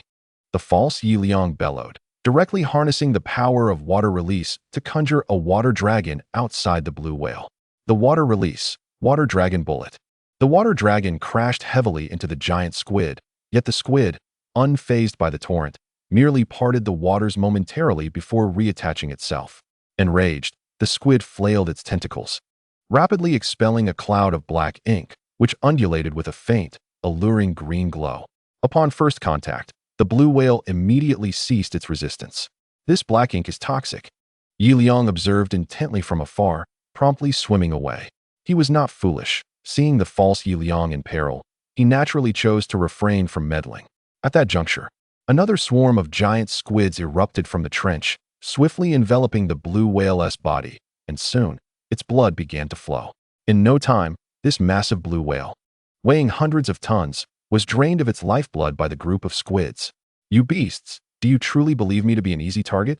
The false Liang roared. By this time, the blue whale had perished entirely, and he no longer needed to worry about harming his spirit beast. With a single strike of the divine realm heavenly strike, he sent all the squids flying into the depths. It appeared to be a buildup of power. The force was so great that even Liang, 1,000 meters away, felt the ripples in the water. "He has grown stronger," Liang assessed coldly. The swarm of squids approached once more, these colossal sea creatures, comparable in size to the outer path golem, were unlikely to perish from such a straightforward divine realm heavenly strike. Liang observed with curiosity from a distance.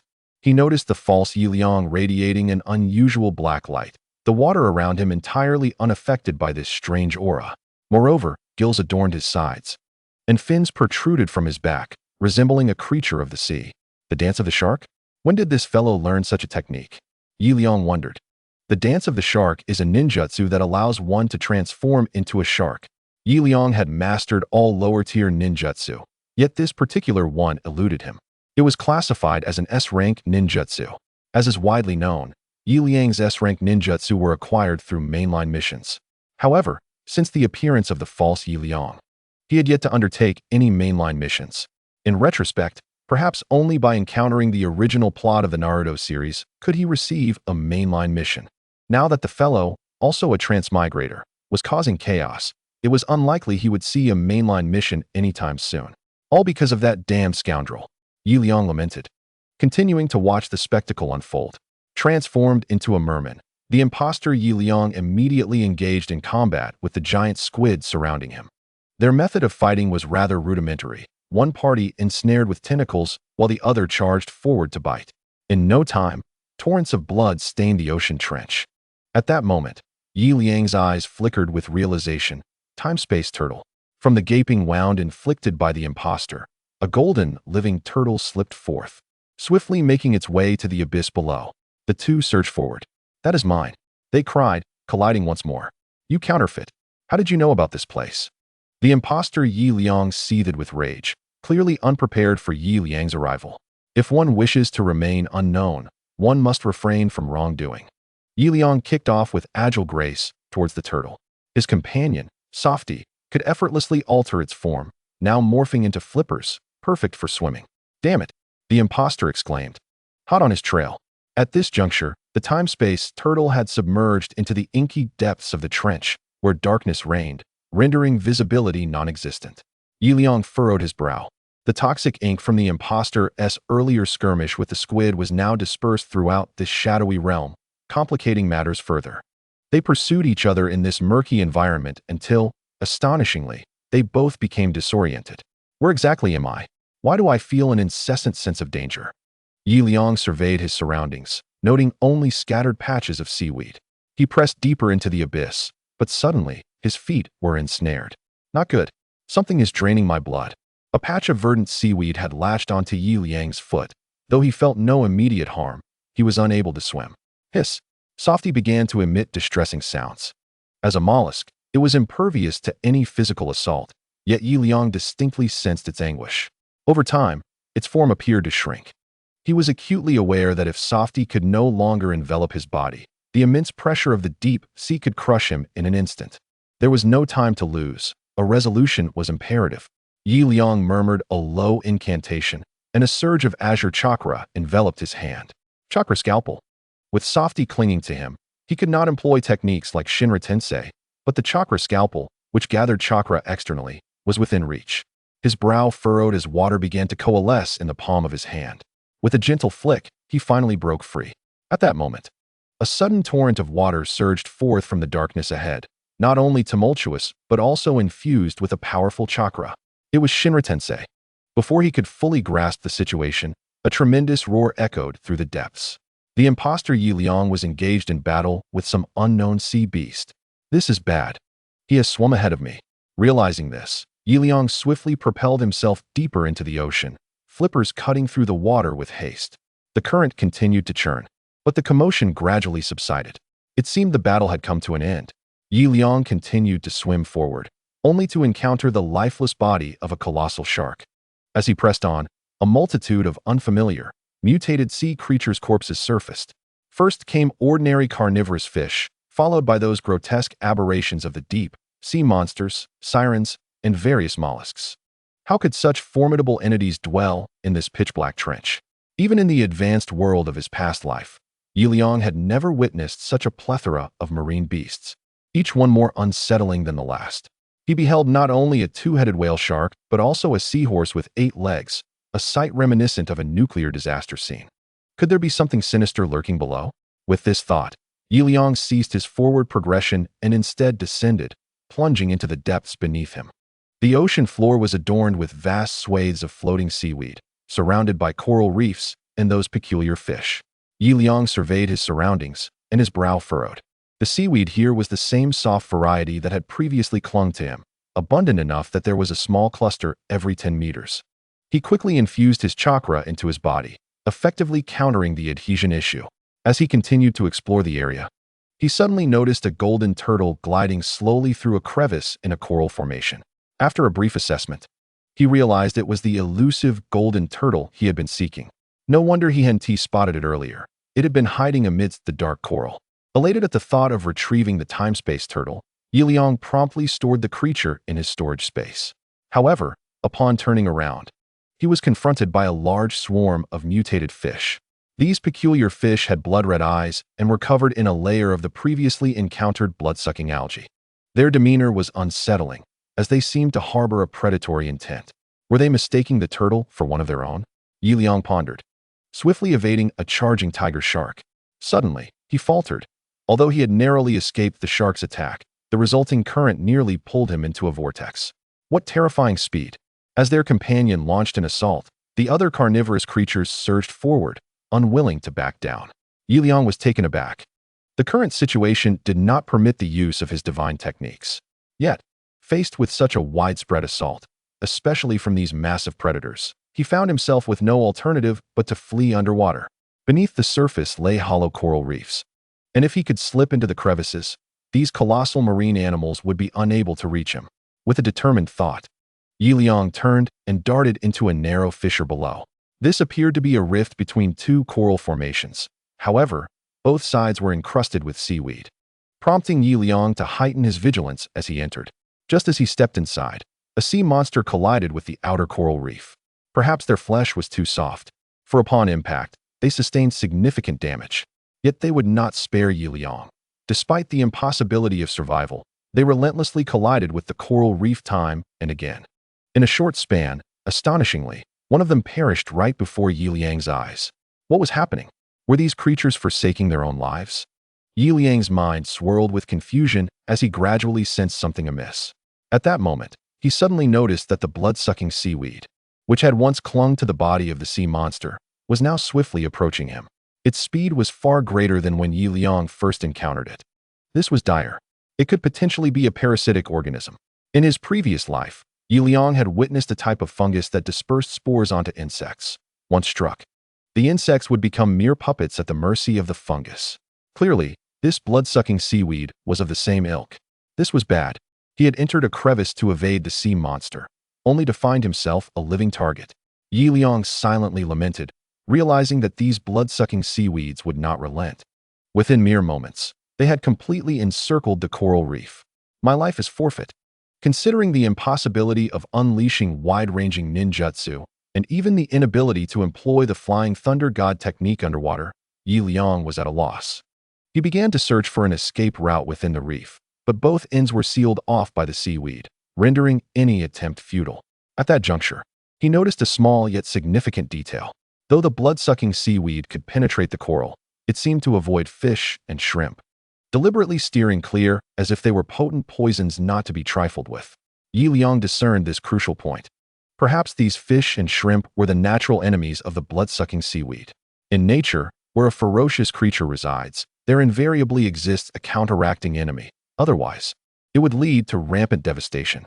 The survival of so many fish and shrimp in proximity to this seaweed suggested the presence of its nemesis. Yi Liang attempted to grasp a creature and waved it near the seaweed. Soon, he observed that the seaweed exhibited a slight retreat upon nearing a particular white mantis shrimp. He seized another one and finally identified the issue. The mantis shrimp began to consume the seaweed. Its claws swiftly snipped away at the blood-sucking vegetation, and within moments, a significant portion had been devoured. The sound of leaves brushing against sand echoed as the part closest to the mantis shrimp began to recede. Indeed, it was effective. Seeing this, Yi Liang wasted no time pondering other possibilities and hurriedly followed in the wake of the mantis shrimp. Like a valiant general, he elegantly maneuvered his way out. The air outside was refreshingly crisp. As he observed the toxic ink beginning to dissipate, Yi Liang kicked his flippers and swam towards the shore. At this moment, the false Yi Liang had seemingly vanished, yet with the temporal turtle in his possession, he felt no need to linger on the ladder, swimming for a considerable while. A glimmer of light shone down upon him. Yi Liang swiftly dispelled the soft spiritual connection and, utilizing his chakra, stood firmly upon the surface of the sea. The sky was a brilliant blue, yet there was no sight of Daedara. It appeared he had drifted from his intended direction. Nonetheless, with the instantaneous technique of walking on water, Yi Liang was unperturbed by the prospect of losing his way at sea. Beneath him, the surface of the ocean began to tremble. Yi Liang was momentarily taken aback as a shadowy figure darted swiftly towards him. Alarmed, he realized it was the false Yi Liang. He promptly sidestepped, and at that instant, the turbulent waves beneath him erupted, revealing the false Yi Liang transformed into a merman. "Imposter, you must perish," he roared, lunging forward once more. Just as Yi Liang steadied himself, the false Yi Liang attacked again, prompting him to swiftly hurl a shuriken aside. "Flying Thunder God, activate!" In an instant, the figure vanished from sight. Another shuriken was launched, increasing the distance between them. "Imposter! Imposter! Imposter!" the false Yi Liang shouted thrice. His pupils reddening, a hint of drool at the corners of his mouth, his expression twisted with a semblance of madness. This fellow was not quite right. As if he had lost his sanity, Yi Liang furrowed his brow. His gaze flickered, and he suddenly noticed a mass of blood-sucking algae densely covering the false Yi Liang's neck, akin to the self-destructive sea monsters that had once plagued the depths. He was being controlled. This is troubling. Wasn't he supposed to be a formidable boss? Yi Liang felt a moment of confusion, yet his hands involuntarily applauded. "Well done. You've ensnared me, haven't you? What a disaster." Perhaps Yi Liang's actions provoked the false Yi Liang, as he charged at Yi Liang once more. However, this time it was not merely brute force. With a flick of his hands, he conjured a ball of flame. To Yi Liang's astonishment, the algae could even execute such techniques. Caught off guard, he faltered for a moment. He hastily employed the Shinra Tensei to repel the rampaging false Liang. With no gentle restraints now, Liang showed no mercy. Just as he drove back the false Liang, he executed a body flicker technique. The 8 trigrams, 64 palms. Countless palm shadows fell upon the false Liang like torrential rain, landing squarely on his body. 4 palms, 8 palms, 16 palms, 32 palms. Boom. The 8 trigrams, 64 palms. A cacophony of explosions reverberated upon the false Liang. Not only that, but as Liang attacked, he targeted only the vital points, deliberately avoiding the blood-sucking algae that clung to the false Liang's back, aiming to incapacitate him while preventing escape from control. The detail in his maneuvers was impeccable. In no time, the false Liang was left gasping for breath. "You imposter, have you finally met your end?" Liang inhaled deeply, watching as the false Liang plummeted towards the ocean depths, appearing as lifeless as if truly dead. Liang turned to leave. Yet, just as he prepared to depart, a thunderclap resounded. Then another, and another. In less than a breath's time, a multitude of thunderbolts inundated the entire ocean. What on earth is happening? Could another boss be making an appearance? Liang looked skyward, only to see a mesmerizing Qilin composed entirely of blue lightning, its gaze fixed intently upon him. Hiss! This is the ultimate lightning-based ninjutsu, the lightning release Qilin. Liang dashed away into the distance. This technique was conceived by the original work's princess consort, utilizing her formidable chakra to manipulate the thunder in the sky, much like a magnet drawing in its target. The true strength of this attack lay not in her own chakra, but in the thunder summoned by it. What is thunder, you ask? It is an unparalleled force, a dimensional assault that no mortal could withstand. To be struck by such an attack is certain death, regardless of whether one possesses a single life or 100. Liang sprinted relentlessly, yet the colossal natural beast in the sky was not willing to let him escape. Once it locked onto his figure, its gaze remained fixed. In half a second, the Qilin finally stirred. It lifted a leg, and it felt as though the entire cloud cover had descended upon him, a dark mass hurtling towards his head. In a moment of panic, Liang suddenly produced a golden turtle, while the flying thunder god technique allowed for instantaneous movement. The range of the Qilin was simply too vast. Hundreds of meters, or even entire islands could be obliterated by such a creature. "I care not what you are. Transport me through time." Liang shouted at the golden turtle, which immediately opened its eyes. "Please select the year for traversal." "Any year will do, hurry." The Qilin was descending. With a thunderous crash, the imitation Liang beneath the sea also opened his eyes. Just before losing consciousness, he had unleashed his final move, inadvertently saving himself. The water's surface conducted electricity, causing the blood-sucking algae that feared the current to drop away behind him. "Imposter, I want you dead. Where am I?" Liang slowly opened his eyes, his memories frozen in the moment before the Qilin struck. "Ah, I must have been transported by the time-traveling turtle. But where is this place?" He began to survey his surroundings, a dense forest, a dilapidated thatched cottage, and nothing else but an elderly man sweeping the ground. "Excuse me, what time is it?" "Young man, are you blind?" "I'm only in my 30s.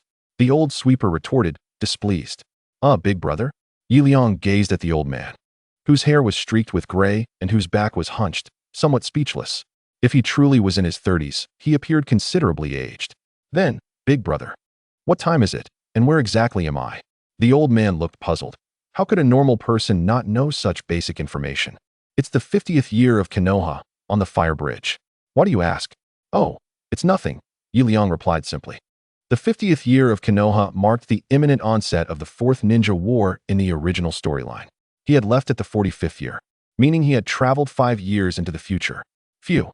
Thankfully, it wasn't too long. Otherwise, if Kushina and the others had remarried, he would truly be in dire straits. He surveyed his surroundings once more. The old sweeper had a vibrant spirit, indicating that this was likely a time of peace. With this thought, Liang felt reassured.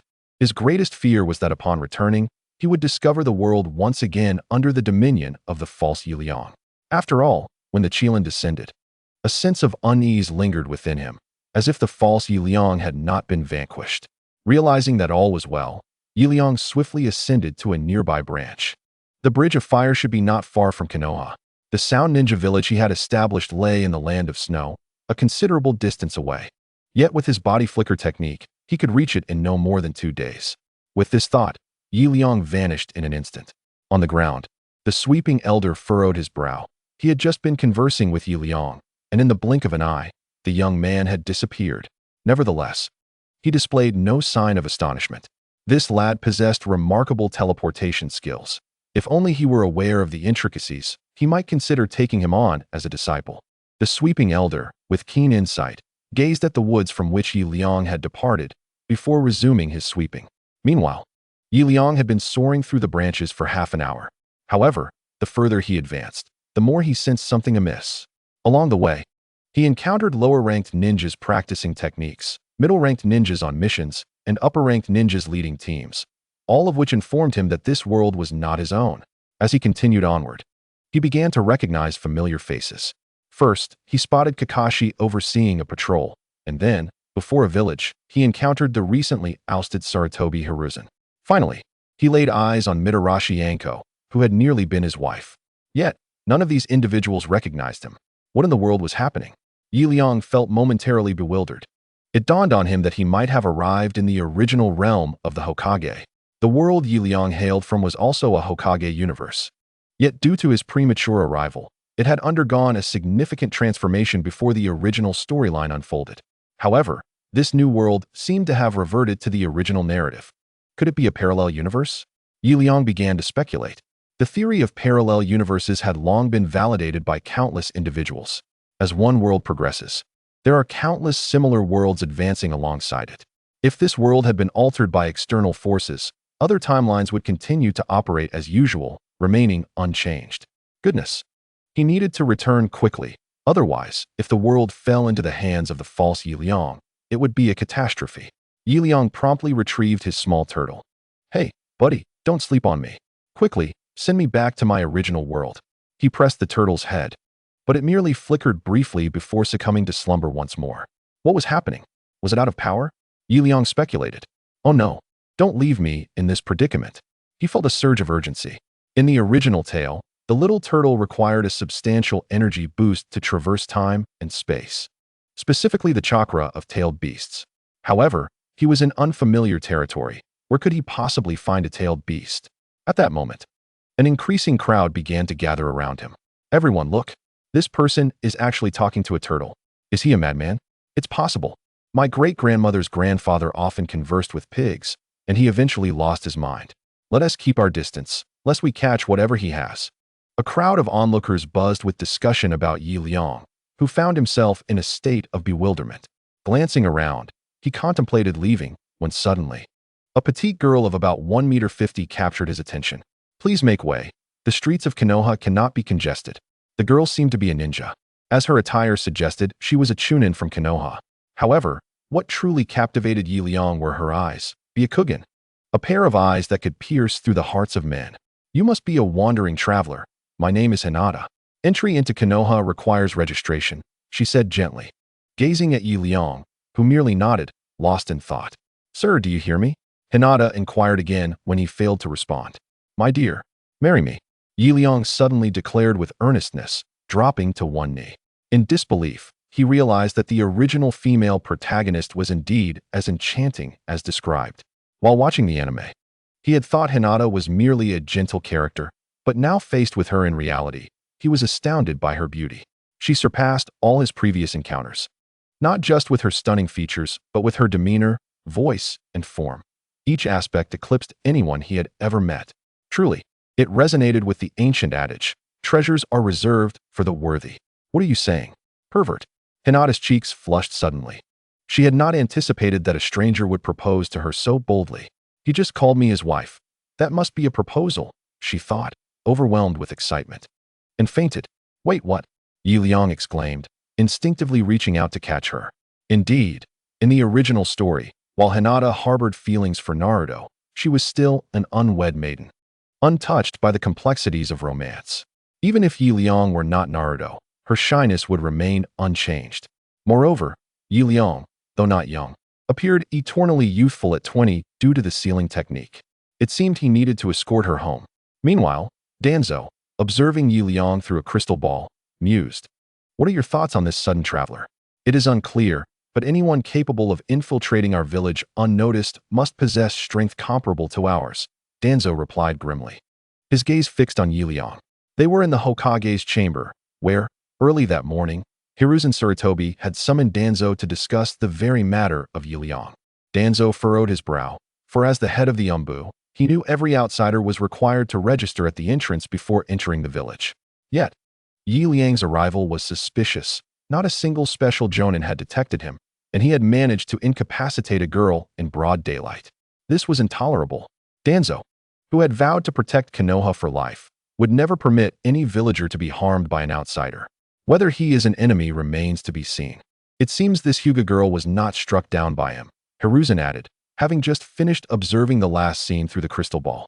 From the vision within the crystal ball, this unknown traveler appears to have entered with remarkable speed, akin to a flash of light. It cannot be termed as infiltration. Rather, it is a testament to the incompetence of the village guards who failed to notice his presence. Regardless of whether he is a foe or not, caution is imperative, for his strength is formidable, as noted by Danzo. This is indeed certain. The two reached a consensus and summoned several members of the Umbu. At the Hyuga main house, Liang, accompanied by the inebriated Hizashi Hyuga, finally exited the dwelling. "Dear father-in-law, I hope you have enjoyed your meal and drink," he exclaimed with joviality. "Haha. Do remember to come and visit again." "Indeed, I shall." They bid each other a heartfelt farewell. After Hinata fell unconscious, Liang had escorted her home. As a gentleman, he would never impose upon others. Thus the Hyuga family treated him with kindness. Observing the desolate night, devoid of any passers-by, Liang felt a tinge of loneliness. At that moment, his gaze casually drifted towards the rooftops nearby. "Since you are here, there is no need to conceal yourselves. Come forth," he uttered in a calm tone, as if everything was well within his anticipation. Suddenly, a number of Umbu, donned in cat-faced masks, leapt from their hidden positions. "Your perceptiveness is truly commendable. To have detected us from such a distance, I am impressed." The leading Umbu captain offered a respectful bow while remaining vigilant. "A mere trifle," Liang responded, smacking his lips. The effects of alcohol still lingered. He had been quite merry while drinking with Hizashi, and given the era of peace, he felt no apprehension regarding potential assassination attempts. He had simply indulged in the moment. "Burp," Liang belched contentedly. "In truth, I did not discern you with my eyes. Rather, it was my intellect that revealed your presence." "My intellect? What do you mean?" The Umbu were taken aback. "I merely jested. Who could have known?" Liang waved his hand dismissively. The Umbu ninjas opposite him could no longer restrain their impatience. "Captain, this fellow is merely a drunkard. We should swiftly take advantage of his inebriation to dispose of him." "Indeed, Captain, it is quite audacious that Lord Danzo dispatched us to confront such a creature." The Umbu began to regard Liang with hostility. For not every man can withstand mockery. The captain raised his hand. "No, he is a formidable expert whom Lord Danzo specifically warned us to treat with caution. We are Umbu. How can we allow ourselves to be swayed by his drunken state? What if he is feigning?" The faces of the Umbu flushed with realization. Their captain was correct. The missions undertaken by the Umbu were exceedingly rigorous, demanding not only an assessment of a ninja's strength, but also a scrutiny of their psychological resilience. Should Liang be an enemy masquerading as a drunken fool, those who underestimated him would pay with their lives. At that moment, Liang suddenly collapsed to the ground. "Captain, what has happened to him?" one team member inquired. "The dark prison." A bucket of cold water was splashed heavily onto Liang's face, causing him to belch and gradually regain consciousness. "Where am I? How did I end up here?" Today, he fainted twice, exuding the demeanor of a seasoned drunkard. As he surveyed his surroundings with a scrutinizing gaze, a weathered face, swathed in bandages, loomed before him. "Who are you, and why have you infiltrated our hidden leaf village?" demanded the owner of the old visage, his tone brusque. It was Danzo, the leader of the Umbu. It was utterly outrageous to allow an unknown individual to strut through the streets of Konoha and even assault a young lady from a prominent family. It was a blatant affront to his authority. "Ah, a dungeon," Liang replied dismissively, tilting his head away. His demeanor suggested he might have drifted off again. "You scoundrel! Are you mocking me? Someone, douse him with a bucket of water," Danzo commanded, waving his hand. A few waiting Umbu swiftly entered, carrying buckets of water. "Drench him." With a single order, torrents of water cascaded over Liang's face. He made no attempt to evade. Yet, in the next moment, the water that was supposed to rush towards Liang abruptly twisted midair and surged towards the crouching Danzo instead. Such formidable water release! Danzo exclaimed in astonishment. A ninja capable of manipulating water merely with chakra was undoubtedly a formidable figure at the level of a Kage, something even the likes of Sarutobi's generation could not accomplish. Mastery of chakra infusion into the water required not only skillful hand seals, but also exceptional control over energy. He instinctively retreated, but the water surged after him relentlessly. Splash! Danzo was drenched. Consider this a reciprocal gesture for your earlier drenching, Liang said, suddenly regaining his composure. He slightly rose, effortlessly shattering the ropes that bound him. While he had indeed been incapacitated by alcohol, he held no affection for Danzo. Had it been another ninja, he would have been indifferent to the provocation. However, Danzo. Liang's gaze darkened as he looked at the bandaged hand, concealing the eyes of the Uchiha clan, countless and meticulously wrapped. The Uchiha had been his formidable allies. Yet in this world, they had been entirely eradicated by Danzo. At last, you are serious. Now, might you disclose your purpose in Konoha? Danzo inquired without irritation. Noticing Liang's feigned confusion had evaporated. I came to see an old acquaintance. An old acquaintance? Who? Someone from Konoha. Danzo chuckled. It is you, of course. Do you still wish to play the fool? Finally provoked, Danzo tightened his grip, and several preset explosive tags detonated beneath Liang's feet. Against a master like Liang, the Umbu would not merely bind him. His room was already riddled with numerous traps. Is this your idea of a welcoming gift? Too trivial, Liang remarked. Remaining utterly still, as the traps surged toward him, he merely turned his neck slightly and evaded them all, while the explosive tags failed to even graze his skin. Chakra, when enveloped upon the skin, serves as an excellent safeguard for the body. For instance, there exists a ninjutsu known as lightning release armor, which solidifies the lightning chakra within an individual, forming an indestructible armor. In a similar vein, Liang's application, though inferior to the lightning release armor, is sufficient to withstand ordinary ninja tools and explosive tags. Upon witnessing the failure of all traps, Shimura Danzo took matters into his own hands. He formed a hand seal and drew in a deep breath, unleashing an invisible stream of air from his mouth. As the leader of the Umbu, he held great confidence in his strength. Wind release, vacuum wave. The air surged dramatically, creating a tempest that swept through the room in mere moments, capturing everything within its vortex. Liang found himself gradually lifted by the raging winds. As the primary target of Danzo, the pressure he faced was manifold, and even standing amidst the gale, his body bore wounds. The ferocious wind had transformed into blades. Is that all you've got, old man? Liang scoffed, dismissively waving his hand. Cease the wind. Be still. The tempest vanished abruptly. What? How could you possibly accomplish such a feat? Danzo exclaimed, astonished. In his perspective, even if Liang could effortlessly neutralize the vacuum wave, it could not be as simple as a mere hand gesture. A hand gesture? Danzo's mind was flooded with questions. The Umbu surrounding them displayed expressions of sheer disbelief. Although the vacuum wave was merely a B-rank technique, under Danzo's enhancement, it had long surpassed an ordinary A-rank jutsu. For them, not only was it impossible to counter this technique, but even to withstand it proved exceedingly challenging. Yet, Liang merely waved his hand. How could this be? Is this person even human? No. He is the embodiment of the Sage of Six Paths. Only the Sage of Six Paths could achieve such a thing. The Sage of Six Paths? Humph. Liang chuckled. What of the Sage? Although he could not currently rival the Sage, with the rewards from the system's tasks, he would eventually surpass the true Sage of Six Paths, sooner rather than later. He regarded Danzo with disdain, remarking, "You are far too weak." Suddenly, Liang lunged forward 2 steps, delivering a resounding slap to Danzo's face, followed by a swift kick to his abdomen. The entire sequence appeared intricate. Yet in the blink of an eye, before Danzo could react, he was sent crashing against the wall. Bang!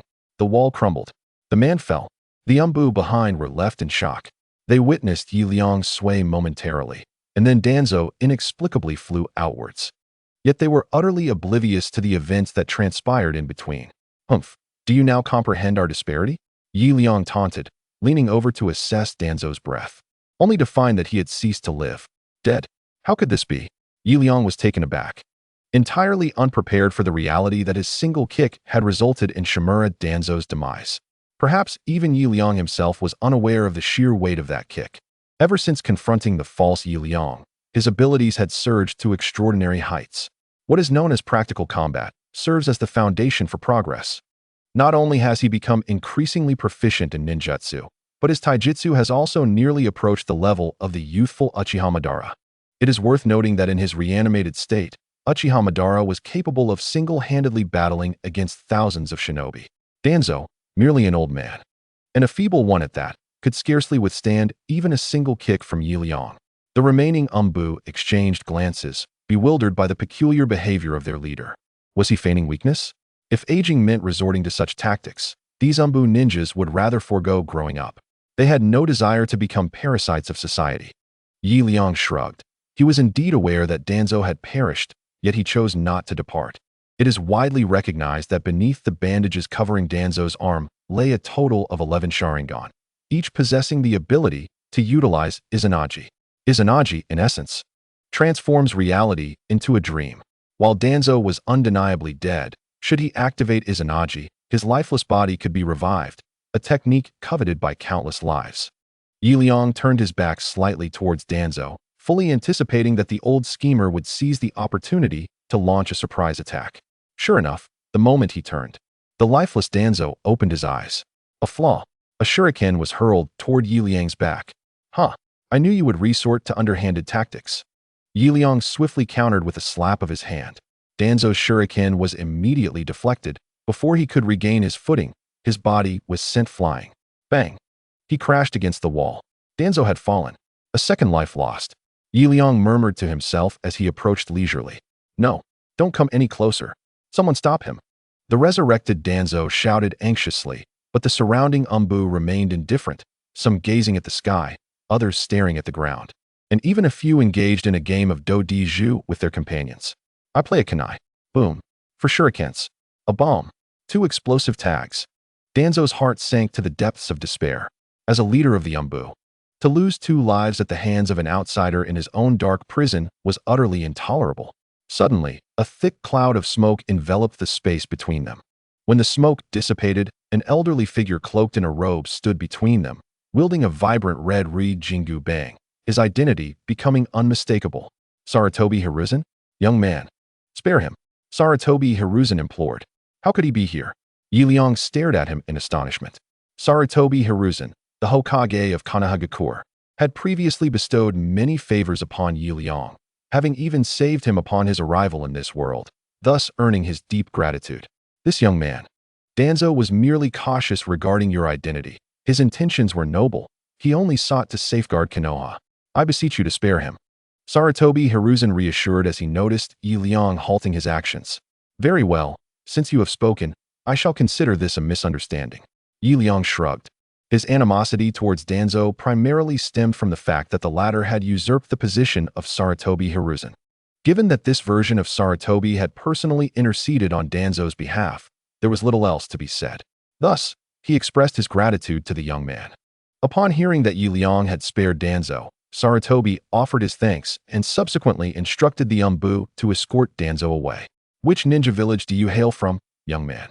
I must admit, I have never encountered you before. After expressing his gratitude, Sarutobi began to inquire. It seemed he was inclined to recruit me.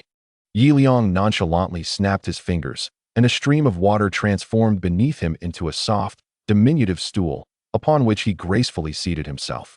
The performance must be convincing. One must embody the role. Such is the norm for a time traveler. What remarkable control! Sarutobi marveled inwardly, contemplating the ease with which Yi Liang commanded water to form a stool. This level of mastery was something even he, often hailed as a master of ninjutsu, found challenging to achieve. I hail from the Sound Village, Yi Liang declared. I presume you have heard of it? Sound Village? I have never encountered such a name. Oh, it is a village of my own creation, hence your unfamiliarity. It is situated near the Land of Snow. The Land of Snow? Sarutobi pondered. As the Hokage of Konohagakure, he was aware of the Land of Snow, but its remoteness rendered him ignorant of its particulars. So, it is the Sound Village from the Land of Snow. A pleasure to make your acquaintance. Sarutobi inclined his head respectfully towards Yi Liang. A pleasure indeed, Yi Liang retorted, a hint of irritation crossing his features. Such flattery could hardly be more exaggerated. In this timeline, the Sound Village did not exist, a mere fabrication of Yi Liang's imagination. Yet, when Sarutobi offered his respectful nod, his expression bore an authenticity that could easily deceive anyone. Had Yi Liang not been privy to the truth, he might have believed it himself. It appears that regardless of the era, polite discourse remains a staple among these prominent figures. Yi Liang rose and continued, I have come to Konoha merely to visit a distant cousin.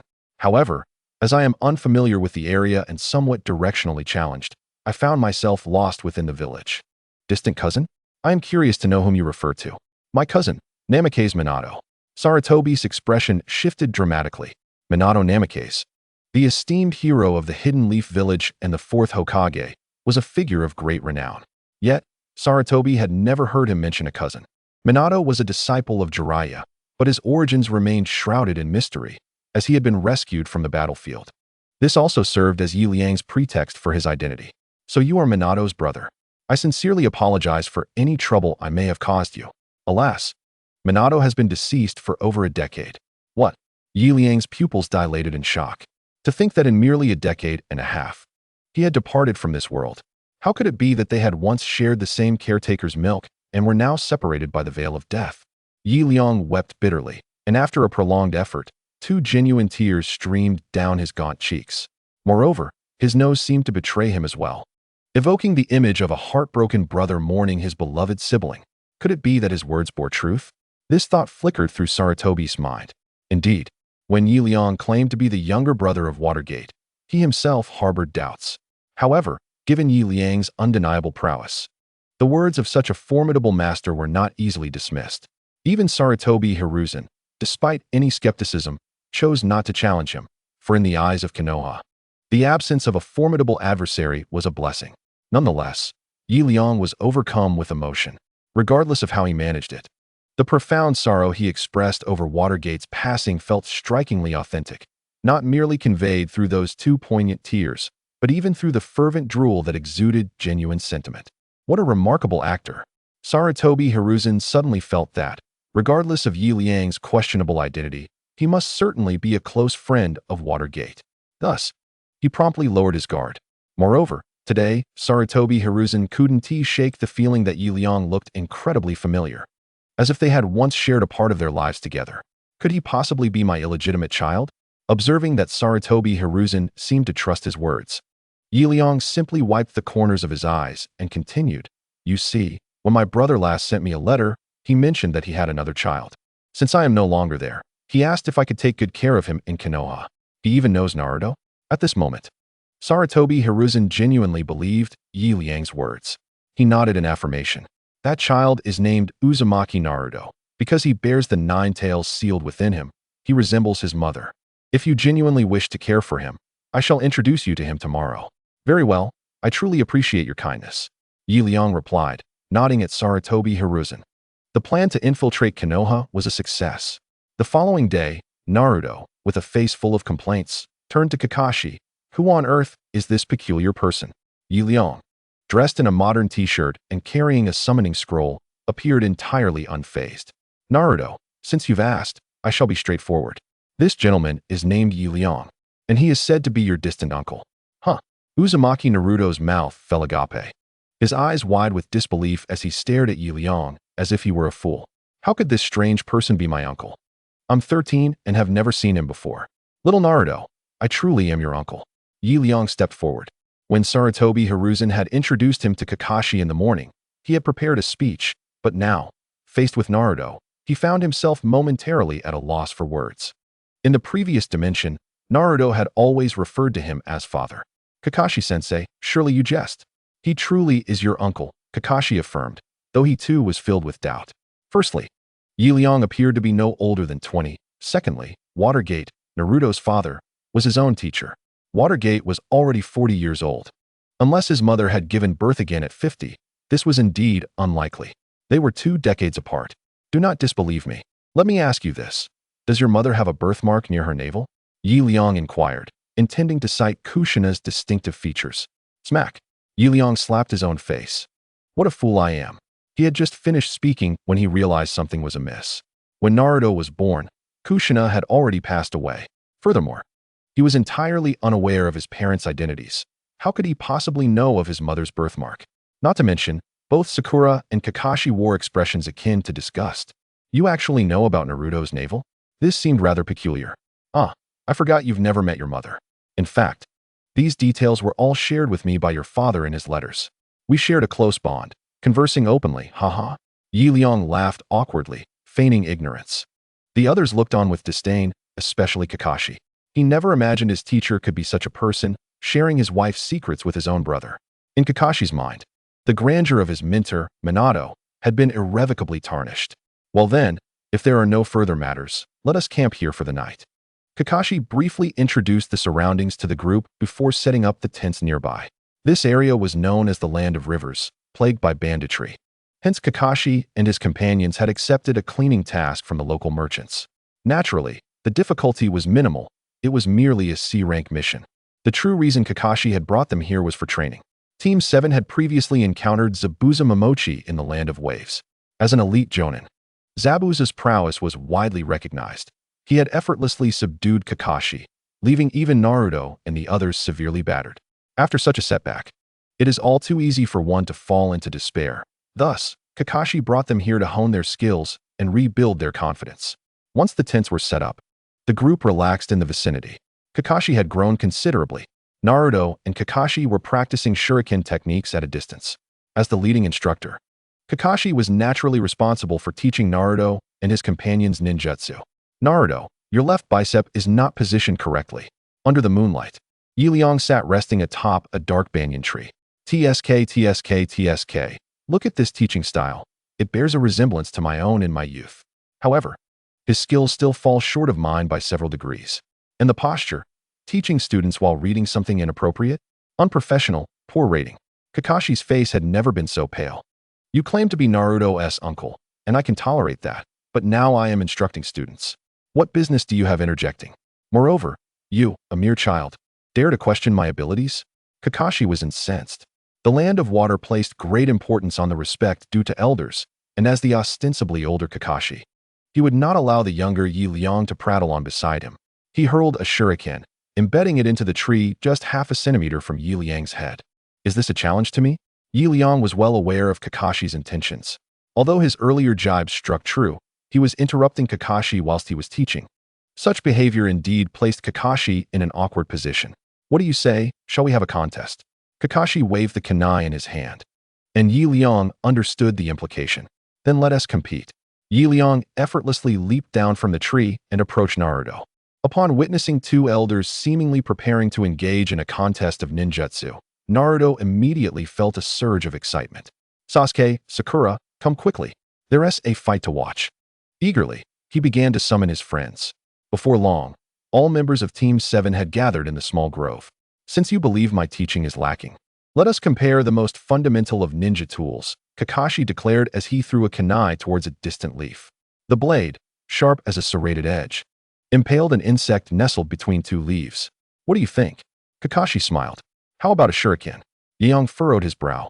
He had already used his Byakugan to assess the abilities of Team 7, determining that, apart from Sasuke, the rest were at a level of 0, indicating they had not yet reached the rank of Jonin. Sasuke's ninjutsu was rated at 1, likely due to his Sharingan. As for Kakashi, Liang utilized his Byakugan once more. With a ninjutsu rating of 4, taijutsu of 3, and ninja tools at 3, Kakashi was a well-rounded elite shadow-level ninja, even surpassing his peers like Asuma. No wonder he exuded such confidence. He was indeed remarkable among his contemporaries. Liang understood the origins of Kakashi's arrogance. He felt it necessary to provide some constructive criticism, otherwise, Kakashi's pride could lead to his downfall. Previously, on the bridge in the Land of Waves, it was Kakashi's carelessness that allowed the relatively weaker Zabuza Momochi to seize an opportunity. This prompted Naruto and the others to diligently study for their current mission. Let us do this.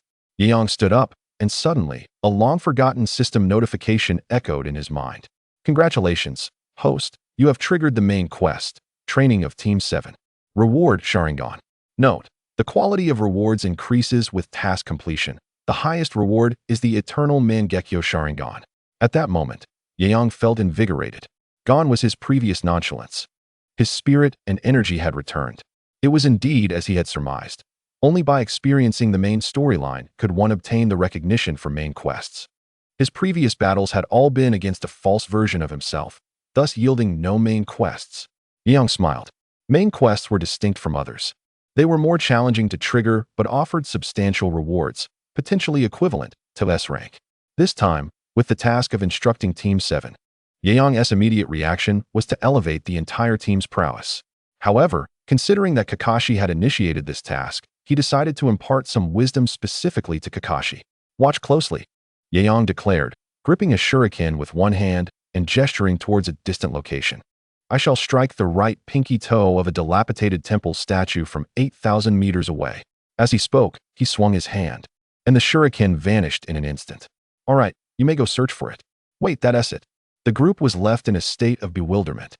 Upon realizing that Liang had ceased all movements, they understood he was not jesting. Are you mocking me? Kakashi fumed. Initially believing Liang's words to hold some weight, he was now confronted with this absurdity. 8,000 meters to hit the right toe of a statue? Do not speak of the Buddha statue. Kakashi cannot even see the dilapidated temple from 8,000 meters away. This is under the condition that he has subtly activated his Sharingan. It is utterly incomprehensible. Kakashi, seething with anger, turned on his heel, too disillusioned to even verify the claim. He felt profound disappointment in Liang. If you are going to be timid, then I shall take that as my victory, Liang remarked with a resigned tone, hands clasped behind his back. Nonsense. You are clearly just playing around.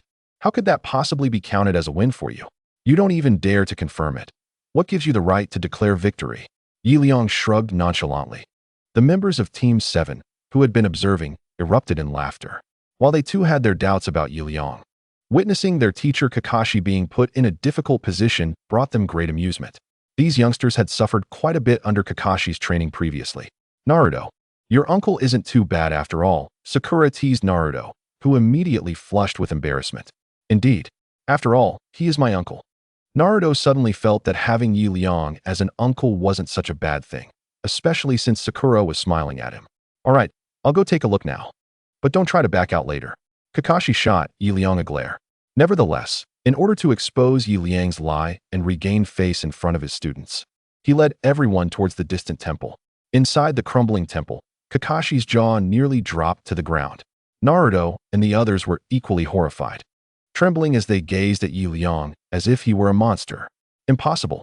This place is certainly not just 8,000 meters from where we were. Moreover, this dilapidated temple was facing away from us. How could you possibly hit the Buddha statue inside? Kakashi immediately questioned. Are you planning to play tricks?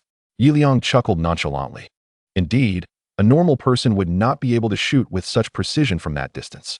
But, is Liang a normal person? With the aid of the system, his power had reached a terrifying 766. Ninjutsu 7. The remaining 6. A value of 7 is equivalent to Kagaya Otsutsuki in this world, the final boss of the game. With such formidable strength, how could a shuriken miss its mark? Thus, Liang had cheated. As he approached, he had swiftly used the Flying Thunder God technique to teleport the shuriken to its position, then employed the body flicker technique to embed the shuriken at the foot of the Buddha statue in the temple. Since it was pitch dark at night, Liang, bringing up the rear, went unnoticed. As for the temple, he had seen it on the way. Kakashi's expression soured instantly. He had initially intended to showcase his skills in front of the finger-pointing Liang. After all, Team 7 had suffered a significant setback, and if he could demonstrate his strength to his students, it might just help restore their confidence. However, his plans had now backfired. Well then, what do you say? Do you yield? Just call me teacher and that will suffice, Liang stated. This is impossible. I refuse to believe that you accomplished this, Kakashi retorted, though his voice was low and hoarse, lacking any conviction. To hit so precisely from such a great distance required more than mere physical prowess. It could only be achieved through some extraordinary means. The simplest method is to perform a duet, with Liang taking the lead while others assist from behind. However, this is impossible. The competition was a spontaneous idea from Kakashi, and even if Liang knows other individuals, there is no opportunity for assistance. Alternatively, there exists the possibility of space-time ninjutsu. Kakashi quickly deduced the truth. Liang claims to be the younger brother of his teacher, which indeed raises the likelihood of possessing space-time ninjutsu. Minato Namikaze, Naruto's father, gained fame through his self-modified Flying Thunder God technique, which is essentially a form of space ninjutsu. Although this technique belongs to Minato, it is conceivable that he may have passed it on to his younger brother after mastering it. Yes, it must be so. Kakashi had a conjecture, yet without evidence, he could not accuse Liang. Since there is no evidence, you must address me as your teacher. Liang waved his hand. We are on the verge of the final step. The reason Liang proposed this condition is due to the mission at hand. To impart ninjutsu to Team 7 in a legitimate manner, a valid reason is essential. For he is not currently an advisor of Konoha and would require special approval to interact with the children. Kakashi's expression darkened, but the children of Team 7 immediately began to cheer. Call one. Call one. Much like a couple being teased in a past life. Liang inexplicably felt they were suggesting a kiss? A kiss with whom? Kakashi, perhaps? The old teacher.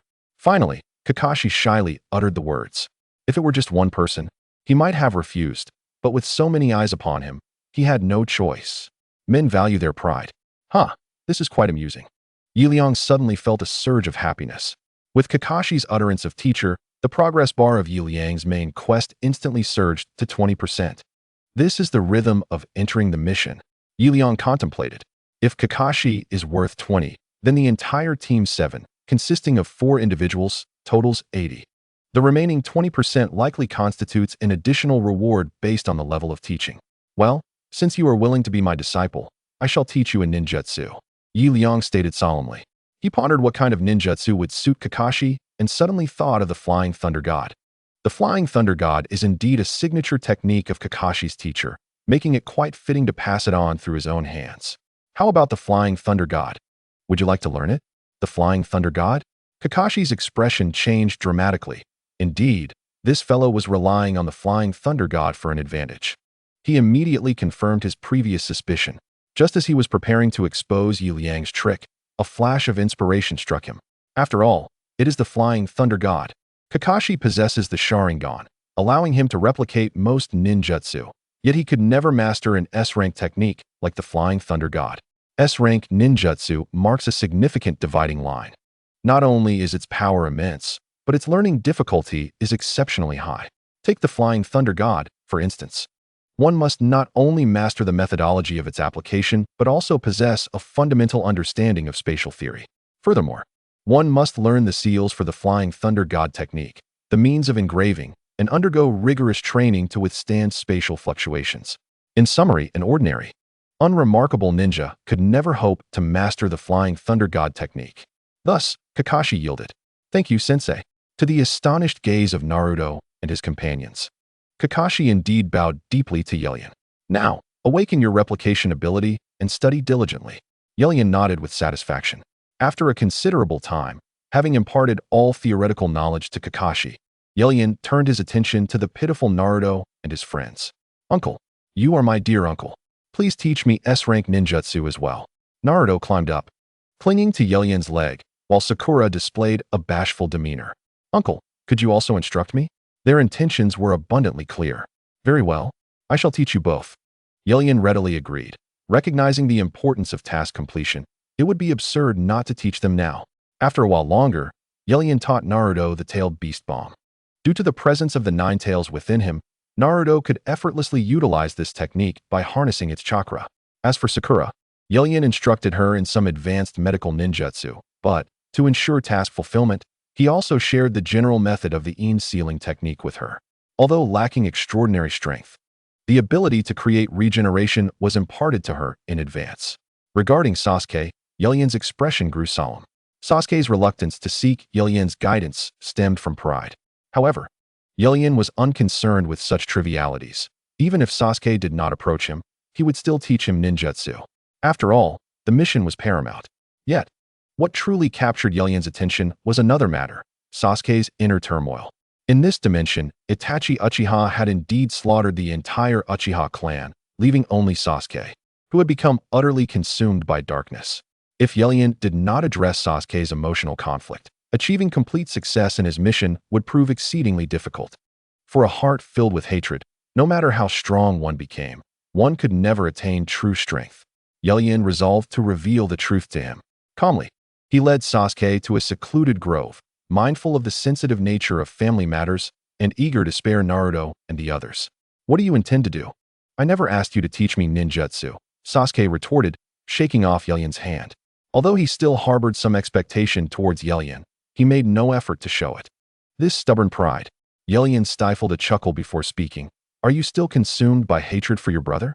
In an instant, Sasuke's expression shifted dramatically. He drew a shuriken, aiming it at Yelian's neck, his demeanor charged with agitation and a hint of murderous intent. You know my brother. Of course, Yelian replied with a resigned shrug. He regarded Sasuke with a mixture of surprise and understanding. While he could empathize with the desire for vengeance, he had not anticipated such a depth of hatred. If you do not wish to know his whereabouts, you may simply kill me, but you shall never learn of his fate. Yelian maneuvered Sasuke's shuriken to his own chest. Do you truly know? Indeed. Sasuke gently lowered the shuriken in his hand. Though still hesitant, he could only place his trust in Liang now. Your brother is currently part of an organization called Akatsuki. I won't stop you from killing him, but before you do, I hope you will listen to his story. Akatsuki? Sasuke's eyes darkened with hatred. He tightened his grip on the shuriken, unable to contain the murderous intent bubbling within him. It seems this fellow is already incensed just by hearing the name of the organization. Liang understood Sasuke's thoughts, yet to help him relinquish his hatred, he knew he needed to speak at length. Your brother has his reasons. Where is Akatsuki? Sasuke raised the shuriken once more, aiming it at Liang. Don't you wish to know your brother's struggles? Speak quickly. Where is he? Sasuke insisted, pressing for answers. Your brother is dead. What? At this revelation, Sasuke finally dropped his shuriken, his expression blank, his legs giving way beneath him as he collapsed to the ground. It seemed Liang's words had struck him profoundly. Liang sat down, breathing heavily. Sasuke was far too extreme. Had he not resorted to deception, meaningful communication would have been nearly impossible. Calm yourself. Let me tell you a story. Perhaps then you will understand. Liang began, disregarding Sasuke's reaction as he continued. Once, there was a young boy, a prodigy who, at the tender age of 8, became a member of the Umbu in Konoha. His parents had high hopes for him, and even the village regarded him as a beacon of hope. However, one day, a neighbor harbored treasonous thoughts and successfully convinced the boy's parents to join him. Together, they conspired to usurp the position of the village chief. By this time, the boy had already become an official in the village. He recognized the folly of the masses. Yet his parents had been deceived. At this juncture, he faced two choices. The first was to slay the misguided villagers to uphold justice. The second was to eliminate the village officials, following his parents into further error. Sasuke, if you were in his position, what would you choose? Liang suddenly posed the question to Sasuke. The boy? The misguided villagers? Sasuke was momentarily taken aback, but soon realized that this boy was none other than the brother he had despised for so long. How to choose? He pondered, yet ultimately could not decide. On one side were his misguided parents, and on the other, the just nation. Such patriotism was not a burden a mere child could bear. Seeing Sasuke's silence, Liang sighed. Your brother ultimately chose the village. Noting the renewed hatred in Sasuke's gaze, Liang quickly added, but even so, you have no right to resent your brother. Why? Sasuke questioned, bewildered. Because he loves you. Your brother killed all the villagers, including his parents, elders, and relatives. Yet he could not bring himself to kill you. He loves you. Therefore, while others may harbor hatred towards your brother, you must not. You are unworthy. Liang's tone intensified, the last 3 words resonating even with Naruto and the others at a distance. Though they were puzzled, they did not approach. Sasuke was in a daze. My brother could not bear to kill me. My brother loves me. He repeated, clearly impacted by Liang's words. But what did it matter? He was already dead. He lowered his head once more. Seeing that Sasuke had been completely convinced, Liang let out a sigh of relief. I apologize. I deceived you earlier. Your brother is not dead. What? Sasuke's expression instantly ignited with excitement, yet he did not exhibit overwhelming animosity. Instead, there was a glimmer of anticipation, even a hint of nostalgia. It seemed that his hatred had dissipated entirely. Noticing that things had settled, Liang decided to genuinely teach Sasuke some ninjutsu. Listen closely. What I am about to teach you is the most potent technique within the lightning release. The moonlight was beautifully delicate, bidding farewell to the city's clamor. Liang reclined contentedly against a large tree. Haha, the eternal Mangekyo Sharingan is finally within my grasp. He glanced at his system panel. Ninjutsu. 7. Taijutsu. 6. Ninja tools. 6. He had mastered all ninjutsu and taijutsu below grade A. However, despite this, his abilities remained stagnant. With a flick of his left hand, he scrolled through the details. S rank ninjutsu, Shinra Tensei, Creation Rebirth, Tailed Beast Bomb. S rank taijutsu, Night Guy, Bloodline Limit, Eternal Mangekyo Sharingan. Ninja tools, none. These were the skills granted by the system, but Liang also possessed a Sage mode, which was not reflected on the system panel since he had acquired it through personal study. Why was his ninjutsu fixed at level 7? Was it impossible to break through to level 8? Liang pondered. He had acquired the Eternal Mangekyo, yet his level 7 remained unyielding. According to his own estimations, ninjutsu level 7 was nearly on par with figures like the Sage of Six Paths and Kagaya Otsutsuki. The power ceiling of the original story seemed to halt here. Level 6 in taijutsu was understandable. After all, apart from the Night Guy, Liang had not mastered any other taijutsu techniques. If he were to learn a few more S-rank taijutsu, he might aspire to reach level 7. As for ninja tools, there was little to discuss. The Naruto universe simply lacked S-rank ninja tool techniques, and Liang had no idea how to enhance them, even if he wished to. Liang contemplated further. Now stranded away from home, he realized that to return, he must gather the chakra of the tailed beasts to activate the space-time turtle. In this era, collecting tailed beasts was far from simple. 1 tail Gaara, 8 tails Killer Bee, 9 tails Naruto. Liang would absolutely refrain from touching them, as they were protagonists of the original narrative. Disturbing them could disrupt the very fabric of this world. The 3 tails Isabu resided with Yagura. Yagura was a pawn of Uchiha Madara, and to meddle with him would mean confronting the grand schemer Madara himself, not to mention the fully fledged Akatsuki. Each was a formidable entity. As someone who preferred to tread carefully, Liang naturally wished to avoid drawing attention. The remaining tailed beasts posed even greater challenges. It was not that their Jinchuriki were too powerful, but rather that they were largely unknown. Who were the likes of Old Purple, the Woodman, and the Feather High? Liang did not even know where to find them. It seemed he would have to spend some time in Konoha. Closing his eyes, Liang lay back against the tree trunk, seemingly drifting into slumber. A night as sleep always passed swiftly. At dawn, Liang awoke early, stretching lazily. Naruto and the others had not slept well, sporting dark circles under their eyes and a sense of lethargy about them. As a squad assigned to undertake a mission, this state of affairs is undoubtedly amiss. However, even their leader, Kakashi, is caught in the same predicament, leaving little room for further commentary. Truly, they are a diligent bunch. Liang is filled with a sense of positivity. Clearly, this group has been tirelessly honing their S-rank jutsu throughout the night. Uncle Liang, what do you think of my tailed beast bomb? Exclaimed Naruto Uzumaki, exuberantly showcasing the fruits of his overnight labor. The black orb in his hand was beginning to take shape, yet it still lacked the finesse of a true tailed beast bomb. After all, mastering S-rank techniques is no trivial endeavor. Indeed, well done. You are truly my nephew, Liang praised, ruffling Naruto's hair before making his way to Kakashi's tent. The latter was still engrossed in a rather questionable book, his eyes ringed with fatigue. Liang pondered the change in Kakashi. He was not always like this. What could have happened to render him so captivated by such literature? In the original timeline, Kakashi was his disciple, though not necessarily exceptional. He was at least passable. Yet now, what had transpired? Was he experiencing a youthful infatuation? Is there something on your mind? Kakashi inquired casually as Liang approached. Aren't we supposed to be eliminating bandits today? Why aren't you out there? Eliminating bandits? Kakashi's expression was one of confusion. Aren't we here to train? He then suddenly smacked his forehead, realization dawning upon him. Oh no, we are here on a mission. He had completely lost track of their purpose. Liang, observing the scattered notes on Flying Thunder God techniques, understood that Kakashi had indeed forgotten the mission, given that it was merely a C-rank assignment. It was not surprising that the pursuit of mastering S-rank jutsu had led to such forgetfulness. Let us hurry, it is nearly noon. Liang remarked with a hint of exasperation.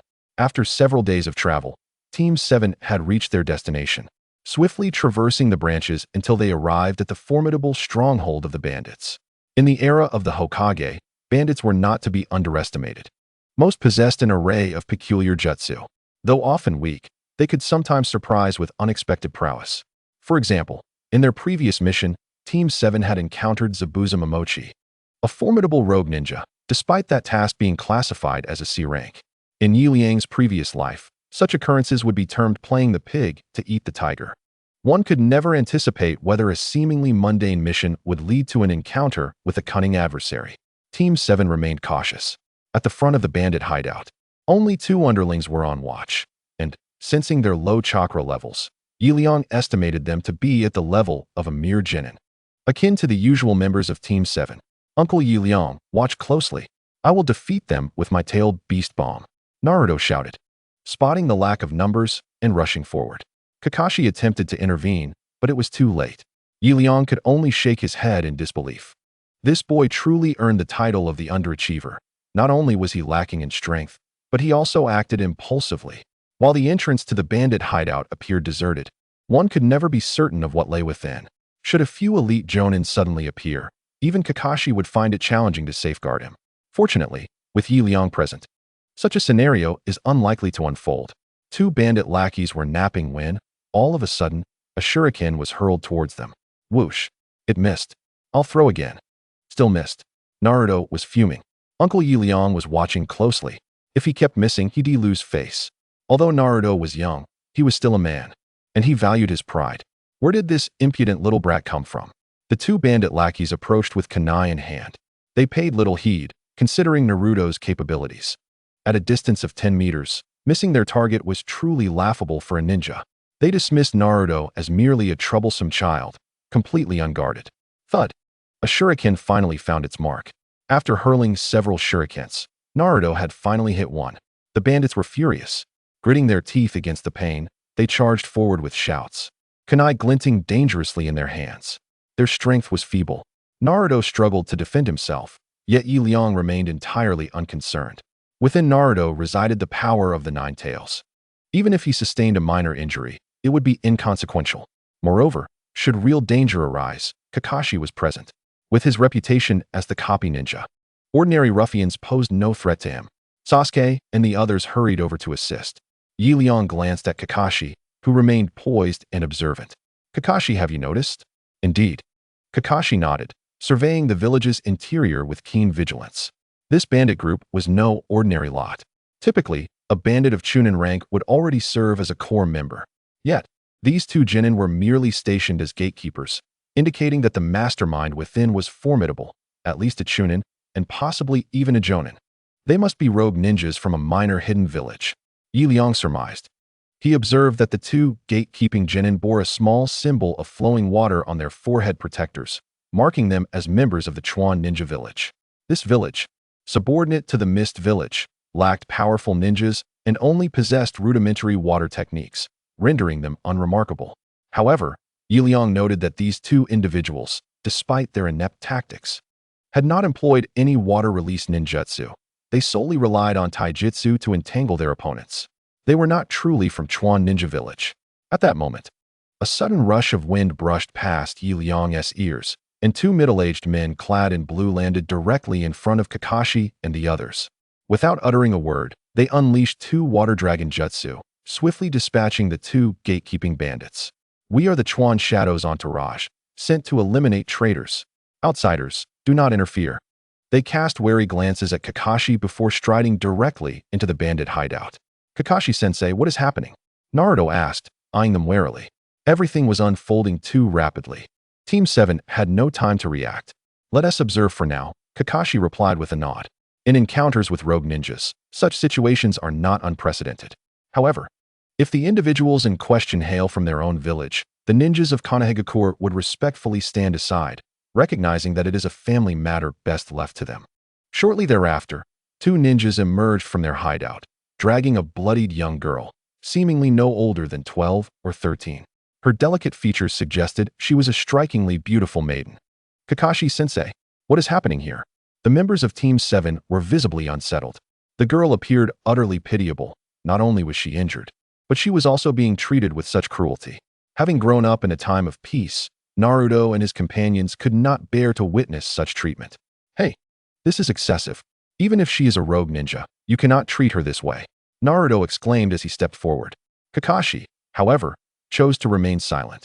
While it was customary for them to allow the local authorities to handle the rogue ninja, the brutality displayed by these 2 was simply unacceptable. Moreover, the village of Kawaguchi was a mere small settlement. What right did they have to act so brazenly? This is our family matter. If you dare intervene, do not blame us for being merciless. The men from Kawaguchi declared coldly. Naruto was taken aback. As a genin, he lacked the authority to speak out. So he turned his gaze towards Kakashi. Even if it was a family issue, such treatment was unwarranted, especially towards a child. Kakashi, naturally, could not turn a blind eye to the situation. The two men immediately grew wary. They could be fierce towards Naruto, but they felt a significant pressure in the presence of Kakashi, a ninja from the renowned village of Konohagakure.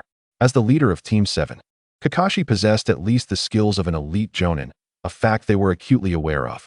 Your words are noted. We shall be gentler, they responded, adjusting the bloodied girl slightly and carrying her on their backs. Witnessing this, Team 7 found themselves at a loss for how to proceed. Liang's gaze sharpened. In his memory, there was no record of this incident, indicating that the original narrative did not depict a conflict here. The girl was likely meant to be taken without resistance, yet he sensed something amiss. Ninjas are rigorously trained from a young age. Even those from the ninja villages, who may not ultimately become ninjas, undergo some education in ninja academies. This experience ensures that individuals from ninja villages typically possess resilience and strength. However, this girl was different. Her skin was unnaturally pale, and her frail body suggested a significant lack of vitality. Even a minor injury rendered her inexpressibly pained. She is not from a ninja village, Liang concluded. This situation was indeed peculiar. A special jonin from Kawaguchi had personally come to eradicate bandits, only to leave with a fragile girl? Was there truly no one else in Kawaguchi? Liang began to realize that the girl was not as simple as she appeared. At that moment, as the girl was being carried away, she finally managed to catch her breath and turned her pleading gaze towards Team 7. Please, help me. I am not from Kawaguchi. The atmosphere was rife with urgency, yet before she could finish her words, the two men rendered her unconscious. I apologize for the inconvenience, she murmured. We shall take our leave.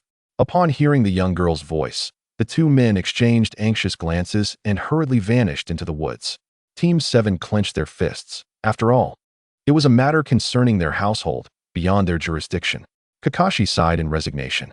Such audacity, Naruto exclaimed, striking the nearby tree trunk with his fist. As ninjas, obedience to orders was an inevitable consequence. The actions of the opposing party were reasonable, and even if shrouded in hidden complexities, it was not their place to intervene. Unless, of course, Team 7 wished to instigate a war. After resolving the situation, Kakashi and his comrades prepared to depart, but at that moment, Liang's figure inexplicably vanished. In the distance, the two jonin from the river country hurriedly navigated through the forest. Damn it, who would have thought we would encounter a jonin from Konoha here? One muttered. Fortunately, they did not meddle in our affairs. Otherwise, we would be in dire straits. Indeed. However, with the successful retrieval of Princess Fujiwara, Lord Kage would surely be pleased. Haha, it seems we have some extra coin. Perhaps we can indulge in some fine sake.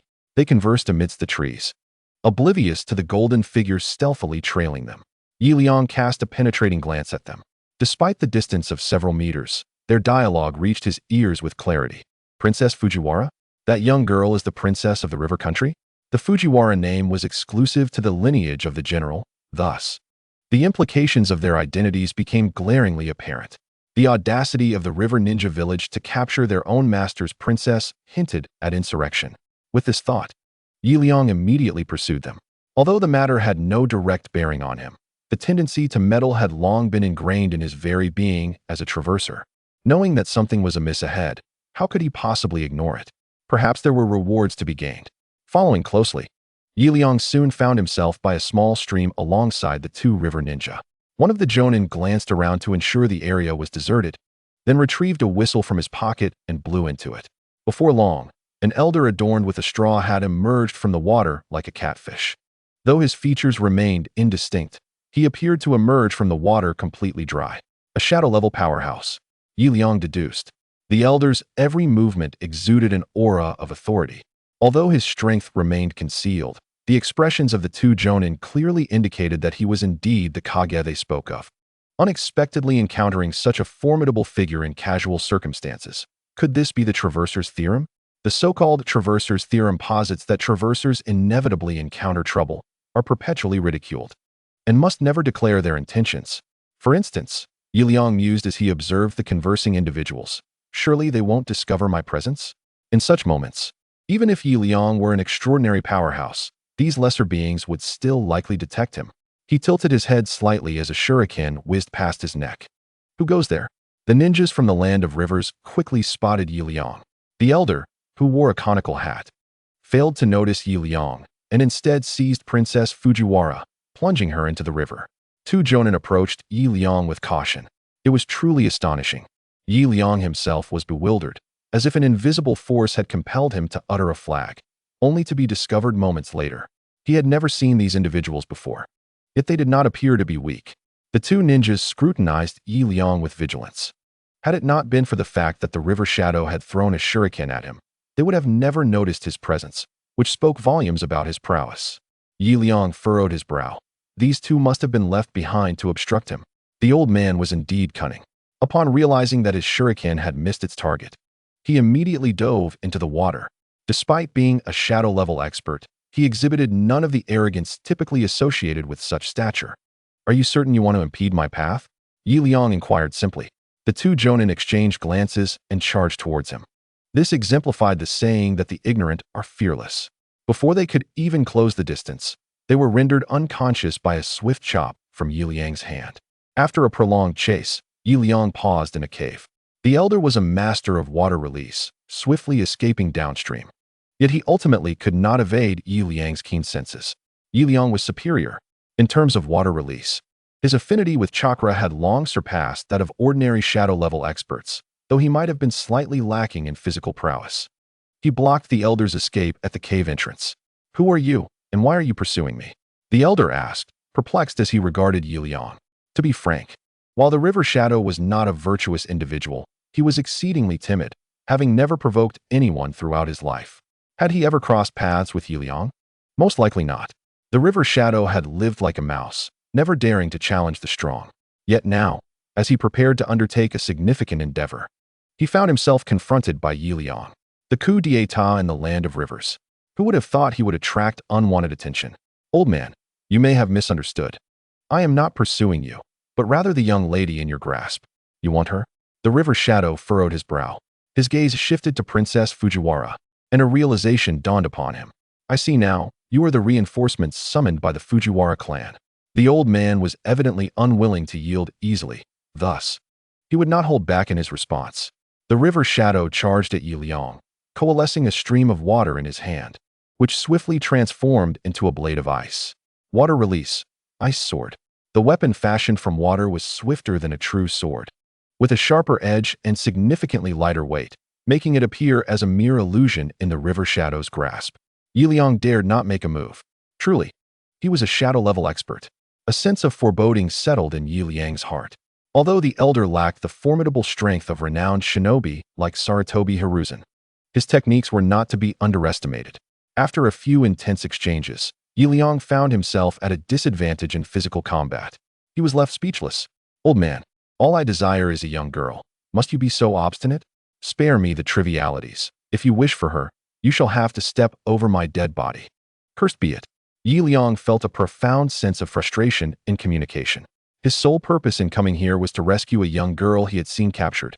Although the situation had spiraled into a myriad of complications, his objective remained singular: to save her. The internal strife of the land of river was of no concern to him. Stubborn and unyielding, as Liang sensed his pace diminishing, the elder finally resolved to take decisive action. With a single hand, he formed a subtle seal, and the ice sword originally intended for combat was enveloped in a layer of azure energy. When Liang's arm brushed against it, he was astonished to find his blood frozen solid by this chilling aura. This was frigid air. Liang comprehended the situation swiftly. The elder's mastery of water techniques was indeed extraordinary. He could not only solidify water into ice, but also generate cold air, which was frigid yet non-cohesive. The cold air, transformed into mist, was not only more potent than the ice sword, but also far more taxing to combat. "Since you insist on provoking me, do not expect mercy from my hand." Secret technique: Ice Dragon Projectile. A formidable ice dragon suddenly surged forth from the small river behind Liang. Its massive form exuded an overwhelming presence, instilling a chilling dread deep within him. He swiftly evaded the dragon's assault, using his instantaneous movement technique. Yet the ensuing water techniques left him no respite. Water release, water explosion, water release, water flow technique, water release, water feather. Liang dodged once more. But the ice dragon relentlessly pursued him. The only distinction between the ice dragon and a water dragon lay in the former's durability. The water dragon would dissipate once its chakra was exhausted. In contrast, the ice dragon materialized, rendering it impervious to sudden vanishing. After a missed strike, it was commanded by the river shadow to attack Liang once again. Boom! The colossal dragon's head crashed into the ground with tremendous force, leaving behind a scattering of ice shards. Liang was unwilling to squander any more time. Although he hesitated to exhaust his chakra, the young girl trembled slightly from the ice dragon's presence. The elder had no intention of slaying her just yet, but her constitution would not endure for long. My apologies. Liang suddenly grasped the ice dragon's head, and to the elder's astonishment, the dragon abruptly ceased its movement. What is happening? The elder pondered in disbelief. Soon, cracks began to manifest across the ice dragon's form. Then, with a resounding crack, a multitude of fissures spread across the dragon's body, resembling shattered glass. Within mere moments, the ice dragon was reduced to mere fragments. Impossible. The elder, as the river shadow, was taken aback. This ice dragon was forged from his unique water chakra, remarkably resilient. Even an ordinary fire technique could not dismantle it so effortlessly. Yet, Liang, with merely a touch, had accomplished this feat. Your secret technique is indeed formidable. Yet it harbors a significant weakness. Liang elucidated. Although you can continuously infuse your ice dragon with water attribute chakra to enhance its power, an excess of water chakra, ironically, becomes a weakness. What nonsense are you spouting? The more water chakra I have, the mightier my ice dragon becomes. It can never be a weakness. Is that so? Liang suddenly chuckled coldly as he bent down to pick up a fragment of the ice dragon that had yet to dissipate, holding it in his hand. Observe closely. A stream of red chakra emanated from Liang's arm, gradually infusing the fragment. Though the dosage was minuscule, the shard of ice dragon began to melt at that moment. This is fire attribute chakra, the elder exclaimed in shock, instantly on high alert. He comprehended the unfolding events. When Liang had touched the ice dragon earlier, he had stealthily injected fire attribute chakra into the creature's body. The ice dragon was saturated with water attribute chakra. While formidable, the excess of water led to a conflict between the two elements. It is known that within an extreme organism, the presence of another attribute is impermissible. Much like yin cannot dissolve into yang, fire cannot merge with water, and a man cannot become one with a woman. Once this conflict arises, yin and yang dissipate. Water and fire evaporate, and a man transforms into a transgender being. It appears that I am destined to perish here. A look of desolation filled the elder's eyes. Even his most potent ninjutsu could not rival Liang's power, and how could any other means possibly suffice? I never intended to kill you. Do you even understand human speech? Liang felt an overwhelming urge to rush forward and slap the elder across the face. Anyone would feel exasperated when faced with someone who could not comprehend their words. However, at that moment, a sudden cough echoed through the cave. Ahem. Grandpa Chinhu, where are you? Princess Fujiwara has awakened.